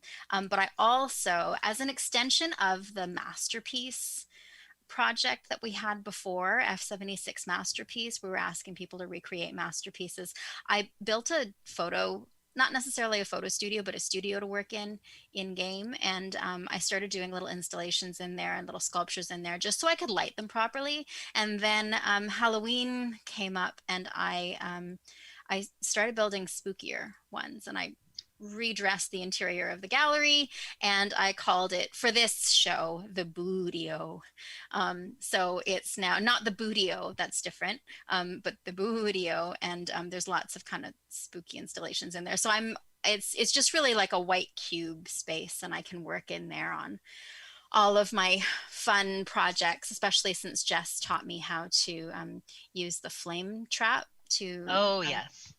Oh, yeah. I'm having so much fun with that, making multiple headed. It becomes like sculpture. When you get to that point in game, anything can be anything if you put them together right. But you said something that I thought was really interesting. First of all, I love the gallery that you're doing, the Boodio that it is now. But you also said it's just this white space. Is a gallery like a canvas in its own way? Yeah. We always talk about the white cube. So it's this kind of like placeless space that you can do anything in. So it is like a blank canvas. And that's kind of what I wanted. It was a blank canvas where I could light. So I'm actually going to, I think for the holidays, I'm going to do a light thing. So we'll see how many different lights I can rig in there. And yeah, we'll see what I can do. But I'm going to try and work with some of that stuff. Because it's an empty space. I have a shed, and I had to build myself a little like curator's quarters. It's like sure. Well, you need a place to have a workshop and live, and we don't have shelters yet, so it's got to be somewhere on the property. I've lived without a bed for like 4 months. It's been miserable. You need to make an art bed. I built a little tiny space for myself with a bed and a weight bench. It's almost like a little prison cell, but I go up there and nap. So anyway, I've been building in 76. I've been playing, as you know, Jess, I've been playing Mass Effect. Oh, wow. Before we jump off 76, I just want to say, how long have you been on Scorecation at this point? Oh my gosh, I'm not. You're not? Level 91. Yeah, I've been slow because I played a lot the last month, and then this month it's been kind of brutal. I've been working so much, so I haven't had the time to put into it, and I've been a little more lax about it. I was starting to resent it and hate it, and every time that little chime went off, I would like shake my little fist at the screen. Oh, I hate that I love you. So it's good to have a break before the break. And Sherry, Scorecation is the new seasons in Fallout 76. We have to get the score, and you make it to level 100 by doing various challenges throughout the season. We had the summer, and now the fall season, which is Armor Ace and the Paw Patrol, is a great season. And so I finished it really early because I just wanted to get it done and get back to my regular game. Jen previously, she finished the last one with a couple weeks to spare, and she came up with the word Scorecation. So yeah, me and Will. Yeah. So we've all started using it. You can see I've not played any Fallout for a while. No, not much. Despite my intentions. Oh, but it's great. It's great when you check in, and I mean, Bethesda represent. If you're not playing Fallout, it's some other Bethesda game more than not. You've been busy at your beautiful place there. Oh yeah. Indeed. Cleaning takes a little while. And now, if any of your cats do show up, we hope that they can also show up on stream here with you. Oh, which one of the rascals? Oh my goodness. Magnus? Oh, look. Yes, this is Magnus. Hi, Magnus. He was boy with eyes. I just woke him up. He's like, oh, woman, what are you doing? Oh, that's fantastic. He's so cuddly, so soft. Wanted to explain what Scorecation was for anyone watching who didn't know. In chat, Kelly joined us. So much great to see you. And we have, let's see, Lee is in there. He's rank 77 himself right now, chuckling about Paw Patrol. Thank you. Oh, and he has an idea for a masterpiece too. You know what, Lee? Do it. There's no time like the present. Yep, and we don't have deadlines. We don't believe in them. So just post them whenever you get them. Yep. And this is Sigvard. Sigvard. Oh. Hey, Sigvard. And people also watching can tell why I can't always tell them apart unless we're very close. Sigvard has white on his chest. Mm-hmm. If you see them from the back, they look a lot the same. They do. And also when they're hidden in the shadows. It's a big black blob here. They're like nightingale cats. Exactly. They're lurking. They're cloaked. They So, are cloaked. Jen, besides Fallout 76, you were saying you have been playing Mass Effect. Yeah, I've been well, I haven't really been playing. I've been stuck in the Citadel for like days, running around trying to talk to everybody, and I didn't realize I could fast travel those little things. So I was trying to find myself. I was trying to actually move the main quest along because I had talked to everybody and I had done everything that I thought I needed to do, and I was a little bit ready to rage quit. But your favorable reviews kept me coming back, so I went back and I finally found who I needed to talk to. Yep. And I finally got my ship. Oh, I'm so glad about that. Yeah. So, I mean, you have to talk to the Admiral and you have to talk with the Council. And there are a couple things there. And yes, there is some fast travel between certain points on the map. And the map is important, but the Citadel is a maze at first. You know, I love to explore it, but after a couple hours, if you can't find what you're looking for, that's got to be very frustrating. It was more than a few hours, I think. And it was just, I was lost in these giant empty rooms. Like there were a couple people in there, but just these empty rooms. And then I found my ship and I couldn't find the door to get out. So I was in there for another like hour going, where the hell is the door? There's a large learning curve for me. The pacing is not quite, it's kind of, I find it even slower than like something like Fallout 3. The pacing in Mass Effect 1. So Mass Effect 1, they had gone from doing KOTOR and Jade Empire 2 in there, and they were moving from your classic computer RPGs, even though they moved a little bit on console. But Mass Effect was its own thing, their new IP, and they were still very much had a lot of computer RPG kind of aesthetic and thought. So yeah, Mass Effect is interesting because you start out in a battle on, is it Earth? Are you on Earth? I'm thinking you are, right? I think so. And Shepard is fighting through, and there's the child, and there's a couple really great scenes. It's intense. It's beautiful. You learn about the Geth, and then you escape. And Shepard finds out that he's needed. So you're back on your ship, and you guys go to the Citadel. And so all this action, a little bit of exposition, some really neat stuff. On the Citadel, world building extraordinaire. When you're in the mood to walk around and talk to everybody, you learn about the different alien species and the races, and so neat how it's put together. But if you don't know where you're going, and in chat, Mobius mentioned she never finished Mass Effect for the same reason. She was so sick of the Citadel. Oh my gosh, that building is killing me. But get out of it, and then you can fly, right? And you can go to different places. And then if you learn how to get out of your ship, I had to look it up to find out where the damn door was. So I got out. And so many places. Mass Effect is a world of opportunity. So if you follow it, and there are quest markers. Okay, don't let her tell you there aren't. There are quest markers. They're just a little bit hidden. There aren't there? God, it's been a few years. So let me get to that. So I get out of my ship, right? And I again am lost in an enormous room. And I talk to a guy, and he doesn't like me. He doesn't want to give me a key to get through the garage. And he's telling me to talk to all kinds of other people. And then I spoke to you, and you said you need to go visit other plaplaces. That is not the planet you need to be on right now. So I started You went to Novaria first. Yes, I went to Novaria, and then there was another quest to look for somebody. So I go to this solar system. I finally figure out how to fly my damn ship.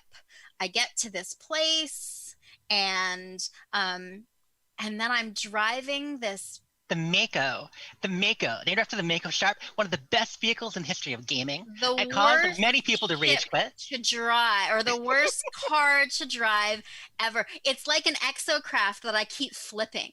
I flip it all the time because it's got little jets. So I'm driving. I'm sorry, Baker. This is my rant, but I promise it'll get better. I hope. So I go and I'm driving, and I find a whole bunch of pirates, and they kill me. Yeah, that definitely describes some people's Mass Effect experience. So I didn't know there were guns on that thing. The Mako, it does have guns. You can jump, you can do things, you can flip like a pill bug, absolutely. In fact, Skyrimming is one of people's favorite pastimes in the Mako because it can get up anything if you just keep inching enough and rolling around. Yeah, it can also get stuck anywhere too. It's a great time. Yeah, it got a great stuck. Name, and the Mako. Pardon me, Sherry? That name. The Mako. That's a great name.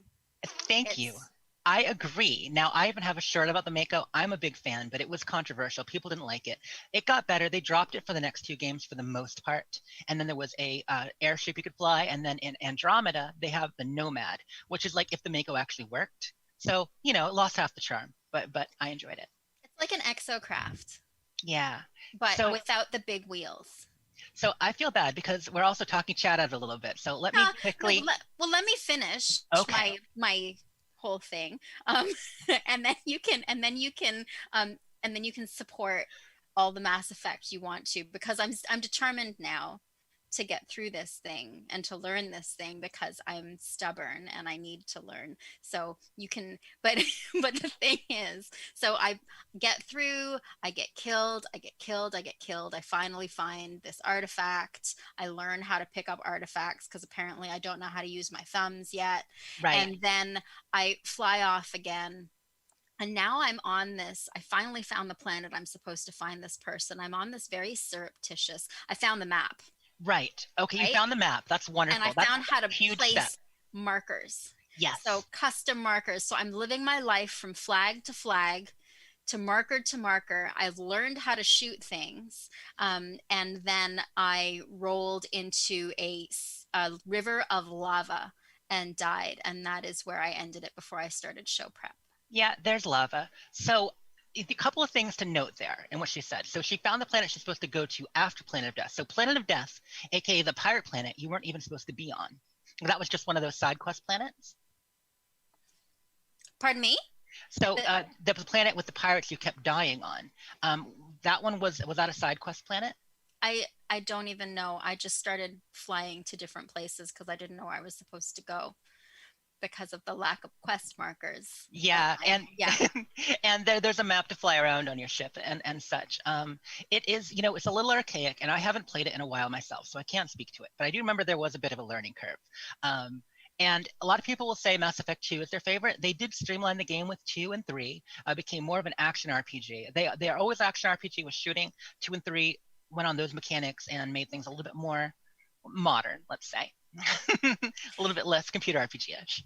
Well, apart from your raving reviews, your very, very positive reviews, the story, I'm really, really curious about the story because I love science fiction. So I'm really curious about the story, and I'm going to persevere and try to finally get through this intestinal turn road. It's insane. Oh, the roads in that Mako. Yeah. It's miserable, the thing. I keep rolling it, but it's kind of fun now. I'm like seeing how many places I can roll, and that's how I ended up in the river of lava. Save frequently and often. Make sure to save. Yes, I will try. Honestly, for anyone listening, we've said this on Twitter in our conversations about it too. They are remastering Mass Effect. All 3 is a trilogy. Mass Effect Legendary Edition. It's going to have all of the DLC with it. It's going to have all of the extra weapons you can get for sign-on bonuses here and there. A lot of quality of life improvements. And it should look a lot better too. So we've recommended to Jen, and probably recommend to most of you, you guys wait and try that in case the learning curve is a little less steep. And if it's as steep, at least it will be a pretty Planet of Death. Well, it's on Game Pass right now. So I'm playing it on Game Pass, and I was like, oh well, this is highly recommended.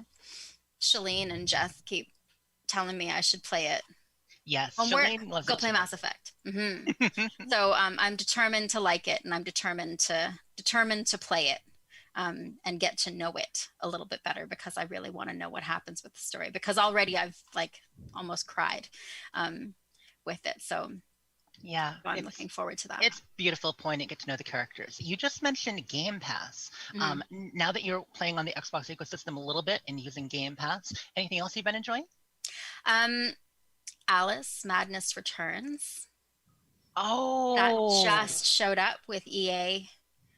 With EA's partnership with them. So I played a little bit of that this morning, and I didn't even know that was on there. I watched a playthrough with my niece. She was really into the first Alice. So I didn't play it myself. I watched her. So I'm doing some of that. I've also, of course, been playing No Man's Sky. And they had that wonderful Halloween event where you go to derelict freighters and you get that tainted metal stuff. And I played with Ray and Dwight, and Ray helped me. He helped me get the horrific flesh helmet, which is a terrible, terrible name.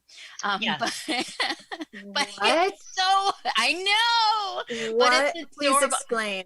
It's a parasite that sticks to the outside of your helmet, and you get like one eye that's kind of twitchy and looks around, and these adorable little cheeks, polka dots too. You can choose the color, but it's like this parasite has kind of grown over top of your helmet, and that's what. Yeah, it's pretty awesome. I'm having trouble pairing a parasite with the words you're using to describe the cheeks. Picture. I don't know like how. A face hugger, maybe. Oh, that's actually exactly what I was picturing. Oddly enough, mask. It's like a mask with a twitchy eye. The eye doesn't follow you exactly. It just kind of like goes back and forth. And Wait, it's really, really awesome. It has its own eye? Oh, yes. And it glows. Do you see out of its eye, or it's just like a different eye? Well, that's just the there? fact that it glows makes it better. Face hugger. You know, I don't know if we're seeing through its eye, if it's maybe got its tendrils in your brain somehow, or if you can see through it. I have no idea. Maybe we're sharing an eye. Maybe that's what it is. But anyway, my horrific flesh helmet, which I have a hard time saying without laughing, is kind of my favorite thing. So I ran them with Ray and Dwight, some of the derelict freighters, and that was a lot of fun. But that pretty much sums up my my gameplay. It sounds like a lot. It really wasn't. It was just I was like all over the place, except for all the time I spent in the Citadel trapped. Yeah, well, you were all over the place there too. I mean, the Citadel is like, I think, gosh, at least 20 kilometers long. It's pretty large. Is it really? Yeah, well, if you get into the Warrens, the main area you're in is the center. We're not talking about Mass Effect anymore. Hey, Dwight just joined us. How you doing, Dwight? Good to see you. Jerry is here with us too. That is awesome. They're definitely chiming in on that stuff. In fact, Mobius says that she really liked the American McGee Alice games. I only played the first one a little bit. Did you play the first one, or the second is the only one you've hit? I just started playing the second one. I watched my niece play through the first one. It was kind of it was a thing that we would do together. But the artwork. So a lot of games, I find that that it's not so much the gameplay that attracts me to the games. It's the artwork. You know, I always talk about like loving walking through worlds and seeing all the things that the designers and artists create. Yeah, exactly. But the artwork in the Alice games is just mind blowing. Yep. Even the cutscene at the beginning with the little, tiny, it's like they're paper cutouts, and they're almost like Edward Gorey drawings with ink. They're really, really beautiful. So. And the Cheshire model with the pierced ear. I actually, I did play some of the first one, and I had a lot of pics from that, screenshots from that, in my wallpaper folder for years, all through the early 2000s, because it was a long time ago the first game came out. Yeah. Sarah, what have you been playing? Well, I've been playing that game everyone loves to play, 76. Right. I remember that one. Yeah. And I will say I've been on Scorecation since the first season. This season has just been, I'm on like every other week just because of the season of life I'm in. So I'm just not even paying attention to score. I don't even look at it. And I think I'm up at least halfway through the game board, and I'm not even trying. It's just when I'm in the game doing what I need to do, I hit things. You just have to kill stuff, and killing big shit's my jam. Yep. So it's working out for me. I will say that I have completely respected my character at this point since Jess, you gave me that dang railway rifle that I'm obsessed with now. Chunk. So I am now full railway rifle, rifling it up, which is really fun. I actually made it in automatic, so I'm shooting out like It's a quad railway rifle, by the way. So I'm just like shooting spikes everywhere all the time, constantly. I'm also constantly out of steel to make more spikes, but it's been really, really fun. So I'm enjoying that. And then the last Dames episode I was on, you guys forced me against my will to get Game Pass. No, I'm just kidding. I got Game Pass. So I've been playing Ori and the Blind Forest, which I know is one of those games that's been out for a really long time. I never played it. A friend had just recommended it to me. And oh my gosh, you guys, that game is so addicting. It's wonderful. So for those who don't know, it is a platformer by Moon Studio. Ori and the Blind Forest is the first one. Ori and the Will of the Wisp just came out. That's the newer one. But it's only about 4.5, 5 years old. It's not that old yet. Fantastic, beautiful game. It is so beautiful, and it's I've always been the kind of person that likes to play RPGs with big, long stories and open worlds. And again, with the season of life I'm in, sometimes I just want to get on a game and not have to think too hard. And it's really great to just get on. It's peaceful. The music is good. There are spiders, which I don't appreciate. It's hard enough for me to be engaged, but not so hard that it's like Dima's Blue Nightmare and I want to rage quit. Right. So or the Citadel now. We've got the Citadel. I haven't been to the Citadel, but I will keep that in mind because I do want to play Mass Effect eventually. So I've really been enjoying that. And then, I saw Viva Pinata on there and I had to start that. So I also have a Pinata garden going. But that's basically it. Viva Pinata. Yes. Jen, you know this game, right? No. Okay. Jen. Rare Studios, beautiful game, 360 generation. Tell us more, Sarah. You will love this game. Okay, you start out with a little garden and these adorable little pinatas move in and you just have to keep them alive. And if you start with worms, they're these little worms, and when they want to live in your garden, they go from black and white to color, and they eat little when they die, they turn into little pieces of candy. And your worms will attract birds, and then your birds will attract foxes. And so you basically get to build this garden full of these adorable little pinatas that squeak and make noise, and you make them little homes. And walk around like this. You romance them. Yeah, it's amazing. You basically need to go download it right now. And if you want to make special new pinatas, you have your pinatas put together, and they do a little bit of this, and they do a little bit of woo, and then you get baby pinatas. They woohoo. They do a romance dance. They do a romance dance. So hang on a second. Does anybody come and mash my pinatas with a stick? Because that will be kind of exciting, but also heartbreaking. Sounds like you're saying, is there candy? Yeah. Do they poop candy? They die and turn into candy. But does anybody come and violently attack them with a stick blindfolded? So I have not experienced that yet, but I'm not. The last time I played it was, oh my gosh, when it came out. So that's what, 10 or 11 years ago? Yeah, I'm writing my notes here. And and I'm playing it now, and I'm not super far into it, but I have yet to experience anybody coming and violently killing my pinatas. This is not a Fallout game. No raider is going to come and like shoot your pinatas. But they will maybe attack each other, and sometimes they will eat each other. Just a heads up. It's okay. It's all very cute. It's the circle of pinatas. They're it's cannibal pinatas? No. There's different species. There's different species. So, So, for example, to get I forget what the birds are called, the little cute little owls. To get one to live in your garden, he has to eat a worm. So it's just a circle of life. Mm-hmm. It's all for the greater good. Makes sense when you see it. It's beautiful, and you can feed them lots of candy. I feel so worried for them. Oh well. I think you need to check in on them and maybe get some pinatas of your own to take care of. Yes. But it doesn't run real time like a Tamagotchi, because I always killed those. No. Well, they were always hungry. I was very bad at it. Well, I mean, when you log in, it's time hasn't passed when you log back in. Okay. So you're good. You're all right. All right. So Ori and the Blind Forest. And Viva Pinata. I'm writing all these things down. This is my Dames shopping list. It wouldn't be a Dames episode if we didn't recommend stuff to each other.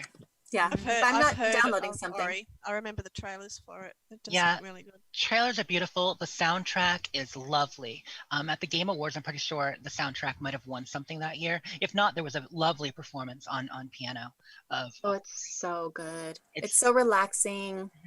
It's really nice. The art studio is really neat because there's a lot of greens and purples. It's obviously in a forest, and Ori himself is a rabbity, mousy thing. Have you played Spiritfarer, Sarah?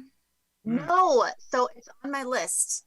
Every time I look in Game Pass, it's there and I want to play it. So I think when I'm done with Ori, I'll jump in because that one's a pretty quick one too, right? It can be. It doesn't have to be super quick. Yeah, 20 to 30, right? Yeah, I haven't finished it. I finished it, but I didn't complete. Like, I didn't platinum it. Okay. I can't bring myself to. keep I want hearing it to how live in amazing my it head. is. It's hard when you don't want the game you're playing to end. I understand that. And that's one of the differences too with things that have stories where you need to see the end of the story. And that's why, oh gosh, like Fallout 3. So sad when before they added the DLC when that ended on you. But speaking of things that don't end, I believe Sherry's been playing an online game mostly lately. What have you been up to, Sherry? I know. I'm being totally immersed in Elder Scrolls Online. I cannot. I always mean to maybe play something else, but I just come back. I'm just obsessed at the moment. I'm obsessed of outfitting my characters in the right outfits a lot too. So what has just happened recently is that a new chapter of this year's big story, which is the Dark Heart of Skyrim. The new chapter just arrived, Markarth, which is which gives you the map, adds the map, the reach to the entire map. So now I've been exploring the reach and doing the main story that's part of the Dark Heart of Skyrim story. I've been progressing on that, and I got to say, Markarth is one of the best ones yet. I mean, not just the story, but also just going through the world. It just feels so there. There's a word I want, and I forgot what it was. Sherry, I don't want to play director, but if you could maybe lift your mic up a little bit now instead of close to your mouth, because now we're getting a little bit of the sibilance and the breathing too much. So it's all good. We'll find a happy medium. Is this a little better? Yeah, I think that's good. Yeah, I don't think we'll get the peeves as much. So, quick question on that. Dark Heart of Skyrim was the first Skyrim expansion for ESO. Now, it sounds like we didn't get the whole map. What did we get in Dark Heart of Skyrim? Western Skyrim. Okay. Which has Solitude. That was when Greymore was released. Yeah, so like the Hoffingar area, I think it's called up there. God, that's been a while. Maps, I love them. Test my memory. I can't always remember the names of places, but yes, it's the place all around the area of Solitude. Nice.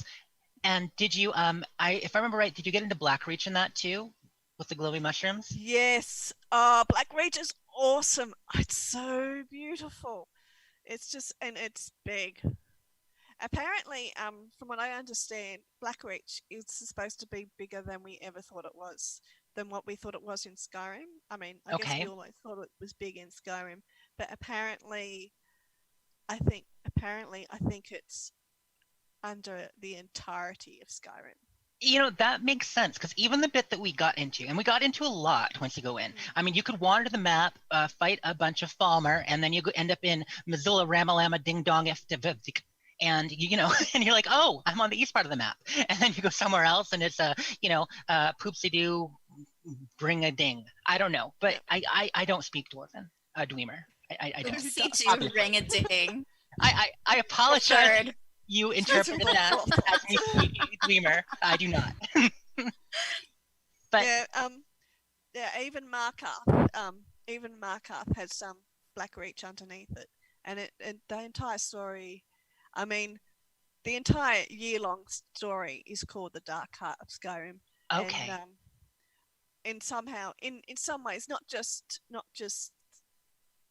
there's the Dark Heart of Skyrim can be applied to different aspects of the story, but I do think definitely when they speak of the dark heart of Skyrim, they mean Blackreach.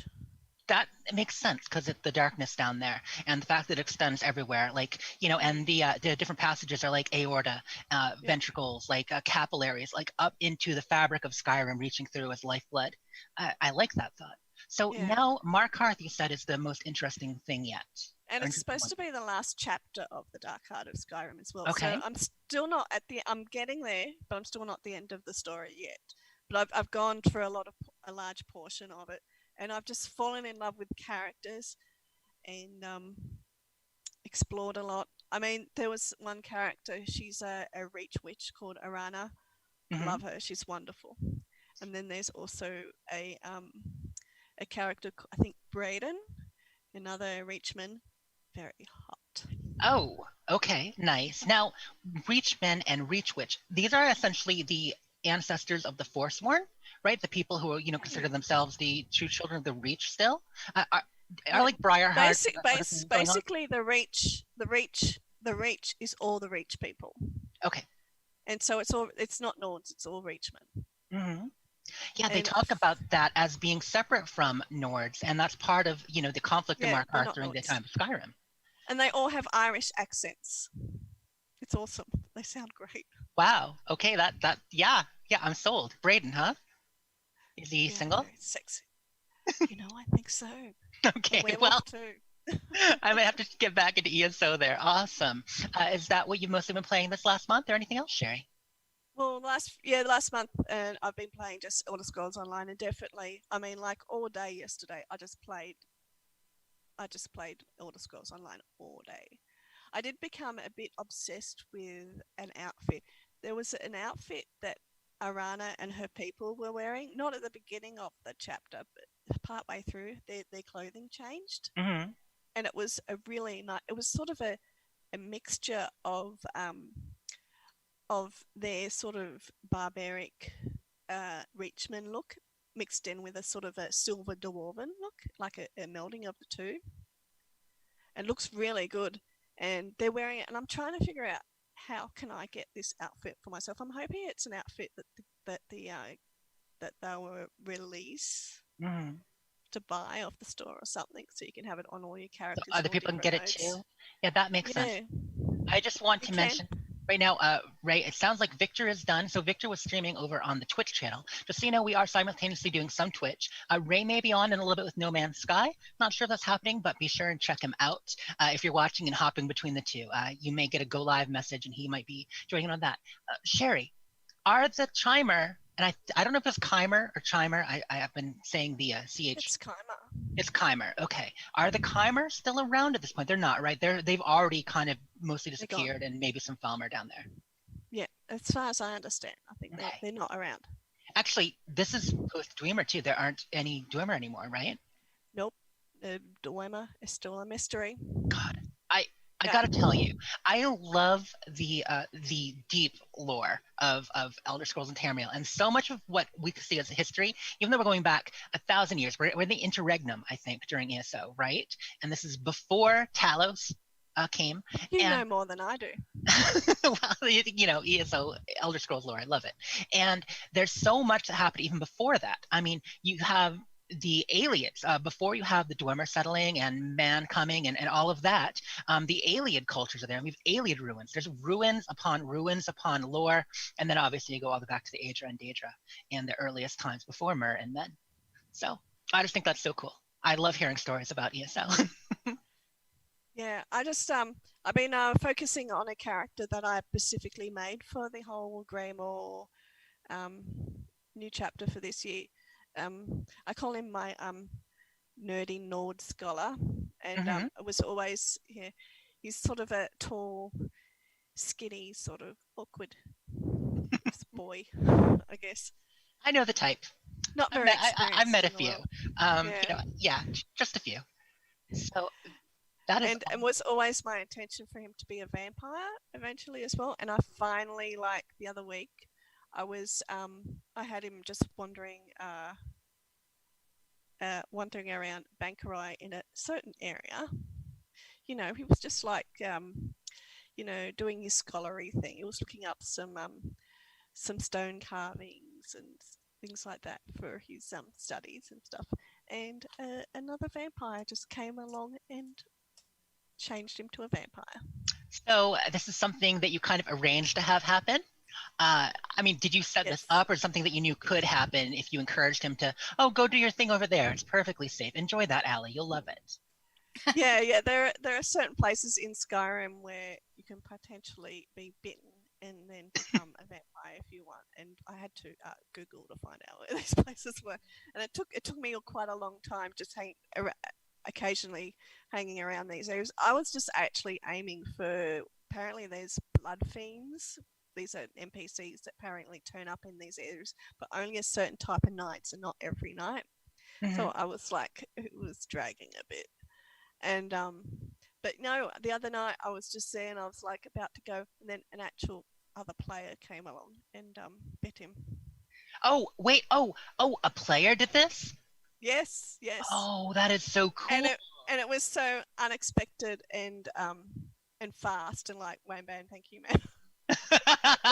Wow. I didn't know you could do that. No, I didn't know either. And being my like how I like to role play like for my characters, it was the best way to happen. Wow. That's emergent storytelling within an online game of that type, where I love it, the fact that you have vassals or characters or companions and they can be affected by other players. That is neat, and not something that many other RPGs have. You know, you might have characters in the game, but they're usually static. They're not usually able to change like that. Yeah, just it's really great. So yeah, you can become a vampire or werewolf in the game, and you can infect other people with your disease, I guess. I get it. So this nerdy boy is actually one of your characters. Yes. Okay, I'm sorry, I misunderstood. I thought he was a companion that you had recruited. No, he's my character because I'm such an alcoholic. Yes, you have so many. It's hard to keep track sometimes, but that's wonderful. And they all have their outfits and all that. Yeah, his name's Elkin Key. I thought that sounded cool. It does sound cool. Is it a reference to anything? It just a good phonetic sound. Elkin. I guess it has the word elk in it. I like that. Key is spelled K-I-J. K-I-J, Elkin Key. Oh God, that actually sounds really cool. Yeah, it's written as cool as it sounds. Well, yeah, and it's got slightly Nordic. Mm-hmm. Slightly, probably not as much, but I have also been playing an online game. I have been living in the world of Fall. What do we say? It was Foul Up 76. Yeah. Foul Up, right. That was it. Anyway, Fallout 76, doing what I do, still loving it. It was funny. I mentioned on the Fallout feed, I had a couple weeks where I was only logging in for stream or for doing photo shoots, basically like a project like F76 at the movies, or something I just wanted to post online or working on video. Because honestly, even when I'm not in Fallout, I'm kind of living Fallout because I love it. That's just something that we do that we all have in common, to a greater or lesser extent, of course. And, so I am enjoying my gameplay there. The new season, this was an interesting one because you guys know, I had glass wall envy. So out of the 100 levels, level 99 was glass walls, greenhouse walls, they call them. It's funny. Bethesda made these as greenhouse walls so people could add greenhouses to their camp. Everyone I know who got them, including me, because I quickly needed to get them after a few other people got them. That was enough for me. No one's building greenhouses. No, they're doing cool modern structures. They're doing like the house that Sarah and I worked on that she has now, which is like a Frank Lloyd Wright kind of thing. And they're using glass walls and pillars. And, they're making more like concert halls out of glass or even UFOs out of glass. So they're a great new addition. I'm loving that and enjoying building with that. So in game recently, besides working on my streams with UWN and doing camp evals, building and photos, I have done some decent play. I did last weekend play. I had one of those 7-hour days. We talk about how you push aside any responsibilities. I'm not going to say you have no responsibilities, but you have no urgent responsibilities. You push aside the rest and you just jump in and get to play the game for a while. So I was with Frosty and a bunch of friends. One of those parties people come and go.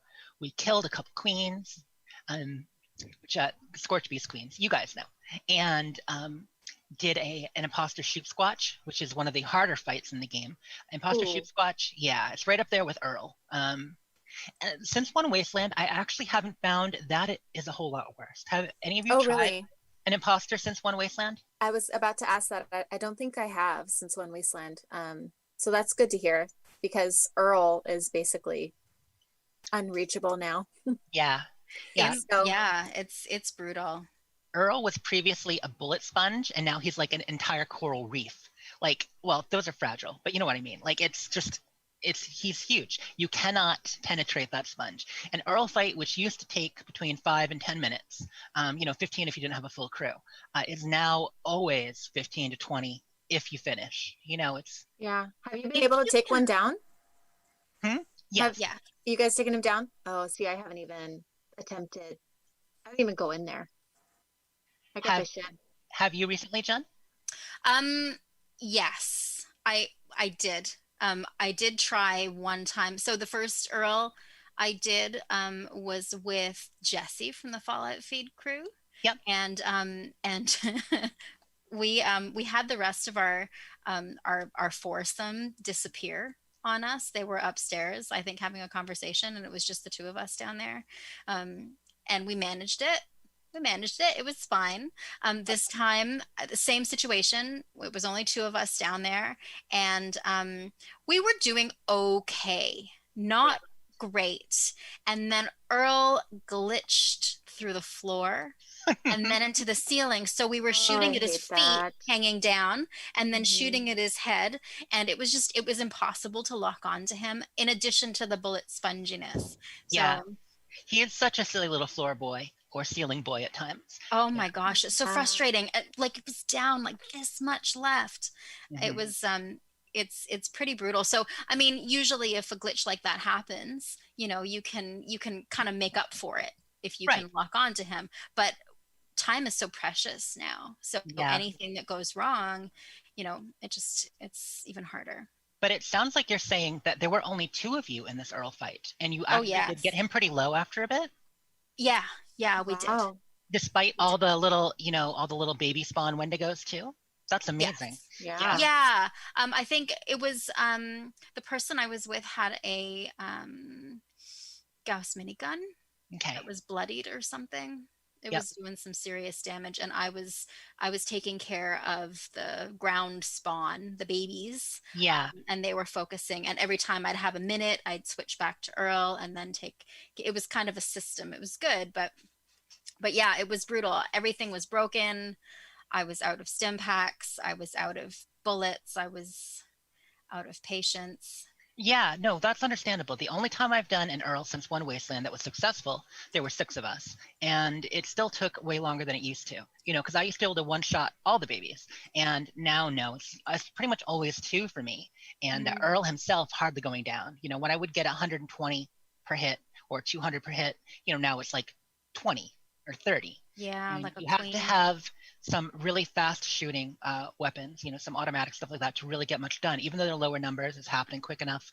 It seems to work better for a lot of people lately. But yeah, so that's generally my Fallout 76 play. It's been, that was a great weekend, getting in, doing all the fun stuff in game, getting those big events again. And of course, I'm doing all the streams with my crews, and I'm looking forward to. Okay, so in chat, Mubia said the glass walls are so gorgeous. Agreed. Aaron says urgent is a choice. Sometimes a queen is a priority. That's true. Always a priority. Yes. I'd say I push aside responsibilities. A queen can be a responsibility. Sometimes you got to do it. Absolutely. So I'm supposed to ask you about any solo Earl runs. Have you tried one ever? Pre-Wastelanders. Okay. Or pre-One Wasteland. Yes. They're better for photo mode though. Yeah, that really is what they're for. Some liquid courage, and then and then the Chinese stealth armor and a 200mm lens, and I will spend all of my time getting close-ups of that beautiful mug. Yeah. Or all of the beautiful mugs that Earl has. Yeah, there are 3 of them. Don't like to choose a favorite. I would say the one that is least maggoty is probably the one I like best. The maggots add character. Oh, if that's character, I'm fine being. So, but I am looking forward to after this week. I'm going to have Mrs. P 123 on my talk show Appa tonight. Are you? That's awesome. Yeah, she's gonna be on. We're going to talk about her Fallout fandom, history and Fallout, and her kind of trail down. She's become known for finding news information, digging up stories, and sharing some great tips. And so we'll talk about how she kind of got there, making videos, all that stuff. So that's going to be really fun. And I want her to see my current studio, so I'm not messing with it until then. But after that show, we are going to take a little break on You Wastelanders for the week of Thanksgiving, and Appa's off anyway for a week usually, so it'll be at least 3 weeks. Building a new camp. The time has come. I've had this one. Really? Exciting. Any ideas? Any plans? Yeah. So I've had a couple, and obviously when you get so many ideas, you want to do them, you want to film them, you want to photograph them, and you just want to make it perfect and then like save it. So I obviously won't have time to do all of that. So I'm probably going to try to do a cozy home or two. Haven't done a traditional house on a character. Wendy Taylor a little bit, but it was a traditional haunted house. And I want to do a house, like something cozy, something comforting, which is not, I usually go for dramatic and, statement kind of things. And so that'll be fun. And then as soon as I finish that, we're doing the dramatic statement thing. And I am taking these glass walls and I am building a ring. I kind of thinking like a ring world kind of thing, or like Halo. So as large as we can get in the build space, I want to build a floating circle with a hollow center out of glass walls. Wow. So I've done practice UFOs and stuff in workshops, but I think it's really neat. You can make them narrow and make a circular build up, and you can still float. It takes a little more work, but you can still do it without too much trouble. And want to have a hollow center. So everything will be around the perimeter, and then maybe do you think some bridge pieces across the middle could be cool, or just like walkways where you're open to the air? I don't know. That sounds amazing. That sounds awesome. I love it. I hope it turns out okay. Obviously lots of blue lights and regular lights galore, and it will still be in the ash pile because that is the place to live every season. Come to the ash pile, you'll love it. Actually, once you've lived in those fumes for a while, you'll be addicted and you won't be able to leave. You call it the ash pile? Yeah. And not the ash hole? No, I don't call it the ash hole. I would blush too much every time I said it if I did that. But that's 76. Then besides that, I've also been playing Amalur some. Oh, have a great day, Jerry.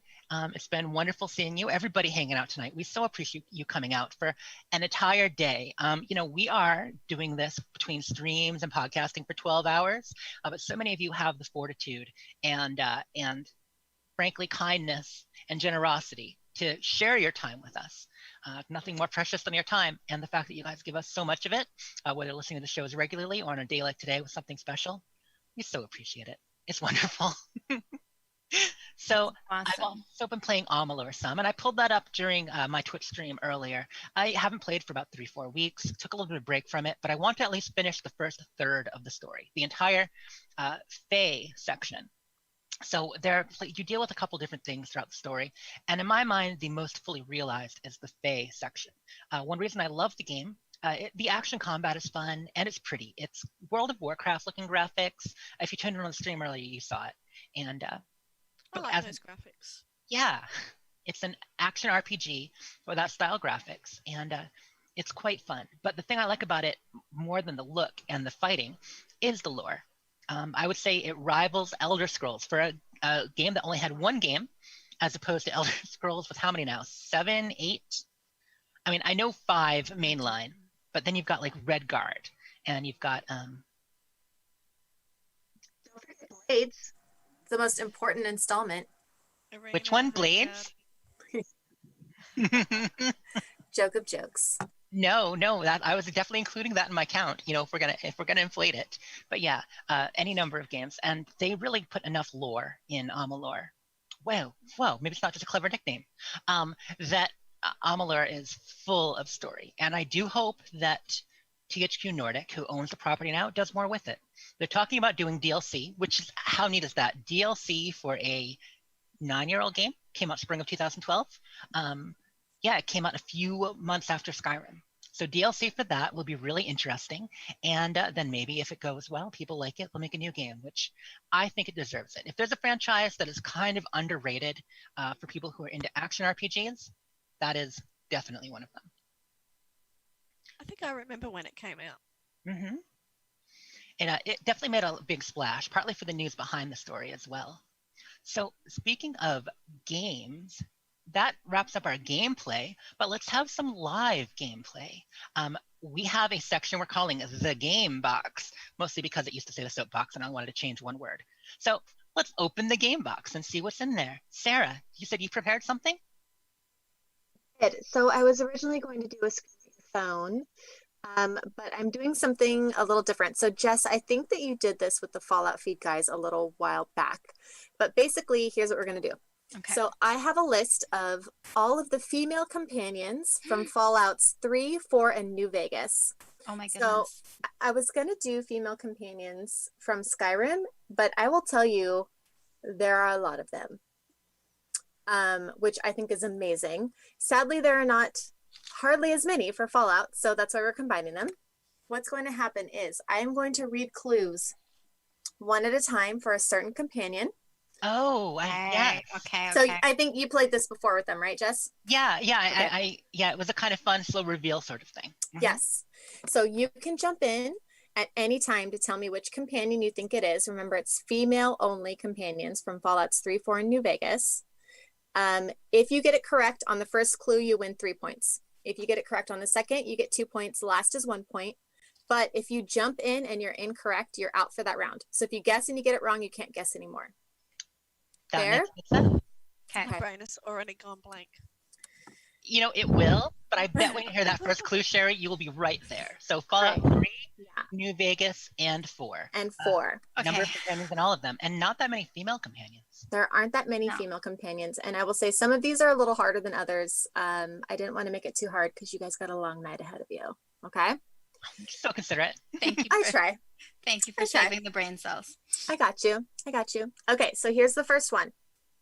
And who's going first? Is it nobody? So you can jump in whenever you feel like you know it. Do we have a buzzer or something, or just scream it at me?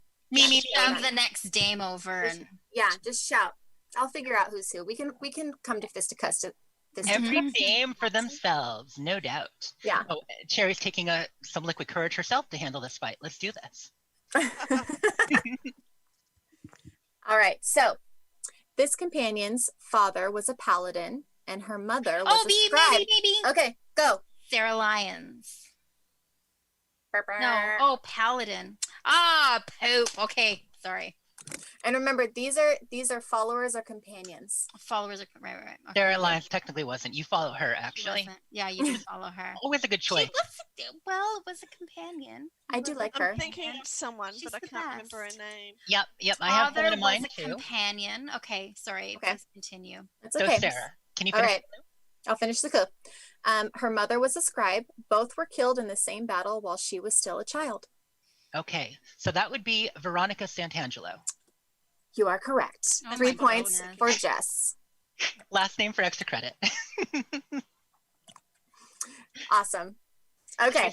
From New Vegas. For those who don't know, New Vegas. She's from New Vegas. Voiced by one Ms. Felicia Day, and she was very punchy. Oh, right. Where was she?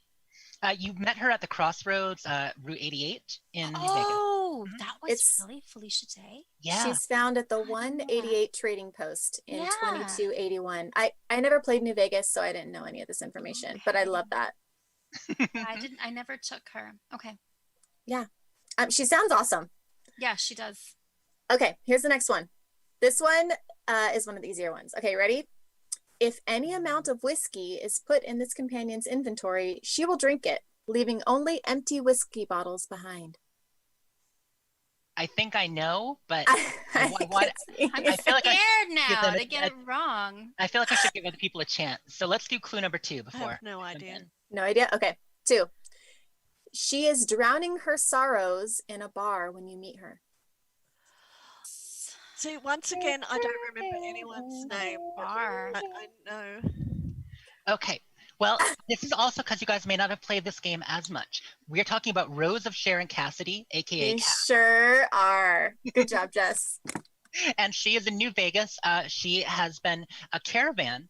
She has her own caravan. I'm forgetting the name of it. Oh my Got me gosh. points there. Mm-hmm. But yeah, Oh, I love it her. is- She's I'm great. so bad at names. It's a good It thing is- I'm not a historian or something.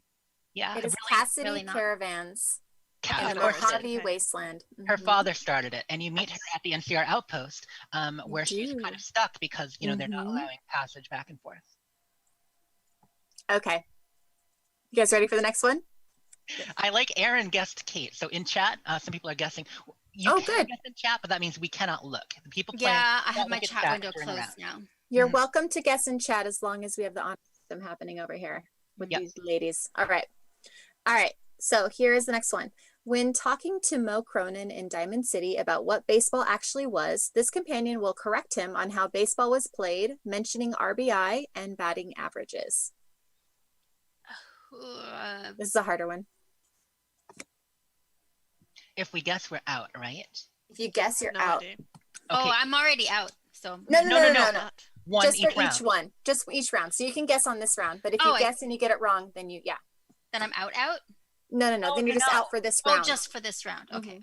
If you guess once and get it wrong, you just can't guess anymore like until we go to baseball. the next companion. So I'm gonna guess once and get it wrong, and then I'll be out. Okay. I'm gonna say Kiri. You got it right. Frig. I thought Oh I my might. gosh, Jess. I'm Give sorry, us some chances. I'm a horrible, Okay. horrible friend. I was specifically like, I think it might be Kiri, but I'm I probably love wrong. you having to nerf yourself for us. I know. How do you Let me spell tell you Curie? the other. Curie. Like Mary. Oh, yeah. Curie. All right, Curie. Like All Marie, right. yeah. I Let me couldn't tell get- you this other cute fact about her. So when the soul survivor picks up items from dead bodies, she'll occasionally comment, I believe we're supposed to file a police report, yes? And all the little things go in baggies for evidence because she's been in the vault for so long, she doesn't know what happened to the world. It's so cute. I did not know that about her. I love her. She's great. And I mean, the fact that she is a pre-war personality, and has the programming and Mhm. memories from back then. Now, the memories might be a little bit different, as a Miss Man, Right. but it's Right. very cool.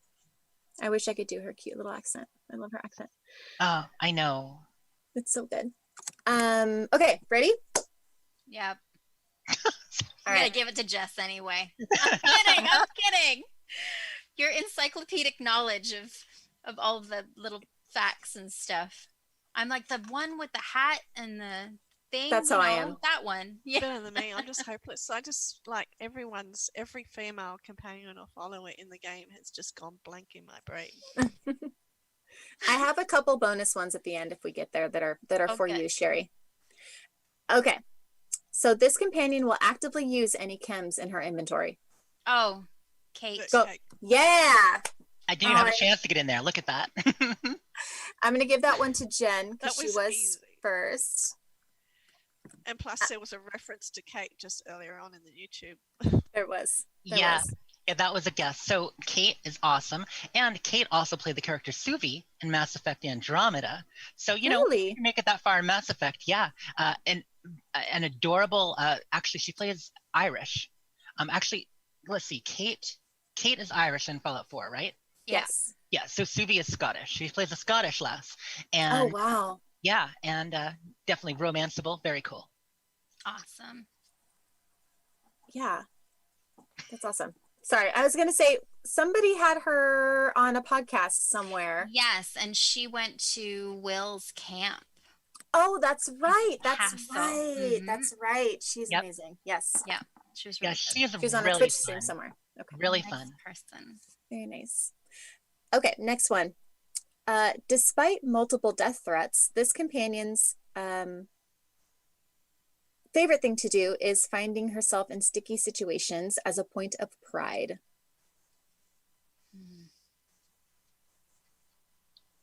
Piper? Oh, good one. You got her. I totally read that wrong. So I'm glad you picked up. Let me read that correctly. Despite multiple death threats, assassination attempts, and a near execution, finding herself in sticky situations is a point of pride for this companion. Awesome. Good job, Piper. I don't like her. I don't love her either. Wow. Why? I love Tell her. me She's one of why. my faves. Why? She's just kind of annoying to me. Like, Yeah. she's just a little too much. Yeah. People find her a bit extra, it's true. Mhm. And she is a little bit Lois at times. Like, I'm sure that's who they patterned her after. Like, Yeah. throwing herself into situations and maybe being a little bit too brash, a little bit too brusque, but it's Mhm. effective. And, you know, you can't blame her because she actually has a beat on the truth that other people are ignoring. She does. She does. You know, I thought it was the animation they put on her mouth that made me so angry, because it was so bad. And I put a bandana on her because I was getting all sneaky. We were going to go sneaking somewhere. We're both wearing bandanas, and I didn't hate her as much. I thought she was actually quite great. Oh, so maybe that's it. It's Maybe her weird teeth. It's her weird teeth. Like, why would they do her teeth that way? I don't know. It's been a while, but I think it was definitely things she actually said that set me off the wrong way. I can't remember completely, but I think I found her a little biased, despite being a journalist. Oh, Okay. yeah, Okay. she definitely had an opinion Mhm. Yes. from that point of view. You know, she was trying to get at the story, but she already kind of, in some ways, was going at the She'd story. already made up her own mind. Exactly. Confirmation bias. Yeah, that makes sense. In chat, Aaron says, I knew it wasn't Piper. Okay. That was before. That was that was before. And Michelle says, my 2 shirts are on the way. Yeah. Awesome, Michelle. That is fantastic. Okay. All right. So next one. This companion likes to say, there is a foul stench on the wind. Let us not tarry for too long. I have no idea. Okay. Jess knows this one. Yes, I do, because she was actually my assigned companion. Actually, no. Okay, I was assigned only dog meat during our Fallout 3 roundtable. However, the one I did pick up for a while was Star Paladin Cross. Very well done. Right. 3 points for you. Right. Good. Yeah, I was trying to decide so the next one I had for her, it is well known that this companion has been technologically enhanced so that she no longer needs to eat or sleep and is in fact a cyborg. I think, did you guys talk about this on the Fallout feed? I thought that was interesting because isn't the Brotherhood like fundamentally against that kind of technology? Or maybe not in Fallout 3, but Fallout 4, yes? Not necessarily. I mean, they are anti-synth, sure, but those are synthetic humans. As far as enhancing human abilities, maybe. They're not. Oh, maybe. They're not anti-technology. They're more wanting to control it. Right. She's talking about, I think, their anti-synth bias and the fact that they hate a synthetic humans, but an enhanced human might be okay in certain circumstances. And to be honest, I wasn't really aware of that about Paladin Cross. I did not know that. I didn't know that either. Okay. That was a deep cut. Yeah. Okay. All right, next one. This companion likes to ask you, can I have a better gun? Okay, so it is a female companion from 3, New Vegas, or 4. Who's asking for a better gun? Ready for the next clue? Yeah. This character drops a finger when killed. Oh, okay. Oh my gosh. Yep. I'll give you just a minute, Jen. No, I'm flatlining. Clover. Yep. Thank you. Oh my gosh. I could see her potato-y face. So that's the Fallout 3. I'm not sure if I know this one. Clover? Yeah, if you're evil in Fallout 3, you can pick her up from Paradise Falls. Yeah. Oh, that'll be why I have no familiarity with her. I know, we're a bunch of goody-goodies. I mean, some of us. I speak for myself, right, Sarah? But no, I try to play evil characters all the time and I never can. No, you never can. You the way you went after Sergio for blowing up Megaton. Well. Listen, yeah, I don't want to go down that road again. It's just going to make me angry. You don't want to turn the game box into the soapbox after all? Okay, yeah, fair enough. It's just going to make me upset. Okay, all right, next. Okay. For this companion, you will not get any affinity perks from her, and in fact, she does not even care about your actions at all. You don't get an affinity perk, and she doesn't care about your actions. Nope. But she is an actual companion. She's a companion. She's a follower. Okay. I don't know this one. Okay. Is Ed E a male or female? So I did not include Ed E, but that is a great guess. That is a great guess. But I did not include, the wiki did not specify if Ed E was male or female. So I didn't include that. Yeah, being named after the song Eddie My Love, I always assumed that I always say Edie, but that Edie would be. Could be Edie. Oh. Yeah, gendered male. She is one of 3 companions, excluding automatrons, that is modifiable at a robot workbench. Oh, Muffin Humper. Yeah. Go ahead, Jen. Can I go Ada? Yes, that is correct. Yay! I got another one. I beat Jess on something. I didn't even think of her. I mean, I did once you started going ooh, but you were obviously chiming in first. So that's why you got the Muffin Humpers. Okay. The Muffin Humpers? It's a fight. That was my exclamation. That's all I could think of in the moment. I was worked up. That is a very unusual relationship with baked goods, I just have to say. Okay. All right. Next one. When this companion is reduced to 1/2 of her hit points, she will suffer a psychotic break and will be in aggressive mode until it fades. Jen's face. Who The is unicorns in that? Oblivion. And I need to hang with them. You're close, Sherry, but not quite. I don't. All right. Hit point, psychotic break. And nope, let's go. All right. When enemies are identified, this companion will frequently state, "Get behind Grandma," and then place herself between the player it's character Lily. and the enemies. Lily. It is Lily. It is Lily. It took me a second. Reading about Lily made me want to play New Vegas, by the way. She's a great grandma. Yeah. She sounds amazing. She has a sun hat. Yeah, she has a cute yeah. outfit from the pictures I saw. I mean, she's not so cute herself, but yeah. It always that stuff around her mouth that holds her lips open. That always makes me worry. Like I want to get her some chapstick. Get her a chapstick and a glass of water. Does she have that? I mean, I know like Fox does. I don't know. Yeah, I think it's like a bit of a thing too. Yeah, it is a bit of a. It's like a weird dental thing. Okay, so that is actually the end. That's it. Those are all the companions in At least I got 3, 4, and New Vegas. So I actually have 2 bonus ones if you're ready. These are from Skyrim. Sherry, smile. Sherry. All right. Oh, just as well as Fallout. Now there's pressure. Now there's pressure. There's 2 bonus ones. So, I mean, not unfortunately, but, Jess kind of took the game. So 15 for Jess, 5 for Jen, and 3 for Sherry. Nicely done, Jess. Nicely done. Here we go. These are double points. I've just decided on a whim because I do what I want around here. It's your prerogative. All right. So this Skyrim follower you can find in a Whiterun.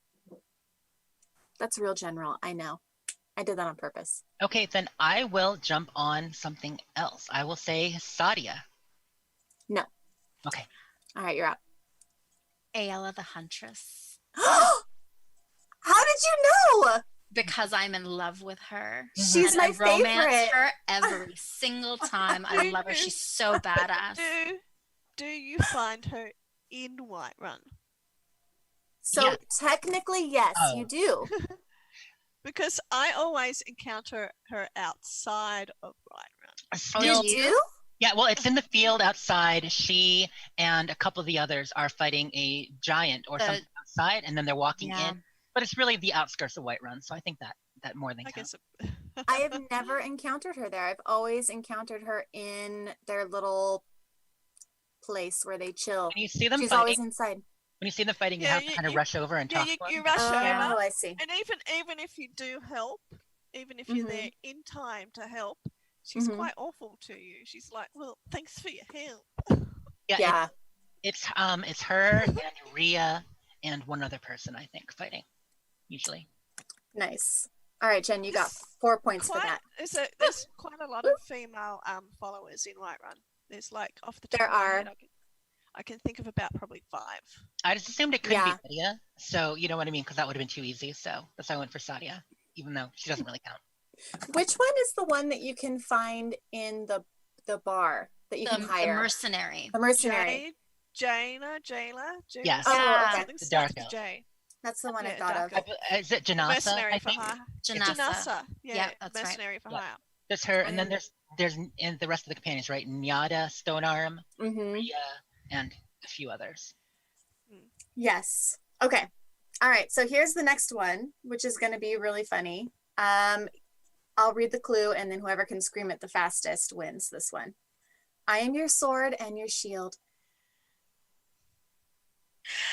Lydia! Yordis, the Yes. Sword Maiden. I couldn't shout it because her name escaped my brain. My stupid brain. Your burden if you choose to accept it, Lydia. Yeah. And my second clue was, as a She's all housecarl, she is sworn to protect the dragonborn with her life and carry your burdens. Yeah. Yes. Yeah. That's fantastic. Victor in chat saying Uthgard. Exactly. You know, I like some of the companions in the other towns. I'm a big fan of Yordis. Uthgard, let's see. Uthgard she's not the woman in Riften. What is her name? I liked her a lot. And then of course there's Mjol the lioness in Riften, but the one you There get are Carl? so many. I have not played Skyrim enough to know them all. That's what I've realized. I mean, looking at the list, There's a priestess up near not far from the mages. Near the college up in Winterhold? Yeah, there's not there, but nearby maybe. I'm not sure. She's at the Shrine of Azura. Priestess. Yes. Mhm. What's her name again? No, that's escaping me. It starts with an A, doesn't it? Yeah. I really like her because she's a badass. She's full of lightning and fury, and she wears the best robe. So yeah. And we have to have her following her around for a while, and she'll comment on places you visit. She really grows on you, and she's such a strong. I mean, she'll one-shot the mobs before you get there. Sometimes she's a beast, but she was great. I loved her. Iona. So Victor was saying Mjol is in Riften. I remembered Mjol, but Iona is the housecarl in Riften. Oh, okay. Yep. Sidetracked. Sorry, just talking to chat. Yeah. All right, there's our game, ladies. Wow, Yeah, I think that was it's- awesome. Thank you for putting that together. That was fun. And how amazing is it that there are actually so many more female companion possibilities in Skyrim? Like in Skyrim alone, there are more than all 3 of those Fallout games. Easily. Double, probably. Yeah, it's amazing. Yeah. I wish we could have followers or companions in Elder Scrolls Online. That would be really cool. But all we have is a non-combat pet, or there are combat pets that are part of your abilities. But no like dark elf companion who chats away with you as you go around the world or anything like that, which would be cool. I'd like that. Love that too. Yeah. I'm looking up who is the fellow student in the College of Winterhold that can join you. Berlina. Yeah. She is she's one of my favorites. I like, I like going with her, but I've played probably more mage playthroughs in Skyrim than anything else. Really? I've never done mage. Oh yeah. What's Jago? Wait, what's his name again? J'zargo. Oh, Yeah. J'zargo. Yeah, he's pretty full of himself, and it's funny as you get to know He's him fun. and realize that a lot of it's bluster. But yeah. He is good. He is good. But yeah, I find that playing a mage is a little bit more challenging at first, but then really cool as you level up. So I'm definitely a fan, especially with mods. And Victor's in chat, so talking about mods. But Mighty Magics, obviously there's apocalypse spells and all that, but there's a mod called Mighty Magic, ICK, that is just, I love it. It makes dual wielding much more interesting. It adds some spells, but not too many, and it's a great one to try for Skyrim Magic. That's a good one. So that does the game box, and like Jen said, thank you so much, Sarah. That was actually really fun, and I may have dominated, but I think in the end, Jen won. Let me pull out my notes here. Let me see. She got close, but I think you won. So Jen came away with 12 and Jess 15. Sherry 3. Okay. Well, but Sherry won our hearts. Oh, so that was beautiful. Speaking of winning our hearts, things we love, that brings us into makeup talk for a little bit. Now, let's see. Bad review. Oh, Broken Hearts, bad review. Kat Von D. Who put that in the notes? Jen, you're on. That was me. I was muted, but that was me. Oh. Tell me. Okay.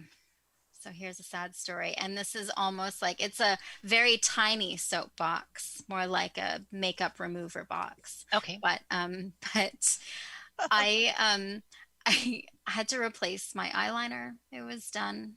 You know, all these Zoom meetings and stuff like that. I'm having to rely on makeup still. And I replaced my beloved Kat Von D tattoo liner. And, you know, there was the whole Twitter thing where somebody put it on and got into a car accident, was at the hospital all night, cried through it. Still, the eyeliner did not budge. I watched, I think it was a commercial or something, and I cried because that's how I feel these days. And I had just put it on this brand new stuff and it fell off, like literally just fell off my eyes with only a couple commercial tears. So did they change the formula? I did a little digging. And they were sold. What? Kat Von D is no longer run by Kat Von D. It's run by, I looked it up here. It is run by, as I scroll up, another company, Kendo.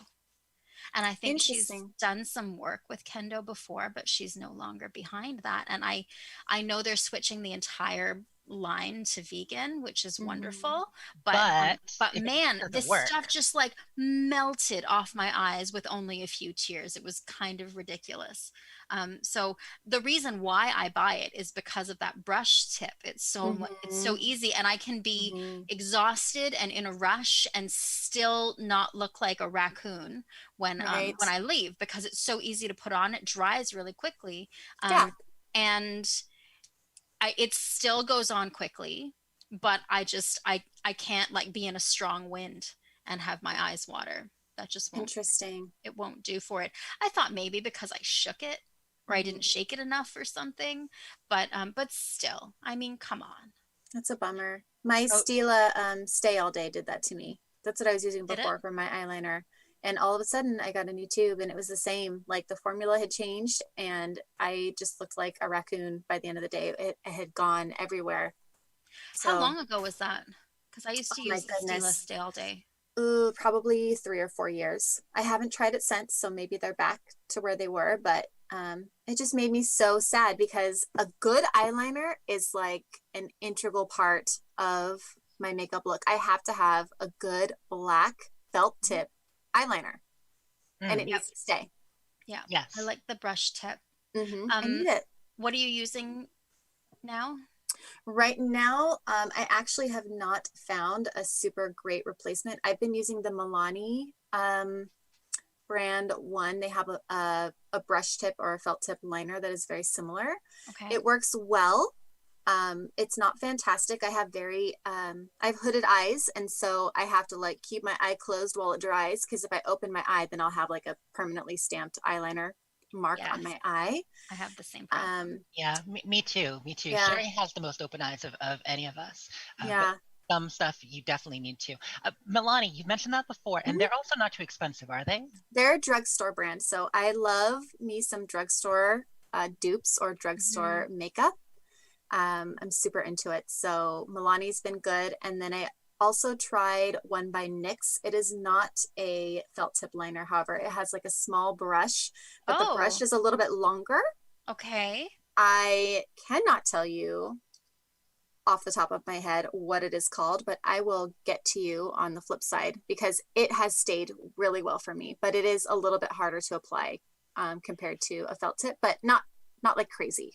Yeah, I prefer the brush tips, but Mhm. and I bought a NYX and I love the staying power and the Mhm. intensity of the color, but Yes. it's got this bevel tip and I have to like do one eye and I have a fan sitting by my mirror and Mhm. I have to Mhm. fan one eye and then like do the next eye and fan the other eye and it takes a long time to So dry. that's very similar to the one I have. We might even have the Okay. same one. It's not a bevel tip, but it is very liquidy and it takes time to dry. So yeah, it's same sort of deal. I gotta hold my eye closed while it dries.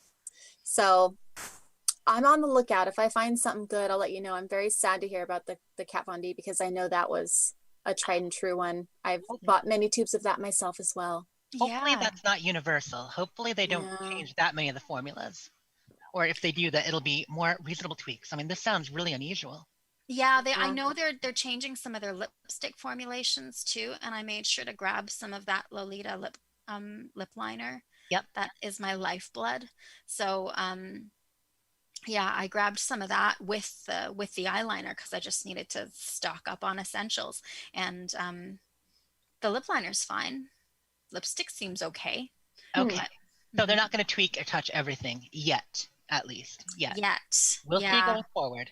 And you know, I don't know do you know if that's COVID related or she just had enough of doing her own makeup brand? It happened in January. It happened in January, and the Instagram post that she made. I'm finding it in the article here. Said that she had lots of life changes and stuff, and she was starting some other things. So so that was in January 2020. So I don't know if anybody out there has experienced the same thing. Please let me know if you've bought it, and maybe I just have a bad tube.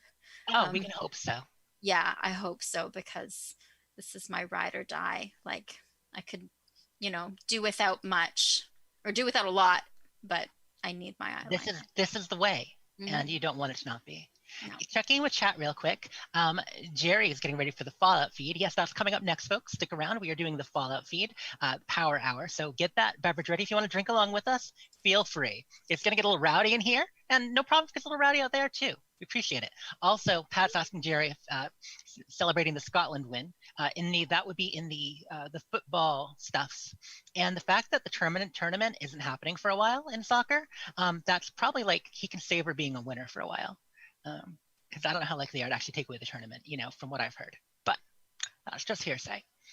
Also, Andrew had a question. Does makeup come with lot batch numbers for tracking bad batches, etc.? Do we know? I don't know. It should. I think it does because it comes with lot numbers. I know that. So that is a really good point, Andrew. And I'm going to, I think I still have the box because I haven't thrown anything out yet. I need to clean. But yeah, I'll check. It's a really good point. Yeah, that's a good question. Andrew always has some of the most interesting questions about whatever our subject is. Like he comes at it from a slightly different direction that we don't think of. And I love that sort of thing. Our honorary dame. Our honorary dame. Aw. So let's move on to the dames discuss something other than makeup, games, and games we're playing.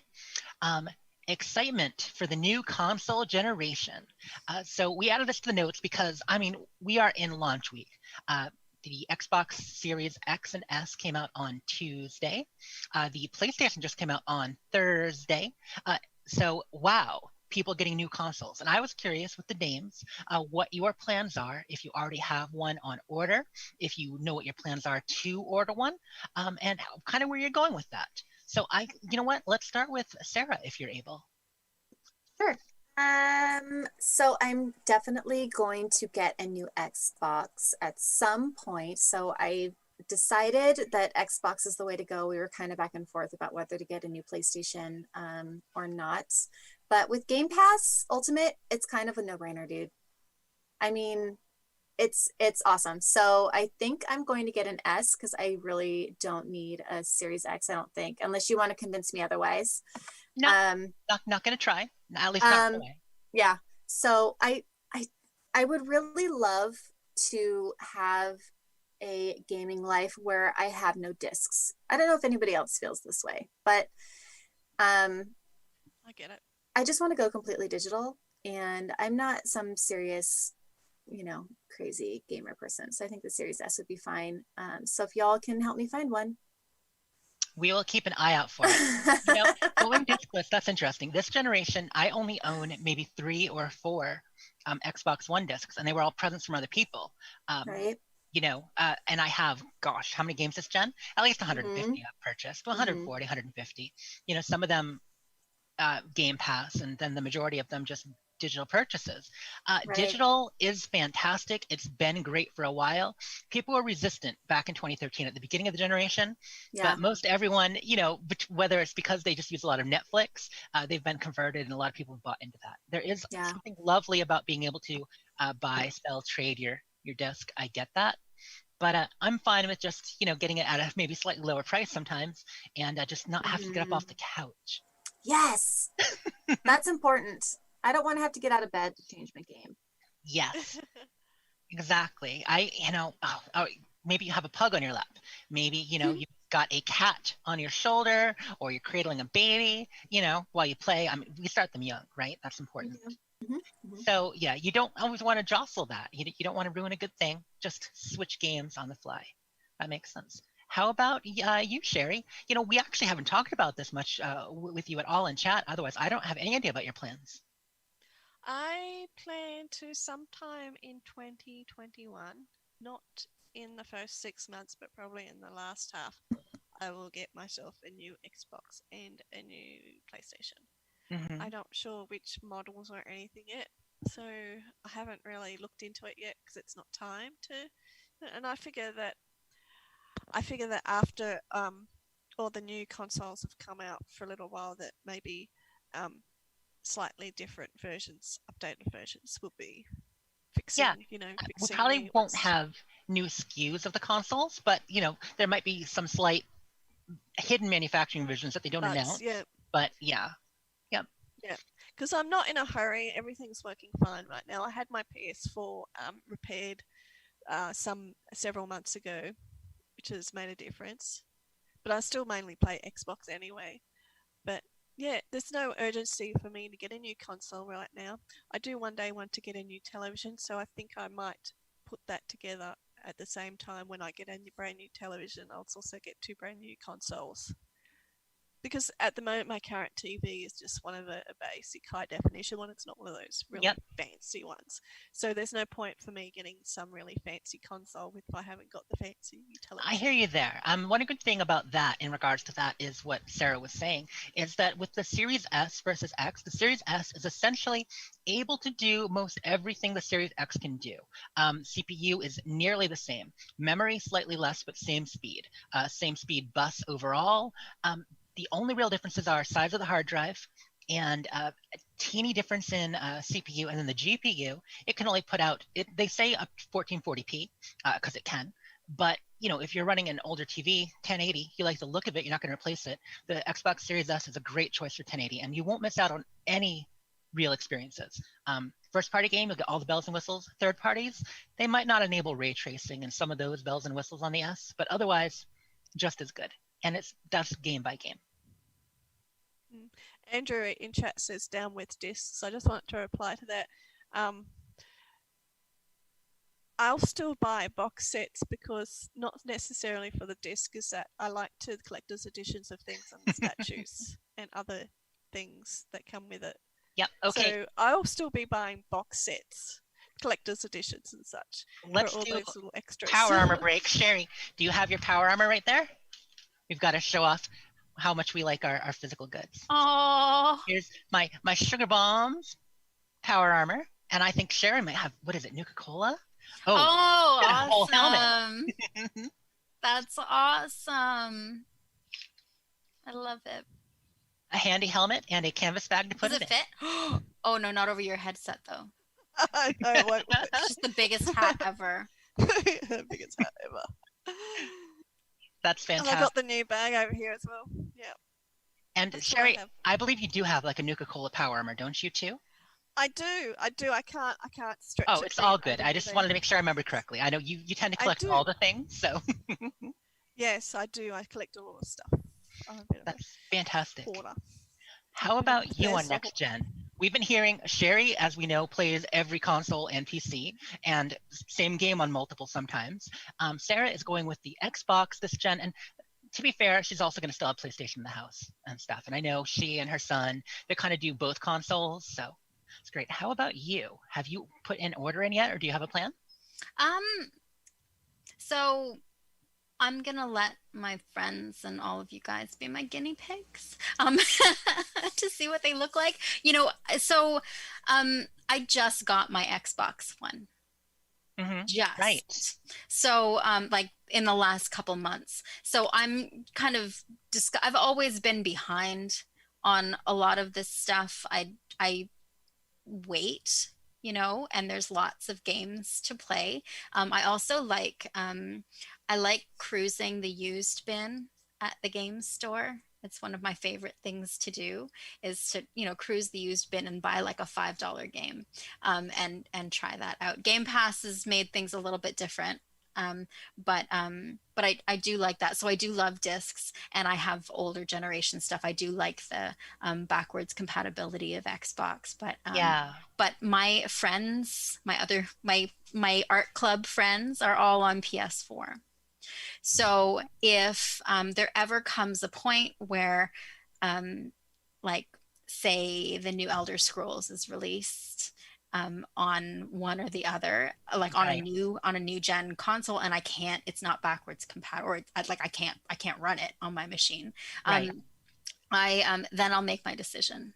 But for now, my PS4 is okay. It is not great. It does whir like an engine, but it's not nearly as loud as my 360 was. It would like rumble stuff off of the table. It rattled it so much. And I actually had to wear a headset with it because I couldn't hear over the console. So now my Xbox doesn't, it whirs, but it's not really, really loud. My PS4 is louder at this point because it's older, but it's been through a lot with me. Yeah, it does stuff like drop Wi-Fi and that makes sense. So you've got friends on both systems, obviously long-term PS4 player. A lot of the ARCA people probably staying PS4, even if they are going to the next generation, more likely staying there because that's where they've been. Some doing both, of course, which is very cool. So I totally understand sticking with that. And then if the game comes out that might be available as an exclusive, possibly on a certain system, then you might pick up that system. Possibly because it's owned by the megacorp. Exactly. By which is talking about Microsoft. So we already know I'm a Microsoft faithful, Xbox faithful, as it were. And so I will be getting a series. You know what? I might get an S. I also, in various systems, I run 1080. I mean, my PC monitor is 1440p, high refresh rate. It's a really great monitor, but if I wanted to hook it up to that, I can get 1440 there. I love having the One X, which I do already, which is 4K and 4K capable. So, I wasn't in a hurry because I already have the One X. What am I saying? I want it right away. Okay, new technology, new gaming system just once. But I might go for the Series S. It kind of depends what I find in stock. I know Jerry might say, our friend Jerry in chat right now, might say that I would regret getting an S and not an X, but they do seem to perform relatively close if you're not as worried about the graphical fidelity or resolution, actually. So we will see. Yeah, Jerry says S is temporary, X is future-proof. It's true. And I'll be trading in my Switch towards it as well, to be honest. So that's going to take some money off. So we'll see what comes available. And I can't wait. I hope to have it by the end of the year, and I will let you guys know how that goes. So speaking of game consoles and this and that, we're going to be wrapping up pretty soon, but I had a couple ideas.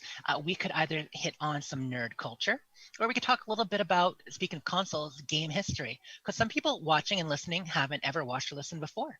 And I kind of wanted to know what some of you guys' first favorite video game was. Anybody want to go first? Tomb Raider. Tomb Raider on the PlayStation or PC? The little PS one. That is awesome. There were some great puzzles in Tomb Raider. That's awesome. Do you still have it or a copy of it? No, I gave, a long time ago, I gave the copy of Tomb Raider and the little PS1 console to my brother a long time ago. But yeah, it was, I have really good memories of late at night with pizza, me and my brother playing Tomb Raider, and then both of us we're playing the game and we're crouching in the Lara is crouching in the cave, trying to avoid the T-Rex. Because there was a T-Rex, and every time you popped out, it would come, and then so you crouch back in the cave, and I just had gotten enemy. So we were shrieking with laughter and everything. Neat combination of Pitfall and that kind of platform adventure gameplay with, at the time, adventure games were kind of ruling the roost. And adventure games had that sort of thing where there was something you had to get past, and it was, T-Rex, a bunch of wild dogs, maybe a big old collapsing gate. And so like a lot of Sierra games, you had to figure out how to get past. And I really feel like Tomb Raider was one of the first action games Terrified of going underwater. Combine those things. Mm-hmm. I was terrified. All the underwater parts, I was so nerve-wracking for me. I don't think I'd be like that anymore, but I remember being, oh no, I have to go underwater. I'm not sure I can do this. I'm going to die. Was that your first favorite, or was that your first game or first favorite game? Both. Both. Okay, awesome. Well, yeah, basically both. I guess my first really on console. I originally bought the little PS1 for the X-Files game because I was a big X-Files fan, but it turned out the X-Files game was really boring to me. Yeah, a lot of those licensed games, it wasn't my type of game. But I'd also got the Tomb Raider, and that I liked. I had fun with it. Andrew asking the important questions. When the hell did Tomb Raider take place? Was she a time traveler? No, Andrew, it's because of video games. Everyone knows if you go deep enough into the earth, there are T-Rexes ready to gobble you. I saw the movie there, Journey to the Center of the Earth, or whatever the one was. Yeah. Sarah. You go to undiscovered places, and you find out that T-Rexes still exist somewhere on Earth. Exactly. Deep in the bowels of the earth, you never know what you'll find. Sarah, what was your first favorite game? The first game my first game was Mario. I mean, the original Super Mario Brothers. I don't even know what it's called. The original Mario on Nintendo. It was special to me because I played it with my older brother. He was 8 years older than I was, and he would hand me the second controller and tell me I was Luigi, and then he would proceed to play through the entire game without dying one time and beat the game without me ever getting a chance to play. Mario? Really? You could watch Mario. That? Did he take all the shortcuts? Did he jump on the roof? So yes, he did take shortcuts. However, he did it a few times without taking any shortcuts. He went all the way through. My brother was, he's no longer with us, but he was like just one of those players that's automatically good at everything. So frustrating for me as a child. Now it's one of my favorite memories. But I would say the first game that I would like be at school thinking about and had to come home and play was probably Ocarina of Time. Oh, wow. I loved that game. So good. One of those like life-changing games. I think a lot of people would agree that that's one of the best, if not the best, Zelda game out there. Zelda went 3D and introduced a lot of people to that world. If they were Nintendo players and they hadn't really experienced it otherwise, what a great way to do it. Super good. But yeah. That is awesome. Jen, your first favorite? I think the first game I lost food and sleep to was probably Super Mario World. Oh wow. That's Mario 3 or the one right after? Like, was Super Mario 3 or was that a separate game? It was Yeah, I think it was its own thing. Okay, so Super Mario... its own thing. Yeah. It was before Yoshi. Pre-Yoshi times. Yeah, and I would, dream about it and hear the little boing boing noise that, I would hear that in my sleep because I would be like, trying to make the jumps and then make the double jumps and stuff in my head while I was ready to go to. That's how I went to sleep, was kind of walking myself through the scroll. And I remember journeying that overworld map too, like the way that you navigated in that game that was different than anything previous, where they hadn't really had that before. And then when Yoshi came about, that was it. I was like addicted to Yoshi. Yeah, I think, but I didn't have a console myself. We used to rent them. because we didn't have the money for a console. So I would get hand-me-down stuff. So a friend of mine gave me his Sega Game Gear, and oh no, it was the old black and white Game Boy, and gave me a Tetris cartridge. Yeah, that was my very first, and I'd have to, like, you know, lay there in bed, and I just kept playing, and it would be 4 o'clock in the morning, and I'm like, oh my God, but the music's so fast and I have to keep going. So yeah, kids would get in trouble for bringing it to school, but that was kind of how I first experienced it. I never had a Game Boy or a portable until the Advance, and but that black and white Tetris was awesome. So my first favorite game, you know, because I did some computers and stuff with my dad, and there were some games in the house, but the first one that I really fell in love with, I think I've said before, was Ultima 3 or Ultima 4. I love those games. It was great. I was just learning about what D&D was, and you know, I was a bit young for it, but I could walk around on Dad's IBM PC and you know, character, and it was ASCII art. It was really fun. I loved that. That was probably my first. I don't know what that is. Can you tell, for those of us that don't know what that is, kind of a little bit about it? So early role-playing games, there were a couple of big series, and there were the ones people have mostly heard of would be Wizardry, was a big one, and then Might and Magic was a big one, Bard's Tale, and then Ultima. Ultima was done by Richard Garriott, and there were 7 Ultima games, and then he went on to do other things, and Ultima Online was a thing in the 90s. But it was an early RPG with kind of what that was like back in the 80s, where, you know, they weren't super detailed. You would turn-based fighting and be like little ASCII art characters on a map, although I actually played it on the Nintendo, so they were a little bit more animated. I played it first on Dad's computer, and then I got it myself on my Nintendo. And yeah, just really fun early computer style RPG. So story, very thin. Shimino, all that. Victor saying Zork, nice. Lee first saw D&D in college in the late 1970s. That's awesome. Yeah, I learned about D&D on recess in 4th grade, and a couple of kids playing near the smokestack in the back of the school for the furnace. And I'm like, what is this? What's going on? So yeah, I was an early convert and made my first D&D character, stuff like that. So that's kind of how I got into it. And also when I got into Ultima, I was, I don't know. Very, very cool. 4th grade. Was that I've been on the Dames Who Game podcast. Hey, Ray! Yay, he made it! Multi-podcast extraordinaire, ASA superstar, Ray. Good to see you.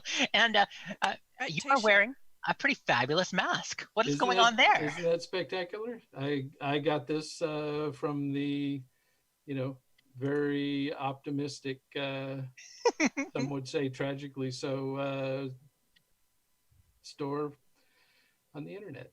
That is awesome. So yeah, we in our store with our merch, we do have a couple of masks.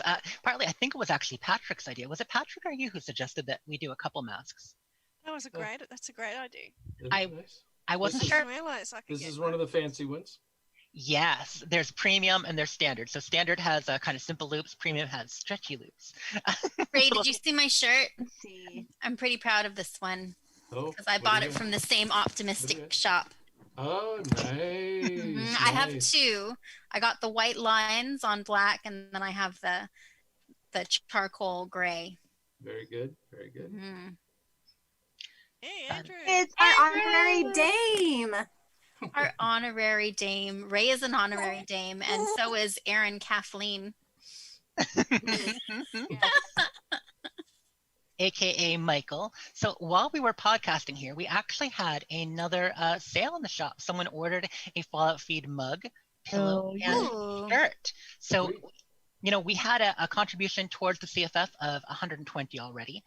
After that is going to be, let me just do some math real quick. Oh my goodness, it's going to be 130. Yeah. Hey, all right. So, fantastic. So I'm going to be making that contribution as we segue into the Fallout feed in just a little bit. We'll get it up there. Right now, our balance, we haven't gotten any more donations since the very beginning of the show at 3,005, but we have hit our goal. You still can. Obviously, we'll be going on the Fallout feed until midnight tonight. Some other people coming back on. We'll be enjoying our Power Hour. But I want to also let you know that not only can you donate today, not only can you donate as the day goes on today, but we will keep this open. It's something, if you go to asapodcasting.com, throughout the year, there is always going to be a link. And yes, we do the large charity marathon. We do a large fundraising contribution all at once at the end of this show, but there's always building for next year.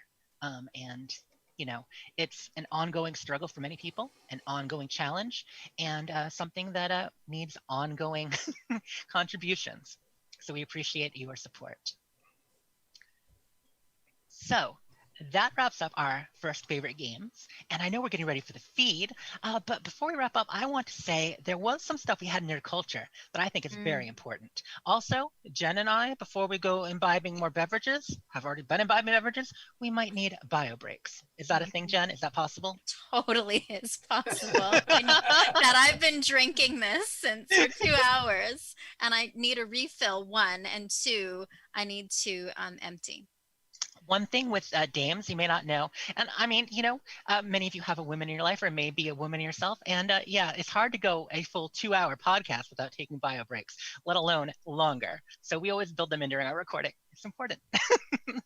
Very, very. Good planning. You know, nothing if not planners, trust me. You should see our notes, Ray. You'd be chill. I'm sure I would. It's like a 6-person collaborative Google Doc. We all type on it at the same time. I know, and you see all the cursors all over the place. It's great. We do that on the feed too. We definitely do that on the feed too. It's just usually about half as long. Yeah. Current total, oh my goodness, we just got an update. Apparently Jess didn't refresh. Current total per Michael is actually 3,080. Wow. I forgot I had to refresh when I was over there. Yeah. That is amazing. Thank you so much, everybody. Yeah. So these have been the Dames Who Game. Speaking of Dames, Jen, in Nerd Culture, you put the other Dames, the Grand Dames. There is a new podcast or YouTube channel. Yeah, they're doing YouTube stuff. And they are called the Grand Dames, and they include Grandma Skyrim. And it's another group of dames. I think we need to talk to them. Their description is, we're the Grand Dames and we play games. We are women, mothers, and grandmothers who love to game and drink tea. Wait, drink tea?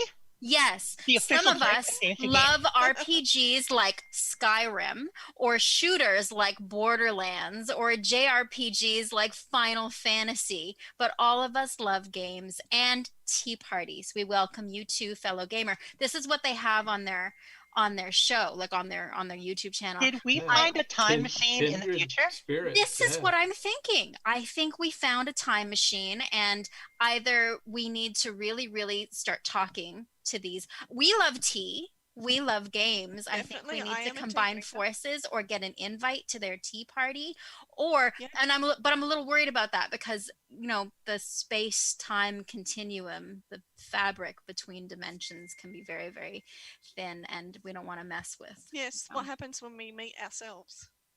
Well, we can't. Bad things happen. Doctor Who, right? Yeah. Yes. There are certain things you do not want to touch. Otherwise, you can get zapped. You can get zapped out of existence or zapped back to former times. So, yes. Take the chance. It's worth it.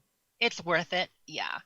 That is fantastic. So the Grand Dames, including you said Grandma Skyrim, Shirley Curry. Yeah, and they just started in September. They were at PAX. They had a tea party at PAX, and yeah, they have like 3 episodes out. So get in on it early. They seem really awesome, and yeah, support some other dames. I suppose that's my Nerd Culture and shout out. Beautiful. Both of those things are amazing. And I love they're called the Grand Dames, and that whole description is so us. Definitely going to reach out to them and say, hey, y'all. We're dames too, and we love you. I was really happy. Shirley Curry actually commented on a tweet the other day that I know she saw you. That was so neat. That was so neat. She said she appreciated it. I'm like, oh, and we appreciate you. It's wonderful. Well, everybody listening, we're about to transfer to the Fallout feed, so I just want to thank all of you. Say bye. Oh, well, absolutely, Sherry. But before you go, let us do a goodbye. So I just want to say thank you all for tuning in to Dames Who Game. We really appreciate it. You can follow us on Twitter at DamesWhoGame, and you can follow Sherry at Foxsyd, that's Foxsyd, on Twitter and Instagram. And Sherry, thanks so much for joining us today. And YouTube? Is that your YouTube channel, Foxsyd? Yes. I'm Foxsyd everywhere.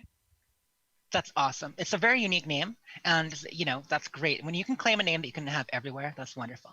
So be sure and give Sherry a follow. We also had with us today Sarah. Sarah is at Vosselsa. That's at VOSSLSA. She had to log out just a minute ago while we were talking about the Grand Dames, but it was wonderful to have you. Thank you so much for joining us, Sarah. Jen is going to be sticking with us, and she is at Pantagruelia. That's at PANTAGRUELIA. That's me. Yay! And I am Jess at Sleepage for Tea. People who were not with us today, Shalene, we miss her. We hope she's doing well and her family's doing well. And that she is at Shalene L, SHALINEL. Additionally, our girl Sarah, Sarah Saylor, she couldn't be here today either, but you can follow her at SAR_SAYLOR. We're also on Facebook, little group, facebook.com/DamesWhoGame. Thank you so much for tuning in this episode, and we will see you in about a minute on the Fallout feed. And I'm going to say bye, everyone. I have to go and actually have a bio break also, and actually eat, sing. This is not much for breakfast. It's breakfast for you. Oh my gosh. That's fantastic, Sherry. Love you, Sherry. Good Yeah, night. good seeing you, Sherry. Hi, Sherry. Came to the desk. All right, see you. I'll See see you ya. on chat. I just say bye in Australian. Bye. Bye, mate. I'm going to take my very quick bio break. Amen. I'll be back. Also, we will provision our beverages while we're up. If you have That's what I was doing. I was getting my bevies ready. All right. I'm going to switch the feeds. Yeah, we need to start a new feed because we're about to play a bunch of copyrighted stuff that's definitely flagged by YouTube. Yep. All y'all on YouTube, stick around. You might need to refresh when we start a new episode because we're about to DMCA. Yes. So Ain't it fun when DMCA? It's going to be. wait for the next live thing. It'll pop up in a moment. Let me end this one. Latest shirt for the evening. Just like that. That is specifically when you have